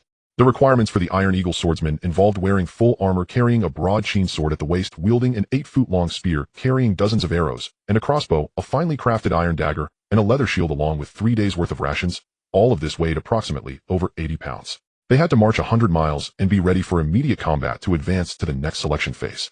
The martial arts examination required them to rank among the top infantry in the Qin army and excel in mounted combat among the cavalry. After passing this phase, they also had to pass the tactical formation examination and the weapon proficiency test. Only after passing through these rigorous layers of selection could they be honored with the title of Iron Eagle swordsman. After Sima Qiu established the selection system, less than 2,000 could be selected from the 2,000 Qin soldiers. Now, with only around 10,000 veterans and 30,000 new recruits, the Qin people totaled just over 100,000. To select 1100 Iron Eagle swordsman was nothing short of a miracle. After his delight, Qin Feng kept 500 light-garbed assassins in his Tianzu camp, while the remaining 110 were assigned to Li Tai's assault camp. As for the 1100 Iron Eagle swordsmen, 400 were assigned to Meng Jing's Longxiang camp and 400 to Sima Ji's Hubin camp, with the remaining 300 staying in his Tianzu camp. Although these Iron Eagle swordsmen were commanded by Meng Jing and Sima Ji, they were not subordinate to either of them, functioning as a unique special force of the Qin army capable of fighting in units of 100 or as a collective of 1100. With all preparations completed, the Qin army consisted of 110 Iron Eagle swordsmen, 150 light garbed assassins, 800 heavy armored cavalry, 130 light cavalry, 100 female light cavalry, 100 heavy infantry, and 100 infantry, totaling 4600 troops. From this point on, the reforms Qin Feng had long planned for the Qin army began to take effect. One day, while Qin Feng was watching the new recruits drill, scouts from Harappa City reported that Shamo Luo from Duruo City had indeed gathered an army of 400 to attack Harappa City 20 days prior, resulting in a bloody battle lasting 3 days, with the situation currently stalemated. Qin Feng chuckled, saying, "Issue orders to the generals above the rank of military marquis to convene in the strategy hall." Upon his arrival, he found that all the generals were already present. Seeing Qin Feng enter, the generals stood up and saluted. After everyone was seated, Qin Feng recounted the scout's report and asked, "What are your thoughts? Please share." Sima Ji was the first to speak, laughing, "Ha! They have indeed turned on each other, dogs biting dogs. Left Minister, our army now has over 400 men. Why don't we mobilize our entire force and annihilate them?" Meng Jing shook his head, saying, "That's not advisable. Although our army is said to have 400, most are new recruits who have yet to form combat effectiveness. Deploying troops now lacks certainty." Sima Ji retorted, "Is there ever absolute certainty in war? If we wait for certainty before striking, the opportunity will be lost." Wang Yanba, a recently promoted military marquis, saw the two commanders arguing and quickly interjected, "Harappa City is 3 zhang high, and there are many defenders. When Shamo Luo attacks, Keluoli will undoubtedly hold firm, and Shamo Luo's forces are far weaker than ours. From my perspective, without 2 or 3 months of effort, Shamo Luo cannot capture Harappa City." Qin Feng looked at Wang Yanba approvingly and turned to Meng Xian, asking, "General Meng, what do you think?" Meng Xian pondered and replied, "General, do you know if the other city-states have deployed troops for this battle?" Meng Xin's question struck at the crux of the matter. Harappa City was indeed tall and well fortified, making it difficult to attack. Shamo Luo would find it hard to capture it in the short term, and the current situation was at a stalemate. At this moment, if the other city-states supported Shamo Luo's attack on Harappa, Keluoli would surely be defeated. Conversely, if they assisted Keluoli against Shamo Luo would be guaranteed to fall. The key to this battle lay in which side these city-states would support. Qin Feng smiled and said, "The scouts report that currently Pichio City, Fula City, Aki Buzz City, and the Lord of the Lost City, Tuabaluo's Sai Jianbuluo have not deployed troops and show no signs of doing so. They are likely still observing. As for what they are watching, there are probably 2 main points. First, they are assessing whether Keluoli or Shamo Luo has better odds. Even if they plan to send troops, they will wait until they have a clear understanding, especially since they suffered a significant loss against us under Bolun City. They would be reluctant to act rashly. Secondly, they are watching how our Qin army will act. If we support Shamo Luo, they will surely assist him. If we aid Keluoli, they will immediately send troops to attack Shamo Luo. If we sit back and watch the outcome, they will also remain indifferent, waiting until both sides are exhausted before offering assistance to whichever side, ensuring the least cost for the greatest return." After hearing Qin Feng's analysis, the generals laughed and said, "Then there's no need to rush, or let them bite each other for a while. By the time their strength is greatly diminished, our new recruits will have formed their combat capabilities, and then we can strike decisively and capture Harappa City." Meng Jing thought for a moment, and said, General, from my perspective, we might not wait for both sides to exhaust themselves. They will likely send envoys to Bolun City requesting our assistance. Qin Feng laughed heartily. Deputy Commander Meng's predictions are spot on. Whether it's Keluoli or Shamo Luo, they will certainly first seek reinforcements from other city lords, while these lords will watch how we proceed, unwilling to send troops easily. Both sides will be left with no choice but to seek assistance from us in Bolun. Our primary focus remains on training the new recruits. We can discuss the Battle of Harappa when they send envoys requesting our support. After Qin Feng said this, the generals took their leave. Only Sima Ji looked reluctant, mumbling, what fun is there in only going to battle when the enemy is exhausted? It's not satisfying. It's not satisfying. The battle between the attackers and defenders unfolded just as Qin Feng and Meng Jing had anticipated. While both sides engaged in fierce combat, they dispatched envoys to seek assistance from Paiqiu City, Fula City, Achibu City, and the Lord of Tuabo Luo City, Xianyang Luo. The Lord of Fula City, a Shirwa, and the Lord of Paiqiu City, Shirimo, he were caught off guard by Qin Feng's cunning, each writing a despicable letter of severance to Luo Li and Xiamo Luo. At this moment, neither side dared to offer help, remaining silent, while their envoys attempted to reason with and entice them with advantages. The two had already made up their minds to survive. They could only act according to Qin Jun's wishes. Any rash military action could lead to conflict with Qin Jun, which would be tantamount to seeking their own demise. Hadn't they already sacrificed so much to appease Qin Feng's extortion? Wasn't it all for naught? Those assets were not only a ransom for their lives, but also a form of protection money. Regardless of whether it was Luo Li or Xiamo Luo, they absolutely dared not offend the Qin army from Bolun City. As long as they aligned themselves with the Qin army, they would be safe. The Lord of Achibu City, Chidabu, was solely focused on observing the outcome, determined to wait and see. Given the current situation, the longer he delayed sending troops, the more generous the rewards from Luo Li and Xiamo Luo would be. The only consideration was to strike a balance, ensuring he did not offend either side, nor wait until the outcome was clear lest he find himself in a precarious position. He also needed to gauge the attitude of the Qin army in Bolun City. If he could align with them, it would be ideal. Thus Chidabu received the envoys from Luo Li and Xiamo Luo with great hospitality every day, yet he refused to meet with them, claiming he was gravely ill and unable to attend to matters, dragging it on day by day. Meanwhile, the Lord of Tuabo Luo City, Saijianbu Luo, was residing in Achibu City, solely seeking to protect himself, having neither the heart nor the strength to concern himself with the fate of others. To the envoys from Luo Li and Xiamo Luo, he bluntly refused, stating that his city had lost its standing, the morale of the troops was chaotic, and being dependent on others, he simply lacked the means to assist either side. Moreover, Qin Feng was quite leisurely at present, with the training of new recruits being managed by various generals, while logistics and equipment were overseen by Li Chubing. With the new military system being implemented, the Qin army was gradually adapting, leaving Qin Feng with little to do, which caused him to feel restless. In modern society, he could scroll through social media or play games, but in this ancient foreign land over 1,000 years ago, amidst military life, there were no games to pass the time. In his boredom, he reflected on how, despite commanding an army with great authority, his own martial skills were rather ordinary. After months of military training, if he returned to modern society, he would likely have no trouble taking on 3 or 4 individuals. However, amidst the 40,000 Qin troops, he feared he couldn't defeat even a single one. Having made up his mind, Qin Feng requested 2 octagonal golden hammers from Li Chubing, which were captured from the Pai-Tu people in this battle. Li Chubing initially found them impractical and intended to melt them down for weaponry. Seeing Qin Feng's interest, he handed them over. Each of these octagonal golden hammers weighed over 20 pounds, and Qin Feng used them daily to train his biceps, clearly treating them as dumbbells. In addition to lifting dumbbells, Qin Feng also practiced running with weights on his body, doing sit-ups and push-ups. In short, he tried every method he could think of. After less than 3 days of such intense training, Qin Feng began to struggle. The 40,000 soldiers of the Qin army and the tens of thousands of Qin people watched Qin Feng engage in these peculiar activities daily, perplexed as to what he was doing.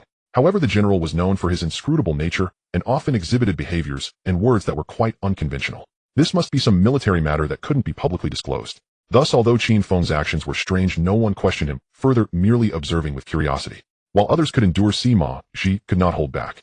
Upon seeing Qin Feng's odd behavior, he couldn't help but ask, nearly bursting into laughter, "What? Second brother, are you really exercising? Does one even need to exercise?" After speaking, Sima Ji took off his outer garment, revealing his muscular physique. "Second brother, look at me. When there's a battle, I mount my horse to fight. When there's no battle, I drink and sleep. I don't train like you, yet I still have a body of iron and bronze." Qin Feng looked at Sima Ji's impressive muscle tone with envy. If it weren't for fearing misunderstandings, he almost wanted to touch it. "Third brother, you don't understand. I greatly admire your gallant appearance when fighting on horseback. What a pity that my martial arts are too poor and I can only undertake such intense training to improve my combat ability." Sima Ji burst into laughter, noticing Qin Feng's face turning slightly red, and he gradually stopped laughing. "Second brother, how hard can martial arts be to learn? Come, I'll teach you, and I guarantee that within a few days you'll surpass that girl Meng Ling." After saying this, he secretly watched Qin Feng's expression to see if he was angry. It turned out that while Sima made a big promise, he didn't dare to be too boastful after all. His second brother was just a frail scout. However, when Qin Feng heard Sima compare him to Meng Ling, he not only wasn't angry, but felt overjoyed. Ji, are you serious? Within a few days I will surpass Linger.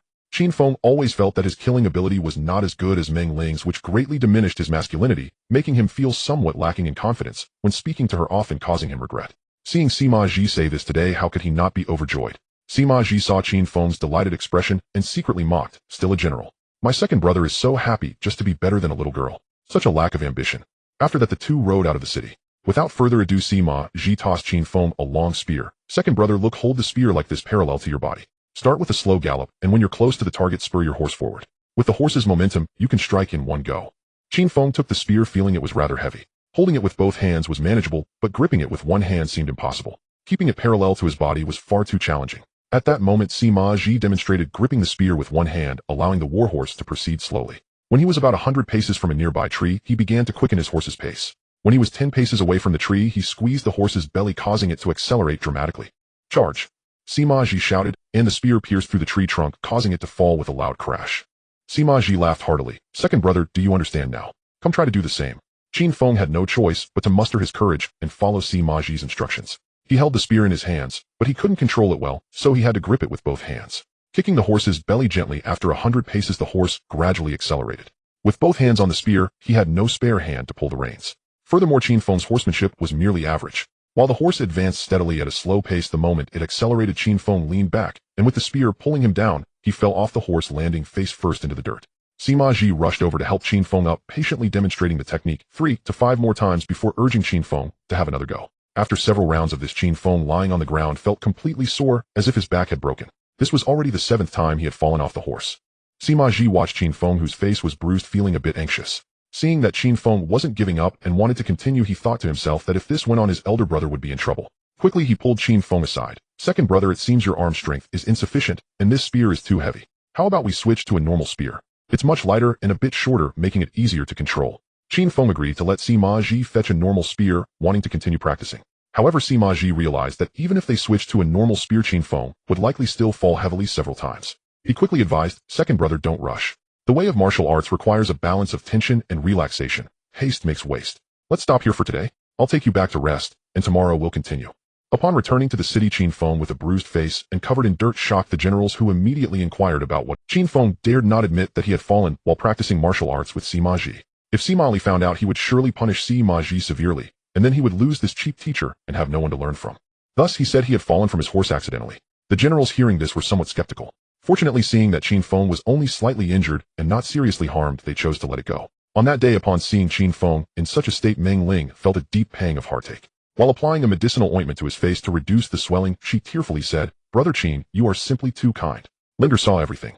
You entered the city with Ji, and upon seeing us, he sneakily slipped away. Do you think it was him who caused you to fall off your horse? Your horse is quite gentle. How could you fall so heavily? It's all Ji's fault. Although Qin Feng's face burned with pain at the moment, having such a beautiful companion, crying like a flower in the rain for him, made his heart feel sweeter than honey. As he gazed at Meng Ling's delicate, flawless face, close to his own, with beads of sweat forming on her nose, and her soft lips slightly parted, Qin Feng, without a second thought, leaned in and kissed her. Meng Ling felt a surge of electricity course through her body as Qin Feng kissed the corner of her lips, leaving her tingling all over. She wanted to push him away, but found herself unable to muster any strength. Qin Feng greedily kissed Meng Ling's lips, and after a long while he reluctantly pulled away. Looking at Meng Ling, who sat in front of him with one hand still holding the ointment box, he saw that she was crying even harder. Suddenly flustered, Qin Feng grabbed Meng Ling's hand and said, Linger, it's all my fault. Don't cry, just hit me. He held her hand, urging her to strike him. Meng Ling's cheeks flushed with embarrassment as she slightly nodded. Brother Qin, if I hit you when you're like this, wouldn't that make me look like a pig? Seeing Meng Ling tease him, Qin Feng finally relaxed and chuckled. As the saying goes, rough willows make good brooms. Who in the world would despise a man for his looks? If I become a pig's head paired with the stunning Linger, wouldn't that be a perfect match? Actually, I'm quite capable of remaining composed, but Linger is simply too beautiful. So it can't be blamed on me. The fault lies solely with your overwhelming beauty. At 16, Meng Ling was in her bloom, and having never heard such sweet words, her neck flushed red as she chided. You, how can you be so improper? You were the one who just acted so frivolously, and now you turn around and blame me. How unreasonable. The two continued to banter back and forth as lovers do, with Qin Feng unable to learn from the aloofness of the highest sages, and Meng Ling unable to avoid the common ways. After indulging in such playful banter for a while, seeing that it was getting late, Meng Ling reluctantly stood up to take her leave. Qin Feng, feeling unwilling to part, stood up and held her hand all the way to the door, finally reminding her, "Linger, you mustn't tell anyone that I fell off my horse while learning martial arts from Aji, otherwise Aji will get punished, and I, your brother Qin, will have no master to teach me." Meng Ling responded with a surprised, "Oh, what? Brother Qin, you fell off your horse while learning martial arts from Aji?" At that moment, Qin Feng suddenly realized he had let something slip. Alas, it seemed he was indeed too infatuated with Linger. Now that the words were out, he had no choice but to explain how he had fallen off his horse while learning martial arts from Sima today. Meng Ling, upon hearing this, raised her beautiful brows and exclaimed, "Aji is too reckless. A spear as long as a zhangba is not an ordinary weapon. No wonder, Brother Qin, you fell off your horse. This is not your fault, it's just that Aji does not know how to teach. Brother Qin, don't learn from him anymore. Let Linger teach you. I guarantee it will be 100 times better than Aji." Initially, Qin Feng subconsciously felt that learning combat skills from Meng Ling might undermine his masculine dignity, but seeing the eager look in her eyes, how could he bear to refuse? He gazed dreamily at Meng Ling and said, "Auntie, you have taught your son martial arts, right?" Meng Ling was startled. "Auntie? Is she referring to herself? Who is her son? Brother Qin is talking nonsense again." Meng Ling walked over and touched Qin Feng's forehead, wondering, isn't it cool? What's going on? Qin Feng stood there, his mind filled with thoughts of Yang Guo and Xiao Long Nu's passionate love, unconsciously imagining himself as Yang Guo and Meng Ling as Xiao Long Nu. Unaware that Xiao Long Nu was not only Yang Guo's master, but also several years older than him, thus technically his elder. Yet this disciple was 6 years older than his master, pretending to be young and calling her Annie. What an absurdity. The two stood at the door holding hands and indulging in affectionate exchanges, unwilling to part. Had it not been for the patrolling soldiers passing by, they might have remained holding hands until the sun rose and continued until the stars twinkled. Ever since Qin Feng began learning martial arts from Meng Ling, his progress was rapid. As the saying goes, when men and women work together, it's never tiring, and indeed it was true. Meng Ling not only replaced the heavy spear with a much lighter spear, but also taught him how to wield it while occasionally providing tips. With a beautiful companion by his side, Qin Feng practiced with great enthusiasm. In just a few days, he had mastered the skills of holding a spear while riding and attacking enemies on horseback, becoming increasingly proficient, appearing stronger than many fresh recruits. Seeing that Qin Feng had grasped the skills of killing enemies on horseback almost perfectly, with only practical combat remaining, Meng Ling ceased her teachings. However, Qin Feng had other thoughts, feeling that he had learned too quickly and cherishing how wonderful these days were. He held Meng Ling's hand and persistently pleaded with her to teach him more, claiming that he had not yet mastered it and was still likely to fall off the horse. Meng Ling, with her big curious eyes, questioned, "Brother Qin, you clearly have mastered it. If I teach you more about horseback techniques, when will I teach you swordsmanship?" Upon hearing that Meng Ling would teach him not only horseback combat, but also swordsmanship, Qin Feng was overjoyed. "Linger, you are too good to me. Alright, I have already mastered the skills of horseback combat. Now, Annie, you have taught your son swordsmanship, right? I want to learn the unique secret technique of the ancient tomb sect, the Jade girl swordplay." Meng Ling, seeing Qin Feng talking nonsense again, glanced at him and said, "But Brother Qin, you just said you haven't mastered horseback techniques yet and are likely to fall off. Isn't it not too good to learn swordsmanship now?" Feeling somewhat embarrassed, Qin Feng scratched his head and laughed heartily. "It was just an illusion." "An illusion? Linger, it was your illusion just now." The swordsmanship Meng Ling taught Qin Feng was not the typical brute force of soldiers, but rather a combination of body movements and footwork, striking enemies with agility and finesse. Not only was it more energy efficient, but practicing it felt as if the sword was shimmering with cold light, with petals falling like rain scattering endlessly. Qin Feng gazed at Meng Ling as she danced with the sword, loudly reciting, "Now there is a beauty, a lady of the Meng family. With one dance of her sword the world is set in motion. The spectators like mountains grow despondent, the heavens and the earth are lifted high. Like the arrows of he shooting down 9 suns, graceful as dragons soaring in the sky. Coming like thunder to gather rage, pausing like the clear light of the rivers and seas." At that moment, Meng Ling had just finished her demonstration, and upon hearing Qin Feng praise her, so she smiled sweetly. "Wow. Brother Qin, you can even compose poetry. It sounds so beautiful. Can you say it again?" Linger didn't hear it clearly, just seeing that Meng Ling liked it. Qin Feng shamelessly revised Du Fu's poem, observing the sword dance of Gongsun Danyang's disciples, and recited it once more. Meng Ling looked at Qin Feng, her eyes filled with admiration. "Brother Qin, you are truly amazing. This poem is so—" Linger only knows one poem, Jianjia, which goes Jianjia Cong Cong by Lu Wei Shuang, Sui, Yiren Zai Shui Yi Feng. These words are so beautiful. This was secretly taught to me by Sister Wan. My elder brother wouldn't let me learn it, and only allowed me to learn Ci Yu Wu E, Yu Tong Pao. To practice my spear and halberd, we share the same enemies. What's so good about learning this? We Qin people should inherently help each other and unite against the enemy. Brother Qin, your poetry is truly beautiful. Can you write another poem for Linger?" Seeing Meng Ling praise him, so Qin Feng felt his face grow warm. Looking at her beautiful and charming eyes filled with expectation, he felt a pang of guilt. How could he not wish to write a poem for Meng Ling? Unfortunately, he was not well versed in poetry, composing one. Perhaps he should refrain from that. Finally, after much thought, Qin Feng managed to find an ancient poem that best expressed his current feelings. After choosing it, he gently held Meng Ling's delicate hand and recited softly, "Oh heaven, I wish to know you. May our lives be long and never fade.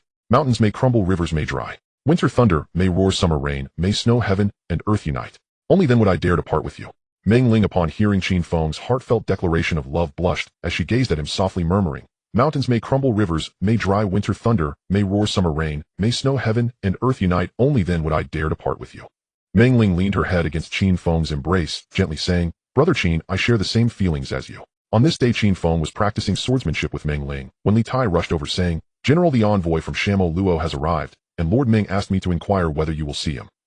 Qin Feng sheathed his sword and replied, "Well, let's go take a look." The guards exclaimed loudly, "The general has arrived," as Qin Feng approached. As Qin Feng entered the hall, he saw Meng Xianyang, Sima, Li Tsubing, and an old man with a white beard who was likely the envoy sent by Shamo Luo. Meng Xianyang and the others stood up to pay their respects upon seeing Qin Feng enter. After Qin Feng took his seat, the white-bearded elder bowed and said, "General, I am Xianyang, the Prime Minister of Daluo City. On behalf of my master, I have come to invite your army to hunt in Harappa City and to capture Koluo Li, together avenging your fallen soldiers."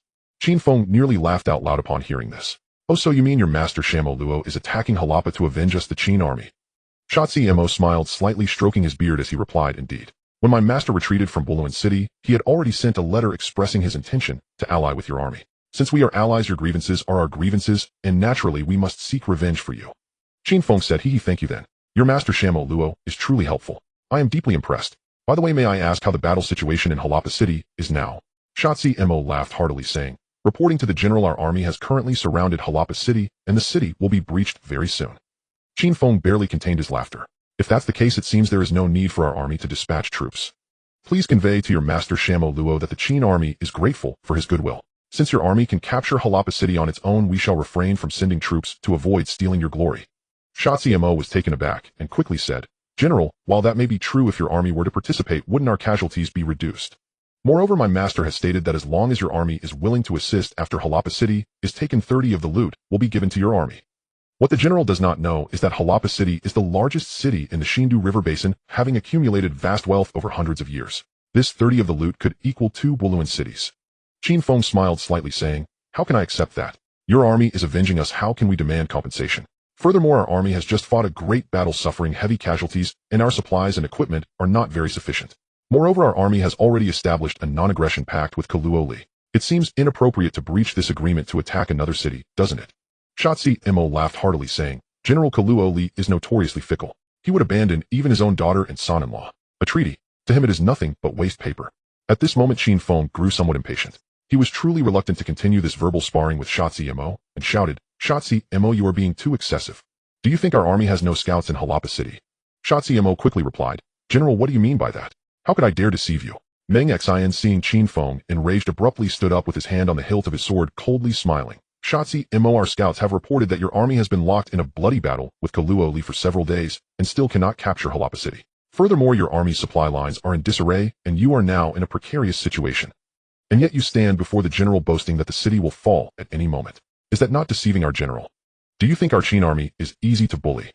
Upon hearing this, Xianyang's imposing demeanor shrank by half. After apologizing to Qin Feng, he bowed to everyone in the hall, saying, "General, our army can indeed capture Harappa City, but the casualties will be too great. When the other cities join forces to attack, our army will undoubtedly find itself in a dire situation. That is why my master sent me here. General, please, as long as you are willing to send troops to assist, any request you have, my master will surely agree." Qin Feng looked at Xianyang and asked, "Do you have the authority to make decisions?" Xianyang chuckled, saying, "General, you are unaware that I am my master's royal uncle. Before coming to Bolun, my master granted me full authority. In my capacity as royal uncle, my agreement is my master's agreement, so please rest assured. Another royal uncle, Prime Minister, the Prime Minister of Assamsag, is also a royal uncle. Does every city of the Pitta tribe have its Prime Minister serving as a royal uncle?" Qin Feng pondered to himself. To clarify, the Pitta tribe has historically followed a system where each city is governed by a single family name. All official positions in the city are held by the offspring of nobles, especially the Prime Minister's position, which has always been held by the city lord's royal uncle. This has ensured that for hundreds of years the position of city lord in the Pitta tribe has never been usurped by outsiders. It is precisely for this reason that the Pitta tribe has seen little development over the centuries, becoming increasingly weaker and remaining in a relatively primitive city-state society. As a result, they have been continuously beaten by the over 10,000 Qin troops, and their 100,000-strong army has suffered defeat and returned home in disgrace. All of this can be traced back to a discussion between Jiang Zia and Zhou Gongdan 1,000 years ago regarding the prince. It is said that appointing people based on family ties leads to long-lasting national fortune, but due to a lack of talent the country becomes increasingly weak and eventually perishes due to its weakness. On the other hand, appointing people based on merit may lead to a prosperous nation, but since all talents come from outside the family, when the ruler is weak the royal family is unable to withstand the pressure, leading to an inevitable usurpation by powerful ministers, ultimately resulting in the country's downfall due to strength. As for which of these two governance philosophies is better, there has been no correct answer over the millennia, as far as Qin Feng knows. The Pitu tribe has chosen the philosophy of relying on bloodlines to maintain national fortune. Seeing that Shotzi Mo held the identity of a royal uncle, Qin Feng laughed heartily, saying, "So it's a royal uncle. I apologize for my rudeness. Our army does not ask for much. As long as your master agrees to hand over Harappa city to us, we will dispatch troops immediately." Shotzi Mo's eyes widened in disbelief as he exclaimed, "How is that possible? Since ancient times, whether in battle between two nations or in schemes between two countries, there have been certain rules. The greater the investment made, the greater the profit gained. Not to mention between countries, even in trade this principle holds true." Shotzi Mo thought to himself, our army has lost thousands of soldiers and consumed countless resources and equipment, all for the sake of capturing Harappa city. How can we bear such a great cost and end up with nothing? Just because of your words to simply hand over the grand Harappa city, is this not a foolish dream and utter nonsense? General, this is simply too ridiculous. Our army has fought fiercely for days, suffering over 10,000 casualties, yet Harappa city belongs to your army, while my master gains nothing. Since ancient times there has been a saying that one must pay a high price, yet General, your demands are simply too steep. Qin Feng, however, was not angry and replied, "Do not rush, esteemed envoy. I have not finished speaking. How could your master gain nothing? Our army does not seek Harappa city for free. I will exchange it for Bolun city, one city for another. What is so ridiculous about that? Moreover, from now on the tens of thousands of Qin troops will establish a strong alliance with your master. If other city-states dare to invade your city, they will be opposing our tens of thousands of Qin troops.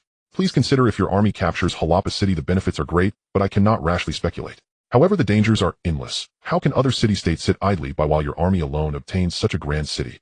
By cooperating with our army, your army can enjoy the benefits of capturing a city without the accompanying dangers. Is that not a generous offer?"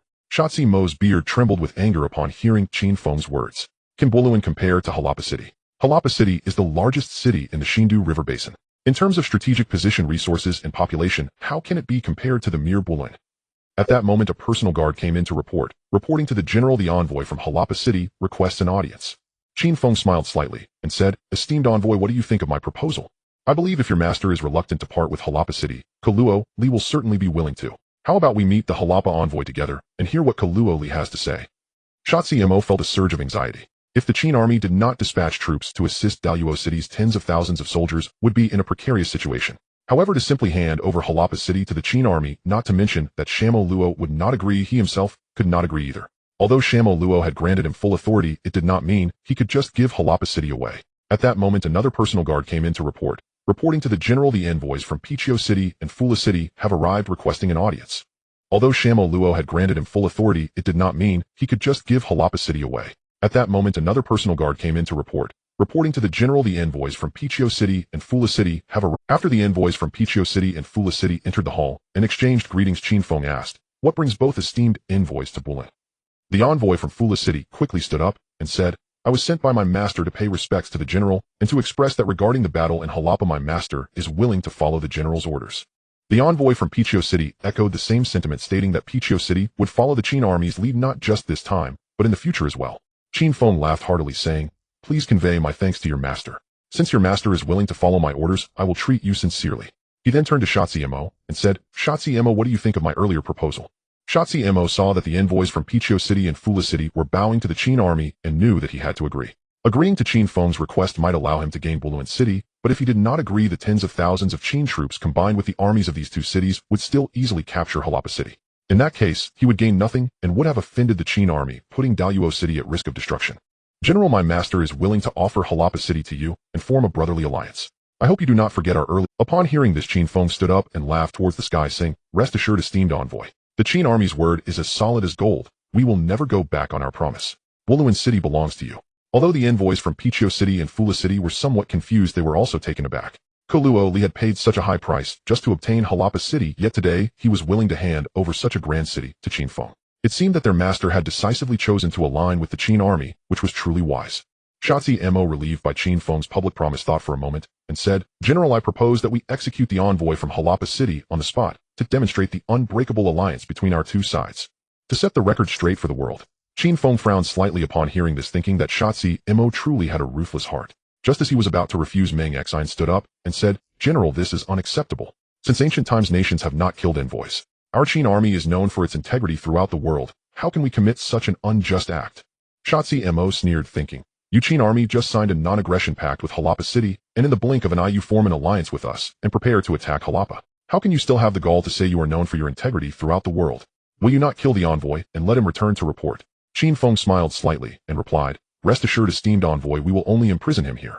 He then said to the envoys from Pichio City and Fula City, "Please convey to your masters that they should gather their troops and wait for me outside Akibu City." As the Qin army was about to set off, Meng Ling and Xianyang came to find Qin Feng. Before Qin Feng could speak, Sima Ji shouted, "How can this be allowed? Who takes women and children to war?" Xianyang quickly explained that she had entrusted a Senki to others for care and that her horsemanship had improved recently, so she would not hold back the army. Meng Ling also spoke in support.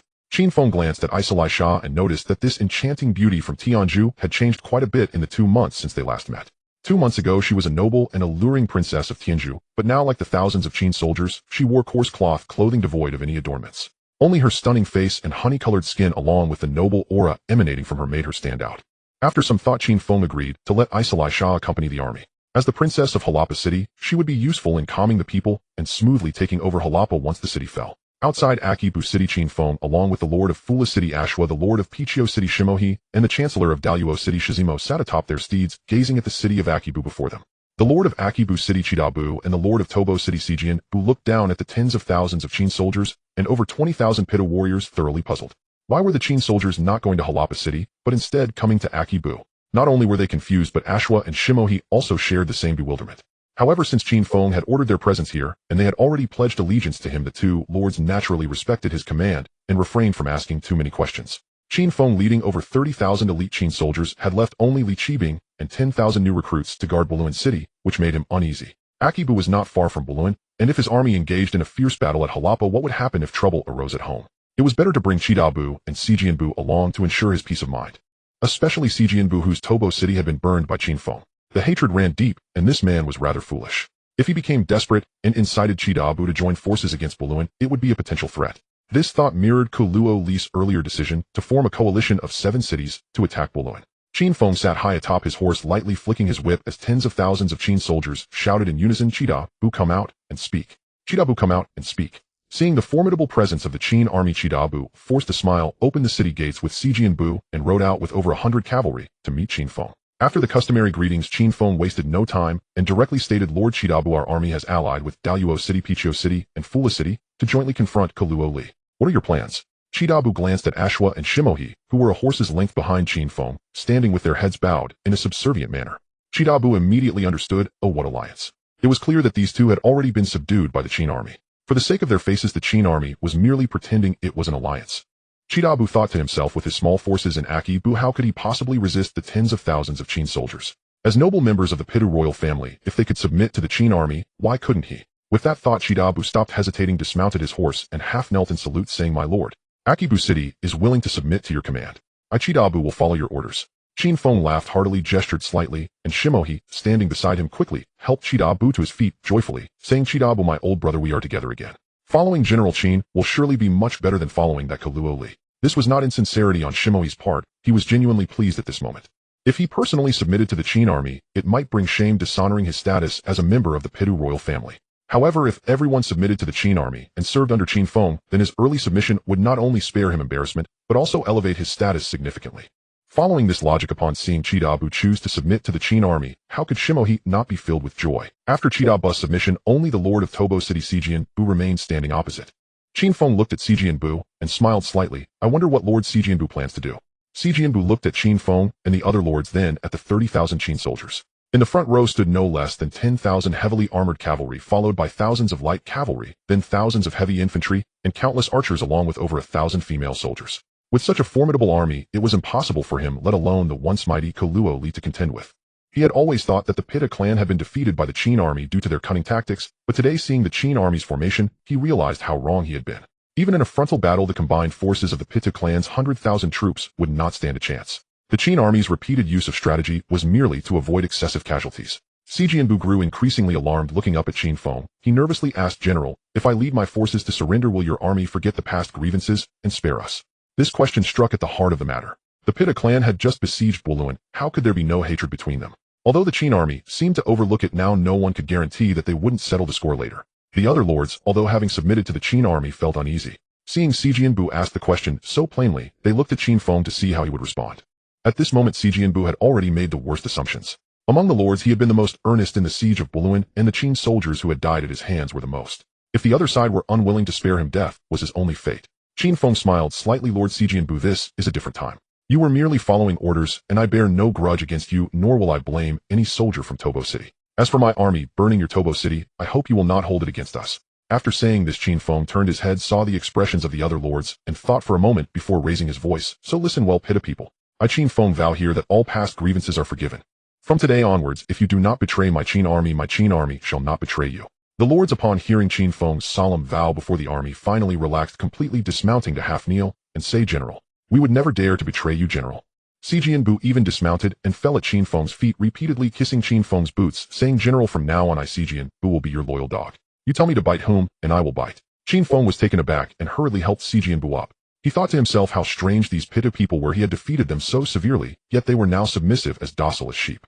This was not particularly strange, as the Pitta clan was still stuck in a society governed by slave city-states. The commoners and slaves were naturally submissive, and the slave mentality had not changed since ancient times. As for the Pitta royalty, having held high positions for centuries, they understood better than anyone else that only submission was the way to survive when the winds of change turned against them. Especially Xianyang, who, situated among several great cities, had developed a viable survival strategy over the years, the principle of serving the stronger. In the past, when Kaluo Li was powerful, Xianyang treated him as a lord and father. Today, with Kaluo Li's empire crumbling and the Qin army at its peak, Xianyang joined the other lords in submitting to Qin Feng. This was the survival philosophy that the Pitta royalty had summarized over the centuries.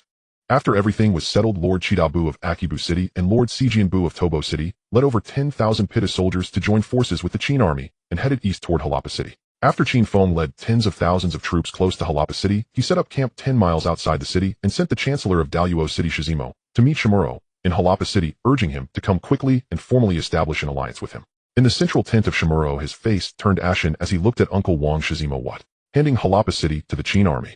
Uncle Wang, are you out of your mind? Our army has fought fiercely for over 2 months in Harappa City, suffering nearly 10,000 casualties and expending countless resources. Are you asking me to hand over Harappa City to those scoundrels?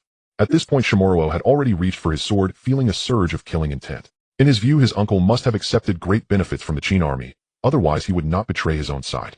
It must be so, otherwise how could such an alliance exist? Shizimo was startled when he saw Shimuro reaching for his sword. He had watched this nephew grow up. Since childhood, he had been decisive in killing and ruthless. Not to mention being his uncle, even if he were his biological father, Shimuro would show no mercy. Shizimo knelt on the ground, bowing his head, and said, Your Majesty, although I have failed in my mission, I am utterly loyal to you. If you wish to kill me, please allow me to finish speaking before you do. Do you not know? The Qin army has 40,000 troops. Among them, there are nearly 10,000 heavy cavalry. Each one is incredibly agile, truly a formidable force. Moreover, cities such as Pichio, Fula, Akiub, and Tuobulo have already surrendered to the Qin army, each sending out tens of thousands of soldiers, all obeying the commands of Qin Feng. Given the current situation, if our army does not offer up Harappa City, we may face imminent destruction. Upon hearing this, Shimuro released his grip on the sword. Uncle Wang, get up. But our army has suffered nearly 10,000 casualties. Are we to be left empty-handed for others? Shizimo did not dare to rise, and continued, Your Majesty, it won't come to that. Qin Feng has promised me that the Qin army will exchange Harappa City for Bolun City. Upon hearing this, Shimuro's anger surged, causing his hair to stand on end as he shouted, Bolun. Bolun is a mere small town. Oh, how can it compare to my Harappa City? This is an insult. This is a blatant Though Shimuro was enraged and wished to charge into the Qin army's camp to tear Qin Feng apart, he restrained himself. Uncle Shizimo was right. If he did not agree to the Qin army's demands, both he and Daluo City would undoubtedly meet the same fate as Bolun. He would either disappear like a Assam or become a dog of the Qin army, barely surviving on scraps thrown to him by the Qin forces. And these outcomes Shimuro would absolutely not accept. He could not accept. Because he was of the Pitta royal family, not one of those ordinary Pitta nobles. He was a proud descendant of the Golden Lion bloodline and the Daluo royal family. 1,000 years ago, when Harappa was merely a small town of 5 li, his ancestors, the kings of Daluo City, were the overlords of the Shindu River Basin, a glorious and resplendent past. Perhaps everyone has forgotten these events, but he has not forgotten nor dared to forget. He constantly remembers the mission passed down through generations of his family to raise the Golden Lion banner of Daluo City across the entire Shindu River Basin to fill all of India with its presence. This is his mission as the king of Daluo, and it is his destiny. Shimura looked at Shizimo, who was still on the ground, and smiled as he helped him up, saying, Uncle Wang, do you remember when I was 8 years old and my beloved steed was taken by a wild wolf? Seeing Shimura bring up this past, Shizimo understood that his nephew had great ambitions and would not easily swallow such a great humiliation. The more compliant he was now, the more ruthless he would become in the future. He had always believed in this nephew. He would undoubtedly restore the glory of their ancestors and once again make the golden lion banner fly over the Shindu River basin. Shizimo thought for a moment and said, I remember. You were only 8 years old that year, and after your beloved steed was taken by a wild wolf, you went out alone for 5 days and returned covered in blood, holding a wolf's head. From then on, you earned the title of Daluo the Wolf. Because of this, the former king passed the throne to you. Shimura looked up at the sky. Yes. That year I was only 8 years old, and my beloved steed was taken by a wild wolf. It was a little horse that my father had just bestowed upon me, pure white with black hooves. Everyone said that when this little horse grew up, it would surely be a fine steed. I loved it dearly, caring for it every day, waiting for the day it grew up so I could ride out of the city with my brothers and hunt. But unexpectedly that day, I took the little horse out of the city to graze, only for it to be snatched by that wild wolf. I chased it for a whole day and night before I found its den. In the den, there was a mother wolf about to give birth. I was only 8 years old at the time. How could I possibly fight against these 2 wild wolves? But how could I leave without taking revenge? So I lay near the wolf's den for 3 days and nights. During those 3 days and nights, I dared not sleep, and I was careful with my food, fearing to disturb the 2 wild wolves. At this point, Shimura paused slightly. Although Shizimo knew that Shimura had killed a wild wolf at the age of 8, he did not know the details, much less that Shimura was dealing with 2 wild wolves. He hurriedly asked what happened next. Shimura slightly squinted his eyes, as if reminiscing about the past. Later on the night of the 3rd day, that mother wolf gave birth to several wolf cubs, while the male wolf that had been guarding the den went to find food for them. As soon as the male wolf left, I took my little spear and ran into the den, killing the mother wolf, who was extremely weak, and all 4 wolf cubs. When I killed them, those wolf cubs had not even opened their eyes yet. After killing them, I cut them into pieces with my dagger. After all, they had eaten my beloved steed. If I did not dismember them, how could I satisfy my hatred for losing my horse? Uncle Wang, have you ever eaten newborn wolf cubs? The taste is simply exquisite, making one reminisce. Shizimo dared not answer, simply looking at his nephew. Shimura smiled slightly and continued, after having a hearty meal of wolf cub meat, I smeared all the wolf's blood on myself before hiding in a dark corner at the entrance of the wolf's den, so that when the male wolf returned, it would not smell my presence. Not long after, that male wolf indeed returned, carrying a young deer. At that moment, I was so nervous, gripping my spear and staring at the den's entrance, both hoping and fearing for the male wolf to come in. The male wolf, smelling the blood within the den, rushed in like a mad beast. How could it know that the killer of its wife and children had not gone far, but was hiding inside, waiting for it to deliver itself? Just as it lunged into the den, I thrust my spear forward, piercing through its eye. I was lucky, right? If I had missed that vital spot, the male wolf would not have died instantly, and I would have perished instead. Before dying, the male wolf looked at me with its cold eyes, as if unable to believe that it would die at the hands of an 80-year-old. At this point, Shimura turned to look at Shizimo and asked, that wild wolf stole my beloved steed, and I endured it for 3 days and nights before killing it. Uncle Wang, how long must I endure before I can take revenge for the loss of Harappa City? Shizimo replied solemnly, Your Majesty, I believe that no matter how long you endure, victory will ultimately belong. It belongs to our Daluo royal family. Shimura asked, Uncle Wang, do you have faith in me? Shizimo knelt on the ground, saying, Your Majesty, the moment you entered the city holding the wolf's head at the age of 8, I had faith in you. This faith has never wavered in all these years. Your Majesty, I believe you will surely bring glory to our Daluo royal family, and once again raise the golden lion banner in Harappa City, once again filling the Shindu River basin. Shimura laughed heartily and said ominously, Good. Uncle Wang believes in me, and I also have faith. One day I will make those scoundrels understand the might of Shimura, Daluo the wolf. With that, he immediately commanded, Let Xianyang Li take the elephant troop and follow me to the Qin army's camp. Although Harappa City has been given to them, there are still some matters that need to be contested. Outside the city of Harappa at the Qin army's camp, Xianyang Luo quickly approached on foot, with Shizimo grabbing Qin Feng's hand and saying, General, I have finally been waiting for you. With sincere words and a beaming smile, Xianyang Luo appeared to welcome Qin Feng with genuine warmth. Qin Feng, not one to hold back, laughed and said, Our army has arrived late, causing the brave warriors of Daluo City to suffer. Please do not hold it against me, Lord Xianyang Luo. Xianyang Luo chuckled heartily. What are you saying, General? It is just good that you have come. How could I blame you? In the past, I was forced by Luo Li and had a minor misunderstanding with the Qin army brothers. I hope you can forgive me for that, as I was also helpless. Both men wore broad smiles, linking arms with extreme familiarity, as if Qin Feng had not forcefully taken Harappa City and Xianyang Luo had not besieged Bolun City. After some polite exchanges, they took their seats, and Qin Feng asked, Lord Xianyang Luo, what do you think of our army exchanging Bolun City for Harappa City? Xianyang Luo replied cheerfully, When I sent my uncle Shizimo as an envoy, I made it clear that our siege of Harappa City was solely to avenge the Qin army brothers. The Luo Li forced us and caused a lot of trouble for the Qin army. After Harappa City is captured, it will naturally belong to the Qin army. How could I disagree? Moreover, since you are using Boron City as a trade, it seems to me that you are being overly courteous, and I feel ashamed to accept it. As Qin Feng looked at the kind-faced Shamo Luo, he felt he understood him better. Among the Pidu royal family he had encountered, Shamo Luo was the most unfathomable. Even after he had seized Harappa City, which was nearly within Shamo Luo's grasp, he could still converse with him so amicably. This person was certainly not simple. In the modern world accustomed to workplace intrigues, Qin Feng reminded himself not to be deceived by Shamo Luo's facade, and to remain extremely cautious and wary of him, otherwise he might not even know how he would meet his end. Qin Feng chuckled. Since you hold me in such high regard, Lord Shamo Luo, let us form a life-and-death alliance in this land of Tianzhu. Let our two families advance and retreat together and share glory and disgrace. As soon as Qin Feng finished speaking, the four surrounding figures, Sai Jinbu Luo, Ashua, Shimo, and Chidabu, felt a pang of bitterness. Indeed, in this world of great contention, strength was paramount. Shamo Luo, like himself, had besieged Boron City and had numerous blood debts with the Qin army. Now it seemed that the four city-states he controlled had no choice but to submit to the Qin army and follow its orders. Yet Shamo Luo seemed to be able to form an equal alliance with the Qin army. Was it not because his daluo had more soldiers and a larger city which made the Qin army value him so highly? Shamo Luo waved his hand. General, you are mistaken. What life-and-death alliance? In my opinion, let our two families form a brotherhood alliance. Oh, would it not be better for you and I to become sworn brothers? Qin Feng immediately became alert upon hearing this, unsure of his intentions, and looking at Shamo Luo's smiling face, which was concerned and brotherly. Qin Feng quickly understood, as long as he became brothers with Shamo Luo, who was much older than him, Shamo Luo would naturally be the elder brother, which would mean that he would have to follow him in everything. Moreover, as a member of the Pidu royal family with great power, the soldiers he had just subdued from the four cities would likely have to obey him soon. Shamo Luo indeed had a clever mind and was calculating. Qin Feng stood up, patting Shamo Luo on the shoulder, and laughed heartily. Lord Shamo Luo, you flatter me. Although the Qin army is strong and has many soldiers, you, Lord Shamo Luo, are indeed older than me, and I cannot dare to be your elder brother. This matter is absolutely out of the question. The four city lords were startled when they heard Shamo Luo wanted to become sworn brothers with Qin Feng. If they became brothers, they already had a Qin Feng above them, and now adding a Shamo Luo would make things quite awkward. It would be one thing for Qin Feng, whose military might was so formidable, following him was unavoidable, but if another Shamo Luo were to suddenly have authority over them, they would not be willing at all. This feeling was akin to someone far stronger than oneself growing even stronger. One could only envy, not be jealous. But if someone who was once at the same level suddenly became strong and stood over oneself, not only would they feel envy and jealousy, but also resentment.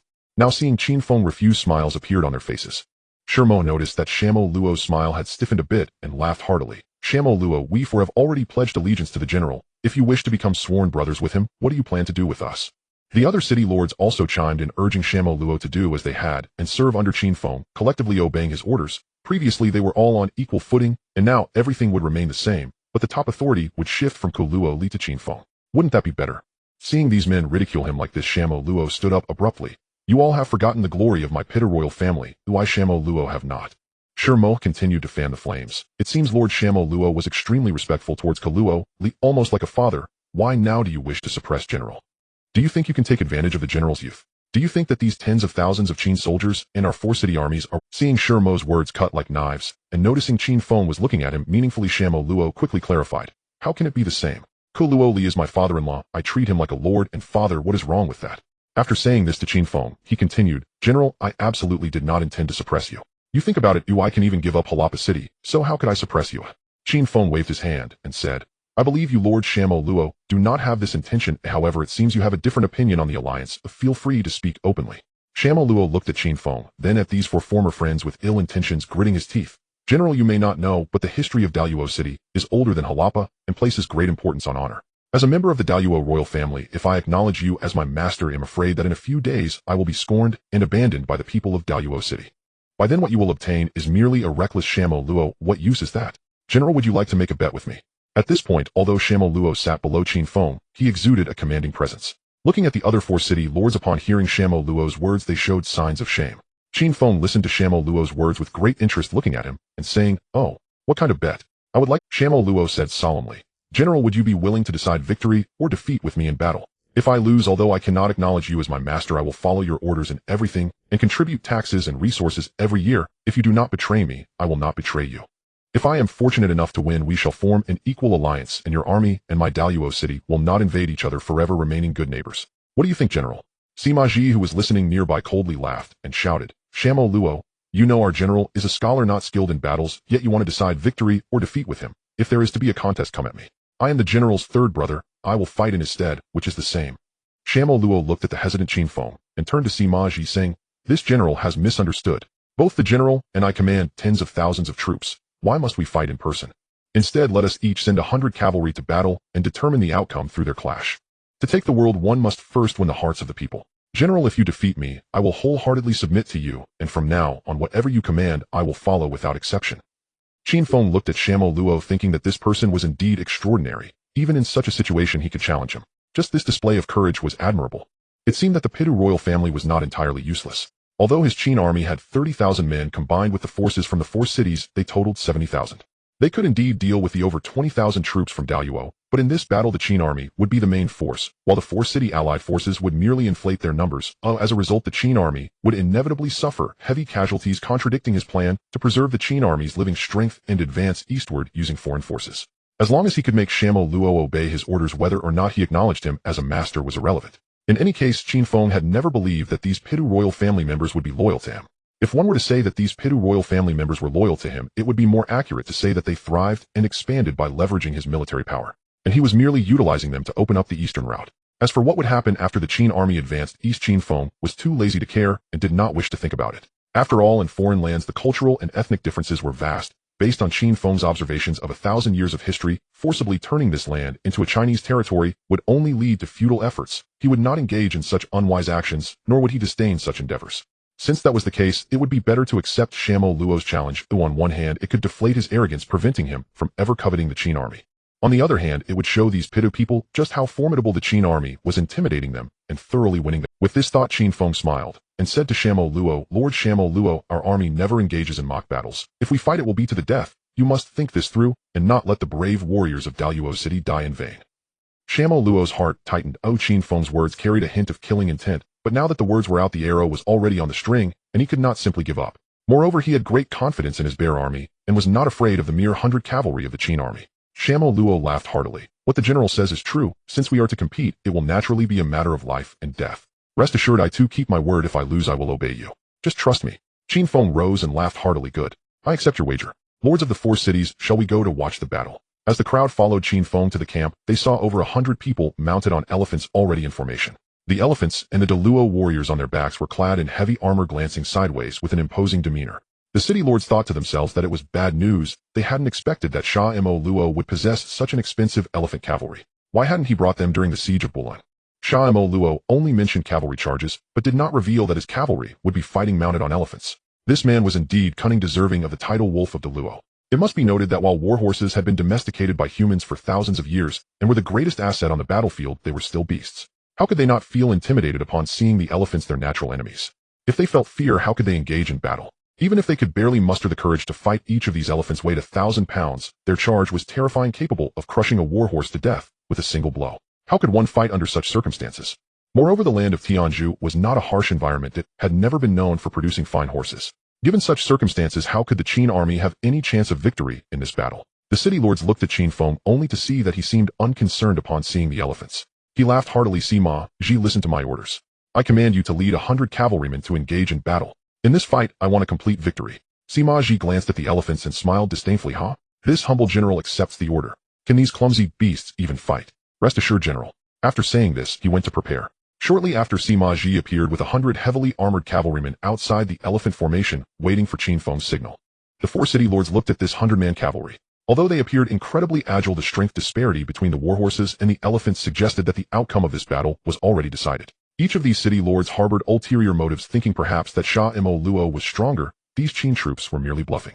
They contemplated whether their support of Qin Feng was right or wrong, and realized they needed to think carefully. Seeing the 100 cavalry led by Sima Ji, Xianyang smiled and said to Qin Feng, "General, you truly excel in training troops. Such agile warriors are unheard of in all the cities of my Pai-Tu clan."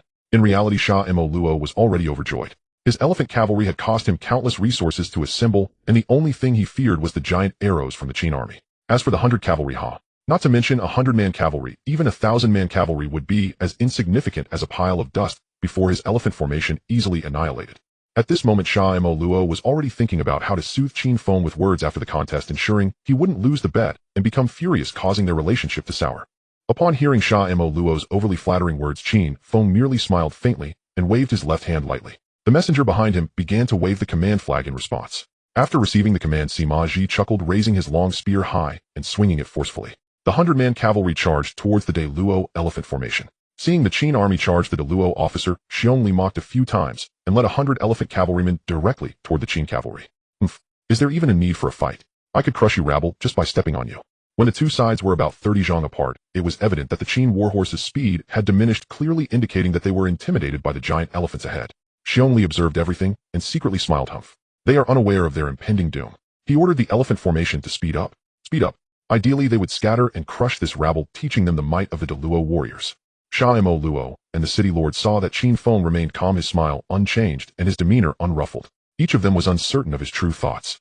It was clear that defeat was imminent. Was he merely putting on a brave face, or did he have complete confidence? None could tell. At this moment, Sima Ji shouted, "Scatter!" The 100-man cavalry split into two and flanked the elephant formation. Xianyang sneered coldly, realizing that the rabble was indeed cunning. However, they were dreaming if they thought they could defeat him like this. He commanded everyone to ignore the other 50 cavalrymen and charge directly at Sima Ji's cavalry. Although the elephant formation was powerful, their speed could not match that of the warhorses, and soon they were left behind by Sima Ji. In the front, the Qin cavalry of 50 was running ahead, followed by the De Luo city's 100 elephants pursuing them, with another 50 Qin cavalry closely following.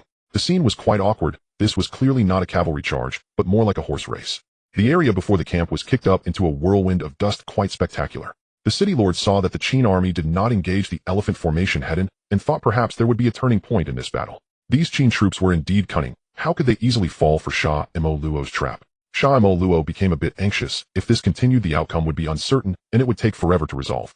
After thinking for a moment, he said, "General, we agreed on a frontal battle. Your troops are currently avoiding combat. How can that be justified?" Qin Feng smiled slightly. "Lord Xianyang Luo, you are correct. If you desire a frontal clash, then a frontal clash it shall be."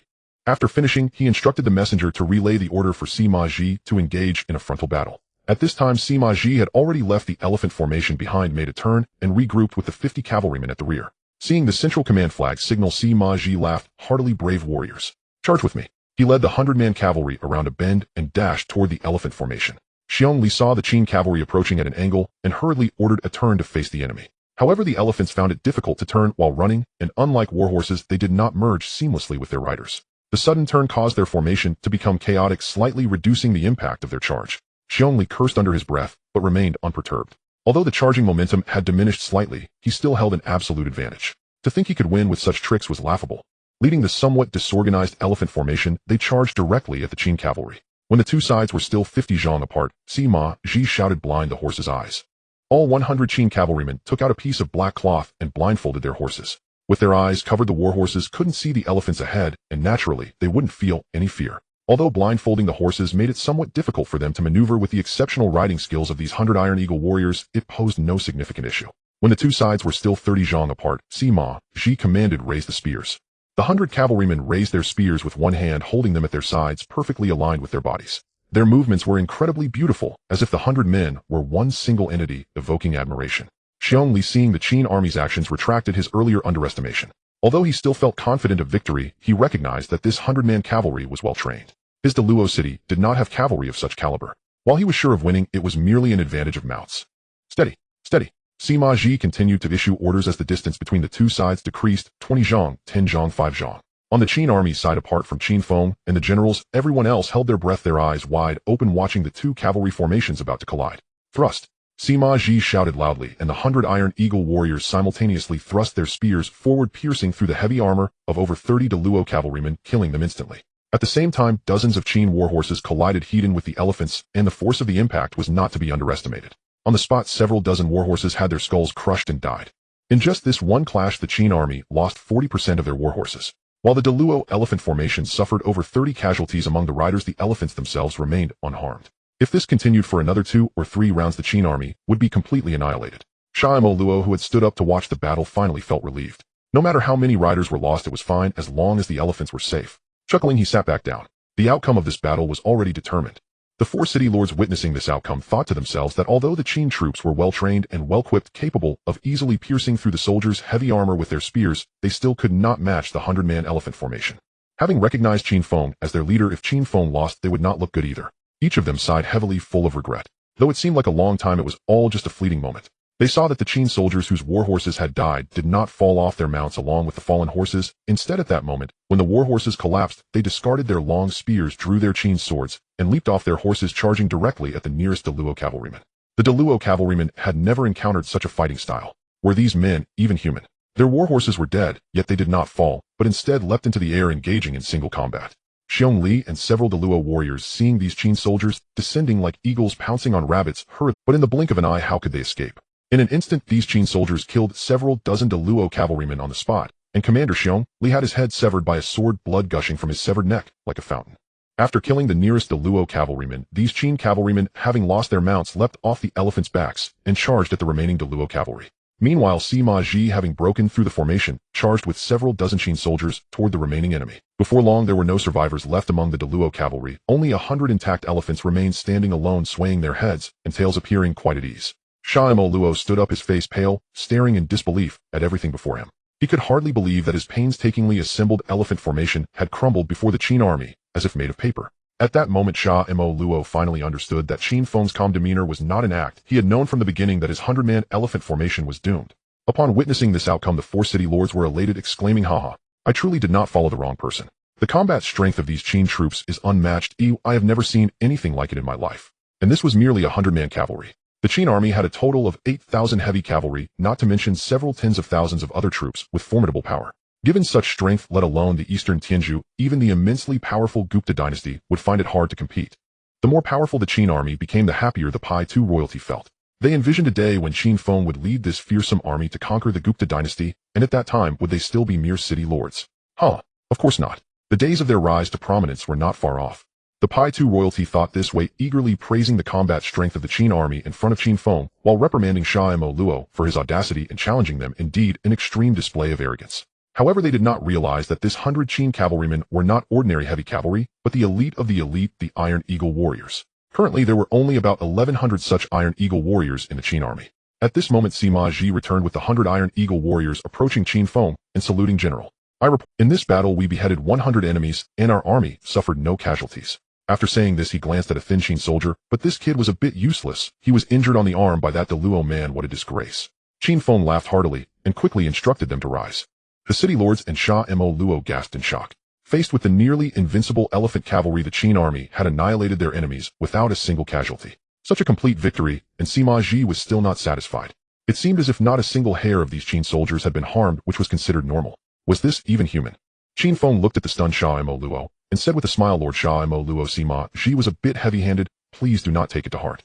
Xianyang, realizing Qin Feng was speaking to him, quickly knelt on the ground and said, "General, I am willing to accept the bet and will follow your orders from now on. You do not betray me, and I will not betray you. This is my oath to you, Xianyang. It is also the oath of my Deluo royal family to you." Seeing how straightforward Xianyang was, Qin Feng laughed heartily, lifted him up, and gazed at him for a long time, then said slowly, "Lord Xianyang, please always remember this oath. If you do not betray me, I, Qin Feng, will also not betray you." On that day, Xianyang led his army of over 20,000 troops to join forces with Qin Feng. Xianyang himself and his generals accepted Qin Feng's command and awaited his orders, ready to launch an all-out assault on the city at a moment's notice.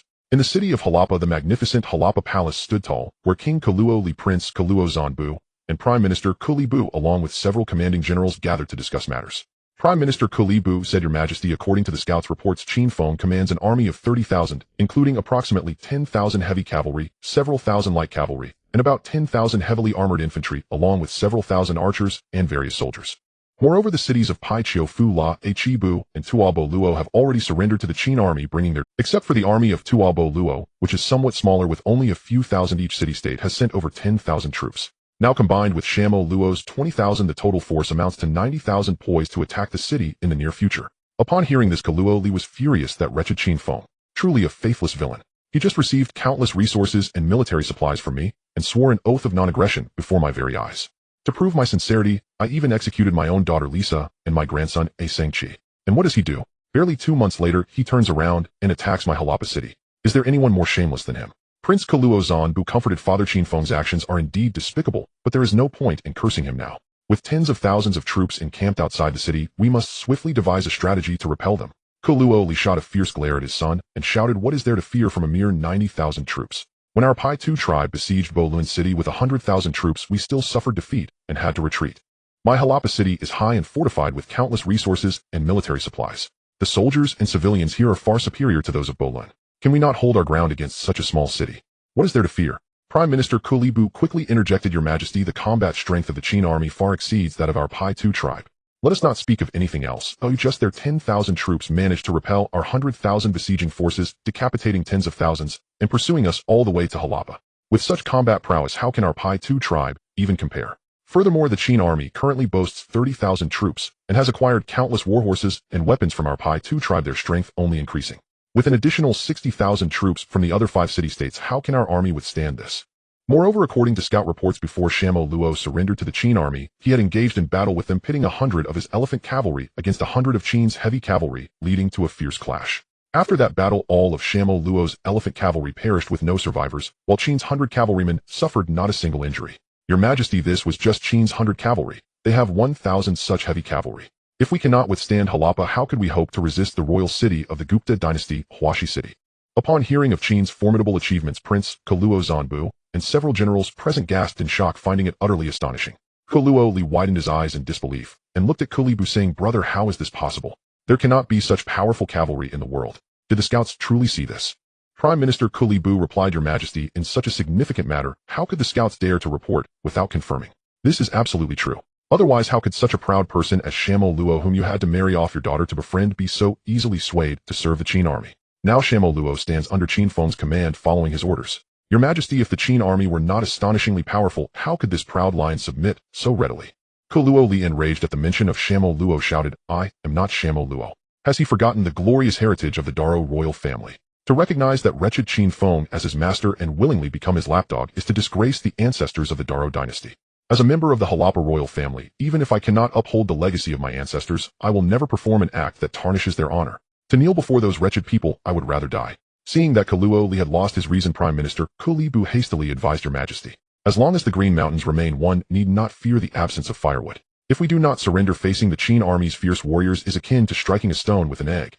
In such a case, forget about ancestral glory. I fear our Harappa royal family will be utterly extinguished. Prince Kuluo Zanbu added, Father, my sister is currently among the Qin army and might be able to speak on our behalf, but why not surrender? Kuluo Li, consumed with rage, drew his treasured blade and pointed it at Prime Minister Kulibu, no longer addressing him as brother, but calling him directly by name. Kulibu, do you know why the late king stripped you of your royal heir position and designated me as the successor? It is because the late king saw through you. You are not someone who values the glory of our ancestors. You lack the kingly aura that a member of the Harappa royal family should possess. If the throne were given to you, I fear our Harappa royal family would have long been extinguished. Sometimes I even doubt if the blood of the golden lion of the Harappa royal family truly flows through your veins. Kulibu, if you wish to surrender, do so on your own. I respect you as my brother, but I will not stop you. However, if you surrender, how will you face the ancestors of the Harappa dynasty? Prime Minister Kulibu, seeing Kuluo Li's blade in hand, and the mention of the throne inheritance, struck a taboo subject between the two brothers, something Kuluo Li had never brought up in decades. Suddenly mentioning it today, Kulibu was so frightened that he immediately knelt on the ground, repeatedly bowing his head and crying, Your Majesty, I was wrong. Please forgive me. I will lead the army to fight the Qin army to the death, shedding the last drop of blood for our Harappa. Kuluo Li glanced at the kneeling Kulibu and snorted, turning to Prince Kuluo Zanbu, who have you forgotten that your sister Ai, Shili Shah, has already cut her hair to renounce her ties to the Pai Tu tribe? Though you are my own child, you are no exception. Tell me, do you also wish to surrender to those wretched people? Seeing his father's demeanor nearing madness, Prince Kuluo Zanbu quickly knelt and said, Father, I will fight to the death against the Qin army and will never disgrace the ancestors of our Harappa. Kuluo Li nodded, looking down at the generals standing on the steps, and pointed his blade, and you all. The generals, seeing the situation, dared not utter the word surrender and quickly knelt down, each saying, Your Majesty, do not worry, we will fight to the end against the Qin army, using our blood to defend Harappa. With our flesh and blood, we will protect our king. Now let us not discuss how Harappa city prepares for war. Instead, let us speak of Xianyang Luo in the central tent, where no one was within 100 steps outside, as Xianyang Luo sat opposite his uncle Xianyang. Xianyang Luo, with a forlorn expression, said, Uncle, you were right. The Qin army is indeed a force of tigers and wolves. They are so powerful, do you think I still have a chance? Xianyang sighed, Your Majesty, do not think too far ahead. For the time being, the stronger the Qin army, the more favorable. From my perspective, the Qin army is invincible in this land of Tianzhu. Even the Gupta dynasty would find it hard. If we follow the Qin army and achieve great merit assisting them in conquering the entire Tianzhu region, perhaps they will give us some land east of the Indus River. At that time, the golden lion banner of my Daro royal family could flutter throughout the Indus River basin. Xianyang Luo frowned and said, Even if we gain the Indus River basin, we would merely be the slaves of the Qin army. If they are pleased, they might grant it to us. If they are displeased, they can easily take it back. What power do we have? Even if Qin Feng grants this territory to us and promises it as a hereditary title, we would only be caretakers. Even if the golden lion banner of my Daro royal family flies across the entire Indus River, it would not be the glory of my Daro royal family. Xianyang smiled slightly and said, Your Majesty, I have lived for over 60 years. Forgive me for speaking from experience. I have seen and heard more than you. Since ancient times the strong are easily broken while the flexible endure. I have never heard of an army that remains perpetually strong. I do not believe the Qin army can maintain such strength indefinitely. Moreover, the Qin army's sharpness is like a knife that can slice through iron. Though incredibly sharp, it is still only one. The Qin army has only 40,000 troops, and their populace is merely several tens of thousands. There will still be many battles to come, and with each battle, they will lose some strength. The Gupta dynasty has hundreds of cities and hundreds of thousands of soldiers. They are not to be underestimated. With such fluctuations, how can we not find an opportunity? Moreover, although our Pai Tu tribe's military is weak, we have a population of over 1 million. Once the Qin army's strength gradually diminishes, it will be our Daro royal family's opportunity. At that time, our Pai Tu tribe can rise up and bite them to death. Shamo Luo, hearing Sha Zhimo's words, regained his focus and slowly regained his spirit, asking, Uncle, do you think we will see that day? Sha Zhimo laughed heartily and said, Your Majesty, I may not see that day, but you are in your prime, and you will surely witness the day when the glory of my Daro royal family is restored. I firmly believe this. With that, Sha Zhimo contemplated for a moment and said, Your Majesty, as I suspected, the Qin army is not in a hurry to attack the city. Instead, they wish for Kuluo Li to surrender. Imagine at Bolun when I abandoned Kuluo Li and retreated alone, resulting in his utter defeat. Now they are besieging Harappa city with heavy forces, and Kuluo Li has a blood feud with us. If Kuluo Li surrenders, we will be in danger. Shamo Luo thought for a moment and said, From my understanding of Kuluo Li, he values ancestral honor more than life, just like I do. He should not surrender. Moreover, he harbors deep hatred for the Qin army. Would Qin Feng allow him to surrender? Sha Zhimo grew anxious. Your Majesty, it's better to be cautious. What if he does? Let me speak plainly, Your Majesty, though you do not recognize Qin Feng as your lord and merely follow his orders, it is not much different. It is just more palatable. If you can do this, why can't Kuluo Li? If I were Qin Feng, I would offer extremely generous terms to persuade Kuluo Li. This way Qin Feng could use Kuluo Li to balance you, and you to balance Kuluo Li. With such a strategy of balancing control, Qin Feng is cunning enough to think of this. Throughout history, warfare has no personal feelings. The Qin army accepted the surrender of Sai Jianbo Luo. Why wouldn't they accept Kuluo Li? Remember in the siege battle at Bo Luan, the soldiers of Tua Bo Luo killed a significant number of Qin troops. I cannot fathom what reason Qin Feng would have to refuse such an offer. Shamo Luo nodded and said, Uncle, are you not close friends with Harappa's Prime Minister Kulibu? He is Kuluo Li's brother. I heard that the late king originally appointed him as the crown prince, who later, for reasons unknown, he changed his mind and made his brother Kuluo Li the heir. I do not believe he has no resentment regarding this matter. Perhaps he could be of some use. Sha Zhimo laughed heartily and said, Your Majesty, you are wise. I will write him a letter at once. No, I will go as a messenger myself. Shamo Luo grabbed Sha Zhimo and said solemnly, Uncle, be careful. I cannot do without you. Sha Zhimo was moved to tears, his beard trembling, saying, For the great cause of my king, for my Daro royal family, I will die without regrets. Harappa city has surrendered. How is this possible? Did Kuluo Li voluntarily surrender upon seeing our army approach? Such a proud person, this doesn't seem like Kuluo Li's character. Seeing that Qin Feng and the others were skeptical, Sha Mo Luo laughed heartily. General Harappa city has indeed surrendered. Prince Kuluo Zanbu and Chancellor Kulibu are kneeling outside the city gate waiting for you to accept the city defense seal. Such a significant matter, I believe Sha Mo Luo wouldn't speak recklessly. Qin Feng scanned the generals in the tent and commanded, All generals heed my order. The entire army advance. Follow me to Harappa city. Turning around and seeing Ai Shili Sha, Qin Feng smiled slightly. Madam, you should come with me as well. Outside the city gates of Harappa city, after Qin Feng and the others arrived, they saw throngs of Harappa people kneeling. The two leading figures dressed in splendid attire should be Prince Kuluo Zanbu and Chancellor Kulibu, as mentioned by Sha Mo Luo. However, a glance around the crowd revealed no sign of King Kuluo Li. Qin Feng furrowed his brow slightly. Where is Kuluo Li? Sima Ji also shouted, How dare you be so disrespectful? Our general has personally led the army to accept the surrender. Why has your king Kuluo Li not come to submit himself? The Chancellor Kulibu, who had been kneeling in front, hurriedly crawled a few steps forward, halting before Qin Feng's horse, prostrating himself on the ground, and saying, Reporting to the General, Kuluo Li did not heed the heavenly signs and foolishly attempted to resist your army. He died suddenly last night. My Prince Kuluo Zanbu, together with a humble servant, came to surrender to you. I hope the general will forgive our past transgressions for the sake of the citizens of this city. Seeing his uncle Kulibu mention him, Prince Kuluo Zanbu hastily crawled a few steps and knelt before Qin Feng, not daring to lift his head, awaiting Qin Feng's judgment. Kuluo Li is dead. Died suddenly. How could this be? No wonder Harappa city has surrendered. It turns out King Kuluo Li has died. Qin Feng felt somewhat lost upon hearing this news. The once mighty king Kaluo Li of Harappa had died, just like that. Qin Feng still remembers how outside Bolun City Kaluo Li had pointed at him, while riding on horseback, cursing him fiercely, vowing to skin him alive, eat his flesh, and grind his bones to ashes. Qin Feng also recalled how just outside Harappa City Kaluo Li had pushed his daughter Ai, Shili Sha into the path of his sword, and how Kaluo Li had given him numerous resources and weapons to establish an alliance. Just when he was pondering how to justly take Harappa without bearing the infamy of betrayal, Kaluo Li had unexpectedly died. Such a remarkable coincidence exists in the world. Had he crossed over a millennium into the past, unknowingly receiving the favor of the heavens? Otherwise this luck is too good. While Qin Feng was lost and thought, the generals held their breath, watching him intently. Ai Shili Sha beside Meng Ling could hardly believe what Chancellor Kuli Bu had said, that her father Kaluo Li had died suddenly. Her father had always been in good health. How could he die suddenly overnight, especially at such a critical moment? Looking at her uncle Kuli Bu kneeling before her along with her brother and several generals behind, not one of them was her father. Ai Shili Sha immediately understood. The sudden death was clearly a result of her father's determination not to surrender, and he had been harmed by them. Such occurrences have happened countless times within royal families throughout history. As a member of royalty, how could Ai Shili Sha be unaware of the treachery involved? Thinking of this, Ai Shili Sha's eyes turned red. Although her father Kaluo Li did not care for her, and had pushed her into the path of the Qin army's blades for self-preservation. No matter how one looks at it, he is still her father. If her father was harmed and she does not seek vengeance, does the blood of the Harappa royal family still flow through her veins? Since following these Qin people, everything she has seen and heard has told her that they are a group who would rather stand while living than kneel while dying. A fierce and resolute tribe. This Qin army is a righteous force that holds loyalty and acts according to the heavenly way. Their leader Qin Feng is a remarkable man with a broad heart and great ambitions. Today Qin Feng sent her to persuade her father Kaluo Li to surrender as evidence of this. If that Daoro King Sha Mo Luo were in Qin Feng's position, no matter the treaty, he would attack the city. However, Qin Feng and this Qin army are worried that attacking the city would bring disgrace for breaking the treaty, preferring to offer benefits to her father to persuade him to surrender. One must understand that now with the might of the Qin army, although Harappa City has high walls and deep moats, it is unlikely to hold out for more than a few hours. This all illustrates how much weight Qin Feng, this Qin army, and these Qin people place on loyalty and righteousness. Ai Shili Sha raised her tear-stained face, glancing at the still entranced Qin Feng, hoping she hadn't misjudged him. Hoping she hadn't misjudged this Qin army.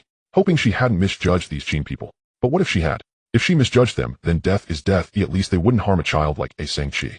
Thinking of this, Ai Shili Sha furrowed her brows, jumped down from her horse, and quickly ran to Qin Feng's horse, kneeling and crying. General, my father Kaluo Li made a pact with you. Today, he was harmed by treacherous people. The Qin army has always upheld loyalty and righteousness and acts according to the heavenly way. How can such treachery be allowed? Please, General, help a humble servant. Avenge my father. Ai Shili Sha's kneeling caused an uproar among the generals of the Qin army behind Qin Feng.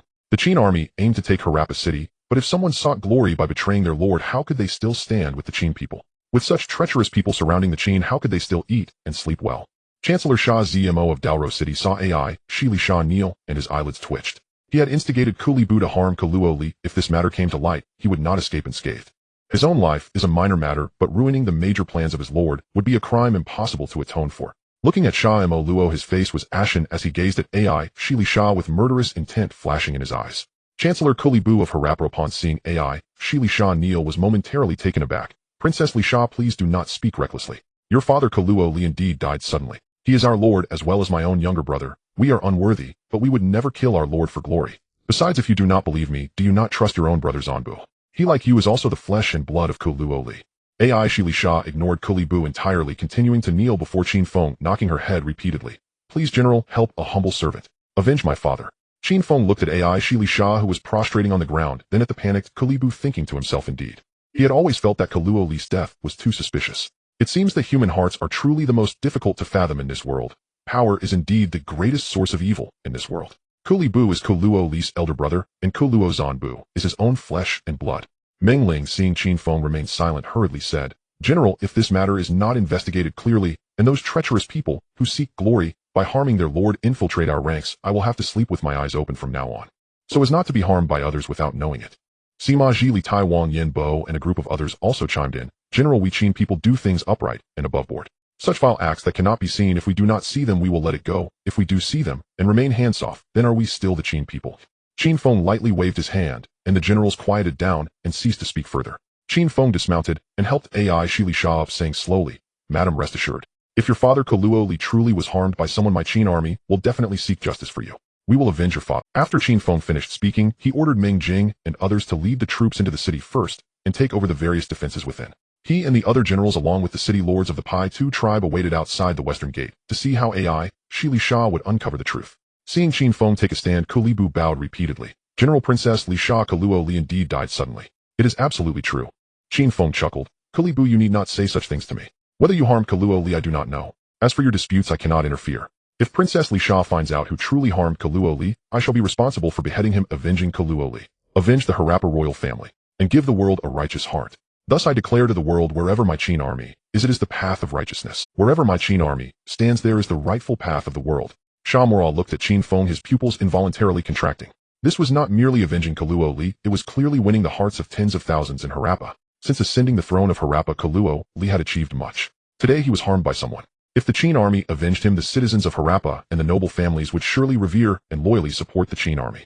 Moreover, the city lords of the Pitta tribe would see that the Qin army could uphold justice for their enemy, Kaluo Li. Thus, they would have already submitted to Qin Feng, ensuring future assistance from the Qin army. In this way, these seemingly obedient city lords who hid their true thoughts would likely become completely devoted to Qin Feng, pledging to follow him to the death. Thinking of this, Sha Morwa shook his head. Winning the hearts of the citizens of Harappa and the city lords of the Pitta tribe was underestimating Qin Feng too much. He was clearly winning the heart of the world. Once the phrase, wherever my Qin army stands, there is the rightful path of the world, spreads, and the common people believe it, then the Qin army would face much less resistance in future sieges. It must be noted that in this land of Tianzhu, the most populous were these slave-like citizens whose bodies and even lives belonged to various nobles living like cattle. If their hearts leaned towards the Qin army, would the noble lineage of high blood still have a way to survive? Fortunately, today was about the harm done to Kaluo Li, who also held royal blood. Qin Feng's powerful rhetoric should not be taken seriously by those citizens. Who would believe such words? Who would uphold justice for mere slaves? Since ancient times the law does not punish the nobility and justice does not extend to commoners, the notion of justice is merely talk, and Qin Feng would surely act as such. With this thought, Sha Merwa felt slightly relieved, but since Kaluo Li had been harmed, and Wang Shu Sha Zimo was involved, he still needed to be cautious and not be implicated. At this moment, Prime Minister Sha Zimo chuckled. Rest assured, my king. This old minister guarantees that Li Bu will not dare to. As soon as Qin Feng finished speaking, Shi Li Sha smiled charmingly at Qin Feng. General, I have noted your words. I will not sully the name of the righteous Qin army. Then she ignored Li Bu, who was still kowtowing, and grabbed her younger brother Kaluo Zanbu by the collar, saying, Zanbu, speak. Who harmed our father? Kaluo Zanbu, caught by Shi Li Sha, lay on the ground, tears streaming down his face, trembling all over like a sieve. Sister. I don't know. Father was not harmed. Shi Li Sha looked at her younger brother, biting her silver teeth. Zanbu, did you kill our father to become the king of Harappa? Tell me, was it you? Shi Li Sha did not truly suspect that her brother had harmed their father. Rather, she believed that with Kaluo Zanbu's cowardice, if she didn't press him, he would never tell the truth. Seeing Shi Li Sha suspect him, Kaluo Zanbu was startled and hurriedly said, Sister, it wasn't me. Really, it wasn't. Although I have not been close to father since childhood, he is still my father. How could I harm him? Shi Li Sha sighed, released Kaluo Zanbu's collar, and gently said, Brother, then tell me how father died.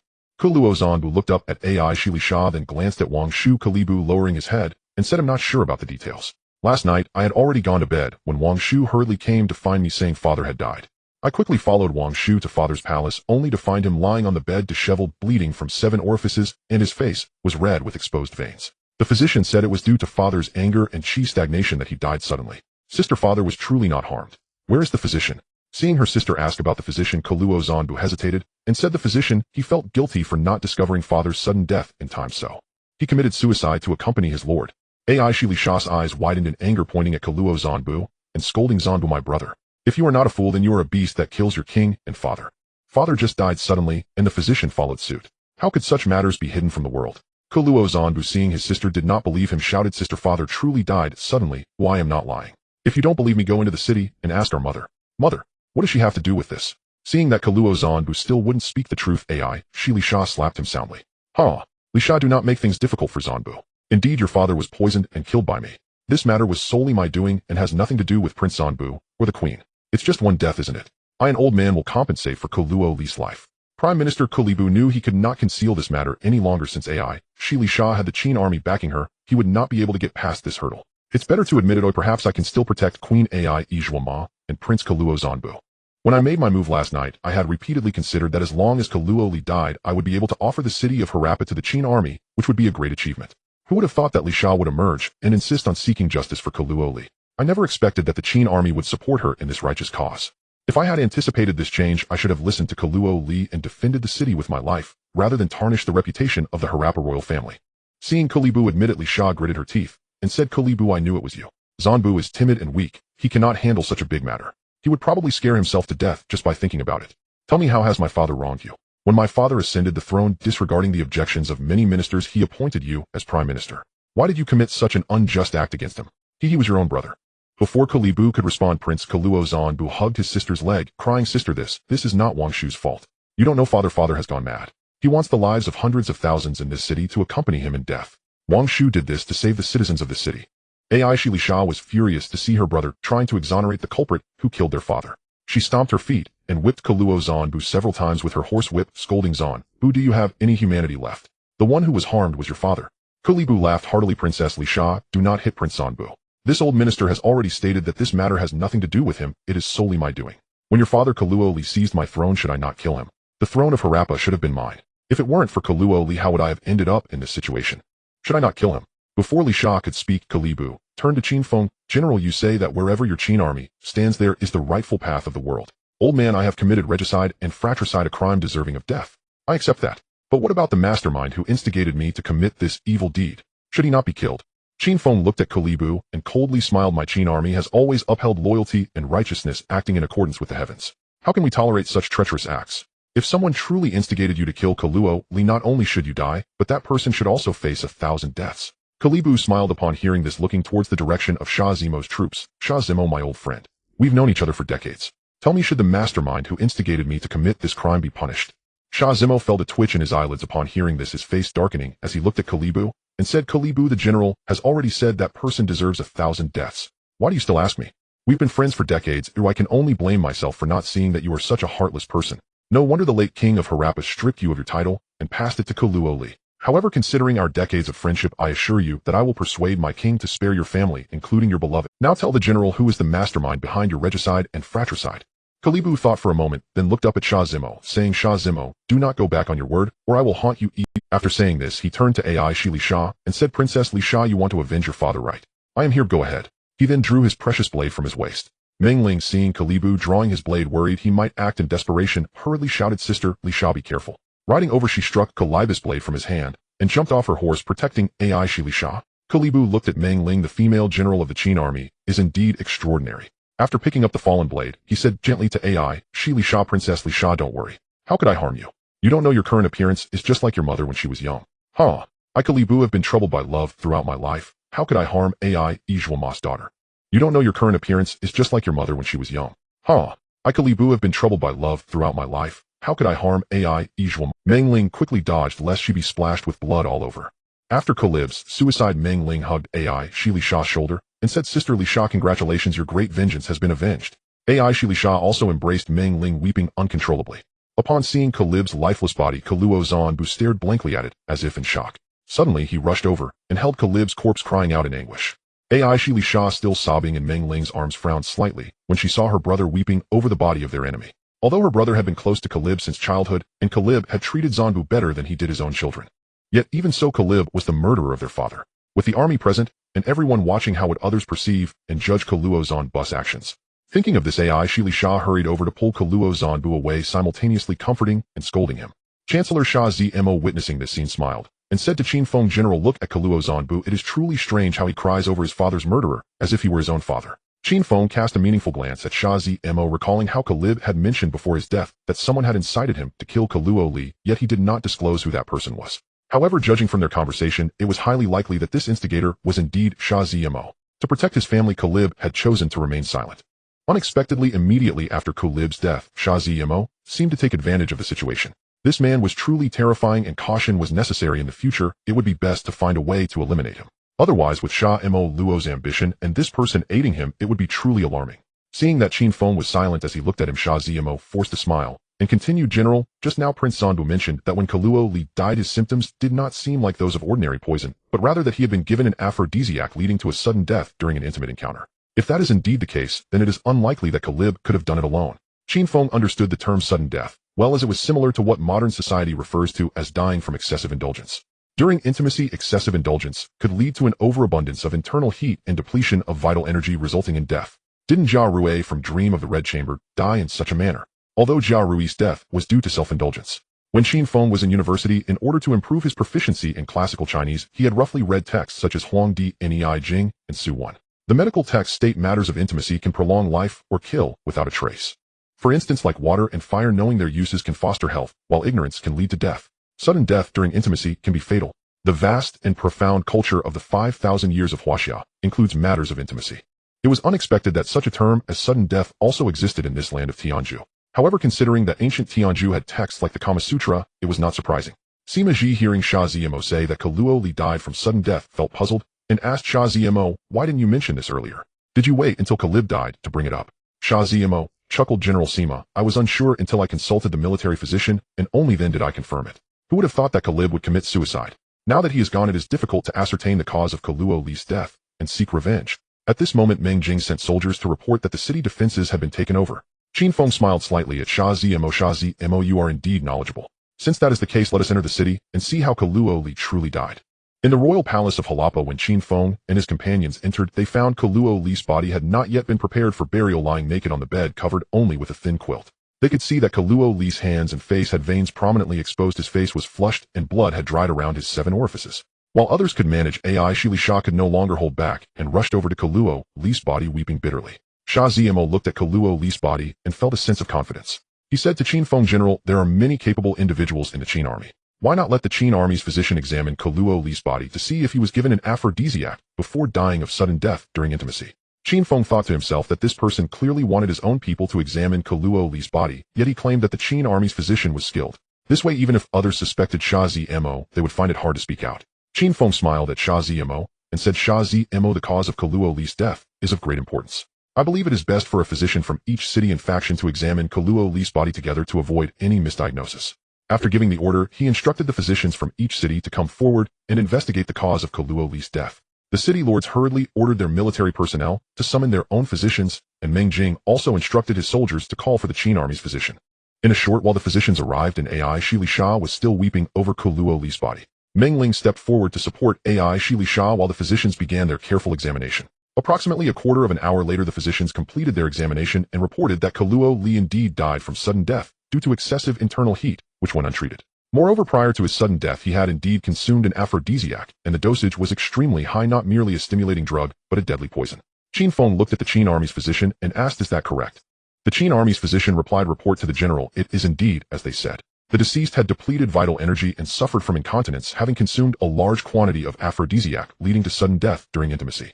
However, the deceased was very strong, suggesting that besides regular deer antler epimedium and purple river grass, there must have been a secret concoction from Tianzhu, otherwise such a drug would not be lethal." Seeing that the Qin army's physician corroborated this, Sha Zimo chuckled, "General, the cause of Kaluo Li's death has been determined. He was indeed given an aphrodisiac. So who was the one who administered this poison? Who was the one who was intimate with Kaluo Li last night? I suspect that the woman who was intimate with Kaluo Li last night is most likely the one who poisoned him." Prince Kaluo Zanbu, who had been silently crying by the side, hearing Sha Zimo's words, shouted, "Sha Zimo, do not slander my mother. How could my mother harm my father?" Sha Zimo laughed. "Prince Zanbu, I am merely telling the truth. As for whether your mother Ma poisoned your father, that is for the general to discern. Who does not know that my father was killed by the villain Kalib? He admitted it himself. Why are you now trying to smear my mother? What are your true intentions?" Repenting, Shi Sha, still weeping in Meng Ling's arms, frowned tightly and wiped away her tears, saying, "Sha Zimo, what exactly do you want? Who does not know that my father was killed by the villain Kalib? He admitted it himself. Why are you now trying to smear my mother? What are your true intentions?" Sha Zimo laughed heartily. "Princess Li Sha, I am helping you find the true murderer of your father. I am here to assist. Why can't you recognize my good intentions?" After saying this, Sha Zimo turned to Qin Feng and said, "General, all the clues point to Queen Ma of Harappa. We should bring her out for questioning. Only then can the truth be revealed. If this matter was not instigated by the queen, it would also serve to clear her name." Although Sha Luo did not understand why Sha Zimo was so insistent, he knew that there must be a significant motive behind it. "I think that if Kaluo Li is part of the Pai Tu royal family was harmed by a villain, we must clarify this matter. If this is not resolved, how can the Pai Tu royal family maintain its dignity? The Qin army has always upheld loyalty and righteousness. If we cannot clarify this matter and bring justice to the world, then what is the name of the Qin army's righteousness worth?" At this moment, Qin Feng was also unclear about what scheme Sha Luo and Sha Zimo were plotting. It was genuinely amusing to seek revenge for Kaluo Li, yet it was likely that Kaluo Li's death was intertwined with these two, especially Sha Zimo, who must have participated in it. Although Qin Feng understood that these two had no good intentions, he felt he had no reason to refuse. After thinking for a moment, he ordered someone to summon Queen Ma to come and explain. Before long, a middle-aged woman dressed like a noble lady from Tianzhu walked in. Qin Feng was taken aback. How could there be such a stunningly beautiful woman in the world? The Queen Ai Yizuoma was tall and graceful, walking as if the wind were blowing through the willow trees, embodying an almost delicate fragility. She was adorned with jewels and gold. Her hair alone was embellished with several pieces of gold jewelry, and a large ruby hung from the auspicious mole at the center of her forehead, shining brilliantly and blinding to look at. With skin the color of honey, she radiated a glow from within. Anyone who observed Ai Yizuoma would not believe she was a middle-aged woman who had given birth to 4 children. She indeed lived up to her reputation as the most beautiful woman of the Pitta tribe. Qin Feng had previously thought that a Tianju woman like Ai Zilisha was already a peerless beauty, but upon seeing Ai Zilisha's mother Ai Yizuoma, he realized he was gravely mistaken. If Ai Yizuoma were of the same age as her daughter, one might think that standing together Ai Zilisha's beauty was merely charming and alluring, far from her mother's breathtaking allure. In this light, Ai Zilisha would need to carefully adorn herself and skillfully employ seductive arts to enchant. Yet Ai Yizuoma merely stood there in silence, needing to do and say nothing. Any man who beheld her would find himself stirred by waves of amorous feeling. What is a captivating beauty? This is the very definition of one, a source of chaos throughout history. Upon entering the palace, Shamo Luo glanced at Ai Yizuoma, desire already kindling within him, before quickly averting his gaze to Qin Feng. As Shizimo gazed at Ai Yizuoma, his eyes first filled with fascination, but then turned to reveal hatred. The other city lords were also left dumbfounded, as if they could not believe such beauty existed in the world. Queen Ai Yizuoma, supported by her daughter Ai Zilisha, lightly bowed to Qin Feng and said, "General, I wonder why you have summoned this humble servant here." Qin Feng, a young man who had yet to marry, felt awkward being asked to inquire about the intimate matters between Ai Yizuoma and Kaluoli. He smiled awkwardly and said, "Chancellor Shizimo has matters to discuss with the queen. You should ask him." Seeing Qin Feng pass the buck to him, Shizimo seized the opportunity and said with a smile to Ai Yizuoma, "Queen Zhuoma, I must ask you, did you administer aphrodisiacs to Kaluoli, conspiring with Kalu to cause his death?" Ai Yizuoma lifted her head to look at Shizimo, seething with rage. "Shizimo, you and Kalu conspired to kill my husband Kaluoli, and now you wish to turn the tables and bully this widow. How cruel-hearted you are." Seeing everyone in the room staring at him with suspicion, Shizimo quickly replied, "Ai Yizuoma, just moments ago the physicians confirmed that Kaluoli died from a sudden illness while riding. Do not tell me the person who was with Kaluoli last night was not you. Do not tell me you did not administer the aphrodisiac." Queen Ai Yizuoma stared at Shizimo with wide eyes. "Shizimo, last night you sneaked into Harappa city, inciting Kalu to harm my husband Kaluoli. Do you think you can hide this from me?" Qin Feng, hearing Ai Yizuoma's declarations, turned to Shizimo and asked, "Shizimo, is there any truth to this?" His voice was icy, clearly indicating that he had already developed a murderous intent. Shizimo was startled and quickly defended himself. "General, do not listen to this woman's unfounded accusations. I met Kalu last night, but I was there to persuade him to convince Kaluoli to surrender. Who would have known he would conspire with Ai Yizuoma to kill Kaluoli?" After finishing, Shizimo turned to Ai Yizuoma and said, "Zhuoma, who does not know about your long-standing affair with Kalu? Do you not remember 15 years ago when I caught you and Kalu in the act? Dare you claim that your son Keluazambu is not the illegitimate child of you and Kalu? Now that Kaluoli and Kalu's bodies have not been buried, dare you take the blood of both men and that of Prince Sanbu to recognize kinship before the general? Are you willing to do so?" Upon hearing this, Queen Ai Yizuoma's almond eyes widened with fury, as if she were about to spew fire. "Shizimo, you pursued me unsuccessfully in the past and plotted to harm me. You knew I loved Kalu, yet you incited Kaluoli to persuade the late king to betroth me to him. You clearly promised not to disclose that incident, and Kalu also offered you many benefits, yet you turned treacherous, secretly informing the late king, causing Kalu to lose his position as heir, and even blackmailing me afterwards. Last night, it was you who incited Kalu to conspire against my husband Kaluoli. Today, out of vengeance for my rejection of you back, then you frame me with false accusations claiming that I murdered my own husband." Ai Yizuoma paused, pointing at Shizimo and cursing, "Shizimo, you shameless scoundrel, do not think that just because you are from the Dalu royal family or the ruler of the Jade dynasty, I would spare you a glance. Even a glance at you disgusts me. Even if I, Ai Yizuoma, were to debase myself and consort with slaves, I would never allow you to lay a finger on me, so abandon all hope. Even if I am framed today and the general orders my execution, I, Ai Yizuoma, will forever remain a woman you cannot possess." After saying this, Queen Ai Yizuoma knelt before Qin Feng. "General, this wicked villain Shizimo has sinister ambitions and wrongfully accuses me. You must seek justice for this humble servant." Ai Zilisha, witnessing her mother's veiled admissions of the affair with Chancellor Kalu, as well as the implication that her brother Zanbu was not the biological child of their father, felt a whirlwind of emotions. At this moment, Ai Zilisha was in turmoil, struggling to believe that everything was true, that the woman she had idolized as the most perfect in the world was her own mother, who was now revealed to be so unworthy. But after all, she was her biological mother. Could it be that just as her father had met with misfortune, her mother would also pay with her? Thinking of this, Ai Zilisha bit her silver teeth and knelt before Qin Feng, pleading, "General, Shizimo has wrongfully accused my mother. Please seek justice for her." Historically, those in the right speak boldly, while those in the wrong are left speechless. AI Zilish's plea now lacked the fervor and righteous indignation she had displayed outside the city gates when asking Qin Feng to seek justice for her father Kaluoli. Seeing the two women kneeling before him, Shizimo also knelt and said, "General, do not believe this shameless woman's clever words. She has admitted to her illicit affair with Kalu, and Keluazambu is indeed their illegitimate child. Without a doubt, she administered the aphrodisiac to Kaluoli using seductive arts to take his life. There is no doubt Ai Yuzuoma is the culprit who killed Kaluoli. I implore the general to order her execution as revenge for Kaluoli and to bring justice to my Pitta clan." At this moment, Qin Feng had already grasped the general situation regarding Kalu Shizimo and Ai Yuzuoma. It seemed that the death of Kaluoli could not be separated from both Shizimo and Ai Yuzuoma. However, now that Kalu had died, there was no evidence to prove this. Whether to execute Ai Yuzuoma was not the crucial issue. What mattered most was that he could not fulfill Shizimo's wishes. What was his true motive? Was it simply to take revenge for his unrequited love from years ago? He still could not quite grasp it. Who knew if he had any additional schemes, which he certainly must be wary of? At this moment, Qin Feng had already placed Shizimo on his must-kill list, his danger level comparable to Shamo Luo. Qin Feng thought for a moment and said, "Shizimo, you claim that Queen Zhuoma conspired with Kalu to kill Kaluoli, while Queen Zhuoma accuses you and Kalu of plotting against Kaluoli. Now that Kalu is dead, we have no way to ascertain who is truly responsible." After speaking, Qin Feng looked at Shizimo and smiled. "Shizimo, given the lack of evidence, both of you are suspects. If you wish for me to execute Queen Zhuoma, what if Queen Zhuoma asks me to execute you instead? Do you think my Qin army enjoys indiscriminate slaughter? Do you think I, Qin Feng, cannot distinguish right from wrong? Your behavior puts me in a difficult position." Though Qin Feng's words were spoken lightly, each one struck deeply. The faces of those in the palace shifted as they looked at Shizimo. The Qin army commanders also glared at Shizimo with cold eyes filled with murderous intent. Sima, Zhili, Taiwan, Yanba, and others had already begun to reach for their swords. Shizimo was startled and looked at Qin Feng, then at the many Qin army commanders. He understood that if he continued to insist on executing Ai Yuzuoma, Qin Feng would easily use his defiance of authority and disregard for the Qin army as an excuse to eliminate him. Shizimo bowed his head to Qin Feng several times, saying, "General, I absolutely did not mean that. Please do not misunderstand. And I ask all the generals not to misunderstand.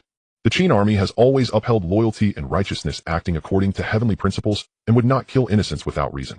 However, Queen Zhuoma has admitted to her affair with Kalu, which brings disgrace to the Harappa royal family and to our Pitta clan. We cannot simply ignore this."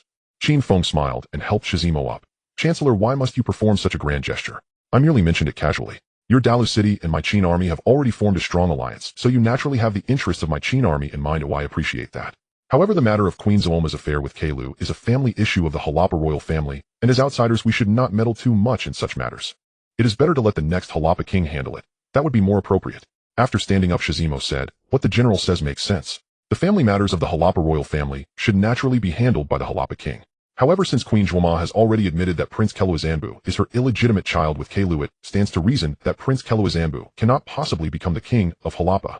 After speaking, Shizimo knelt down again. "I implore the general to select another king for the Harappa royal family based on the closeness of the bloodline. I implore the general to choose another king for the Harappa royal family based on the proximity of the royal bloodline." It was only at this moment that Shimuruo realized that his uncle Shizimo had risked defying Qin Feng for the sake of the Harappa throne. According to the traditions of the Pitu royal family, Kelali only had one son, Kelazambu, who is not his biological child. Uncle Kelabu murdered Kelali, and it is already a stroke of luck that his offspring survived, naturally disqualifying them from succession. Thus, in terms of blood relation, only his own son Shimorko and Assam's son Asanki are the closest male heirs to Kelali, and the throne of Harappa must inevitably be chosen between these two princes. Asanki's father Assam harmed the elders of Qin City, and the Qin army loathes him to the bone, naturally ensuring that his son will not ascend to the throne. Therefore, only his own son Shimorko remains, making him the only legitimate heir to the Harappa throne. Once his son ascends to the throne of Harappa, although Harappa city is occupied by the Qin army, the Harappa people will surely be loyal to their king. At that time, he would command the soldiers and citizens of both Daluo city and Harappa city. Although they may not compare to the Qin army, he would have leverage to resist, and it is possible to contend with them. Shimuruo glanced at his uncle Shizimo, feeling greatly impressed. This uncle of his was indeed cunning and strategic. Such careful planning must have been set in motion when he met Kelabu the night before. With his assistance, what great enterprise could he not achieve? With this in mind, Shimuruo also knelt down, saying, "I implore the general to choose another king for the Harappa royal family based on the proximity of the royal bloodline." The officers of Daluo city behind him saw their king act this way and also knelt down to plead.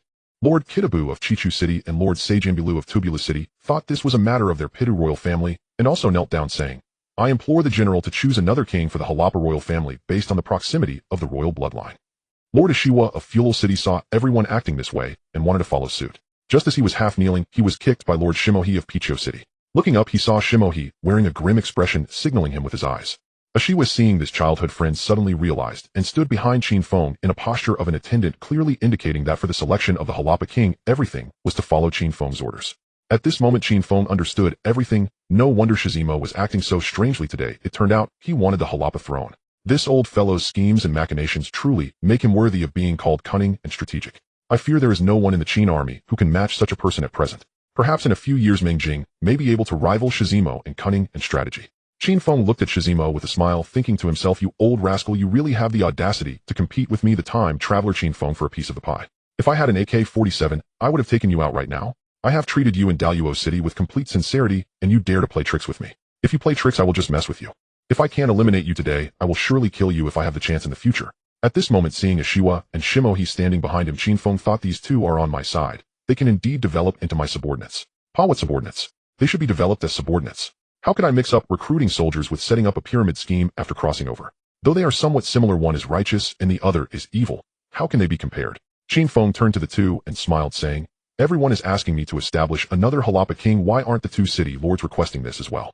This is a matter of your Pitu royal family. Shimohi respectfully bowed to Qin Feng and said, General, although Ashiwa and I are from the Pitu royal family, we have long since pledged allegiance to the Qin army and are subordinates of the general. As for the matter of selecting the Harappa king, the general will make the decision. As subordinates, how dare we presume to interfere with this matter? After speaking, Shimohi coldly laughed. As for Shimuro and the others requesting this, how is that the duty of a subject? Isn't that the same as forcing a palace coup? I cannot agree to that.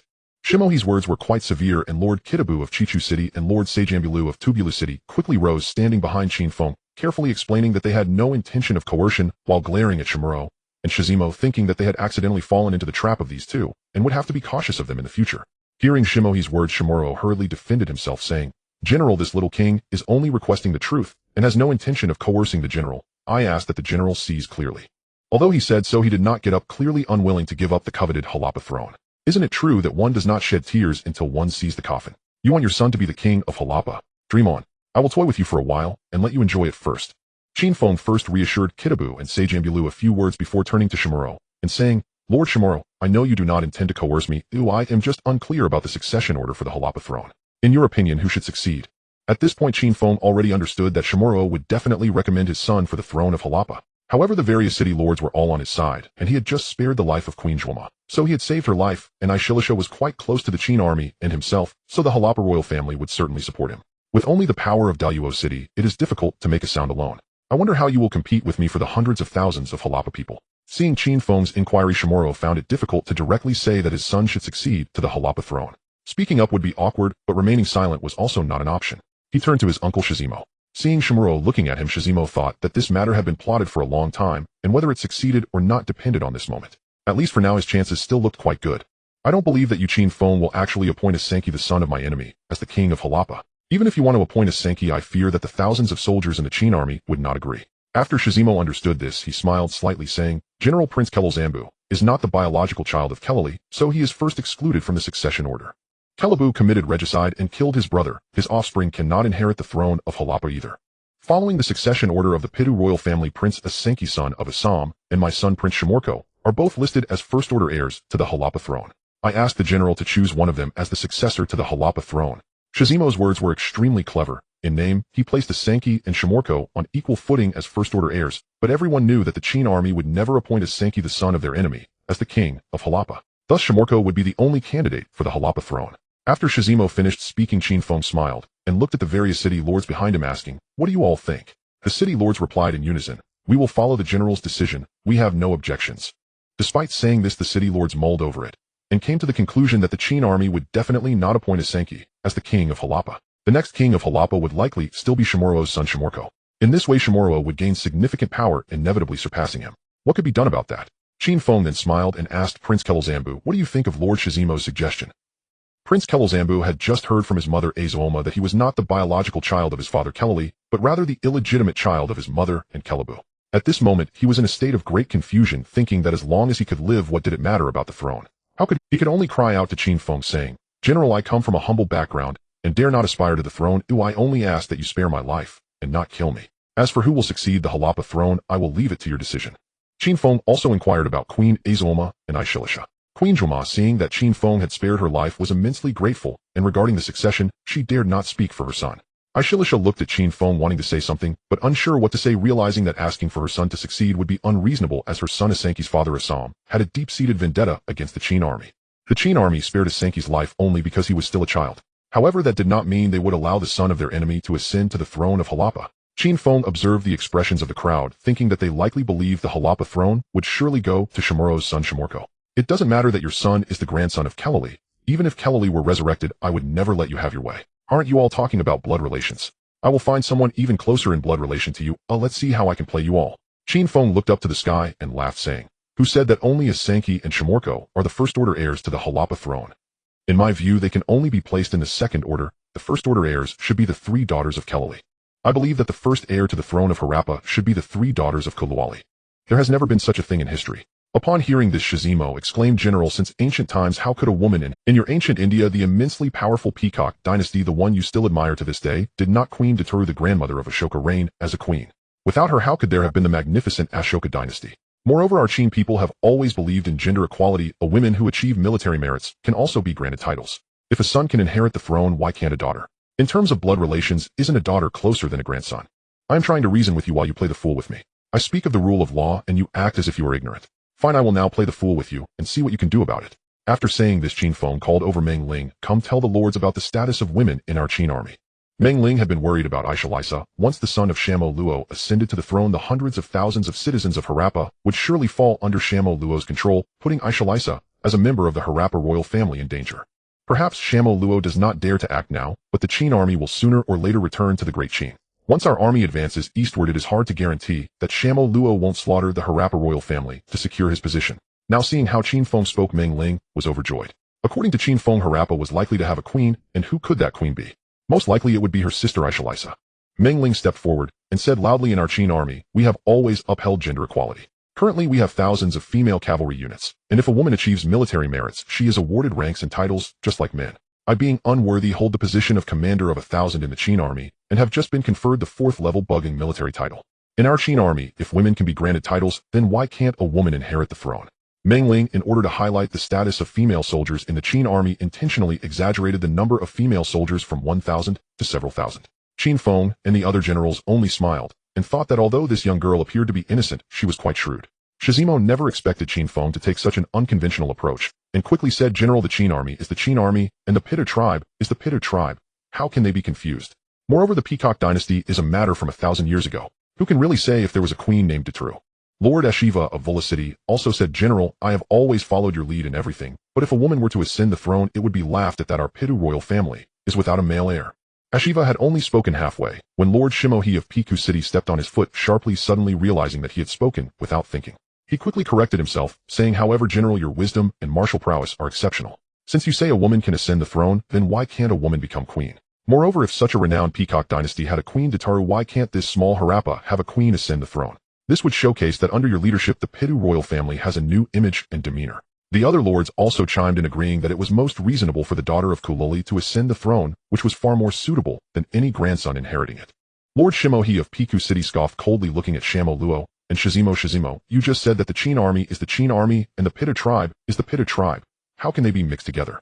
I would like to ask, since our Pitta tribe has already submitted to the general, what do you mean by saying this? Are you planning to rebel and die?" Shizimo, realizing that the Piku City lord was seizing upon his slip of the tongue, was so frightened that he nearly fell to the ground, and hurriedly explained, "Lord Shimohi, my king has already formed a strong alliance with the general, and we will obey his orders in all matters. How could I dare to entertain such rebellious thoughts? Lord Shimohi, your words are quite alarming." Qin Feng watched as the color on Shizimo's face shifted from green to white, and he couldn't help but smile inside, realizing that Lord Shimohi was quite adept at dealing with Shizimo, striking right at his weak points. Indeed, this person is quite talented. Qin Feng waved his hand with a smile and said, "Let's just stick to the facts. I believe that Shizimo only made a slip of the tongue. What do Lord Shamo Luo and Lord Shizimo think about my proposal for the daughter of Kulali to succeed to the throne of Harappa?" Shizimo was about to argue when Shamo Luo pulled him aside. Shizimo raised his head to look at the smiling Qin Feng, then at the grim-faced Shamo Luo, knowing that the competition for the throne of Harappa was no longer possible. He sighed and chose not to say anything further. He could only nod in agreement. Qin Feng, seeing that everyone agreed, smiled, and asked, "So Kuloli has 3 daughters, which one do you all think is most suitable to inherit the throne of Harappa?" Lord Shimohi of Pika City already knew Qin Feng's intention. He asked among the 3 daughters of Kulali who had the closest relationship with the Qin army would be the best candidate for the Harappa throne. Shimohi laughed heartily. General, if we talk about the three daughters of Kalali, who could possibly compare to Princess Aishalisa, who avenged her father? If it weren't for her, we would have been deceived by Kalibo and ended up with the lowly. That would have been truly terrifying. Princess Aishalisa not only avenged her father, but also eliminated a great hidden danger for us. In my humble opinion, the position of Harappa king should be succeeded by Princess Aishalisa. Qin Feng glanced at Shimohi and thought to himself that he was indeed clever. With such a subordinate, being the leader is truly a pleasure. Thinking back to how he had extorted so many valuables from Shimohi, Qin Feng felt a bit embarrassed. The other lords all said Princess Aishalisa avenged her father and is a woman who does not fall short of man. Having her succeed as the Harappa king, we are all in agreement. Shamo Luo and Prime Minister Shizimo, seeing that everyone supported Aishalisa's succession, knew that the situation was set. Further contention would likely completely offend Qin Feng, so they had no choice but to agree and express their support for Aishalisa as the Harappa queen. The generals of the Qin army felt it strange for a woman to ascend the throne of Harappa. However, upon reflecting that Aishalisa ascending was far better than the son of Shamo Luo inheriting it. At least Aishalisa had been with the Qin army for several months, so she could be considered one of their own. Thus, although the generals of the Qin army were somewhat reluctant, they all voiced their approval for Aishalisa to become the Harappa queen. Seeing that the important matter had been settled, Qin Feng walked over to Aishalisa and looked at her charming face, saying, "My lady, from this day forth you shall be the queen of Harappa. 3 days later, in this Harappa city, we shall hold a grand coronation ceremony for you." Aishalisa stared blankly at Qin Feng, completely unable to believe that this was real. She was going to be the queen of Harappa. Was this not like a dream? Can a woman truly become a ruler? Queen Ayazwoma and Prince Kaluazambu, upon hearing Qin Feng speak these words, knew that once Aishalisa became the Harappa queen, their lives would be completely secured. They quickly knelt before Aishalisa and said, "Your Majesty, please accept our bow." The other military officers and leaders in Harappa also knelt and bowed, saying, "Your Majesty, please accept our bow." Seeing Aishalisa still staring at him in a daze, Qin Feng smiled slightly and whispered in her ear, "My lady, shouldn't you tell them to rise?" As Qin Feng leaned closer to Aishalisa, the faint fragrance of her body wafted over, and upon inhaling, he thought to himself, "Wow, so fragrant." Aishalisa came to her senses and quickly told everyone to rise. The other lords also came over to congratulate Aishalisa on her succession to the throne. Shamo Luo and Prime Minister Shizimo also came over to offer their congratulations. Aishalisa gazed at Qin Feng with her autumn water-like eyes and smiled charmingly, saying, "General, I will be yours from now on. Everything you command, the Harappa royal family and the hundreds of thousands of citizens will obey." Qin Feng looked at Aishalisa's eyes, which resembled a pool of spring water, and felt a bit intoxicated. When he heard her say she would be his from now on, his cheeks flushed and a fire surged within him again. Noticing Meng Ling and others still nearby, he quickly smiled and changed the subject, no longer daring to look at Aishalisa. Qin Feng looked at Shimo, completely convinced that this person was genuinely considering his interests. With such a loyal subordinate who was always thinking of him and taking care of matters without him having to say a word, Shimo currently appeared to be a loyal minister, and in the long run, undoubtedly a capable one that he must utilize wisely. Indeed, as long as he married Aishalisa, it would be advantageous not only because of her beauty, but also for the government. Shimo's loyalty to him was unparalleled among the members of the Pitu royal family. Sima Ji saw Shimo suggesting that his second brother marry Aishalisa and angrily exclaimed, "Shimo, how dare you be so disrespectful? How dare you ask my second brother to marry a widow?" The other young officers were equally furious, ready to erupt at any moment. A widow. It seems that Assam's current status remains unknown. How could Aishalisa be a widow?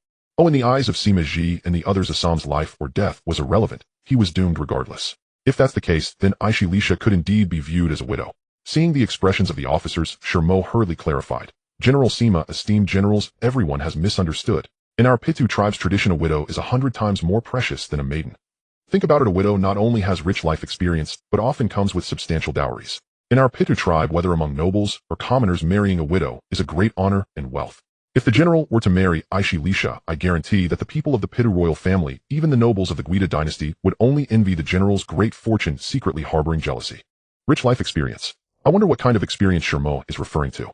These Pitu people are truly strange. They neglect pure and innocent maidens and instead prefer widows. Their taste is rather perverse. Could it be that Chow Chow also has Pitu blood? Shimo paused and continued, "Not only Aishalisa, but even Aishisawa, the widow of the Lord of Mengus, is now besieged by suitors. If it weren't for Harappa being surrounded by Shamo Luo, those nobles from the Great Dynasty would have sent envoys to propose." Sima Ji and Li Tai were furiously indignant and shouted in unison, "Your Pitu tribe is your own, but among us Qin people, anyone who marries a widow will be the subject of ridicule."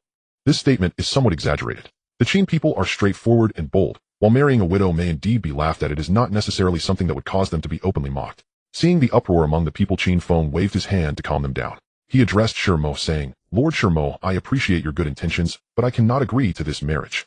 It is not that I care about Aishalisa's status as a widow, but rather that I already have someone dear to me. Let us not discuss this. No matter how beautiful Xianyang is, or how she captivates everyone, I must first marry my foolish wife that heaven has bestowed upon me, otherwise I might face divine retribution. What the hell? You dare to refuse the wife I've given you? Fine. They'll take back all the enhancements granted to you as a dimensional traveler. You're on your own. As soon as Qin Feng finished speaking before Shermo could respond, Meng Ling stood up and said loudly, General, I disagree with your statement. As long as it benefits the general and our Qin army, there's no problem marrying Xianyang and even her sister Aishisawa. It is only right. Qin Feng never expected Meng Ling to oppose him, especially since Meng Ling had clearly seen what was going on between him and Meng Ling. Meng Jing glanced at his father in disapproval, but said nothing. Sima Ji could not help but ask, Uncle Meng, isn't Meng Ling your daughter? Sima Li reprimanded, shut up, there are no uncles in the army, call him the former general. After speaking, he looked at Meng Ling's side and said to Qin Feng, General, I also agree with the former general's words.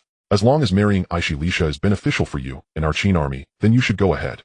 These two old fogies, apart from the righteousness of the Qin army, do they have no personal emotions whatsoever? If you two were to go back in time, you would definitely become revolutionary martyrs. Qin Feng looked at Meng Ling and Sima Li. Esteemed lords, I have always held great respect for both of you. Whatever you request, I will comply. But if I agree to marry Xianyang today, what will become of Linger?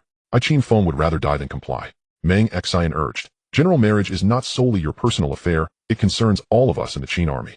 It concerns the fate of tens of thousands of Qin people. I ask you, General, to consider the bigger picture. Think about how our army can return eastward without being bound by personal feelings.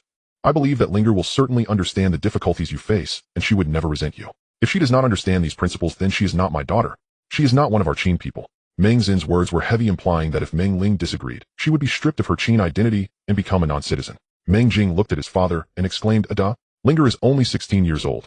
How can she endure such a burden? Meng Ling is Meng Jing's younger sister. As her brother, how could he not feel pain at the thought of his sister facing such great injustice? Meng Ling glared angrily at Meng Jing and scolded, shut up.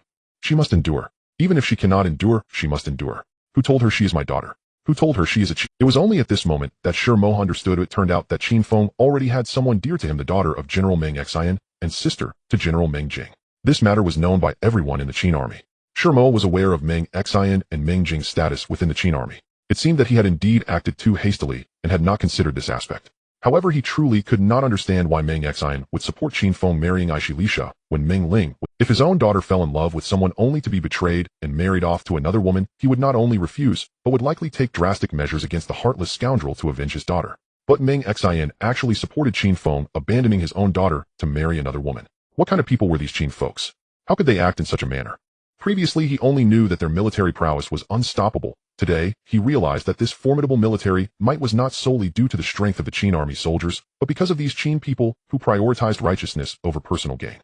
Qin Feng looked at Meng Ling as he scolded. Meng Jing smiled and said, Lord Meng, you are mistaken. If I were to betray Linger and be unfaithful by marrying another woman, it would not strengthen our Qin army.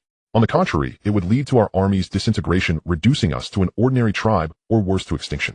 All this talk of marching eastward and restoring our great Qin would merely be a joke. Seeing that Meng Ling still wanted to speak, Qin Feng waved his hand to indicate he should let him finish. Qin Feng stood up and looked at the assembled generals, loudly asking, brave warriors, Qin people, tell me, how did our Qin army manage to advance from a small town to occupy the vast city of Harappa? The generals, seeing that Qin Feng had such a question, knew he had something to say and shouted in unison, we asked the general to proclaim it, we are listening. Qin Feng said solemnly, the reason our Qin army was able to capture Bolun City with just 2,000 cavalry and subsequently defeat the 100,000-strong Pido army outside the city and swiftly occupy such a large city as Harappa was not solely due to our extraordinary combat power. Rather, it is because we Qin people act on our promises and fulfill our commitments united as one that we have achieved victory after victory. Do you all agree? The generals looked at Qin Feng and shouted in unison, the general is correct. Indeed, we Qin people act on our promises and fulfill our commitments united as one, which is why we are invincible in battle.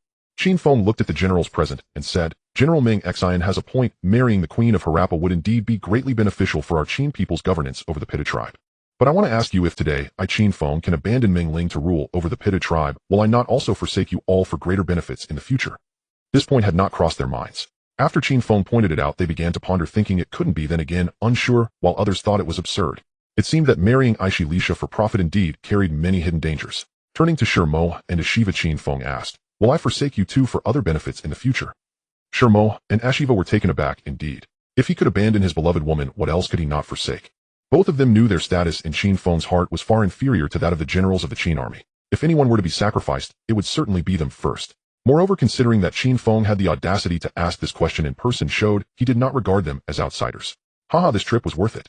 On this night, Qin Feng was discussing the defense of Harappa city with the generals of the Qin army, while Meng Ling went to accompany Ai Xianyang, so he was not present here. A guard reported that the Lord of Piku City Shermo and the Lord of Fula City Ashiwa had arrived and requested him. After the two entered, Ashiwa first apologized to Qin Feng for his earlier mistakes in speech, saying that he often spoke without thinking and only realized his mistakes afterward. He urged Qin Feng not to take it to heart, insisting that he and the Qin army shared the same heart and that he would never have a second thought.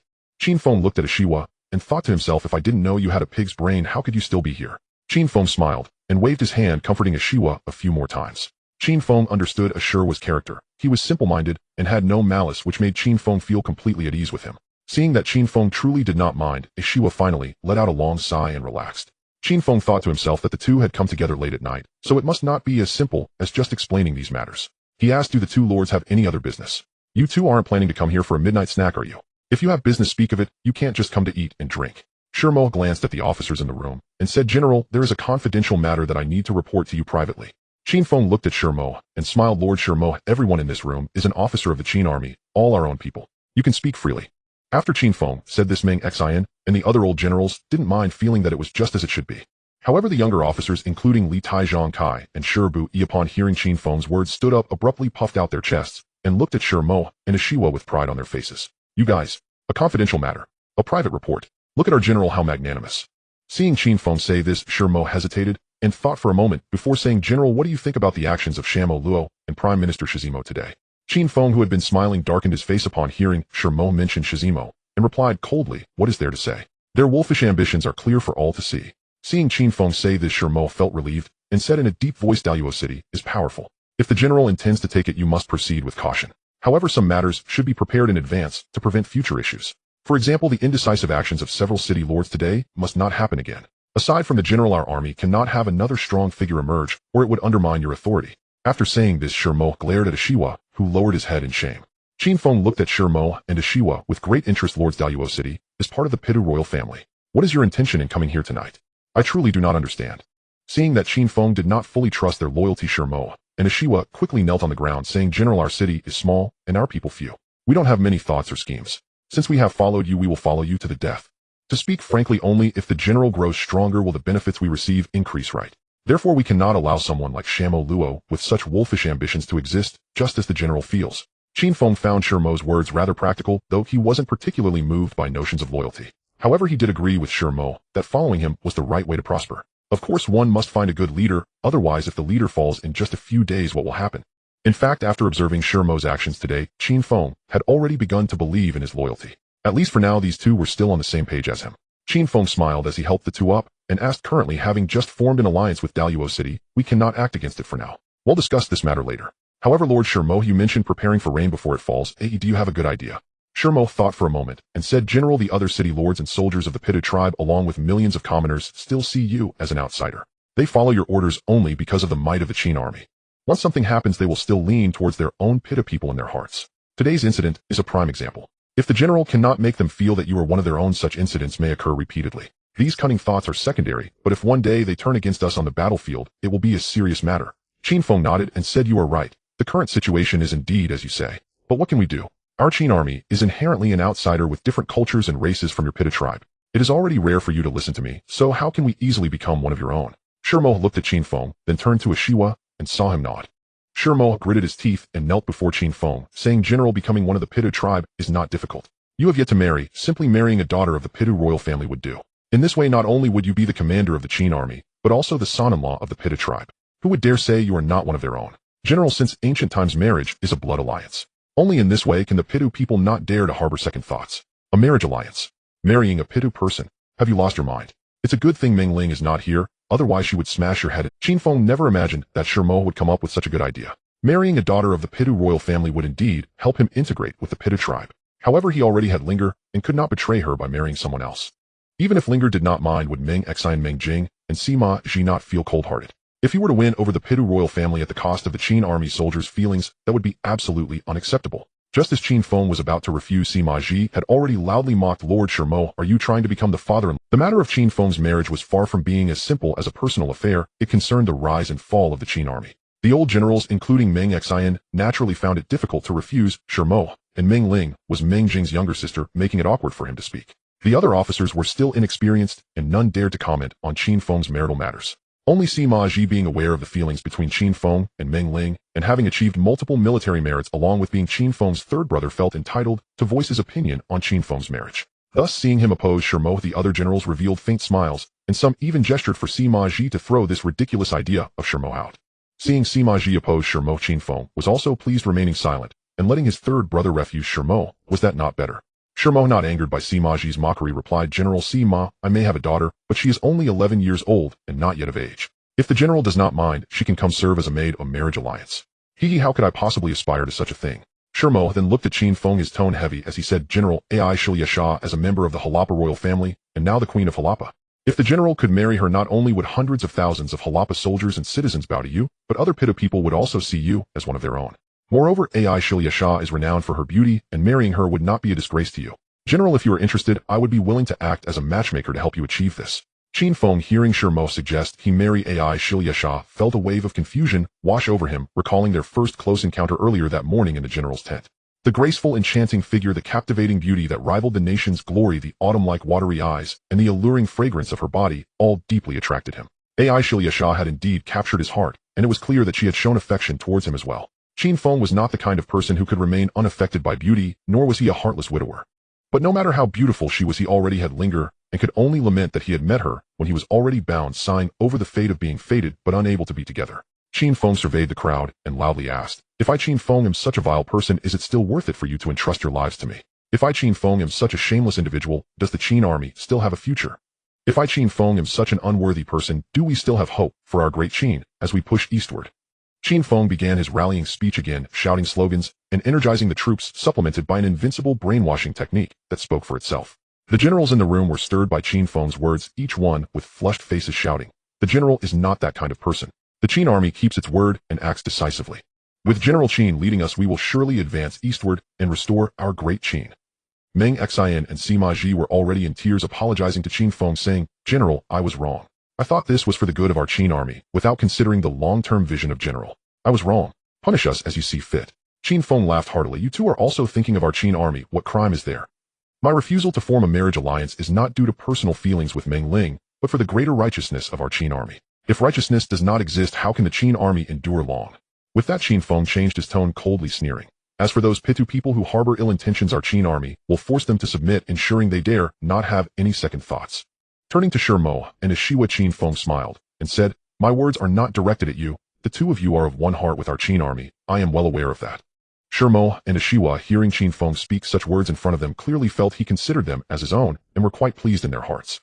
The two looked at Qin Feng, thinking to themselves that he truly is a remarkable man of this era, such great benefits presented before him, yet he remains unmoved, akin to a mountain collapsing before him, without changing his expression, or a deer appearing to the left without him blinking. This is probably what the ancients referred to as the way of victory in warfare. In battle, the way of victory is paramount, followed by the way of might, with brute strength coming last. Qin Feng, this is probably what the ancients referred to as the way of victory in warfare. In battle, the way of victory is paramount, followed by the way of might, with brute strength coming last. Qin Feng employed the way of might in warfare, which I had already witnessed outside Bolun City. I also learned of the way of victory when he compelled me to contribute funds and supplies. It was only today that I witnessed his way of victory, which is far superior to both the way of might and brute strength. Such a commander, such virtue, such great talent, how could following him not lead to success? Achieving heights that I had never even dared to dream of, heights that past kings had never reached, unprecedented. Thinking of this, Shermo and Ashiwa no longer hesitated, and together they knelt before Qin Feng, saying, General, we wholeheartedly submit to you from now on. Do not regard us as Pitu people, consider us as Qin people. We are no longer Pitu royalty or lords. From now on we are soldiers under the command of the general. We implore you not to look down upon us, and we are willing to serve you as your steed and support you in every way. Qin Feng saw Shermo and Ashiwa's excited faces, their eyes revealing a fervent adoration for him. Such expressions are not something one can feign. Those involved in organizational movements prefer subordinates like this, blindly worshipful, almost as if on the path. Qin Feng smiled as he helped Shermo and Ashiwa up, saying, Since you both have such sincerity, how about you serve as my Qin army's deputy generals? Shermo and Ashiwa, seeing that Qin Feng was willing to accept them and grant them the title of deputy generals, were overjoyed beyond measure. Having become familiar with the Qin army's ways over the past few days, they now understood the military structure. The position of deputy general is superior to that of Meng Xianyang and the other three veterans, but below that of Meng Jing and Sima. The generals of the Qin army felt it was somewhat strange that these two city lords were made deputy generals. Could the Pitta clan serve in the Qin army? However, it was fortunate that Shimo and Ashiwa had always been very respectful and obedient to Qin Feng, and their popularity was not bad. Upon seeing them appointed as deputy generals, the Qin army generals all came forward to pay their respects. Everyone was considered part of the same family now. Qin Feng addressed Shimo and Ashiwa saying, "You generals, your current military equipment is too outdated. Now that you have joined our Qin army, we are all one family. I will not treat anyone differently. I will send people to train you rigorously. I can guarantee that your 2,000 soldiers will far surpass other Pitta warriors in combat strength." After speaking, Qin Feng called over Meng Jing and Sima. Meng Jing, Sima, heed my orders. These two forces will be placed under your training. I want them to be forged into an iron army within 3 months with cavalry and equipment, just like the other units of the Qin army distributed according to the usual standards. Shimo and Ashiwa, seeing that Qin Feng not only dispatched Meng Jing and Sima to help train their troops, but also provided them with horses and equipment similar to the Qin army, were overjoyed and repeatedly expressed their gratitude before departing. The next day, they combined their troops with the Qin army, completely becoming members of the Qin army, wholeheartedly following Qin Feng as they embarked on the glorious endeavor of highway robbery. After Shimo and Ashiwa left, Qin Feng said to Meng Jing and Sima, "Elder brother, third brother, although Shimo and Ashiwa are loyal to us, it is uncertain whether the others are of one heart and mind. During your training, do not hold back, punish where needed, execute where necessary. I want you to train them into an iron-blooded army that will heed my commands without distraction. While their combat strength may not compare to the old veterans of the Qin army, it must not lag too far behind. Additionally, do not let your guard down. When distributing equipment, prioritize foot soldiers, and do not have too many cavalry. As for weaponry, skip the foot crossbows, and only provide hand crossbows." Meng Jing and Sima accepted their orders, and the generals of the Qin army also took their leave. Meanwhile, in the main tent of the Daluo city camp, Shamuro and Wang Shu Zimo sat across from each other. "Planning is in the hands of man, but success is in the hands of heaven. Do not be disheartened, Wang Shu. The old minister is not disheartened. Do I feel I have let down the king? This matter I have not handled well." Shamuro laughed heartily, saying, "Wang Shu, do not speak such disheartening words. It is only today that I have witnessed your strategy. With your assistance, I have no worries about achieving great things." Zimo forced a smile, saying, "Your Majesty, the old minister fears he may not be able to assist you for much longer, as Qin Feng has already harbored intentions to kill me. Originally, the old minister thought to gain tens of thousands of subjects for my king from Harappa. In that case, even if the old minister dies, there would be no regrets." Shamuro stood up and embraced Zimo's arm, saying, "Wang Shu, do not worry. As long as I am here, you will be safe." Upon hearing this, Zimo knelt on the ground, crying, "I thank you, my king. However, at that time I ask that you hold the honor of the Daluo royal family in high regard, and do not be overly concerned for the old minister." Shamuro, hearing Wang Shu's words, replied with a heavy tone, "I know your loyalty, and I understand your intentions. Rest assured, Wang Shu, once I achieve great things, I will reward you with Ai Yizuoma. At that time, you may either take her as a concubine or torment her to death. It is entirely up to you. If by any chance you encounter any misfortune, I assure you that I will have Ai Yizuoma accompany you." Zimo rose and looked at Shamuro, his eyes flickering uncertainly. "The most beautiful woman of the Pitta clan, does my king not feel moved?" Shamuro laughed heartily, saying, "What of the most beautiful woman of the Pitta clan? Wang Shu, for you, what am I not willing to sacrifice? For the glory of my Daluo royal family, what am I not willing to forsake?" Upon hearing this, Zimo was moved and wept as he knelt repeatedly. Shamuro hurriedly helped him up, grinning. "Wang Shu, I am quite curious to know, did that spring medicine truly come from Ai Yizuoma?" Zimo sighed deeply, his eyes filled with sorrow. That vile woman, in her quest for survival, would do anything. The old minister was also once captivated by her beauty, thinking she was pure and innocent, who knew she was not only available to all, but her heart was as venomous as a snake. My king, remember not to be deceived by her. Shamuro's eyes sparkled. "Ha, I have great ambitions, why fear mere beauty? However, Qin Feng is indeed dangerous. With 2 beautiful snakes surrounding him, I wonder how long he can withstand it." On the 3rd day, at the coronation ceremony of Isilisha, everyone gathered to offer their congratulations. During the last part, the ceremony of accepting the fealty of the nobles and citizens of Harappa city, Isilisha insisted on receiving the homage together with Qin Feng. Qin Feng repeatedly declined, but Isilisha would not allow it. The generals of the Qin army and the lords of various cities also urged Qin Feng to accept the homage together, leaving him with no choice but to sit upon the throne alongside Isilisha, jointly accepting the oaths of loyalty from the nobles and citizens of Harappa city. On the rather cramped throne, Qin Feng and Isilisha were squeezed together, their bodies pressed closely against one another. Although separated by a layer of clothing, the warmth of their full soft bodies still radiated, making Qin Feng feel parched. Moreover, Isilisha's delicate fragrance stirred an unspeakable itch in Qin Feng's heart. This brief quarter hour of the oath-taking ceremony felt to him like an eternity. At that moment Qin Feng finally understood what it felt like to be roasted on a stove, yet he had to maintain a composed and aloof. Xianyang seemed somewhat uncomfortable, occasionally shifting her body. With each movement a wave of heat surged within Qin Feng's lower abdomen. Qin Feng speculated that the seemingly unperturbed Lu Xiahui either had a close relationship with Long Yang or was simply lacking in masculinity. Otherwise any man would find this sensation too difficult to endure. Finally, enduring through that quarter, once the ceremony concluded, Qin Feng nearly fled from the throne. Before standing up he tightened his robe sleeves, fearful of revealing any signs of his discomfort.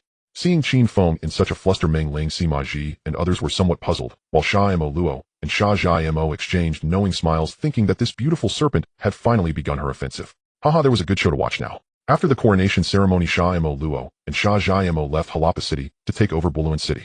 Qin Feng had Meng Jing and the two brothers Shibu Yi and Shibu Ba accompany him. Then they assisted the grain administrator Li Chu Bing in bringing all the Qin people from Bolun City to Harappa City, formally transferring Bolun City to Xianyang Luo. Chidabu also took his leave, returning to his city of Chidabu. The lord of Tuabo Luo City, Sai Jianbo Luo, had been burned and had nowhere to go, so he could only stay in Harappa City to guard for the Qin army. The lord of Paichio City, Shur Mo He, and the lord of Fula City, A Shur Wa, now serving as deputy generals of the Qin army, naturally could not return. They merely sent a chancellor back to manage the affairs of the city-states while they trained their soldiers in Harappa City every day. As everyone began to depart, rumors of a romantic entanglement slowly emerged around Harappa City, with the protagonists being Qin Feng and Xianyang, the tales spreading with astonishing fervor and allure. The gist was that Qin Feng's vengeance against Kaluo Li was due to his deep infatuation with Xianyang, unable to extricate himself. Moreover, Xianyang had long harbored feelings for Qin Feng, their mutual affection flourishing, already intertwined like honey, inseparable in life and death. It made sense. Xianyang was such a stunning beauty that any man would develop feelings upon seeing her. Even though Qin Feng was the commander of the Qin army, he was still a man.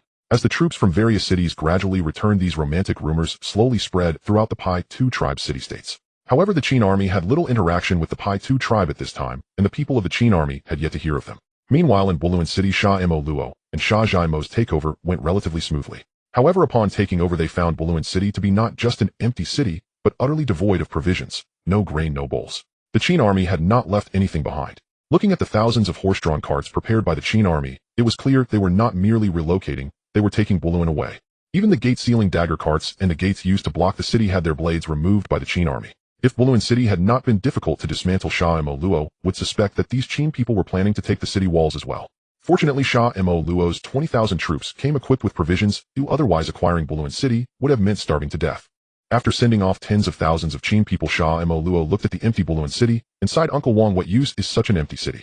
Xianyang smiled slightly, "My king, do not say that. Did you not see the thousands of acres of fertile fields outside the city? The Qin people have helped us sow them. They are growing quite well now. In 2 months there will be plenty." Xianyang Luo's frown relaxed slightly, "But there is no one here. Provisions can temporarily be transported from Luo City, but we cannot relocate the citizens of Luo City, can we?" Xianyang was not in a hurry. He slowly laid out his plans. Xianyang Luo nodded repeatedly upon hearing it, realizing that his uncle not only had far-reaching strategies, but was also extremely adept in governance. Next, Xianyang Luo dispatched thousands of cavalry to announce outside Bolun City and Mengsa City that Bolun City now belonged to the Dailuo royal family. Anyone willing to come to Bolun City to farm or do business would have their taxes halved for the first 3 years. Before long, tens of thousands of Pai Tu tribe citizens gradually arrived at Bolun City, and Bolun slowly regained its past prosperity. Meanwhile, Li Chu Bing and others, leading tens of thousands of Qin people and escorting thousands of horse-drawn carts, took nearly a month to arrive at Harappa City. Upon meeting everyone, they were of course overjoyed. Thus, the Qin people completely occupied the largest city-state in the Xianyang River basin. The Qin army began to work on the city defense modifications in Harappa City, and tens of thousands of Qin people slowly adapted to living harmoniously with the original residents of Harappa City. This vast Harappa City, now bustling with activity, surpassed the prosperity of the Kuluo Li era. On this day, Meng Ling came to find Qin Feng with several stick-like items, saying, "Brother Qin, try this. It's so sweet." Sugarcane. Where did this come from? This was one of Qin Feng's favorite fruits from his childhood. This is called sugarcane. No wonder it's so sweet. Sister Lisha sent someone to deliver it. Brother Qin, have a piece. It's really sweet. As she spoke, Meng Ling handed a piece to Qin Feng, while taking one for herself to munch on. Meng Ling bit into a piece of sugarcane, and after sucking out the sweet juice, she tilted her head to swallow the residue, gasping, "Brother Qin, this sugarcane is sweet, but it's so hard to swallow." After saying that, she took another bite of the sugarcane and tried to swallow again. Is there such a way to eat sugarcane?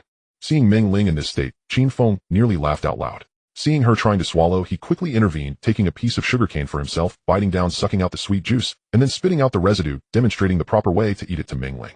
Meng Ling blushed upon seeing this, exclaiming, "Ah, so this is how you eat sugarcane. I was wondering why such a hard-to-eat thing was sent by Sister Lisha." Qin Feng drew out his sword, peeled off the hard skin of the sugarcane he held, and handed it to Meng Ling, saying with affectionate eyes, "Linger, eat this one. You have to bite the outer skin, but be careful not to cut your lips. Brother Qin will be heartbroken if he sees you hurt." Meng Ling took the sugarcane Qin Feng handed her, but did not eat it. With her big eyes fixed on Qin Feng, she said gently, "Brother Qin, you are so good to me." Over the past few days, Meng Ling had heard many rumors about Qin Feng and Cilicia, leaving her feeling quite anxious. She wanted to ask Qin Feng face to face whether there was any truth to it, but found it hard to broach the subject. Yet these rumors clawed at her heart like a little kitten day and night. Today, seeing Qin Feng being so considerate and caring towards her, she no longer thought about the gossip. How could Brother Qin's heart change towards her? She only had Brother Qin in her heart, and Brother Qin only had her in his heart. Otherwise, just a few days ago, when the elder brother agreed to let Brother Qin marry Sister Licia, did Brother Qin not firmly refuse? With Brother Qin treating her this way, if she doubted him again, what kind of person would she be? Then they took turns feeding each other, and before long, one piece of sugarcane was finished. Qin Feng picked up his sword again to peel the skin, but Meng Ling snatched the sword from him, saying, "Brother Qin, let me do it. You are too clumsy. Look how thick the skin you peeled off is. Such a waste." In no time, Meng Ling had peeled a piece of sugarcane, and they took turns feeding each other, enjoying not only the sweetness in their mouths, but also the warmth blossoming in their hearts. Meng Jing and Sima came looking for Qin Feng with business, but upon seeing this scene from a distance, they decided not to approach, instead hiding in a corner to watch. They observed how the two of them openly peeled sugarcane for each other and fed each other unabashedly, displaying their affection. Before long, the news spread like wildfire, and the entire Harappa city knew about it. "Linger, did you say the sugarcane was given to you by Queen Lisa?" "Yes. Sister Lisa said there's plenty more. Once we finish this, you will send more. Brother Qin, eat with peace of mind." Qin Feng was overjoyed upon hearing this, hugging Meng Ling and kissing her on the cheek. "Huh? Linger, I thought of a way to make money. We're going to get rich." Meng Ling felt both happy and angry when Qin Feng kissed her in broad daylight. Upon hearing that Qin Feng had a way to make money, she also became delighted. Right now, what the Qin people lack is precisely wealth. Without sufficient funds, it's hard to sustain weapons, horses, and provisions. Although they had extorted a lot from the Pai Tu tribe's city lord recently, it was only enough for the short term. However, the Qin army's goal is to Qin, and with the upcoming expedition of thousands of miles eastward, this amount of wealth is merely a drop in the bucket. Moreover, to alleviate the hardships of the Qin people, they must earn more money. Previously in Poland, surrounded by enemies, they could still raid, but now these Pai Tu people have submitted to the Qin army. Since they acknowledge you as their elder brother, how could you bear to rob them of their possessions? If not handled well, they might even come to borrow money from you. Throughout history, being a leader is not easy. It requires both military pressure and the generous distribution of wealth. One must wield both the big stick and the carrot to maintain authority over time. "Brother Qin, what way to make money are you talking about?" Qin Feng laughed heartily. "You will know soon. Go and summon Lord Jisoo, and I will wait for you here. Then we can go find Queen Lisa together." In the Harappa palace, the palace guards saw Qin Feng and his group approaching from afar and hurriedly relayed the message. When Qin Feng and his companions entered the palace, Queen Lisa was already waiting at the palace gate. After they exchanged greetings in the hall, Qin Feng and Lisa sat at the top, while Li Tsubing and Meng Ling accompanied them below. Since the coronation ceremony, this was Qin Feng's first time seeing Lisa. He noticed that besides her usual charm and allure, she now exuded an added air of elegance and nobility. Qin Feng smiled slightly and got straight to the point, asking Lisa how much sugarcane there was in Harappa city. Lisa was rather puzzled. After not seeing Qin Feng for more than a month, he came today not to discuss any military matters, but to inquire about something as trivial as sugarcane. It should be known that in the Harappa royal family, sugarcane is grown solely as a fruit to quench thirst. Could such a minor issue warrant Qin Feng coming in person? Or perhaps he was merely looking for an excuse to see her. With this thought, Lisa's face was filled with a charming smile as she looked at Qin Feng, her gaze seemingly capable of dripping water. Reporting to the general, Harappa city currently has over 1,000 stalks of sugarcane, and there are several thousand acres of sugarcane fields outside the city. Qin Feng was overjoyed upon hearing this. "Ha! This is great. Queen Lisa, let's partner up in business." "Business?" Lisa was somewhat confused. As the queen of Harappa, although the power was in Qin Feng's hands, she could not possibly be reduced to the point of selling liquor on the street. Lisa looked at Qin Feng in confusion and laughed, saying, "General, you must be joking. Let's put business aside for now. Just don't call me your humble servant, the queen. Call me Lisa instead. We are family now." Meng Ling added from the side, "Exactly, Brother Qin. Stop calling her queen, it feels so distant. Sister Lisa doesn't even understand what kind of business you want to do.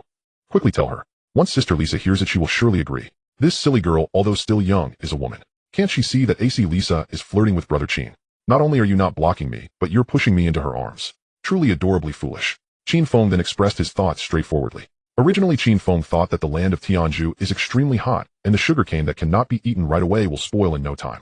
Even if stored in a cellar, it can only last a little over a month. Thus, it would be better to use it to make sugar. At this time, apart from honey, there should be no solid sugar in the land of Tianzhu, not to mention crystalline sugar blocks. Even honey is merely a syrup. As long as I can produce white sugar, selling it to those nobles of Tianzhu will surely fetch a... By then, wouldn't I be counting money until my hands cramp? Isn't that a way to get rich? AC Lisa exclaimed in surprise. We Pai two people along with the Qin Dynasty can only boil sugarcane into syrup, which doesn't taste very good, far less delicious than honey. What are sugar blocks like? What are they like? This stumped Qin Feng. How should he describe it? Qin Feng loosened his collar and took out the glass jade pendant, handing it to AC Lisa. Lisa, the finest sugar made from sugarcane is similar in color and quality to this jade pendant, just not as big. The next quality down is like the powder left after smashing this jade pendant, also clear and transparent. What Qin Feng referred to were rock candy and white sugar. Both of these items were introduced to the Central Plains from Tianzhu. Of course, Xuanzang brought back a little white sugar from India, and Emperor Taizong of Tang was delighted to see it, specifically sending envoys to Tianzhu to seek the method of making sugar. However, at that time the method of producing white sugar was extremely time-consuming and laborious, with a pitifully low yield. It wasn't until the Ming Dynasty that sugar workers in the Central Plains accidentally discovered a method for mass-producing white sugar and rock candy from sugarcane. Before the Ming Dynasty, most of the sugar consumed in the Central Plains was still syrup, while white sugar and rock candy were luxury items for the upper class, expensive enough that common people had never even seen them. Li Xianyang and Meng Ling were also greatly surprised, thinking to themselves that their general had such great ability that sugarcane could be turned into gem-like sugar. AC Lisa seemed to be unconcerned with this, playing with the glass jade pendant and smiling. General, this jade pendant is so lustrous and transparent. I've only seen such a thing once in my life. Meng Ling proudly replied, Sister Lisa, this jade pendant is a treasured item of our Qin Emperor. Brother Qin is from the Ying family. This was personally bestowed upon his ancestor by His Majesty.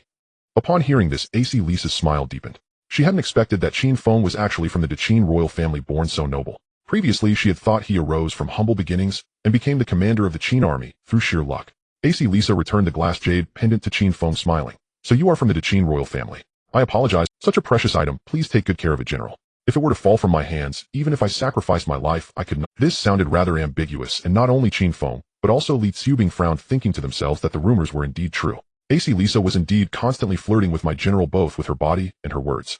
Qin Feng accepted the jade pendant still warm from AC Lisa's hand and chuckled awkwardly. If he were to tell her that this item was worth only 50 coins and couldn't even buy a stone of wheat, he wondered what expression AC Lisa would have.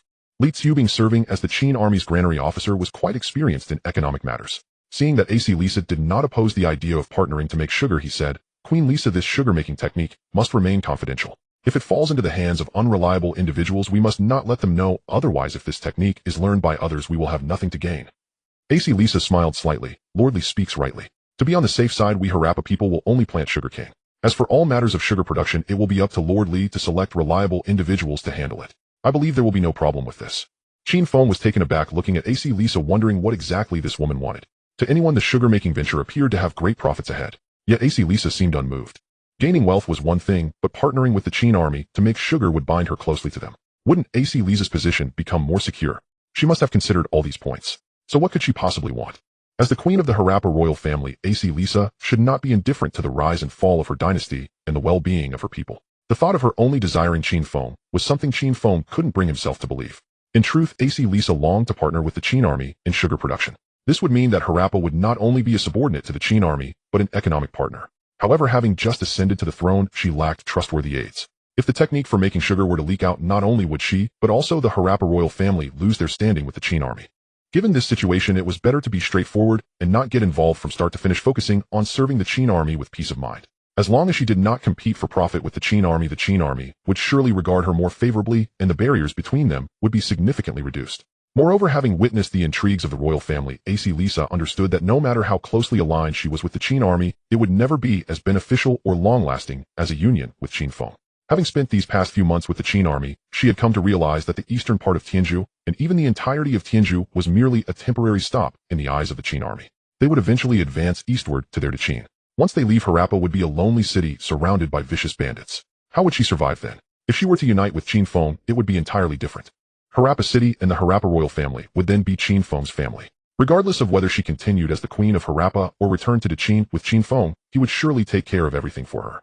Only in this way could she ensure the longevity of the Harappa royal family and provide lifelong support for herself and as for the affection between Qin Feng and Meng Ling, AC Lisa was indifferent. In those times, it was quite normal for nobles to have multiple wives and concubines. Furthermore, Meng Ling was very close to her, and she regarded Meng Ling as a younger sister. Even if they both served the same husband, she believed they could coexist harmoniously. Moreover, Meng Ling was kind and innocent, so it was unlikely that there would be any competition for favor or schemes against each other. If one day Qin Feng were to take more wives or concubines, she and Meng Ling could support each other against external enemies. Thus, what AC Lisa now thought about was how to make Qin Feng marry her. She believed that Qin Feng had feelings for her. As long as he married her with her beauty and cunning, if she devoted herself wholeheartedly to him, he would surely not betray her and would not let down the Harappa royal family. Since AC Lisa ascended to the throne, she deliberately spread rumors about her relationship with Qin Feng to ensure everyone knew that they were in love. In this way, if Qin Feng did not marry her, the hundreds of thousands of citizens of Harappa would think he was playing with their queen, inevitably breeding resentment. If Qin Feng wanted the hundreds of thousands of citizens of Harappa to serve him, he could only go with the will of the people and marry her. By then she and his Sankey would be truly secure for life.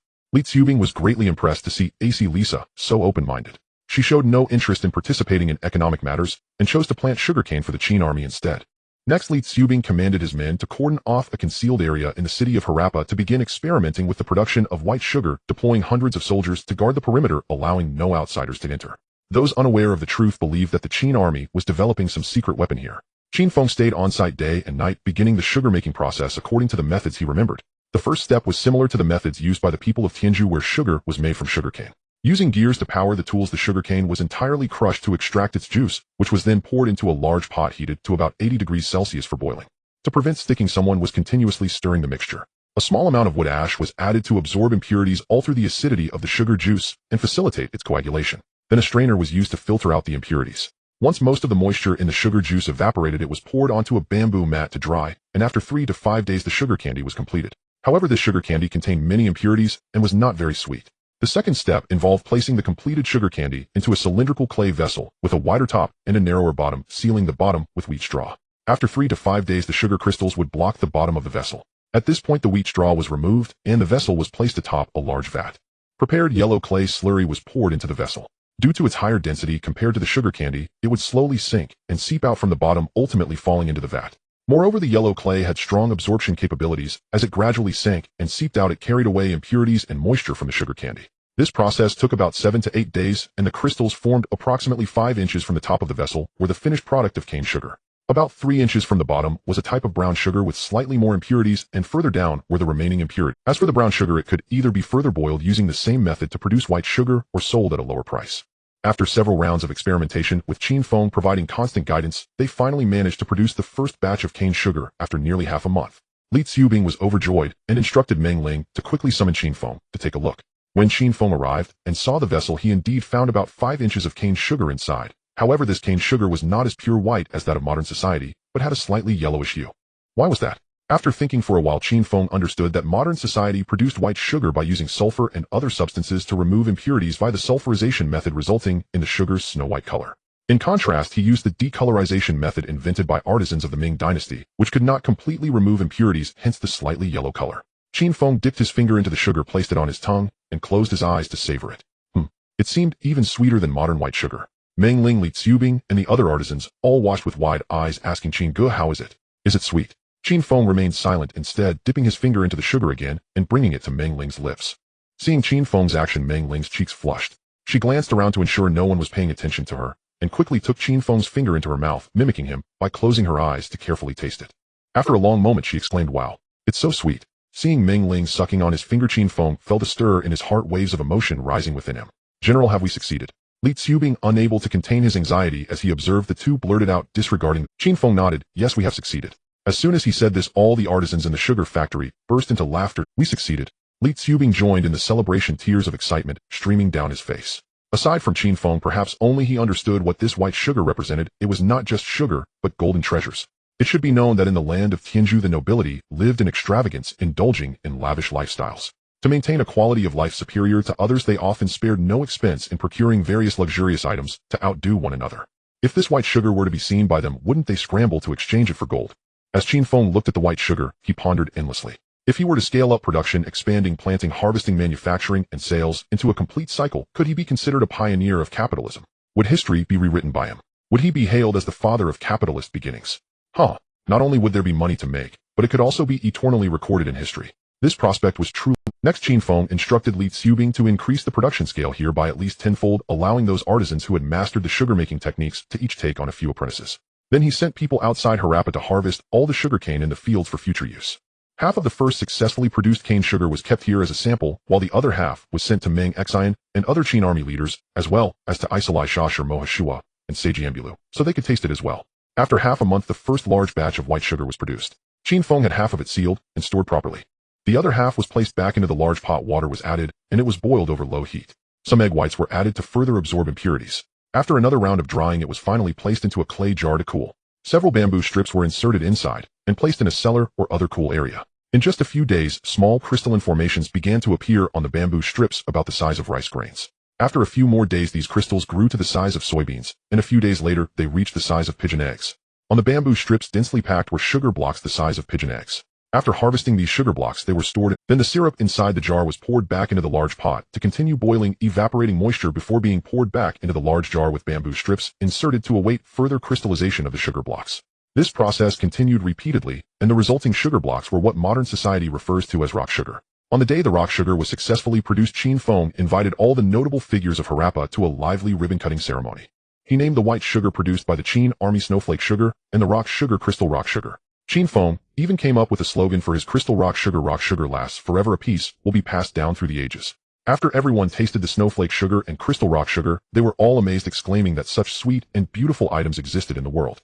It should be noted that the land of Tianzhu is quite hot, and aside from the far north, most people have never seen snow in their lives. Today, seeing this snowflake sugar which resembled frost was just as exciting as seeing actual snow. Moreover, it was extremely sweet and delicious, making it irresistible to the nobility of the Pitta kingdom. As for the crystal rock sugar, it looked exactly like crystal gemstones, glistening and translucent, yet edible. When held in the mouth and savored, the taste was simply indescribable.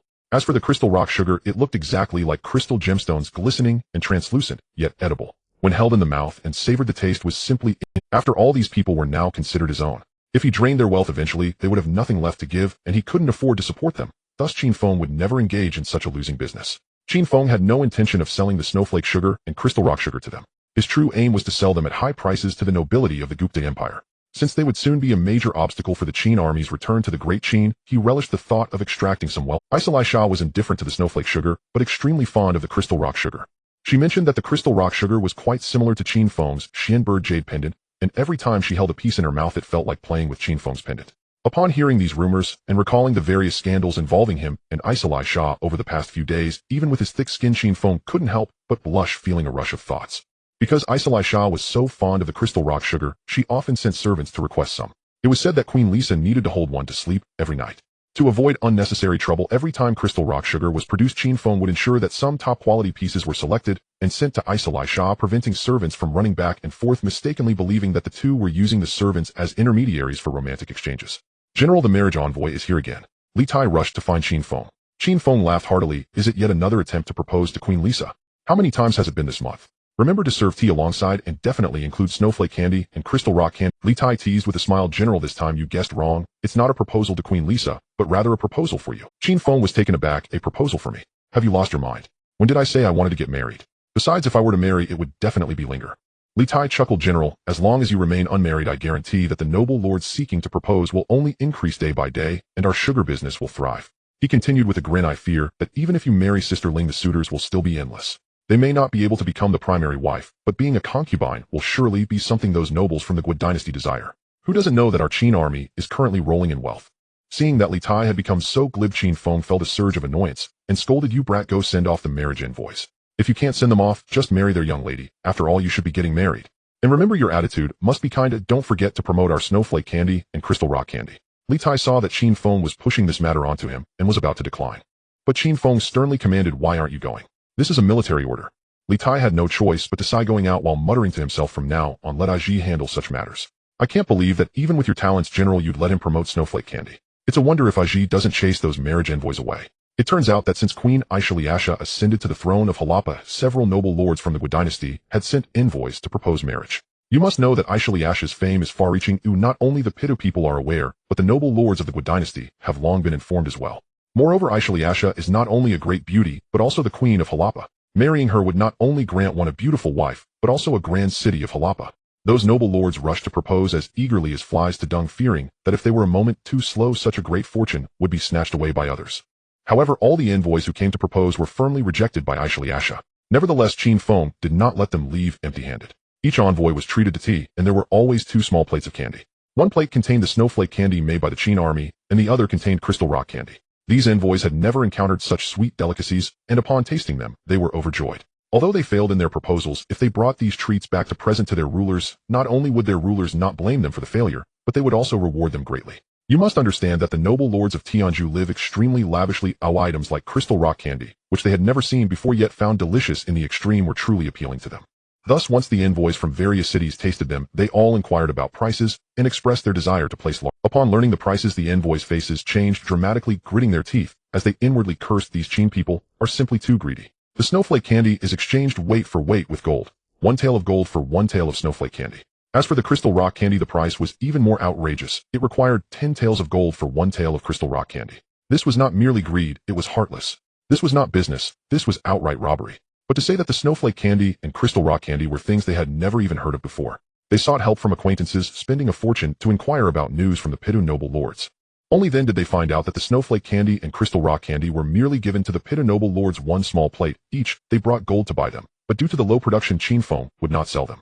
It seems that what Qin Feng said was not false. These snowflake candy and crystal rock candy could only be manufactured by the Qin army, and the production was extremely low, which is why the prices were so high. Of course, Qin Feng was not so unreasonable. Once the envoys expressed their purchasing intentions, he would clearly inform them. For all the snowflake candy and crystal rock candy ordered from various cities, he would take out 10% from the total price as a rebate for the envoys. After all, everyone had traveled a long way to Harappa, but let's consider it a great fortune. Upon hearing there was a rebate, the envoys suddenly felt that the snowflake candy and crystal rock candy were not so expensive after all. Each of them opened their mouths wide, adding many more orders to their original quantities. These envoys first purchased a portion as samples to take back to present to their rulers. They also left a deposit of 20%, otherwise for such scarce items, how could Qin Feng be willing to reserve them for them? As for the remaining payment, it would be sent as soon as they returned to report to their rulers. After all, Qin Feng mentioned that these snowflake candy and crystal rock candy were not easy to make, and the order quantities from various cities were too large. Currently the stock was already quite low, and even if the craftsmen worked around the clock, they still could not meet everyone's demands.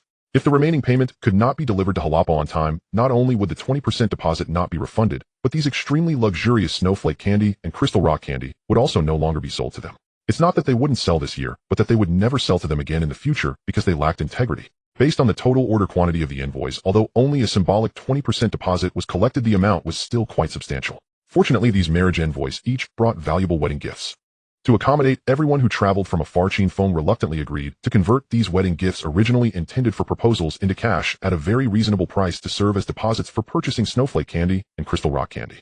As for how to convert it into cash, given Qin Feng's generous character and his carefree attitude towards wealth, the method of conversion was certainly extremely fair. After all, Qin Feng himself stated that he was working for the welfare of the noble lords of Tianzhu and absolutely not for profit. Wealth is an external matter, one cannot bring it in life, nor take it away in death. As Qin Feng was in the military and had no wife, what use was there for so much money? Each envoy inwardly cursed Qin Feng as a greedy person while outwardly praising him for his generosity and magnanimity, embodying the spirit of a righteous merchant. After all, they had received a rebate of 10%. What if they offended him? He could claim that they lacked commercial ethics, and at that time the rebate would not be given, leaving them to have worked for nothing. Thus, the snowflake candy and crystal rock candy produced by the Qin army became a hot commodity sought after by the noble lords of the Great Dynasty overnight.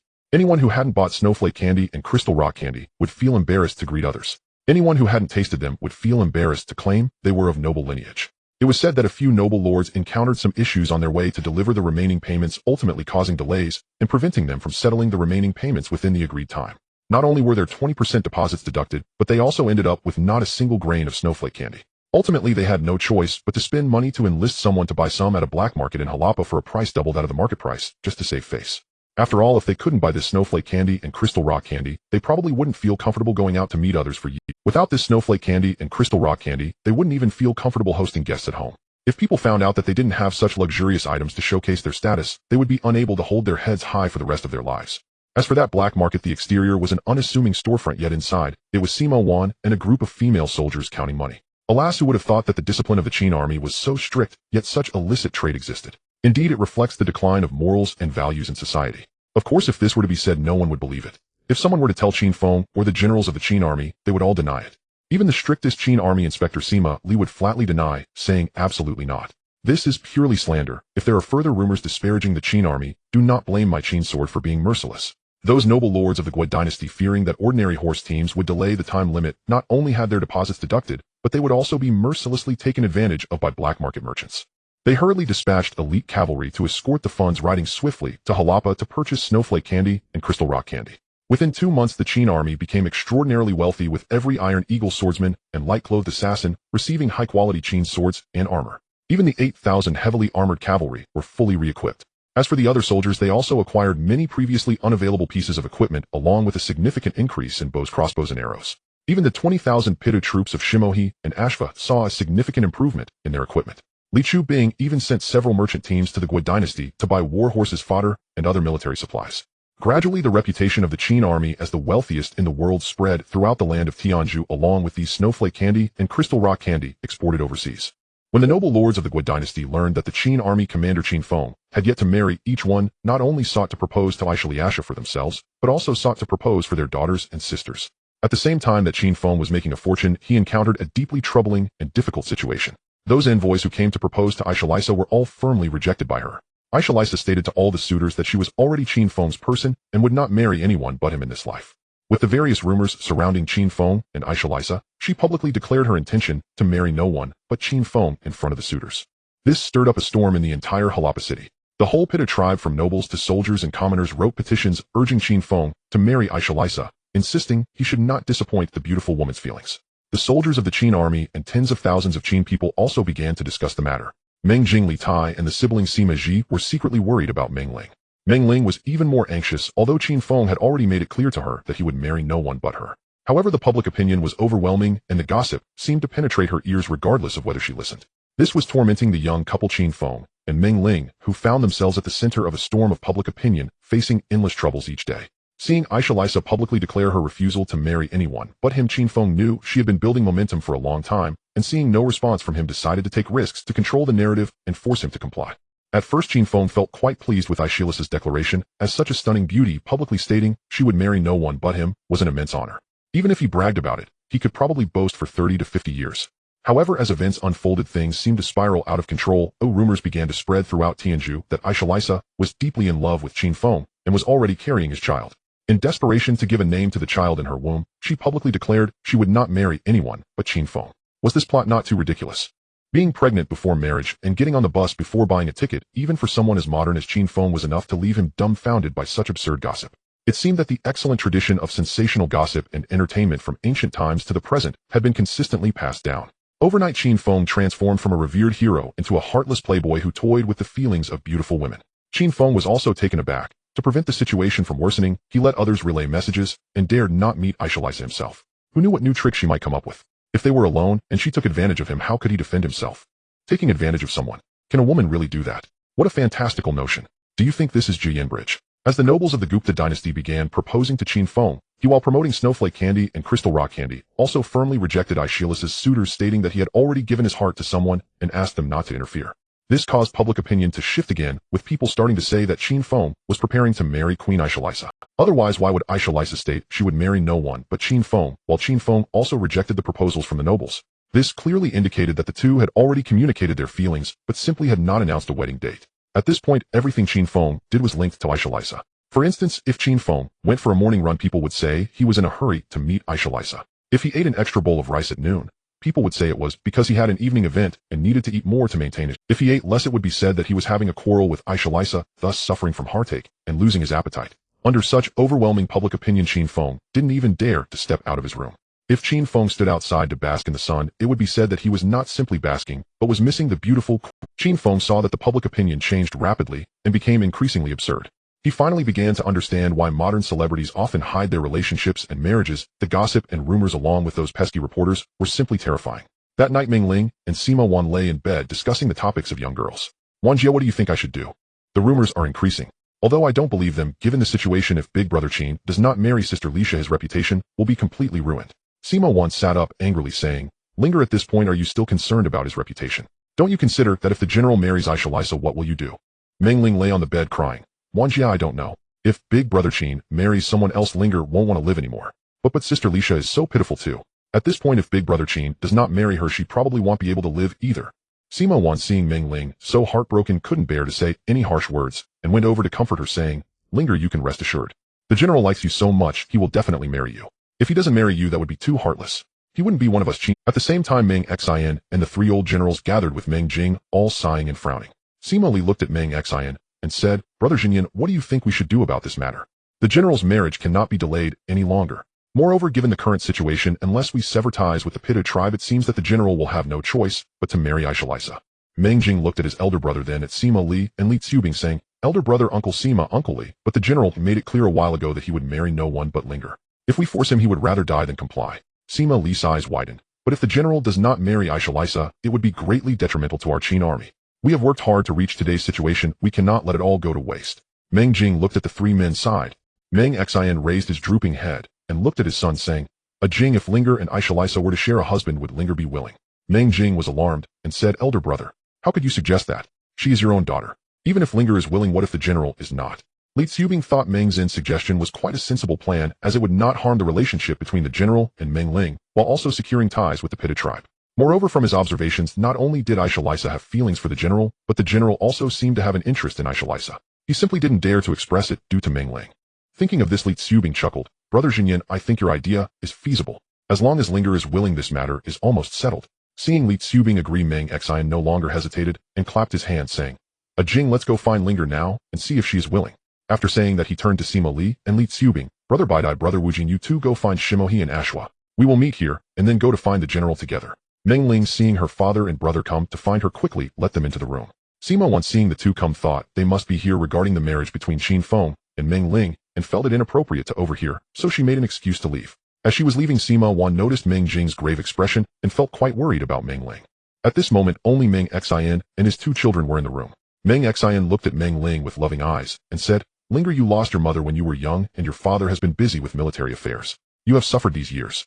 Linger sat at the edge of the bed and said, Father, don't say that. You and brother have treated me very well. Meng Xianyang looked at his daughter. His lips moved for a long time, but could not utter a word, then turned to Meng Jing and shouted, You speak. I can't say it. Meng Jing was taken aback, looking at his elder brother, then sighed, steeling his heart, as he said, Linger, you know that your marriage to the general is now entangled with matters of state. I only ask you, if you were to marry the general alongside Queen Lisha sharing a husband, would you be willing? After saying this, Meng Jing slapped himself on the mouth and was about to hit himself again when Meng Ling tightly grasped his wrist, saying, Elder brother, I am willing. I am willing. Tears welled up in Meng Zin's eyes as he held his daughter, saying, Good girl, you've been wronged. Thank you. Thank you on behalf of the thousands of Qin people. Meng Jing also held his sister, saying, Linger, rest assured, with father and brother here along with the thousands of Qin people supporting you, you will no longer be wronged. You can rest assured. Meng Ling, with tears in her eyes, forced a smile at her father and brother, saying, Father, brother, as long as I can marry big brother Qin, I will be very happy. The rest I do not mind. What? You want me to marry both Linger and Aisha? How can this be possible? Meng Xianyang looked at Qin Feng and said, General, this is the only way to properly handle this matter. Please agree to it.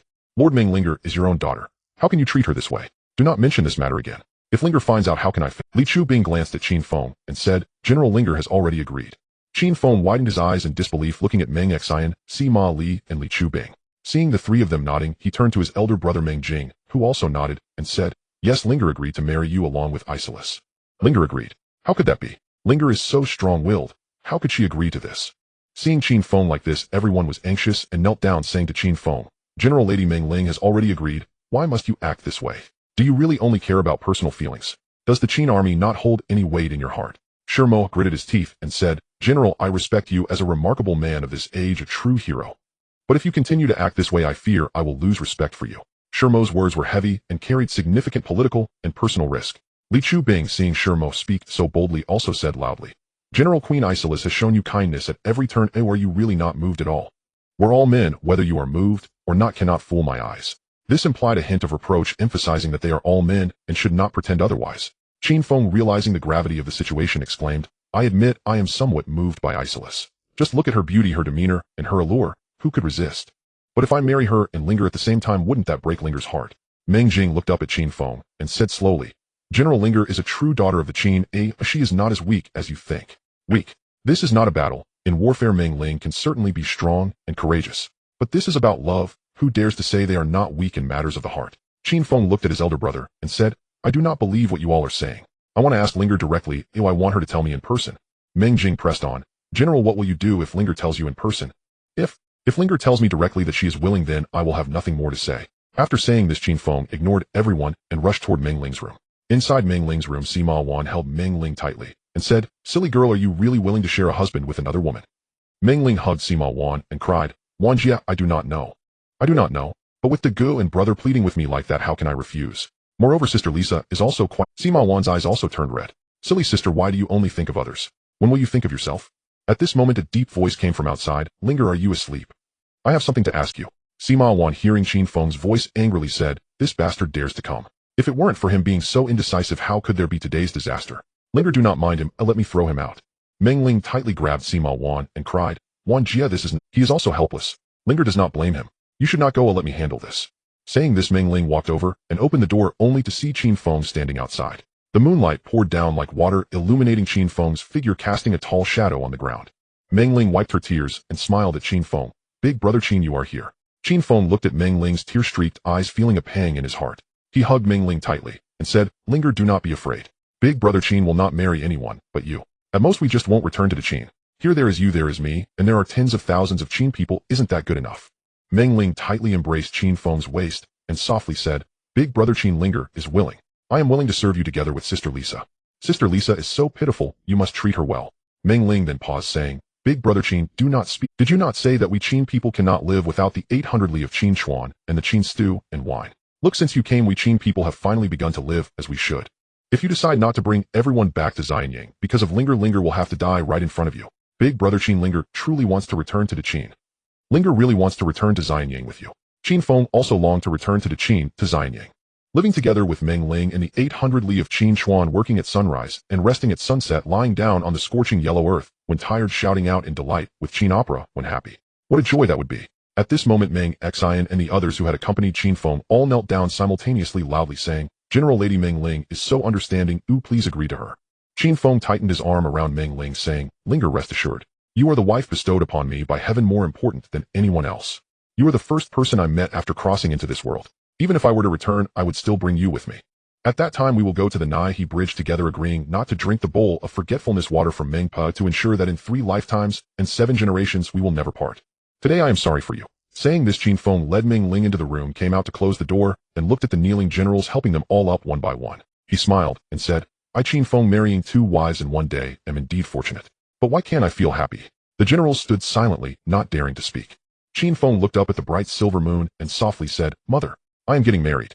Marrying 2 at once, are you? After a while, Qin Feng's expression was calm as he looked at Shermo and said, Deputy General, please go, and proposed to... Shermo happily replied, Yes, I will take my leave. Qin Feng turned to Li Chu Bing and said, Right, General, for the wedding arrangements, please discuss with the Harappa royal family. I appreciate your efforts. Li Chu Bing looked deeply at Qin Feng, seeing no expression on his face. He did not dare to say much, and could only agree, acknowledging the task. Qin Feng looked at everyone and suddenly laughed. You all should be happy. This is a great event for the Qin army. Shouldn't you? Look at me, I am very happy. To have 2 women serve 1 man, how could I not be delighted? After saying that, he burst into... The generals, seeing him like this, dared not speak or leave, standing there watching Qin Feng laugh foolishly. After a long time, Qin Feng finally stopped laughing and looked at the crowd, saying, I apologize for my behavior. I lost my composure. It is getting late, you all should return to rest. Allow me to be alone for a while. The generals complied, bidding farewell, but none walked far, all keeping a distant watch on Qin Feng. Qin Feng stood in the courtyard looking up at the bright moon, unsure of what he was thinking. Shortly after, he saw Meng Jing and Sima Ji carrying 2 jars of wine approaching. Sima Ji shouted, Second brother, you are about to get married. The 3 of us brothers should get drunk together. As the saying goes, wine among friends is never too much, and tea among friends can lead to intoxication. Before long, Qin Feng's eyes were glazed, gazing at Meng Jing and Sima Ji while chuckling, Elder brother, second brother, I am not from your world. I am from the modern era. Do you know what a modern person is? It is someone from thousands of years later. In our time, if a man marries 2 wives, he would be arrested and thrown in jail.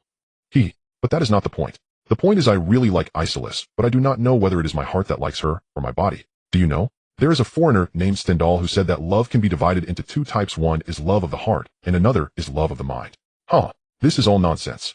I think there is another kind of love called physical love. Perhaps my feelings for Isolus are this kind of love. Do you know how hard it is for a man to control his lower half? It is really too difficult. Big brother, third brother, I feel guilty towards Linger. Do you know? Linger is so pure, so innocent, so kind, like a clear spring, crystal clear. Yet I have feelings for someone else. I feel dirty. I feel unworthy of Linger. She is the wife heaven bestowed upon me, Qin Feng. How can someone like me be worthy of her? I am unworthy of her. That night, Qin Feng and Meng Jing drank together until dawn, with Qin Feng rambling drunkenly the entire time. Meng Ling and Sima Wan listened to Qin Feng's drunken talk from inside the house throughout the night. In the distance, Meng Xian and the others watched Qin Feng, also staying awake the entire night. For many, this night in Harappa City was destined to be a sleepless one. On the following day, Shermo went to propose marriage. Originally, Queen Ai Yizuoma intended to deliver it, but unexpectedly Queen Aishilisha agreed immediately, her eagerness exceeding expectations. Next came the determination of the wedding date and various ceremonies. Upon finalizing the details, Qin Feng frowned and remarked, Shermo, although the Qin army is prosperous now, we cannot be so extravagant. Just the wedding ceremony alone will take 3 days, and the banquet will also last 3 days. How much gold and silk? Shermo chuckled. General Queen Xianyang is after all the Queen of Harappa, and we cannot be excessively frugal. This is already the lowest standard for a royal wedding. A more upscale banquet would last for 9 days. Indeed, as Shermo said, as the Queen of Harappa, if Xianyang's wedding were too simple, not only would she be mocked by other nobles, but the Pitta tribe would also see it as an insult. Thus, even if Qin Feng married Xianyang, it would be difficult to win the loyalty of the Pitta tribe. Since this is a regulation we cannot reduce, so be it. However, I feel uneasy about such extravagance for just one wedding. How about this? There are thousands of suitable men and women among the Qin people. Let's all get married together and hold a collective wedding so everyone can enjoy. Shermo thought about Xianyang's side and figured that even if Qin Feng held no ceremony at all, merely lighting red candles to welcome her into the bridal chamber, she would likely be willing. On the Qin side, this wedding was indeed overly lavish, and the frugal Qin people would inevitably voice their concerns. The general's idea was good. Having everyone hold the wedding together would not only be lively, but would also seem less extravagant when shared among all. Thus Shermo readily agreed, and went to discuss with Meng Ling and the others. Ultimately, the wedding was set for the 8th of next month. Aside from Qin Feng, Meng Ling, and Xianyang, there would be over 1,000 pairs of young men and women from the Qin army also getting married, including Qin Feng's elder brother Meng Jing and Sima. On the wedding day, the entire Harappa city was adorned with lights and decorations, and the Harappa palace was even more. From the palace to the inner chambers, a crimson carpet was laid out, and every 30 meters there was a flower bed brimming with vibrant flowers. Every column in the palace was wrapped in red silk embellished with golden threads. Countless colorful lanterns hung in each corridor, appearing from afar like a mirage with twinkling lights. In the main hall, thousands of candles were lit, illuminating the entire space, as bright as day. Hundreds of tables laden with food were set in the hall, filled with thousands of Qin army generals and nobles from the Pitta tribe and the Great Dynasty, making the hall crowded to the brim. Countless servants moved back and forth carrying plates of delicacies and jars of fine wine. The entire hall was filled with the fragrance of flowers and the aroma of wine. Beneath the throne, Qin Feng, Meng Ling, and Xianyang stood together. Today, Qin Feng wore a bright red ceremonial robe embroidered with golden threads and the design of a mystical bird, cinched with a 9-treasure jade belt and topped with a 7-inch jade crown, his fair face appearing even more heroic. Xianyang wore a traditional sari of the Indian royal women, entirely in fiery red, edged with golden threads draped over her right shoulder. The chest was embroidered with a goddess pattern, revealing her delicate arms and graceful waist. Her skin looked like sweet honey, and in the spring light it accentuated her alluring figure. A ruby the size of a goose egg hung between her brows, complementing her spring-like eyes. Around her braided hair, gold adornments covered her neck and ears, and her exposed arms and ankles were adorned with gold rings, enhancing her regal and splendid appearance. Meng Ling also wore a bright red ceremonial robe embroidered with floral patterns, the train trailing to the ground. Around her delicate waist, a peony-colored belt accentuated her charm. Her hair was styled high with red embellishments at her temples, and her hair adorned with vibrant decorations, exquisite and countless. Meng Ling wore light makeup, her willow-like eyebrows and pale pinks and greens. As she walked, her earrings and the gold ornaments on her head gently swayed, further highlighting her exquisite beauty and grace. Qin Feng found himself mesmerized, and taking advantage of a moment, discreetly kissed Meng Ling on the cheek. Meng Ling blushed instantly and lowered her head. Turning his head, Qin Feng saw Xianyang gazing at him with a somewhat sorrowful expression. Qin Feng smiled slightly and also kissed Xianyang on the cheek, but unexpectedly Xianyang took the initiative and kissed him back, catching Qin Feng off guard. The scene suddenly became quite passionate. After a while, the two slowly parted. Xianyang looked at Qin Feng with a triumphant glance, while Qin Feng, catching his breath, held the wrists of both women, not daring to act recklessly again. On either side of the throne there were 2 large platforms where over 1,000 newlywed pairs from the Qin stood, waiting for the auspicious moment to proceed with the wedding ceremony. Among them were Meng Jing and Sima.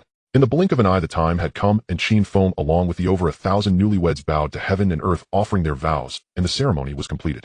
In the hall, hundreds of tables of delicacies and thousands of banquet tables outside were simultaneously served, and for a moment the entire Harappa palace turned into a sea of wine. It became a sea of laughter. Qin Feng, holding Meng Ling and Xianyang along with the thousands of newlyweds, raised his cup and toast. Before long, Qin Feng, who had a low tolerance for alcohol, began to feel a bit tipsy. At that moment, Sima came over with several large bowls of wine, shouting at Qin Feng's second brother, "I toast you 3 big bowls. If you don't finish them, watch out, I'll make a ruckus in the bridal chamber tonight." Qin Feng took the bowl and downed it without hesitation, burping and scolding, "You brat, if you dare to make a ruckus in my bridal chamber, be careful, your father will discipline you. If you want to make a ruckus, go find your brother and your sister. Trying to disrupt my bridal chamber. No way." At that moment, Meng Jing and Sima also came over to toast. Seeing Qin Feng letting Sima disrupt his bridal chamber, they laughed and said, "That's not right, little brother-in-law. Little brother-in-law. If you want to cause trouble, go ahead, but I won't take any responsibility if your sister hits you." Sima widened his eyes and said, "Elder brother, second brother, you are all not good people. Is it just getting married? Why are you all bullying me now that I have a wife?" Qin Feng and Meng Jing laughed in unison. "Ha, that's exactly what we're doing. Who told you not to marry a wife? Ha." Sima Ji laughed heartily and turned to Meng Ling and Xianyang, saying, today you two are getting married, so I won't hold it against you. But I want to ask my two sisters-in-law, when will you give me two little nephews? Speaking of having children, the already slightly tipsy Qin Feng was urged to drink 3 more large bowls of wine by Sima Ji and drank several large bowls with Meng Jing and the others, at which point his head was spinning and he suddenly remembered something. Forgetful of the grand wedding hall filled with guests, he laughed loudly. All generals, listen to my orders. Originally, the Qin army generals, who were still drinking excessively, hearing these 4 words reflexively, put down their cups, stood up, and shouted yes. Beside Qin Feng, Meng Jing and Sima Ji, along with the 2 newlyweds, Sima Wan and Meng Ling, stood at attention and shouted in unison yes. The thousands of Pitta nobles and nobles from the Great Dynasty who had come to witness were stunned. This wasn't part of the wedding. What was he going to do?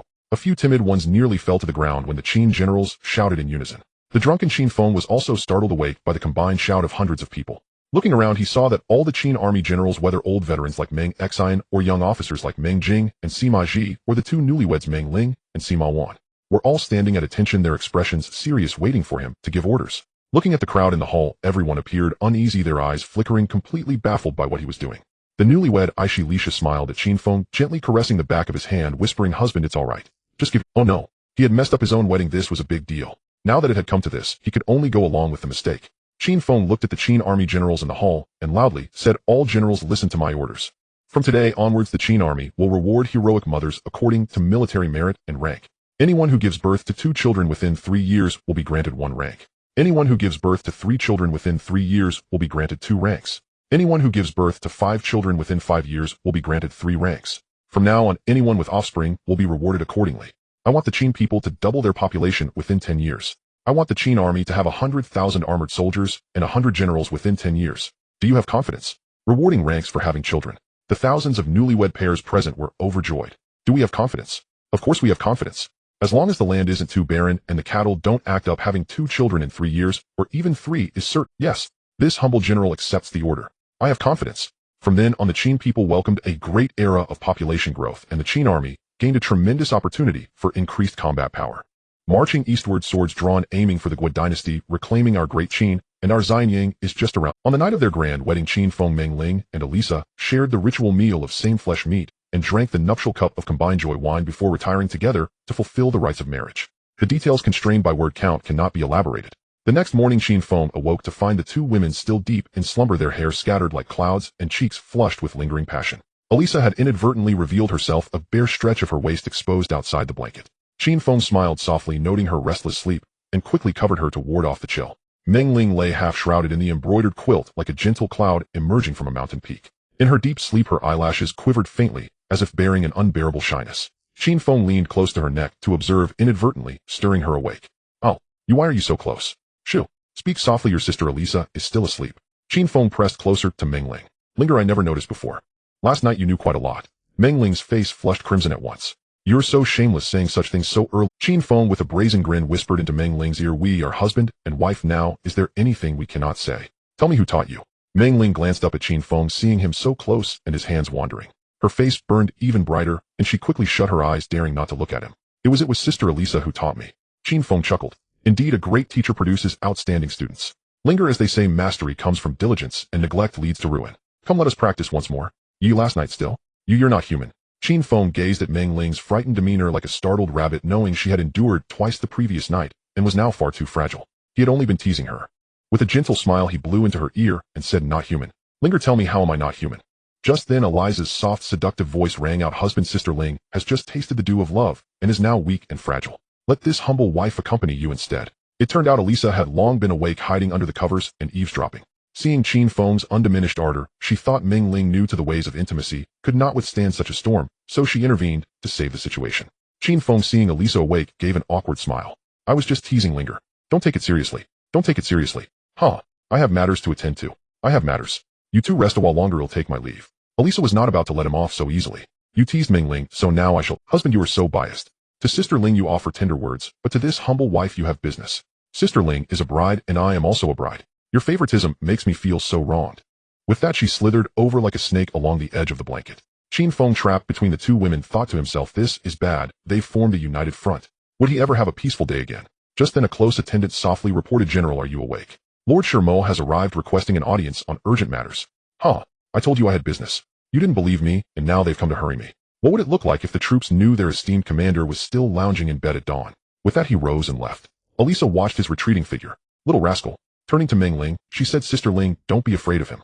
Come, let me teach you more ways to deal with that scoundrel. I guarantee he won't dare bully you. Meng Ling giggled. Sister Elisa, they won't be those embarrassing methods again, will they? General, a distinguished guest wishes to see you. This person's identity is special, who otherwise I would not disturb you at this hour. Shermo thought of Qin Feng's wedding night with two beautiful brides, and imagined he must have been exhausted. Disturbing him so early was indeed somewhat embarrassing. Qin Feng, seeing Shermo's earnest demeanor, wondered who this guest could be.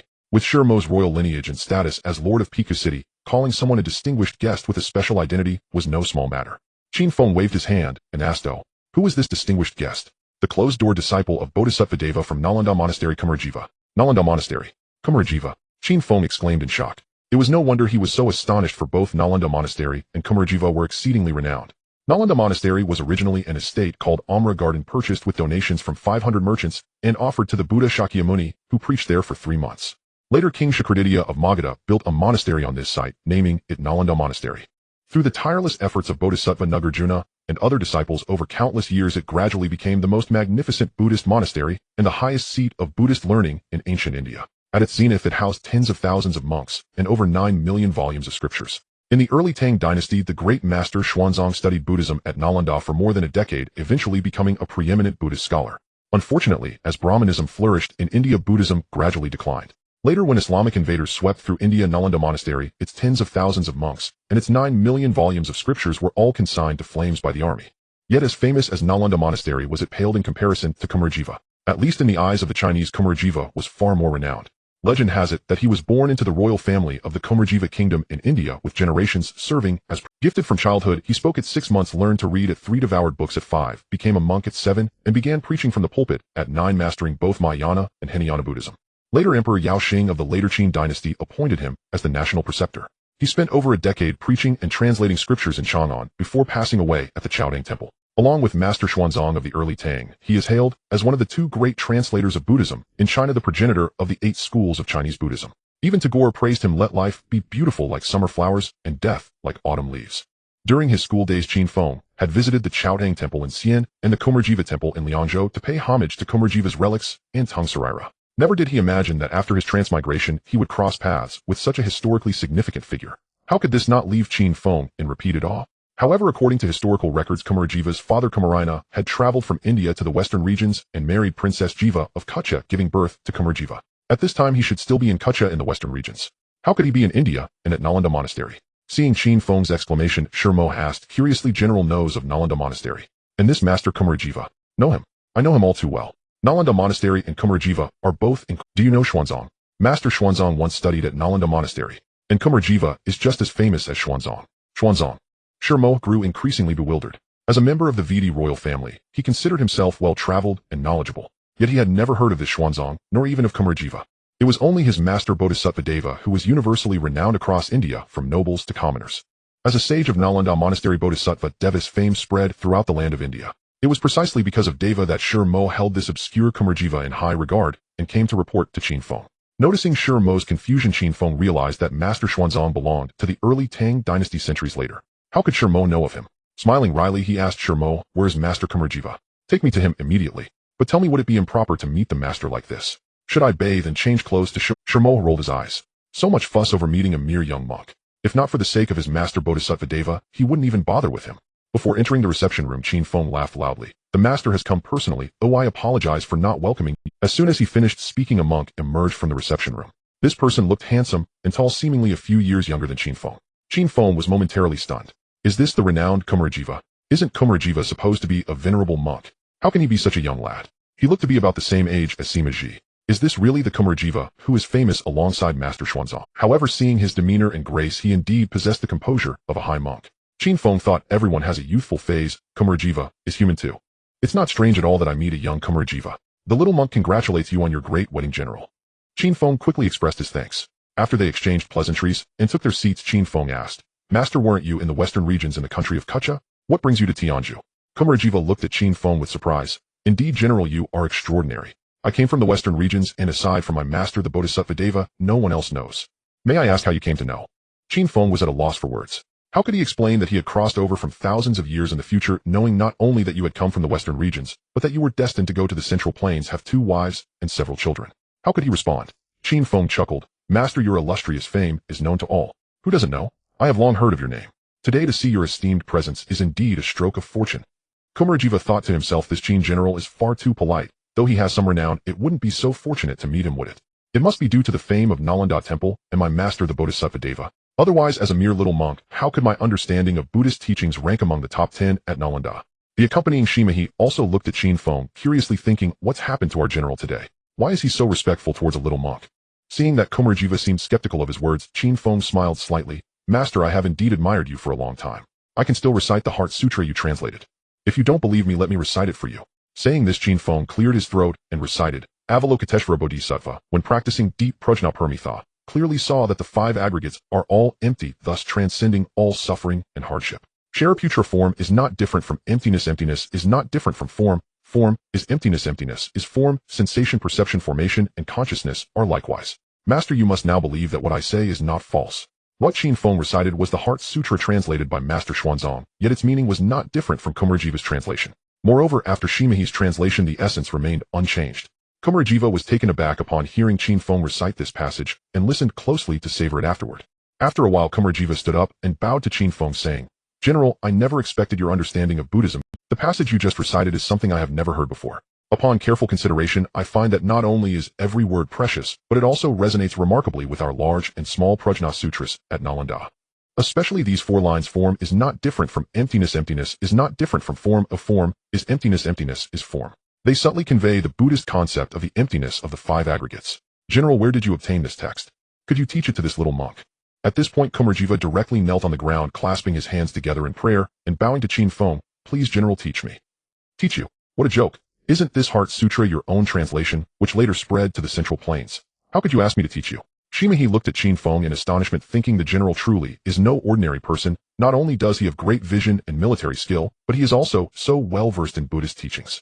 Even a disciple under the Bodhisattva Deva at Nalanda is asking him for instruction. Qin Feng, seeing Kumarajiva bowing, was startled and hurriedly helped him up.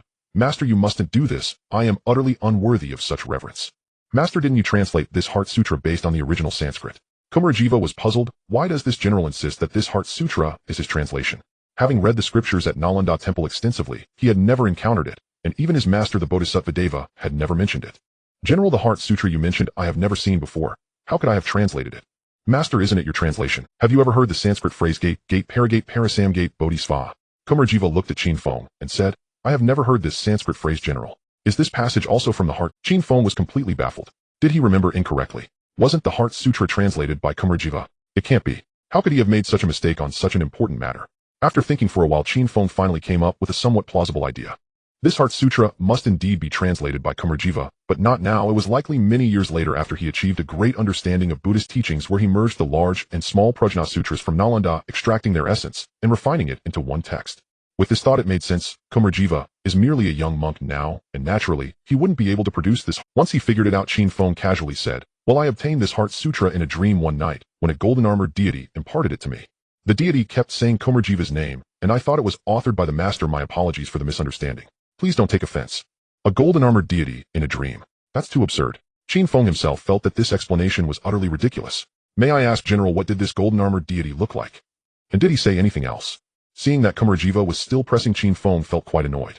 He thought Kumarajiva possesses great wisdom. If this clever and insightful person finds my lie unconvincing, it would be disastrous. I've got it. After watching so many adaptations of Journey to the West, I can easily describe what the Buddha looks like. In the dream, I saw that person surrounded by a golden light, making it impossible to discern his features, but I sensed he had a large stature, and his head seemed to be covered with numerous fleshy nodules. Before leaving, I asked him who he was, and the golden-armored deity said, I am like a lotus born in water, not stained by the water. I am indeed the Buddha, untouched by the world. Kumarajiva was overjoyed upon hearing this, and said, General, this golden-armored deity must be the Buddha. You see, our Buddhist tradition never creates images of the Buddha, as it is considered a great disrespect. Thus you were unable to see the Buddha's face. Moreover, the last 4 lines express clearly, I am indeed the Buddha, untouched by the world. This golden-armored deity must undoubtedly be the Buddha. Kumarajiva then bowed to Qin Feng again, saying, General, you not only possess great wisdom, but you also encountered the Buddha in a dream. Moreover, your connection to the Buddha is profound. You received the Buddha's teachings directly in your dream. Please allow this little monk to bow to you. Qin Feng, having deceived Kumarjiva in this way, already felt guilty, and seeing him bow again, he dared not accept it. Hurriedly helping him up, he said, "Master, I will now recite this Heart Sutra to you." After hearing Qin Feng recite the Heart Sutra once, Kumarjiva closed his eyes and pondered for half a day before finally opening his eyes, saying, "General, I have learned greatly." With this, Kumarjiva knelt again before Qin Feng, saying, "General, having such a connection to the Buddha, you are undoubtedly a great dragon elephant among us Buddhists. In the future, I will be your disciple. Please do not think ill of this little monk for being dull, and teach me frequently." In ancient Tianzhu, people believed that the dragon had the greatest strength in water, while the elephant had the greatest strength on land. Thus, using the great dragon elephant as a metaphor for the most capable person also served to describe a high monk with great virtue. In ancient Tianzhu, people believed that the dragon had the greatest strength in water, while the elephant had the greatest strength on land. Thus, using the great dragon elephant as a metaphor for the most capable person also served to describe a high monk. Upon realizing this, the devout Sima also bowed to Qin Feng, saying, "Buddhist disciple Sima pays respects to the great dragon elephant Qin Feng." Qin Feng was suddenly flustered, thinking, why is Sima making such a fuss? Kumarjiva is not an ordinary person, and today I managed to get through by luck. If he were to treat me as his disciple, and later he had questions to ask me, wouldn't I expose myself?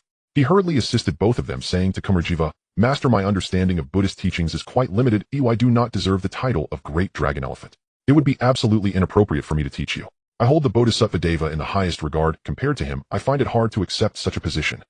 Kumarjiva's attitude was resolute, and seeing that Qin Feng had no choice, he finally agreed that they could discuss Buddhist teachings frequently in the future, but they must not treat him as a disciple. They should refer to each other as brothers instead. He reiterated that his understanding of Buddhism is shallow, and he doubted they could discuss much. He thought to himself, "I have told you so many times, if you later find out that I am a fake Buddhist scholar, you shouldn't blame me." At least he wouldn't call me, Qin Feng, a great liar. After the three of them sat down again, Qin Feng was about to ask Kumarjiva why he had come to see him, when Li Tsubing rushed in without waiting to report. "General, bad news. Our merchant convoy has been robbed." "What?" Qin Feng and Sima stood up abruptly. "The Qin army currently has immense power and is undefeated in the Xindu River region. Who would dare act so recklessly against the Qin army? Who is it?" Qin Feng's face turned pale with rage, a murderous aura radiating from him. Kumarjiva, sitting nearby, saw the change in Qin Feng's expression and clasped his hands together, saying, "Amit Ba. Reporting to the general, it is the king of the Kausala kingdom, Vilayali. All 10 of our merchant convoys have been robbed by him. Not only that, he sent messengers demanding that our Qin army trade the manufacturing techniques of snowflake sugar and crystal sugar for our people. Otherwise, over 2,000 of our Qin people will lose their heads." "Vilayali, the king of the Kausala kingdom, who is he?" Sima stood up to reply. "Reporting to the general, this Vilayali, the king of the Kausala kingdom, is one of the outer vassal kings of the Gupta dynasty. He commands over 100,000 armored soldiers and is considered a powerful figure even within the Gupta empire. Even the sea guardian of the Gupta dynasty must show some respect to him." The Kausala kingdom is located between the central western and eastern regions of Tianzhu, with its capital Kausala occupying a vital transportation hub, historically serving as a transit point for merchants traveling between cities, leading to a prosperous and wealthy trading environment. Li Tsubing added, "General, among the aristocrats we detained last time, there was Vilayali. It seems he cannot swallow this humiliation and is envious of our sugar-making techniques, which is why he robbed our merchant convoy." "Good Vilayali, how dare you rob my merchant convoy? The sugar-making technique is the lifeblood of the Qin army, and you dare to lay your hands on it. The Qin army currently has ample manpower, and weapons and armor have been replaced. We plan to advance eastward soon, and unexpectedly you delivered yourself to my door. Since that's the case, I will take the knife to you, Vilayali. Command all the generals to gather in the main tent. Minister of Grain, please bring the envoy from the Kausala kingdom to the main tent as well." Li Tsubing and Sima responded, taking their leave. Qin Feng turned to Kumarjiva, the earlier murderous intent dissipated, replaced by a warm smile. "Master, I have some mundane matters to attend to now, I must take my leave." Kumarjiva smiled slightly. That King Vilayali of the Kausala kingdom not only believes in Brahmanism, but also prohibits his slaves and citizens from believing in our Buddha, showing great disrespect toward Nalanda temple. "If General trusts this little monk's words, I would also like to hear about your military meeting." Qin Feng glanced at Kumarjiva, thinking it seems that Kumarjiva is not the detached monk he appears to be. Otherwise he wouldn't speak so boldly, nor would he serve as the national teacher for Yaoxing. It seems that even the so-called fame and fortune cannot be avoided by those in the Buddhist order. Perhaps even the Buddha cares about the number of followers and the amount of incense burned. When Qin Feng and Kumarjiva arrived at the central army tent, they saw that all the generals had already gathered. The generals saw Qin Feng entering with a monk, and although surprised, did not say much. Li Tsubing, seeing Qin Feng enter, explained the situation regarding the Kausala kingdom robbing the Qin army's merchant convoy and demanding the sugar-making techniques. Upon hearing this, the generals were furious. "How dare they rob our Qin army's merchant convoy, showing utter contempt for us. Demanding our sugar-making techniques is tantamount to threatening the life of the Qin army." Each of them was filled with righteous indignation, rolling up their sleeves, insisting that Vilayali must be taught a lesson. Otherwise, who knows who might come to bully our Qin army in this land of Tianzhu. Sima shouted, General, why discuss this further? Just give the order. I will lead the troops to annihilate the Kausala kingdom. Let's see if they dare to be so arrogant again. Qin Feng waved his hand. Let the Kausala envoy come in. Let's first hear what he has to say. In a short while the Kausala envoy entered the tent, followed by over 100 wooden boxes, the contents of which were unknown, filling the front of the main tent. The envoy did not bow to Qin Feng, merely performing a slight nod as a form of greeting. Li Tai was furious and shouted, "Why doesn't that envoy bow to our general?" The envoy looked up at the sky and sneered, "An envoy from a great nation does not bow to the ruler of a small nation. Not only you, but even the celestial king would not dare to make me kneel." The generals in the tent were enraged upon hearing this, each unsheathing their swords, waiting for Qin Feng's command to execute this insolent envoy on the spot. Meng Ling opened his mouth, saying, "Aren't you afraid we will kill you?" His voice was low, clearly filled with murderous intent. "Kill me? You do not understand that in diplomatic relations envoys are not to be harmed. Last time you unjustly detained 2/10 of my lord's deposit, and now you want to kill me. It seems the rumors are true. Commoners are indeed commoners, and barbarians remain barbarians. Even if he married the daughter of the Vithu royal family Aishilisha to elevate his status, he is still merely a petty person pretending to be someone of importance. This is no envoy, this is outright humiliation. To say that Qin Feng married Aishilisha to raise his status, even if he did, would not make him anything but a barbaric commoner lacking in etiquette. This not only insults Qin Feng, but also humiliates the Qin army and the people of Qin. Others might endure it, but Sima Ji could not. Seeing this person insult Qin Feng, he was already furious and charged at the envoy with his sword. When the envoy saw Sima Ji charging at him with his sword, he immediately fell limp on the ground. He never expected that this small lord of Harappa city would dare to kill the envoy of the Kausala kingdom. This not only insults Qin Feng, but also humiliates the Qin army and the people of Qin. Others might endure it, but Sima Ji could not. Seeing this person, if the gifts from the king to this general were to be opened, wouldn't they eat him alive? Qin Feng shouted loudly, "Stop!" Sima Ji halted his sword upon hearing the command, looking at Qin Feng, and then at the envoy with a look of disdain. "Pa, I thought you were just a worthless dog. You're really not afraid of death." Qin Feng seemed to have not heard the insulting words of the envoy, smiling as he addressed the envoy. "Are you all right? I apologize. May I ask what your lord intends to do to release our detained merchant convoy?" The envoy, still shaken, saw Qin Feng dismissing the military general and thought to himself that these people indeed dared not offend the Kausala kingdom. Especially this general. After being humiliated by me, he treated me like this, clearly afraid of the Kausala kingdom. It's no wonder. He is just a small city lord who fortuitously came into possession of this large Harappa city and has just married the beautiful Aishilisha. His good days have just started to show some sweetness. How could he seek his own death by offending the Kausala kingdom? Thinking of this, the envoy finally relaxed. "My lord has stated that as long as you hand over the manufacturing techniques for snowflake sugar and crystal sugar and pledge loyalty to my lord, as the celestial king does, my lord will naturally release the detained merchant convoy." At this point, the envoy instructed his men to open the wooden boxes one by one, pointing and saying, "These wooden boxes contain the heads of those guards from your blind merchant convoy who dared to oppose my lord's might. My lord has executed them and commanded me to bring them to you as a reward for your wedding. He also instructed me to tell you, general, not to be like them, short-sighted and not recognizing my lord's might, risking your lives for nothing." Upon opening the wooden boxes, everyone saw that within them were the severed heads of the Qin army. After the beheadings, they had been treated with lime to prevent decay for a short time, and now they looked as if they were glaring with rage and still very much alive. After the three men resumed their seats, Qin Feng was about to inquire why Kumarjiva had come to see him when Li Tsubing rushed in without prior announcement.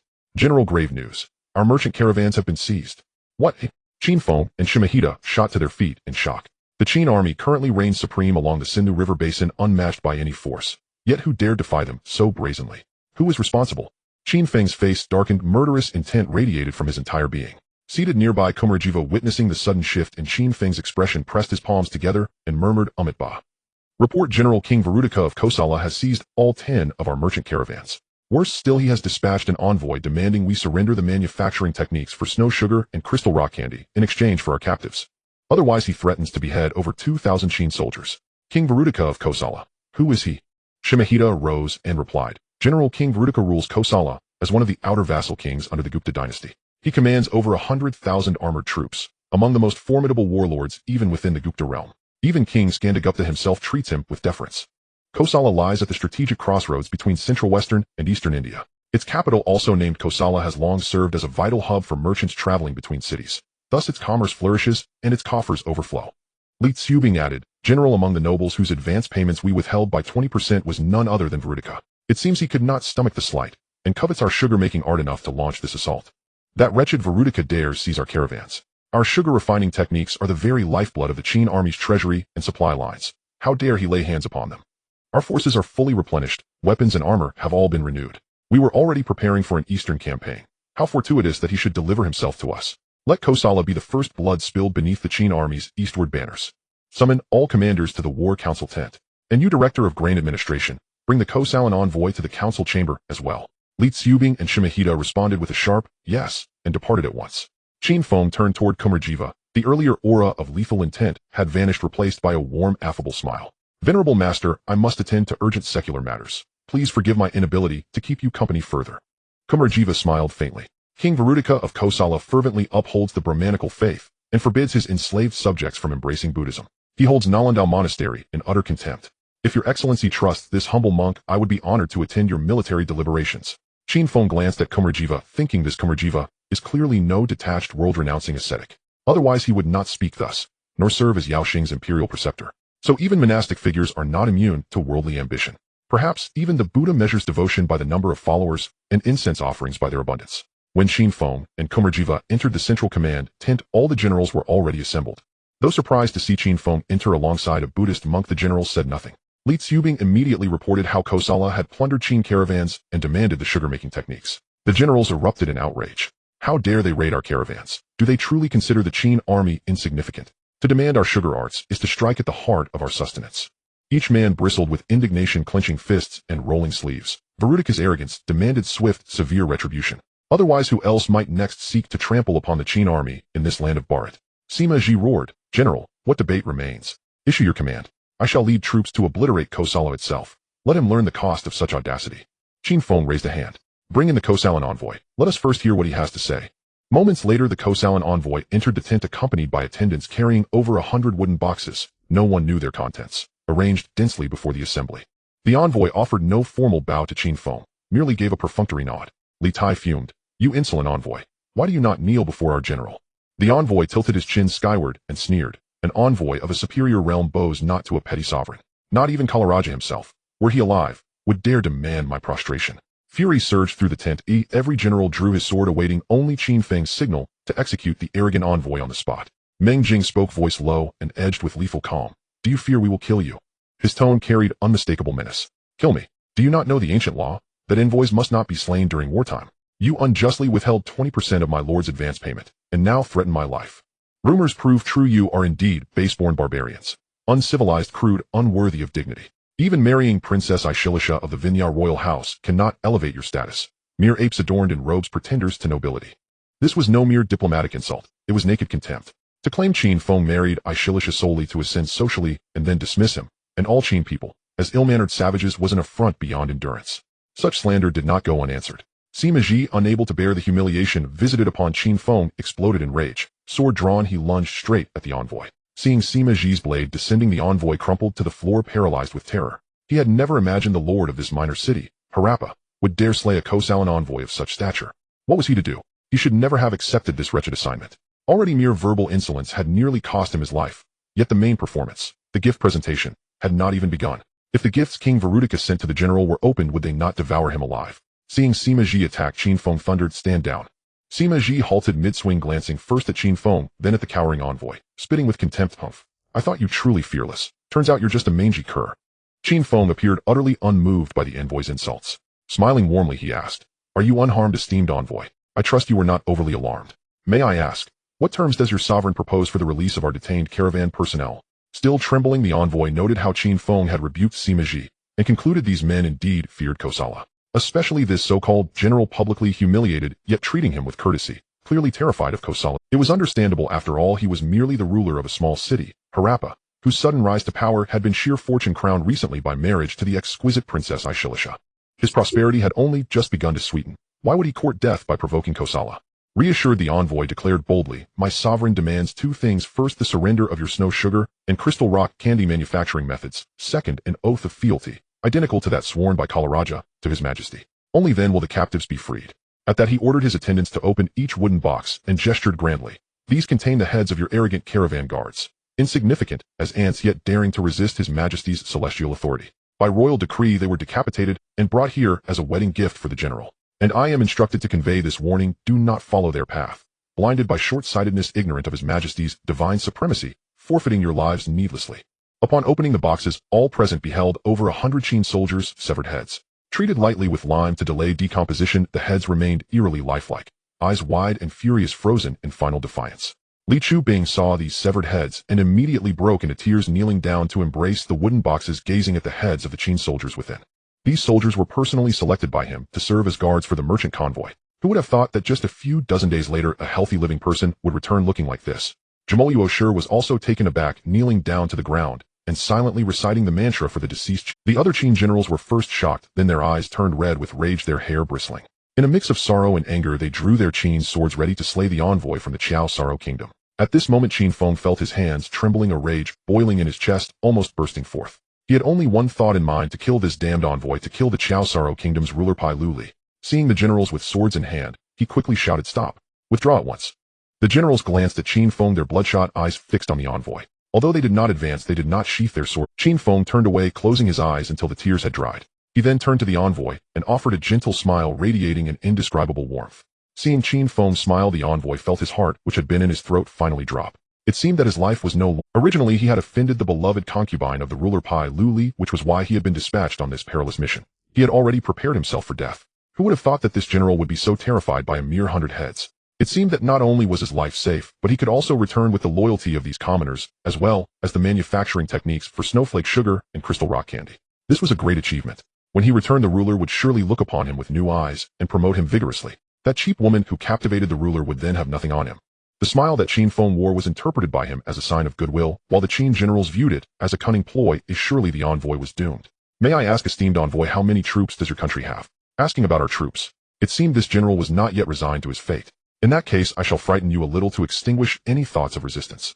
The envoy smiled arrogantly. "My Qiao Sorrow Kingdom has 2,000 armored soldiers and 3,000 cavalry, including a regiment of 5,000 war elephants. Let alone your Harappa city. Even if you combined all 7 city-states of your Pai Tu tribe, with just a flick of my lord's whip you would be turned to dust." I hope the general is wise enough to surrender the techniques for snowflake sugar and crystal rock candy, and then pledge loyalty to my lord Pai Luli. I will certainly speak highly of you before my lord, and we can all serve together in the same court without losing our peace. Do you know how many troops my Qin army has? Qin Feng's smile remained unchanged. The envoy chuckled back. "General, this is not boasting. How many troops can you possibly have? Even if you have more troops, can you match my lord's hundreds of thousands of brave warriors? Even if your soldiers are valiant, can they contend with my lord's 5,000 war elephants? Those who know the times are wise. The general should speak cautiously to avoid misfortune for himself and others. You are still young, yet hold a high position. Do not in a moment of confusion find your own head in this wooden box. At that time your newly married beautiful wife might have to marry another." Hearing the envoy speak thus, Qin Feng not only did not get angry, but instead burst into laughter. However, his laughter was chilling, akin to a steel blade scraping bone, sending shivers down spines. "My Qin army currently has a total of 6,000 troops, of which only 2,000 are cavalry. That is quite a difference from your lord Pai Luli. However, do you know that with just 2,000 cavalry, we captured the city of Bolun, which had 10,000 men? Do you know that with over 10,000 soldiers we defeated the 1,000 strong army of Kaluo, decapitating more than half? Do you know that my army with just 100 men against 100 war elephants decapitated 100, while suffering no casualties? With your Qiao Sorrow Kingdom's 2,000 troops, with your 5,000 war elephants, do you dare to humiliate my Qin army like this?" With Qin Feng's furious roar, the envoy stared blankly at him. How is this possible? How could there be such a powerful army? This was impossible, absolutely impossible. This must be the general trying to inflate his bargaining chips with grandiose. At that moment Qin Feng smiled slightly and said, "Esteemed envoy, may I borrow something from you? I wonder if you would be willing to lend it." The envoy, caught off guard by Qin Feng's questioning, felt his composure falter and lost the momentum he had just had. He replied, "What does the general wish to borrow?" Qin Feng smiled as he took the envoy's arm, looking into his eyes with a warm smile, and said, "I would like to borrow your head to use for my army's banner. I hope you will not refuse." The envoy was stunned upon hearing this. Borrowing his head meant he was to be killed. Yet he smiled so kindly. What kind of person was this? He turned to see the others in the tent, each with cold eyes fixed on him, as if he were already a dead man. The envoy quickly knelt down, prostrating himself at Qin Feng's feet, saying, "General, in war between two countries, we do not slay envoys. Are you really going to kill me?" Qin Feng still smiled as he said, "Esteemed envoy, please consider, if I do not kill you, how can I justify your great gift? They are all watching with wide eyes. How can I not kill you? Besides, your lord Pai Luli sent me 100 heads. I believe your lord would certainly spare one head. Since your lord is so generous as an envoy, why must you be so stingy? Did you not just say that we would all serve together in the same court without losing our peace? You wish to borrow my head and call me stingy. You kill me, yet we are to serve together in the same court and not lose our peace. Is this even human language?" Hearing Qin Feng's soft pleas, the envoy collapsed onto the ground, knowing that this general intended to kill him. There was no doubt he would die. At this moment, the envoy saw Zhou Sure kneeling nearby reciting scriptures. He clutched at this lifeline, rushing to embrace Zhou Sure's legs, saying, "Master, save me. I beg the master to show great mercy and save my life." I will surely convert to your teachings and believe firmly. Master, save me. Jamoluo sure was startled when the envoy clung to his legs. He glanced at Qin Feng, then at the other generals, and said to the envoy with hands together, if you do not seek death, you will not die. You can rest assured. This little monk will recite scriptures for you, guiding the souls of the deceased directly to the other shore. What does it mean, if you do not seek death, you will not die? Am I seeking death? I really have no choice. I was also framed. You stand by and do nothing. Are you really a monk? Aren't monks supposed to be compassionate? Guide my deceased soul. If I am dead, what good is that to me? The envoy, finding no use in pleading with the monk, turned back to kneel before Qin Feng, banging his head like pounding garlic, desperately begging for his life. Qin Feng, already losing patience, shouted, someone, take this man away, behead him to offer as a banner. Execute all the remaining followers. To avenge the fallen soldiers of my Qin army. Soon the Qin soldiers entered, carrying the envoy's severed head and those of several dozen followers. Qin Feng glanced at the still dripping severed head of the envoy, bent down to pick up a wooden box, and looking at the heads of the Qin soldiers inside, he said, brothers, take these heads as interest for now. Rest assured, it won't be long before I, Qin Feng, will bring the head of Pai Luli, the ruler of the Qiao Saro kingdom, to pay respects before you. After saying this, Qin Feng set down the wooden box and looked at the generals in the tent. Send word to the cities of Daoyuo and Shamo Luo, and to the city of Akibu to bring their troops within 7 days. Any delay will be dealt with according to military law. Send word. All divisions of the Qin army must prepare for battle. 7 days later we will attack the Qiao Saro kingdom, to avenge the soldiers of my Qin army. Husband, can you take me with you on this expedition to the kingdom of Kiasro? In the inner chamber of the Harappa palace, Qin Feng and Ai Zilisha sat on the bed, with Ai Zilisha half leaning in Qin Feng's embrace, playfully whining like candy. Meng Ling, as the commander of 1,000 troops of the Qin army, was busy preparing 1,000 female soldiers for the expedition, so he was not present here. Lisa, you should stay in Harappa city. This battle is quite perilous, and if any unexpected events arise, I will find it difficult to take care of you. Moreover, Harappa is the foundation of our army, and it cannot afford any loss. If you remain in the city, I will have no worries and can set off with peace of mind. Ai Zilisha raised her face radiant as a peach blossom and looked at Qin Feng with her spring-like eyes, saying, but how can Ling go with you? You take her but not me, you are biased. As she said this, tears welled up in Ai Zilisha's eyes, revealing a hint of sorrow. Qin Feng thought to himself, what on earth? She can cry at the drop of a hat. Who knows if she is sincere or not? I am going to battle not for a leisurely trip, but what does it mean to bring a wife along?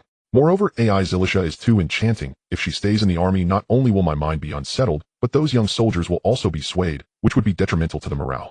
Qin Feng knew that although Ai Zilisha was married to him, she was different from Meng Ling. Meng Ling, being a Qin person, shared the same great ideals, and it was only natural to be of one heart and mind with him. Ai Zilisha, on the other hand, was first the wife of an enemy before she committed herself to him. Although she was also a legitimate wife like Meng Ling, she likely viewed him merely as a concubine.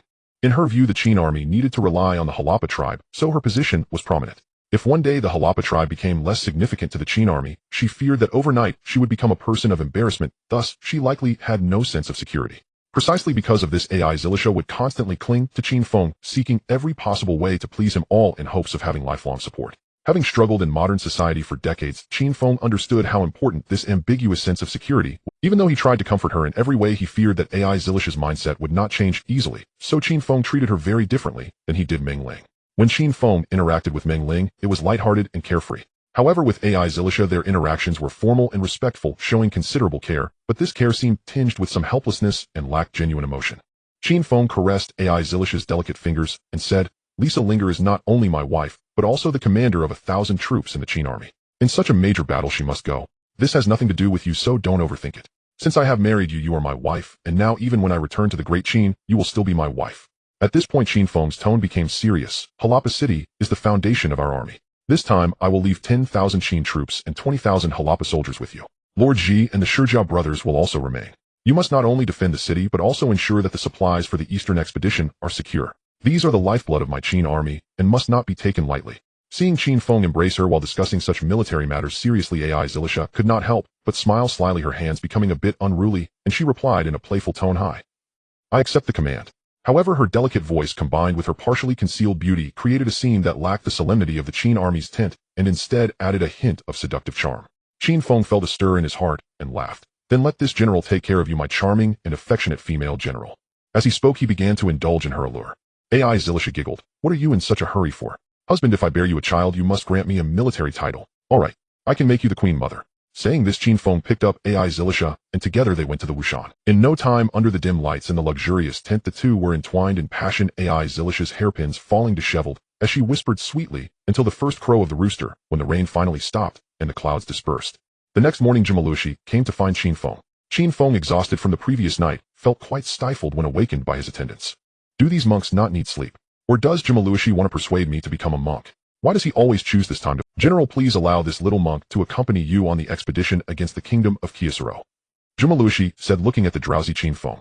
What? You want to go too? I'm going to fight, not to beg for alms. What business does a monk have in this? I'm not even taking my wife, so why would I take a monk to battle? Since ancient times, soldiers have been considered inauspicious, and in a siege battle countless lives are lost. If you are with me chanting Amitabha on the left, and my Buddha is compassionate on the right, how can I fight? Seeing Qin Feng frown slightly, Jimalushi knew he was unwilling for him to go, and hurriedly said, General, this little monk is not a pedantic person. I have already copied the Heart Sutra you bestowed upon me, and I will send it back to the Nalanda temple to my master. Even if something happens to me in this battle, I will have no regrets. I hope the general will grant my request. Since Jimalushi had said this much, Qin Feng felt he could not say any more. He thought for a moment and asked, Master, I am leading the army into battle to kill people. Do you not mind this? This question felt almost like a heart-wrenching inquiry. I am taking soldiers to kill, and you, a monk, want to follow along. What are you thinking? If you don't mind, then the compassion you always speak of is mere empty words. If you do mind, it would be wise not to get involved. Jimalushi chuckled casually. General, my Buddha is inherently compassionate, so he saves all beings. However, there are also times of fierce wrath, which is when demons are vanquished. The general's expedition against the kingdom of Kyusuro is precisely to eliminate demons on behalf of my Buddha. How could I not assist you, General? Qin Feng looked at Jimalushi and thought, no wonder the historical records say this person has a silver tongue and unmatched debating skills. He can turn acts of war and killing into fulfilling the Buddha's will. It seems that if my pyramid scheme were to recruit Jimalushi, not only would the Qin people be fooled, but the entire world could. Moreover, in the land of Tianzhu, the faith of ordinary slave folk differs from that of the nobility. Most nobles believe in Brahmanism, while the enslaved populace follows Buddhism. Having Jimalushi by my side might prove useful. With this thought, Qin Feng agreed to let Jimalushi accompany him. On the fifth day, Daluocheng's Shamo Luo led 20,000 troops and arrived as ordered, but there was no sign of Shizamo among the troops. He must be afraid that Qin Feng would find an opportunity to kill him. Or perhaps he could not do without this far-sighted prime minister from Daluocheng. On the sixth day, from Kitabu city, Chidabu brought 10,000 troops, completing the assembly of the Qin army for the eastern expedition. Among them there were 30,000 Qin troops, 20,000 led by Shimohi, and Ashawala, 5,000 led by Seijiambu Luo, and 10,000 troops from Harappa city. Together with 30,000 Pitta soldiers led by Shamo Luo and Kitabu, the total number of soldiers in the Qin army's eastern expedition reached 95,000, claiming to be 100,000 strong. After the high altar ceremony, they set off towards the kingdom of Kyusuro with countless siege weapons. A mile outside of Kaosala city, beside a dense forest on a hillside, Qin Feng sat on his horse, gazing at the distant shadowy Kaosala city. General, this Kaosala city is much taller than our Harappa city, spoke Wang Yanba, the military leader of the Qin army. Sima Ji raised an eyebrow and said, no matter how grand Kaosala city is, our Qin army can still conquer it. Qin Feng chuckled at this and turned to Meng Xianyang, asking, former general, what do you think? Meng Xianyang pondered for a moment and replied, General, Kaosala city is indeed more difficult to capture than Harappa city. If we force an attack, our Qin army might suffer heavy casualties. Sima Li added, General, if we launch a strong assault, by Liu will surely take our Qin people as hostages, and it could end in mutual destruction. We should find a way to rescue them first. Meng Jing, who had been silent, finally spoke up, saying, General, Kaosala city is indeed easy to defend, but hard to attack.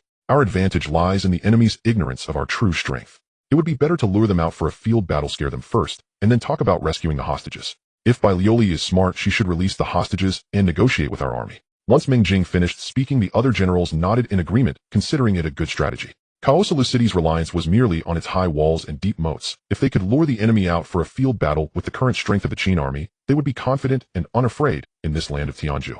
Sima Ji shouted, field battle is good. Field battle is great. I love field battles. General, let me be the— Qin Feng looked at Sima Ji and smiled faintly, declaring, Sima Ji, you are ordered to lead 100 cavalry to challenge Kaosala. Be sure to demoralize the enemy and entice them to attack. I will set an ambush here with the main army to let Liu see the might of our Qin army. Sima Ji, upon hearing this, looked at the distant Kaosala city with disdain and said, General, why take 100 cavalry? A single horse and I can handle it. Qin Feng smiled at Sima Ji's arrogance and said, Ji, how dare you be so reckless? It was clear he was provoking him. Sima Ji, hearing Qin Feng call him reckless, became agitated and replied, General, with my 8-foot-long spear, I don't even regard the mere Kaosala city. With that, he spurred his horse and rode off alone to challenge. After Sima Ji left, Qin Feng ordered the cavalry to spread out and lie in ambush in the dense forest, while the infantry formed square formations in the center with powerful crossbows set up in front, waiting for the Kaosala city forces to arrive. On the walls of Kaosala city, several soldiers were chatting. Do you think the Qin army from Harappa will share the technique for making snowflake candy with us? I heard that candy is as pure white as snow. Just one lick can make it melt. How did these Qin soldiers come up with it? What's there to question? Would they dare not to give it? How could Harappa compare with our Kaosala city? Even if they had a few more guts, they probably wouldn't dare. Ha, big brother, you're right. Wasn't that Harappa King Li also very respectful to our monarch? If it weren't for our monarch spoiling Li Ji and Li Ji not allowing our monarch to take concubines, I bet that Li would have offered all 3 of his daughters to our monarch as concubines. When it came to women, the group became excited. I heard that Li's 3 daughters are prettier than the others, especially that Aishi Lisha, who is said to be 100 times more enchanting than Li Ji. Have you seen her? Don't spout nonsense. Where in the world would there be a woman 100 times more enchanting than Li Ji? Is she even human? Wouldn't she be a fairy? Last year when our monarch took Li Ji out for a hunt, I stole a glance from afar. That figure, that face, that charm. If she would just let me hold her and give me a kiss, it would be worth dying for. Shoo, don't talk nonsense. If our monarch finds out, be careful he cuts off your tongue. At that moment, a clear sound of hooves echoed from below the city. In no time, a young general stood before the city gate, shouting loudly, "You rats on the walls, listen. I am Sima Ji, an officer of the Qin army. Who dares to come down and fight me? A challenge. Alone." The soldiers on the walls had never seen such arrogance before. They hurried to report to the city's commanding officer, who, not daring to make a decision, quickly went to inform the military strategist. The military strategist of Kaosala City was named Hong Cho, the brother of the monarch's favored concubine Li Ji. He did not look like a person from Tianzhu, and his attire was loose, wearing a long crown resembling someone from the Central Plains. Oh, a single horse challenge. That's quite interesting. Hong Cho stroked his sparse beard and said softly, "Let's." Back to Sima Ji, who stood alone in front of the city gate, shouting loudly, when suddenly the city gate opened and a Kaosala general charged out on horseback. This general was robust and broad-shouldered, with a dark face, wielding a massive mountain-cleaving axe weighing dozens of pounds. He charged toward Sima Ji, shouting, "You little general, state your name. My grandfather Sali does not kill nameless fools." Sima Ji smiled faintly. "Too much nonsense. Your little master is not interested in chatting with a dead man." Sali had never been humiliated like this before and was furious. Without further words, he kicked his horse's belly and charged straight at Sima Ji. Sima Ji didn't waste words either. He spurred his horse and charged at Sali. In an instant, they were about 10 zhang apart. Sima Ji suddenly squeezed the horse's belly, causing the horse to rear up and jump high, while Sima Ji used one hand to thrust his spear at Sali. Seeing this young Sima Ji daring to be so arrogant, Sali raised his axe and swung it down toward Sima Ji's head like a mountain pressing down. Unexpectedly, Sima Ji feigned a thrust and withdrew his long spear, leaning sideways to narrowly dodge the massive axe. Then he yanked the reins, and the horse reared up high. In midair, Sima Ji exerted a slight force with his waist, thrusting his spear downward at Sali's chest. In the blink of an eye, Sali was caught off guard and couldn't dodge, getting pierced through the chest by Sima Ji's spear hanging on the tip, and was dragged far away by the horse, blood gushing from his chest. At this moment, the military strategist Hong Cho had just arrived at the city wall and witnessed the scene of Sali being pierced. Standing on the city wall, Hong Cho looked at the arrogant Sima Ji below and thought to himself, no wonder he dared to challenge alone. With such martial prowess, it's unlikely there is a second person like him in Kaosala City. Since that's the case, let's win by numbers. He immediately ordered 3 generals proficient in the chain gun to join the battle, while he personally beat the drum to bolster the army's morale. After these 3 generals exited the city, they were clever enough not to ask about Sima Ji's name. Without a word, they charged at him with their guns raised. Sima Ji looked at the 3 generals rushing towards him and sneered, holding his spear in one hand and charging directly at them. After one round, neither side had the upper hand. The 3 generals of Kaosala City, emboldened by their confidence, turned their horses around and charged at Sima Ji again. Sima Ji frowned slightly. These 3 generals seemed to be using a set of chain gun tactics. No matter which one he attacked, the other 2 would inevitably aim for his vital points. If he couldn't slay one of them quickly, he would surely be held back, and then he would be in trouble. Sima Ji looked at the approaching 3 generals and thought, do you think I have no way to deal with this? Since that's the case, let me show you how our Qin army's Iron Eagle swordmasters fight. After figuring out his strategy, Sima Ji spurred his horse forward, quickly meeting the 3 generals head-on. The 3 spears, aimed at different heights, came rushing towards Sima Ji. Instead of raising his spear, he held up his Qin sword, waiting for their spear tips to draw near, then thrusting his legs hard, leaping high from the horse, aiming directly at one general. As Sima Ji leaped into the air, the 3 spears all stabbed into empty air. Before they could retract their long spears, Sima Ji had already raised his Qin sword, aiming for one general's neck. In ancient warfare, whether on horseback or foot, who had seen someone fight while flying? This kind of fighting style was unheard of. The Kaosala general, unable to retract his long spear in time, and drawing his sword was already too late, could only lower his head, hoping to dodge this fatal strike. In midair, Sima Ji smiled coldly. Changing from a downward slash to a thrust with his Qin sword, he struck the Kaosala general's head, sending it flying, the severed neck gushing with blood. The Kaosala general, upon losing his head in that moment of death, seemed to see his own half-body collapsing to the ground, blood gushing out. It turned out that as long as the sword was fast enough, one could indeed see their own appearance before death. After landing, Sima Ji slowly sheathed his Qin sword and walked towards his mount. After mounting, holding his long spear, he glanced at the remaining 2 generals, smiling, a smile both innocent and cruel. What followed was no longer a contest, but a blatant slaughter. In just 2 rounds, the remaining 2 generals were pierced and fell off their horses. Sima Ji halted his horse, picked up the dead general's sleeve, and carefully wiped the blood from his 8-foot-long spear, casting a sideways glance at the nearly 10,000 Kaosala soldiers on the city wall, laughing loudly. Who else dares to come down? Little master is waiting down here. On the city wall, nearly 10,000 soldiers of the Jiasuo kingdom watched in shock as Sima Ji single-handedly challenged their 3 commanders, defeating them one by one. One could not help but gasp, "Oh, was this still a human being? Isn't the legendary god of war musician just as formidable?" At this moment the strategist Hong Cho tightly grasped 2 drumsticks in his hands, staring at Sima Ji below the city, seemingly in disbelief. Was the Sankai Lianhuan Chang formation, which he painstakingly trained, truly this vulnerable? Are these Qin soldiers really just a group of lowly commoners who accidentally seized Harappa City? No. Now whoever claims that the Qin army in Harappa City is just a bunch of commoners, I will slap them twice. Such prowess I have never heard of before. They call themselves the Qin army. Could they truly be the legions of the first emperor from hundreds of years ago risen from the dead? How could that be possible? Absolutely impossible. At that moment the king of the Jiasuo kingdom Pai Liuli received the news and rushed over.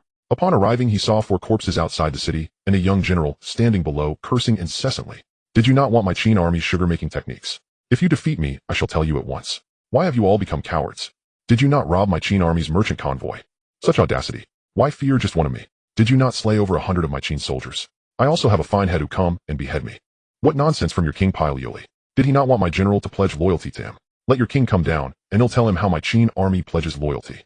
Pai Liuli, standing on the city wall, heard Sima Ji's insults, and was furious, his face turning red. He shouted, "Since ancient times if a lord is humiliated the vassal must die. Are you allowing him to insult me like this?"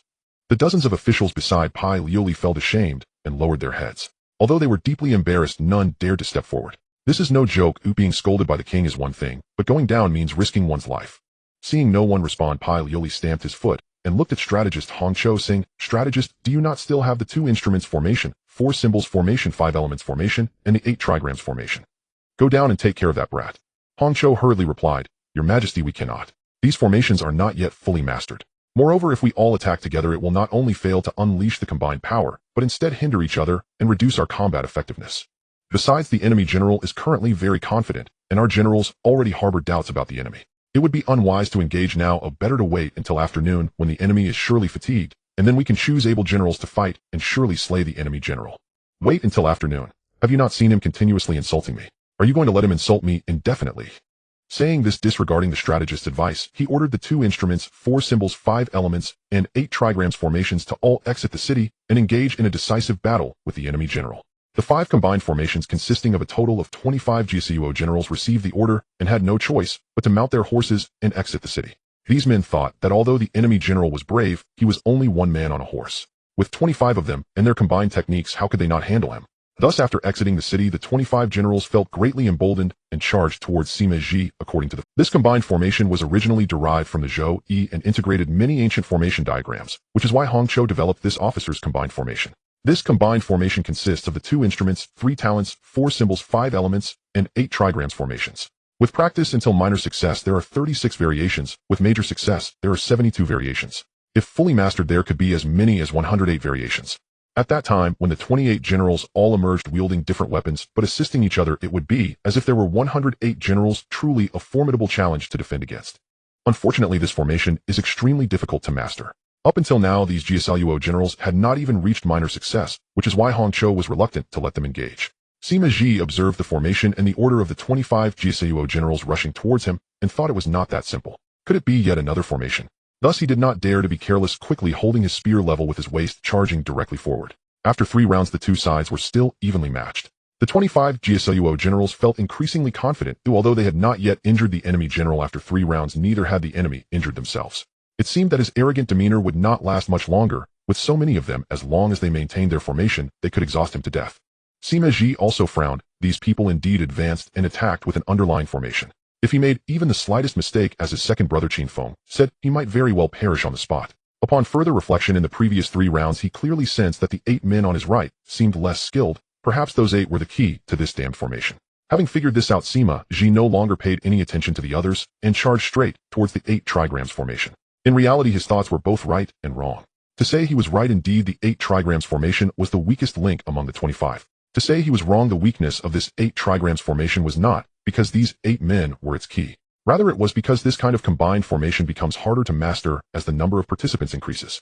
Among the 5 formations on the field, the 8 trigrams formation had the most participants, and the officers within it were the most inexperienced.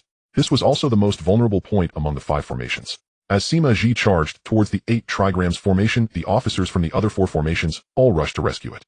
All 25 of them tangled together, what formation, what combined techniques, instantly collapsed. In less than 4 rounds, Sima Ji had pierced through 7 of the 25 Jieseluo generals, and 2 more were injured and retreated. The remaining 16 generals watched as Sima Ji charged through their formation, killing and attacking as if in a realm devoid of obstacles, and an idea of his invincibility arose in their minds. Hong Chou on the city wall watched as his 6 months of hard work turned to nothing in an instant, nearly spitting out blood in anger. He turned to look at King Pai Liuli, his eyes filled with blame. Seeing that the 25 generals could not deal with Sima Ji, Pai Liuli no longer cared about royal honor, and ordered the city gates to be flung open, commanding the elite troops to follow him out of the city to hunt down Sima Ji. I refuse to believe that you, no matter how brave, are just one man on horseback. How could you withstand my tens of thousands of troops? As Sima Ji was charging, he saw the city gates wide open, realizing his objective had been achieved. He feigned a move and jumped out of the encirclement of enemy generals, shouting up to the city, "Pai Liuli, you shameless scoundrel. You think you can win by sheer numbers? Bah, a king you say? I would say you are not even worth a dog. Ha! Little Liuli, I won't play with you any longer, come chase me if you can." Saying this, he rode off at an angle, piercing through 2 generals blocking his path, and dashed toward the ambush set by the Qin strategist. Hong Chou saw Sima Ji escape, and upon seeing Pai Liuli mobilize all the elite forces in the city to pursue, he hurriedly stopped him. "Your Majesty, the enemy general's retreat is a trap to lure our army into pursuit. They must have ambushes along the way. Your Majesty, do not fall for it." Pai Liuli, who had been scolded by Sima Ji for so long, could not heed this advice, shouting, "Ambush! How many troops can these commoners possibly have? Even if they set an ambush, I am not afraid. If I do not peel the skin off that little thief and extract his tendons today, my heart will not be at ease."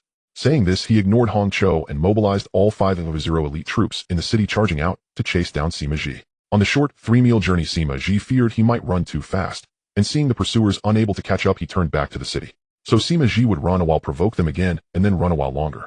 It was also his lucky day, as on 2 occasions he got close enough to the archers of the Jieseluo kingdom, but was not hit.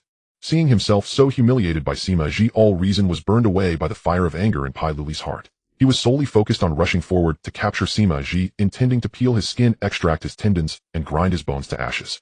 Meanwhile, at the ambush set by the Qin army, Qin Feng saw Sima Ji galloping toward him, followed by a vast number of Jieseluo troops, estimating that there were at least 4,000 to 5,000. Qin Feng chuckled, "It's done." Indeed, a mouse pulling a wooden shovel, the big head behind. Upon further inspection, the front was all cavalry, seemingly without the 5,000 elephant troops mentioned by the envoy. Suddenly alert, Qin Feng quickly sent down orders: "In this battle, the giant crossbows of 100 men are not to be used. Any disobedience will be punished by death." After Sima Ji returned, it wasn't long before the troops of the Jieseluo kingdom arrived, closing in on the ambush site of the Qin army, with only about 200 zhang remaining. Qin Feng watched the approaching enemy forces with delight in his heart, urging them to come closer. "Come closer. If you get any closer, none of you will leave alive." When the Jieseluo troops were only 100 zhang away from the Qin army, Qin Feng commanded, "Release the arrows." Tens of thousands of arrows shot forth like a great black blanket, covering the Jieseluo soldiers. Pai Liuli, who was shouting loudly from horseback, looked up to see the nearly overwhelming rain of arrows, and was momentarily stunned. An ambush! There truly was an ambush.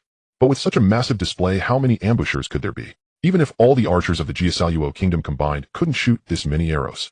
Little did he know the main force of the Qin army consisted of 5,000 soldiers, each equipped with a crossbow. Although loading these crossbows took time, firing in batches produced nearly 2,000 arrows with each volley. In this not-so-wide area, an ocean of arrows had formed, while the 5,000 troops of the Jieseluo kingdom were like a small boat on the surface of the sea, easily overturned by the waves, with their lives hanging by a thread. "Retreat! Retreat! There's an ambush!" At this moment, it was already too late to retreat. After a volley of arrows, countless Jieseluo soldiers fell to the ground, struck by arrows. Then came the second wave of arrows, followed by the third and fourth. The arrows of the Qin army seemed endless, pouring down like a torrential rain, enveloping the Jieseluo soldiers. Although they all held shields in a defensive formation, they could not withstand the might of these powerful bows and crossbows. Countless soldiers were pierced through their shields and met their deaths. "Run! The shields can't hold. Run! The formation is useless." Seeing that their shields could not withstand the arrows, the Jieseluo soldiers were horrified, no longer caring about formations. They scattered and fled back the way they came. The ruler of the Jieseluo kingdom, Pai Liuli, witnessing the ferocity of the Qin army's crossbows, rushed towards the city of Jieseluo under the protection of the royal guard, desperately seeking life. After they spread out, the killing effectiveness of the Qin army's crossbows was indeed greatly reduced, just as they thought that as long as they ran out of the arrow's range, they would escape death. However, they never imagined that once they crossed the 100 zhang that foretold death, they would not find a way out, but instead faced the Qin cavalry coming from both sides with no less than 3,000 iron cavalry. The 2 cavalry units emerging from the dense forest were led by Qin generals and the city lords of the pitted tribe. They interwove their cavalry units, completely splitting the tens of thousands of troops of the Jieseluo kingdom into scattered small groups outside the city, then began to charge in batches. At this moment, the Xianyang soldiers had lost all will to resist, like a flock of sheep chased and driven by the Qin army. Those who lagged behind were stabbed to the ground by a spear, while the faster ones were tossed into the air by a spear from the oncoming Qin cavalry. Moreover, the infantry led by Qin Feng also lowered their bows and drew their 8-foot-long spears, forming a battle formation while loudly calling out battle cries, slowly advancing to exterminate the Xianyang soldiers. The ruler of the Xianyang kingdom, Pai Liuli, gazed at the city of Xianyang, so close at hand, and then looked at the tens of thousands of troops he led, feeling as if he were cream melting bit by bit in a pot of hot oil. My life is over. Pai Liuli, with a knife in hand, was about to take his own life to avoid being captured by the Qin army. At that moment, the sound of galloping hoofs came from the direction of Xianyang city. The leader of the advancing troops shouted loudly, "My lord, do not worry. Hong Chou is here." Upon hearing this, Pai Liuli looked at the cavalry in the distance, and tears of excitement streamed down his face. The leader of the advancing troops shouted loudly, "My lord, do not worry. Hong Chou is here." Upon hearing this, Pai Liuli looked at the cavalry in the Since ancient times, ambushes have feared enemy reinforcements. Even a small force of reinforcements can greatly impact. Moreover, the reinforcements for the Xianyang kingdom were not few. There were nearly 10,000 cavalry coming from the front with infantry behind them that seemed endless. The Xianyang soldiers, seeing their reinforcements arriving, felt their fighting spirit rekindle. The Qin army was still the same Qin army, and the Xianyang soldiers were still those same soldiers, but the previous slaughtering momentum had vanished in an instant. Once the surrounded Xianyang soldiers joined forces with the nearly 10,000 cavalry reinforcements, the clearly disadvantaged troops of the Xianyang kingdom were suddenly locked in a stalemate with the Qin cavalry. With a glimmer of hope for survival, they naturally found the courage to fight back, knowing that if they did not drive back the Qin army in front of them, they could not return to the city of Xianyang that was so close. Seeing this, Qin Feng realized that this ambush could only end here, as he prepared to issue orders for the cavalry to create a gap and allow the Xianyang soldiers to retreat. He thought that once these soldiers saw the path opening up, they would surely lose their fighting spirit and flee back to the city, allowing the Qin army to take the opportunity to deal further blows, thus adding to their spoils from this battle. At that moment, a scout reported that large numbers of Xianyang infantry had appeared on the left and right flanks, and behind, numbering no less than 700 to 800. These infantry were encircling the Qin army's main forces. To attack where they must save, but what a good strategy. Qin Feng sighed in admiration. It seems that the Xianyang kingdom has some capable individuals. Qin Feng hurriedly ordered the infantry formations to stop advancing and instead take up defensive positions, then commanded the cavalry that had been attacking ahead to return for support. Once the Qin cavalry retreated to assist, they saw the flag held by Hong Chou waving repeatedly, while the Xianyang infantry, which had surrounded the Qin army's main forces, no longer advanced, but instead maintained a standoff, preventing the Qin infantry from moving. After stabilizing the Qin infantry, the Qin cavalry returned to assist, while the strategist Hong Chou led the ruler Pai Liuli and the defeated troops slowly into the city, collecting the weapons and horses left on the battlefield along with the injured. Meanwhile, the 9,000-strong Qin army could only watch helplessly as the Xianyang soldiers, after cleaning the battlefield, carried the wounded, led the warhorses, and left calmly. Once the Qin cavalry returned to assist, they looked at the three sides of the Xianyang infantry formation surrounding them, each one rubbing their fists, eager to charge into the Xianyang infantry formation. "General, what is there to fear from these infantry? Our Qin heavy cavalry can easily break through their ranks with a charge." Qin Feng shook his head, observing the Xianyang infantry formation before him. This was no ordinary infantry formation. It seemed to contain hidden formations among them. "General, these Xianyang infantry formations seem to contain hidden formations. Can you tell what formations they are?" Meng Ling, who had just returned with his cavalry, felt that these infantry formations were quite strange. Now reminded by Qin Feng to look closely, he was astonished, and said, reporting to the general, "The formation directly in front of us should be the 8 Gates Golden Lock formation, the left side must be the 6 Dings 6 Jia formation, and the right side is definitely the Heaven and Earth 3 Talents formation." Upon saying this, Meng Ling gasped in shock. "General, these ancient military formations are secrets not passed down within our Huaxia. Even our historically renowned generals may not know how to set them up. How could these people from Tianzhu know how to arrange them?"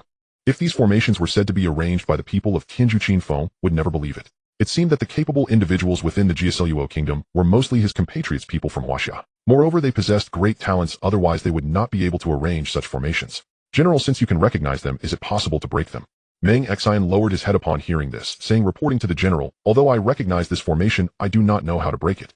However, the grain supervisor has studied formations since childhood. If he were here, I believe he could surely break it." Sima, seeing the two of them discussing formations instead of how to attack, urged, "General, even if it's some trifling formation you speak of, give me 1,000 iron cavalry, and I will surely scatter them all." Qin Feng shook his head. Our cavalry has just been through a fierce battle and are already at the end of their strength. How can they still break through these formations? Even if the soldiers were not exhausted, the horses also need to rest. They absolutely cannot withstand this large-scale battle. Sima's eyes widened at this. "Then what? Let them go back." Qin Feng sighed helplessly. "Go back? That depends on whether they are willing. These formations are quite remarkable, capable of offense and defense alike. Gifted from childhood, he spoke at 6 months, learned to read at 3, devoured books at 5, became a monk at 7, and began preaching from the pulpit at 9, mastering both Mahayana and Hinayana Buddhism. Will not let us return. At that moment, a series of golden sounds echoed from the distant city of Jiao Saluo. Upon receiving the order to retreat, the soldiers of the Qin army from 3 directions began to withdraw slowly. During the retreat, the 3 massive formations remained perfectly intact, and the Qin army, watching from afar, did not dare to recklessly pursue. Retreating. They are actually retreating. Qin Feng thought to himself that if it were him commanding the troops, he would never retreat at this moment. First, he would intimidate the enemy with these formations, then reorganize the troops within the city and subsequently launch a counterattack. If the enemy general commanded the troops like this, the Qin army would suffer heavy losses and be forced to flee. But why did the enemy general issue the command to retreat?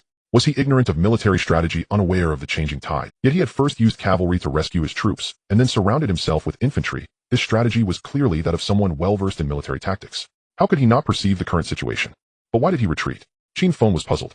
The other generals noticed Qin Feng's furrowed brow, unsure of his thoughts. Wang Yanba asked, "General, the enemy has retreated, and our army has gained considerable spoils. Why aren't you happy?" Qin Feng let out a bitter laugh. Happy? The entire army had just faced imminent annihilation moments ago. He could only feel relief and confusion, not happiness. Meng Ling looked at Qin Feng and asked, "General, are you pondering why the enemy general retreated at this time?" Qin Feng nodded yes. If the enemy attacked now, they would have a great chance of victory, but why do they choose to retreat? Meng Xianyang looked at the retreating soldiers of Jiao Saluo and frowned. The power of these 3 formations exceeds our ability to counter them, and their retreat is indeed against military principles. Sima grinned and said, "Why even ask?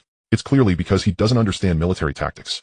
No matter how formidable the enemy general is, how could he compare to our general?" Qin Feng couldn't help but smile at Sima's naive words and scolded, "Nonsense. If the enemy general were ignorant of military strategy, how could he have trapped my 900 troops here, unable to move?" Sima stuck out his tongue and said, "General, you all must be tired from thinking so much. Since they've already returned to the city, even if we figure out why they retreated, it would be too late. After fighting for so long, I'm already hungry. General, let's go eat." Qin Feng was momentarily stunned and jokingly scolded, "You glutton, all you think about is eating." All the generals received the order to retreat 30 miles and set up camp to cook.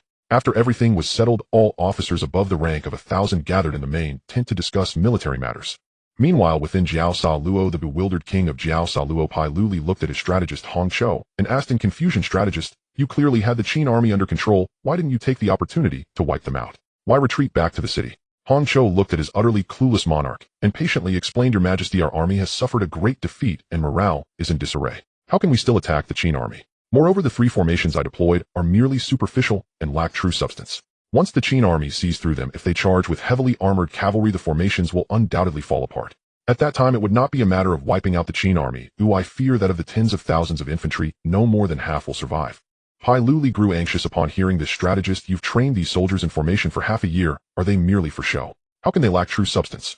Hong Chou was nearly driven to the brink of bloodshed by Pai Luli's words, thinking to himself, "Who told you, these foolish and ignorant subjects of Tianzhu, to be as dumb as pigs?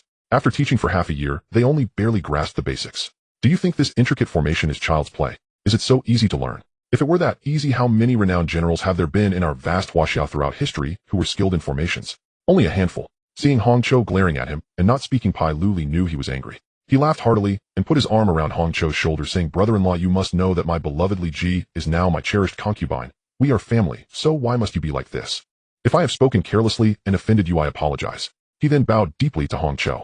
Hong Chou sighed and quickly helped Pai Luli up. "Your Majesty, this intricate formation is the hardest to master. Without 2 or 3 years of effort, one cannot grasp its essence. Currently, our army's formations can only intimidate others. After this great defeat, Your Majesty should have a general understanding of the Qin army's strength.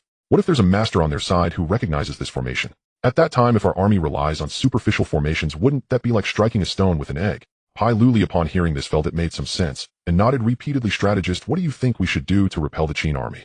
Hong Chou stroked his beard and thought for a moment, saying, "Your Majesty, our army has lost no less than 30,000 soldiers and morale is far from what it used to be. Currently, the best course of action for our army is to seek aid from the Sea Protector King, then we can hold our ground and wait for reinforcements. In the short term, the Qin army will not be able to take Jiao Saluo. As soon as the Sea Protector King's reinforcements arrive, it will be the Qin army's time to be destroyed." Upon hearing Hong Chou suggest seeking aid from the Sea Protector King, Pai Luli was furious, blowing his beard and glaring, "Seek aid? Seek aid from that guy Xianyang? Wouldn't he just mock me to my face? Besides, if I ask him for help, wouldn't I be handing over the recipes for snowflake candy and crystal rock candy? Then, strategist, are you suggesting I rob the Qin army's merchant convoy and threaten them to hand over the sugar-making techniques, which would be like dressing someone else in fine clothes?" Pai Luli laughed heartily. Strategist, why must you bolster others' ambitions while diminishing your own prestige? Although our army has suffered some losses, we still have a substantial force of 1,400 to 1,500, far exceeding those commoners. Moreover, no matter how formidable their cavalry is, can they surpass my 5,000 war elephants? As long as our army rests for a few days, I will lead the 5,000 elephants as vanguard, with the strategist commanding the tens of thousands of troops to follow and launch a surprise attack. We will surely annihilate these commoners. At that time, not only will the sugar-making recipe belong to me, but the river basin of Xindu will also be mine. Even that renowned beauty, Xianyang, will be mine. At that time will I still care about the Sea Protector King's expression. Having said this, Pai Luli's eyes turned looking at strategist Hong Chou, and said, brother-in-law, you are still unmarried, and I am already satisfied with having your sister. After we defeat the Qin army, how about I take Xianyang for you as a wife? You must know that Xianyang is a stunning beauty, one of a kind. Hong Chou saw Pai Luli still not learning from today's great loss, still thinking about deciding victory in a wild battle with the Qin army, still wishing to seize the Xindu River basin. He grew anxious and said, Your Majesty, do you still wish to win through a wild battle with the Qin army? Have you forgotten their rain of arrows? Yes. The Qin army's crossbows are indeed formidable, capable of piercing shields, which is indeed a major concern. Pai Luli pondered for a long time before bursting into laughter, saying, Strategist, you worry too much. All my war elephants are heavily armored. No matter how powerful the Qin army's crossbows are, they cannot harm my troops in the slightest. As long as my war elephants break the enemy's formation, those archers will pose no threat, and our tens of thousands of troops can charge fearlessly. At that time will the Qin army have any other option but to face total annihilation and flee. Although Hong Chou felt an instinctive sense of danger in a wild battle with the Qin army, he could not articulate where the danger lay. Indeed, no matter how strong the Qin army's crossbows are, they certainly cannot penetrate the war elephant's heavy armor. With 5,000 elephants charging in front, the enemy's formation will surely be in chaos, and then our army will sweep in for the kill. It seems to be a guaranteed victory. Could it be that I am overthinking it? Hong Chou looked again at Pai Luli, who was filled with confidence. Though he still felt uneasy, he could only shake his head and remain silent, approving of Pai Luli's military strategy. The 90,000 troops of Qin set up camp, and after their meal the generals of the Qin army gathered in the main tent along with several city lords to discuss how to respond to the upcoming battle. After everyone took their seats, Qin Feng said, Let's first discuss today's casualties. Meng Ling handed the reported numbers from each department to Qin Feng. Upon seeing them, Qin Feng noted that nearly 30,000 enemy soldiers had been killed, while the Qin army suffered fewer than 5,000 deaths. From any perspective, this was a complete victory. However, Qin Feng could not feel joy looking at these numbers. Today they could have completely annihilated the elite forces of the Xianyang kingdom, but unexpectedly, at the last moment, their carefully prepared plan was thwarted. Not only that, but the enemy also used infantry formations to completely encircle their central troops, rendering them unable to move and only able to passively endure attacks. Even now, Qin Feng could not understand why the enemy chose to retreat at the critical moment when the lives of the Qin army, the commander who orchestrated the rescue for the Xianyang kingdom, would undoubtedly become a dire enemy for the Qin army. As long as he was present, capturing the Xianyang city and rescuing the captured Qin people would be far from easy. Qin Feng looked at the few city lords of the Pitta tribe and asked, Do any of you recognize the enemy commander who rescued Pai Luli today? The city lords shook their heads, indicating they had no impression of him, as if he had appeared out of nowhere. They had previously interacted with some noble commanders of the Xianyang kingdom, and the formation used by today's enemy commander was certainly beyond the capabilities of those good-for-nothing wine bags who only indulged in feasting and merriment. The art of war states, know your enemy and know yourself, and you will never be defeated. If you know yourself, but not your enemy, for every victory there will be a loss. If you know neither, you will always be in peril. At this moment he knew nothing about this person. Could such a talent truly have appeared from nowhere? Qin Feng felt an additional sense of worry about how to conquer the Xianyang kingdom. Lord Shamo Luo of Daluo City looked at Qin Feng, hesitating to speak. Qin Feng noticed and smiled slightly. Does Lord Shamo Luo have something to say? After Shamo Luo saw that Qin Feng had prompted him, he thought for a moment and said, General, the ruler of the Xianyang kingdom, Pai Luli, took in a new concubine last year, named Li Ji, who is truly extraordinarily beautiful. Pai Luli dotes on her and obeys her every wish. Not only did he make this woman his queen, but he also appointed her brother as a commander of the Xianyang forces. I'm not sure if these two matters are related, so I didn't know if I should mention it. A military advisor. Such a position has never existed in the nations of Tianju since ancient times. Could this person be the enemy commander from yesterday's formation? Shamo Luo, is this Li Ji and that military advisor a Tianju person? Meng Ling had always believed that the person who set up yesterday's formation could not possibly be a Tianju commander, so he asked former general, no one in Daluo City has ever seen this military advisor. However, I have seen Li Ji once, and she is definitely not of Tianju descent. Her appearance and complexion are indistinguishable from those of the Qin people. General, the one who set up yesterday's formation is most likely this Li Ji's brother, undoubtedly a commander of the Xianyang. Meng Ling was now firmly convinced of this. If his appearance is consistent with that of the Qin people, then he must be a descendant of Huaxiao, which explains why he could arrange those formations. Qin Feng nodded at Meng Xin's words. It seems that it must be this person, a treacherous traitor who forgets his heritage. I will not let him off. For 5,000 years Huaxia has produced countless heroes, but traitors have also arisen in. During the Western Han period, there was Zhong Hongxue. At the end of the Tang dynasty, there was Shi Jingtang. In the Song dynasty, there were Qin Hui Luyu and Zhang Hongfan. During the late Ming dynasty, there were Fan Wenqing Hongqingqiu and Wu Sangye. During the War of Resistance, there were Wang Jingwei and Zhou Fohai. Which of these men was not a well-read talent? Which of them was not a pillar of the nation in high positions? And which of them was not a national disgrace that only served the one who nourished them? One must first insult themselves before others insult their family. A nation will ultimately destroy itself, and then others will destroy it. It is precisely because of these national, disgraceful figures that the illustrious Huaxia, the invincible celestial empire, has been destroyed several times by foreign tribes. Traitor. What does that mean? The generals all looked puzzled. Li Tai even directly asked, General, what does traitor mean? Qin Feng was slightly taken aback. These Qin people had been southward since the time of the first emperor, and for over 500 years they had been in foreign lands without stepping foot in the Central Plains. Naturally, they would not understand what a traitor meant. A traitor refers to people like the commanders of Jiaselu who as descendants of Huaxia forget their heritage and ally with foreign tribes. Such despicable scum are traitors. Qin Feng gritted his teeth as he spoke. The generals finally understood that such people are indeed traitors. One by one they began to curse loudly. From this point on, the hatred of the generals of the Qin army towards the military advisor Hong Cho surpassed even that towards the ruler of the Jiaselu kingdom Paioli. Next, the generals discussed how to rescue the captured Qin people. Originally, according to Qin Feng's plan, as long as they defeated the Jiaselu army today, it would surely intimidate the enemy.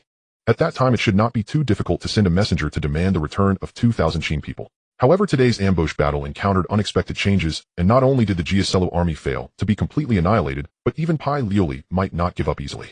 At this time, retrieving the captured Qin people would be even more challenging. After Qin Feng expressed his thoughts, the generals felt it made sense and did not say anything further. Perhaps Paioli would need to suffer another disastrous defeat before he would bow to the Qin army and return the captured Qin people. As for how to make him suffer another defeat with the general present, how could the enemy not be defeated? Qin Feng was not as optimistic as they were. Alas, these people were far happier and more carefree than he was. Military Marquis Wang Yanbo thought for a moment and said, General, after such a great defeat, I worry that they might attempt a night raid on our camp. Qin Feng looked at Wang Yanbo with approval. This person held a low military rank, yet in the face of battle his insight was extraordinary. It seemed he should be trained for greater responsibilities in the future. Perhaps he could become a general who guards a region. Meng Ling also nodded and said what military Marquis Wang said is correct. Since the Jiaselu forces are well versed in military strategy, they will surely think that our army, having achieved such a great victory, will inevitably become complacent. A night raid at this time would be in accordance with the principles of military strategy. Qin Feng thought about it and indeed found it reasonable. He quickly ordered to widely deploy scouts and sentries, ensuring that each camp was loose on the outside but tight on the inside to prevent the Jiaselu army from raiding the camp tonight. In addition to the main army camp, the lifeblood of the Qin army, the supply camp, could not be neglected. Currently, there were only 5,000 guards from Lord Tuabaluo stationed there. To be safe, Qin Feng ordered military Marquis Wang Yanbo to lead his cavalry to assist Cai Jianbelow in guarding the Qin army's supply camp. Additionally, Qin Feng instructed supervisor Sima to lead 1,000 soldiers to begin digging tunnels. Throughout history, in siege warfare, tunnels have always been a priority. Regardless of whether they would ultimately achieve miraculous results, these necessary tasks must be undertaken. After all, the path to victory in battle often lies not in cunning strategies, but in which side is better prepared. Even if the tasks being undertaken now seem as insignificant as a straw in achieving victory in this battle. However, once these tasks accumulate, it might just take one more straw to break the camel's back. After all matters were settled, Qin Feng said to Meng Xianyang, former general, you will return to Harappa city early tomorrow to fetch Lord Jikushi. Currently, he is the only one among the Qin army who can break the formations set by this person. The supervisor who oversees military law is also responsible for rewards and punishments and cannot be spared just yet. Since Harappa is critical for our army's supply matters, only your personal visit will put my mind at ease. Meng Xianyang laughed heartily. General, as soon as Lord Jikushi arrives, our army will be able to decipher the enemy's formations sooner. There is no need to wait until tomorrow. I will set off immediately, and within 6 days Lord Jikushi will surely arrive. That night Qin Feng had already gone to bed when Meng Jing came to report. General, the Jiaselu kingdom has indeed sent cavalry to raid our camp. At this moment the brothers were engaged in battle, but the enemy's offensive was fierce. How should our army respond? Please, General, give us your guidance. Along with him were Sima, Li, and his son. Oh, how many troops? Reporting to the general, there are not many troops, about 5,000 or so. 5,000 cavalry think they can raid our camp. Have these Jiaselu soldiers lost their minds? Our main camp, aside from the guards and provisions, has a total of 80,000. Qin Feng pondered for a moment and smiled. Elder brother, go meet them. Just remember to repel the enemy and absolutely do not pursue. Meng Jing acknowledged with a hi and went on his way. Qin Feng then ordered scouts to thoroughly investigate within 10 miles of the camp for any ambushing enemy forces. Sima Ji was somewhat confused and asked, General, why repel and not pursue? Isn't it a waste to let them escape? Before Qin Feng could respond, Sima Li began to scold him. You fool. Don't you think that 5,000 cavalry can raid our 80,000 troops camp? The enemy's actions must surely be a scheme. Qin Feng smiled slightly and added, Aji, I suspect the enemy is using these 5,000 cavalry as bait to lure our army out to pursue. Behind these 5,000 cavalry there must be tens of thousands of troops. If we pursue, we will surely fall into their trap. At that time, should we save the main camp or not? If we do not save, our pursuing soldiers will inevitably be annihilated. If we send troops to save them, if too few go, it will be like trying to save a fire with kindling, which won't help at all. If too many go, the main camp will surely be left unguarded. How shall we respond if the enemy launches a large-scale attack? Meanwhile, Meng Ling led his dragon cavalry to attack the 5,000 Kayasala cavalry. After several exchanges, the enemy abandoned hundreds of corpses and fled west from the Qin army's camp. Meng Ling, being a wise strategist of the Qin army, would not fall for their trickery under Qin Feng's military orders. Seeing that the Kayasala cavalry were about to escape, Meng Ling ordered his soldiers to kill the enemy only with bows and crossbows, without pursuing them out of the camp. After the enemy had fled far, Meng Ling had the battle gains and casualties counted before reporting back. Upon arriving at the main tent, all the generals of the Qin army and the leaders of the Pittu tribe had already gathered. Meng Dui, what happened? Qin Feng asked as Meng Ling entered. Reporting to the general, we have beheaded over 1,000 enemies, and the enemy has already fled. Just as he was speaking, a scout reported that aside from the 5,000 cavalry, there was also a large army, hidden 5 miles away. However, it was deep into the night, and the specific numbers could not yet be investigated. Sima shouted, damn it. This treacherous traitor is too cunning. If we break the Kayasala city, just wait and see how I deal with him. After saying that, he turned to look at Qin Feng. General, how did you know the enemy must have ambushes? Qin Feng simply smiled, and the other generals began to laugh as well. Sima looked at his naive and foolish son and scolded, you scoundrel. I told you to read more military books, but you refused to listen. And now you still have the nerve to ask the general how he knew there would be ambushes. Aren't you ashamed? Sima, reprimanded by his father, dared not argue, and could only stick out his tongue. With the general here, why should I think so much? The strategy is up to the general while I take care of the fighting. Out of those military strategies, just give me a headache. I just want to sleep. What should I do? Sima furious kicked Sima but wanting to give his son a good beating. But this is the main tent, not his home.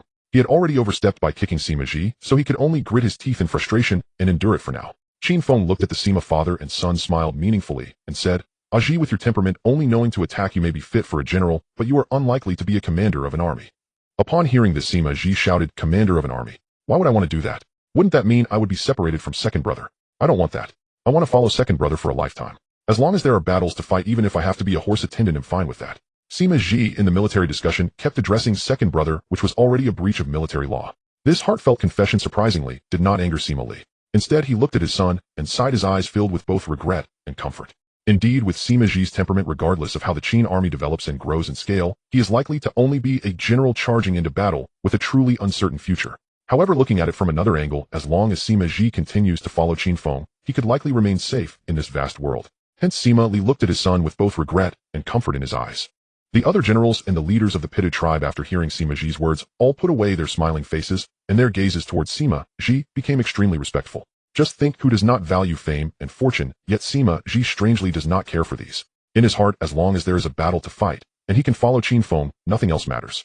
Such a pure-hearted nature, how can it not earn respect and admiration? Qin Feng looked at Sima, his eyes slightly reddened, and seeing the generals silent, the atmosphere became quite serious. He laughed heartily and continued the military discussion. Meanwhile, the Kayasala commander Hong Cho, hiding 5 miles away, saw that the Qin army's camp was as solid as a rock. Although his own troops had attempted to raid, he remained unflustered. What was more alarming was that they had only repelled the raiding enemy and did not pursue. Hong Cho understood that his schemes had already been guessed by the Qin army. He could only sigh and order a retreat. It seemed that these Qin soldiers not only had astonishing combat power, but also profound knowledge of military strategy, truly extraordinary. Faced with such a formidable enemy, if he wanted a quick victory in this battle, he would have to seek aid from the Qin Dynasty's Sea Guardian King. However, with the national leader Pai Li's proud and stubborn nature, how could he bow down to the Sea Guardian King? Thinking of this, Hong Cho looked up at the deep night sky and sighed, lamenting that despite his tremendous talent, he could only serve under such a foolish master. Such is the fate of life, who for someone as self-important as himself, it truly is the greatest misfortune. Just as Qin Feng and Sima anticipated, the strategist Hong Cho sent 5,000 cavalry to raid the camp purely as a test and bait, just to probe the Qin army's strengths and lure them out to pursue. As long as the Qin army dispatched troops to pursue, the 30,000 troops led by Hong Cho would surely surround the Qin. Then the army inside Kayasala city under the leadership of the national leader Pai Li would follow Hong Cho's plan to start a diversion and delay the Qin army, subsequently attacking the Qin army's main camp. In this way, the Qin army would inevitably collapse. Meanwhile, in the main tent of the Qin army, everyone was in discussion when a scout came in to report that the large Kayasala army, ambushed 5 miles away, had begun to gradually retreat back to the city. After receiving the report, Qin Feng's worry deepened. It seemed that this Kayasela commander not only understood military tactics, but was also very cautious. Even in matters like raiding, he sent two separate troops meticulously planned, showing not only far-reaching strategies, but also extreme caution. Such a talented person, yet he has forgotten his roots to serve a traitor. How can one not feel both hatred and fear?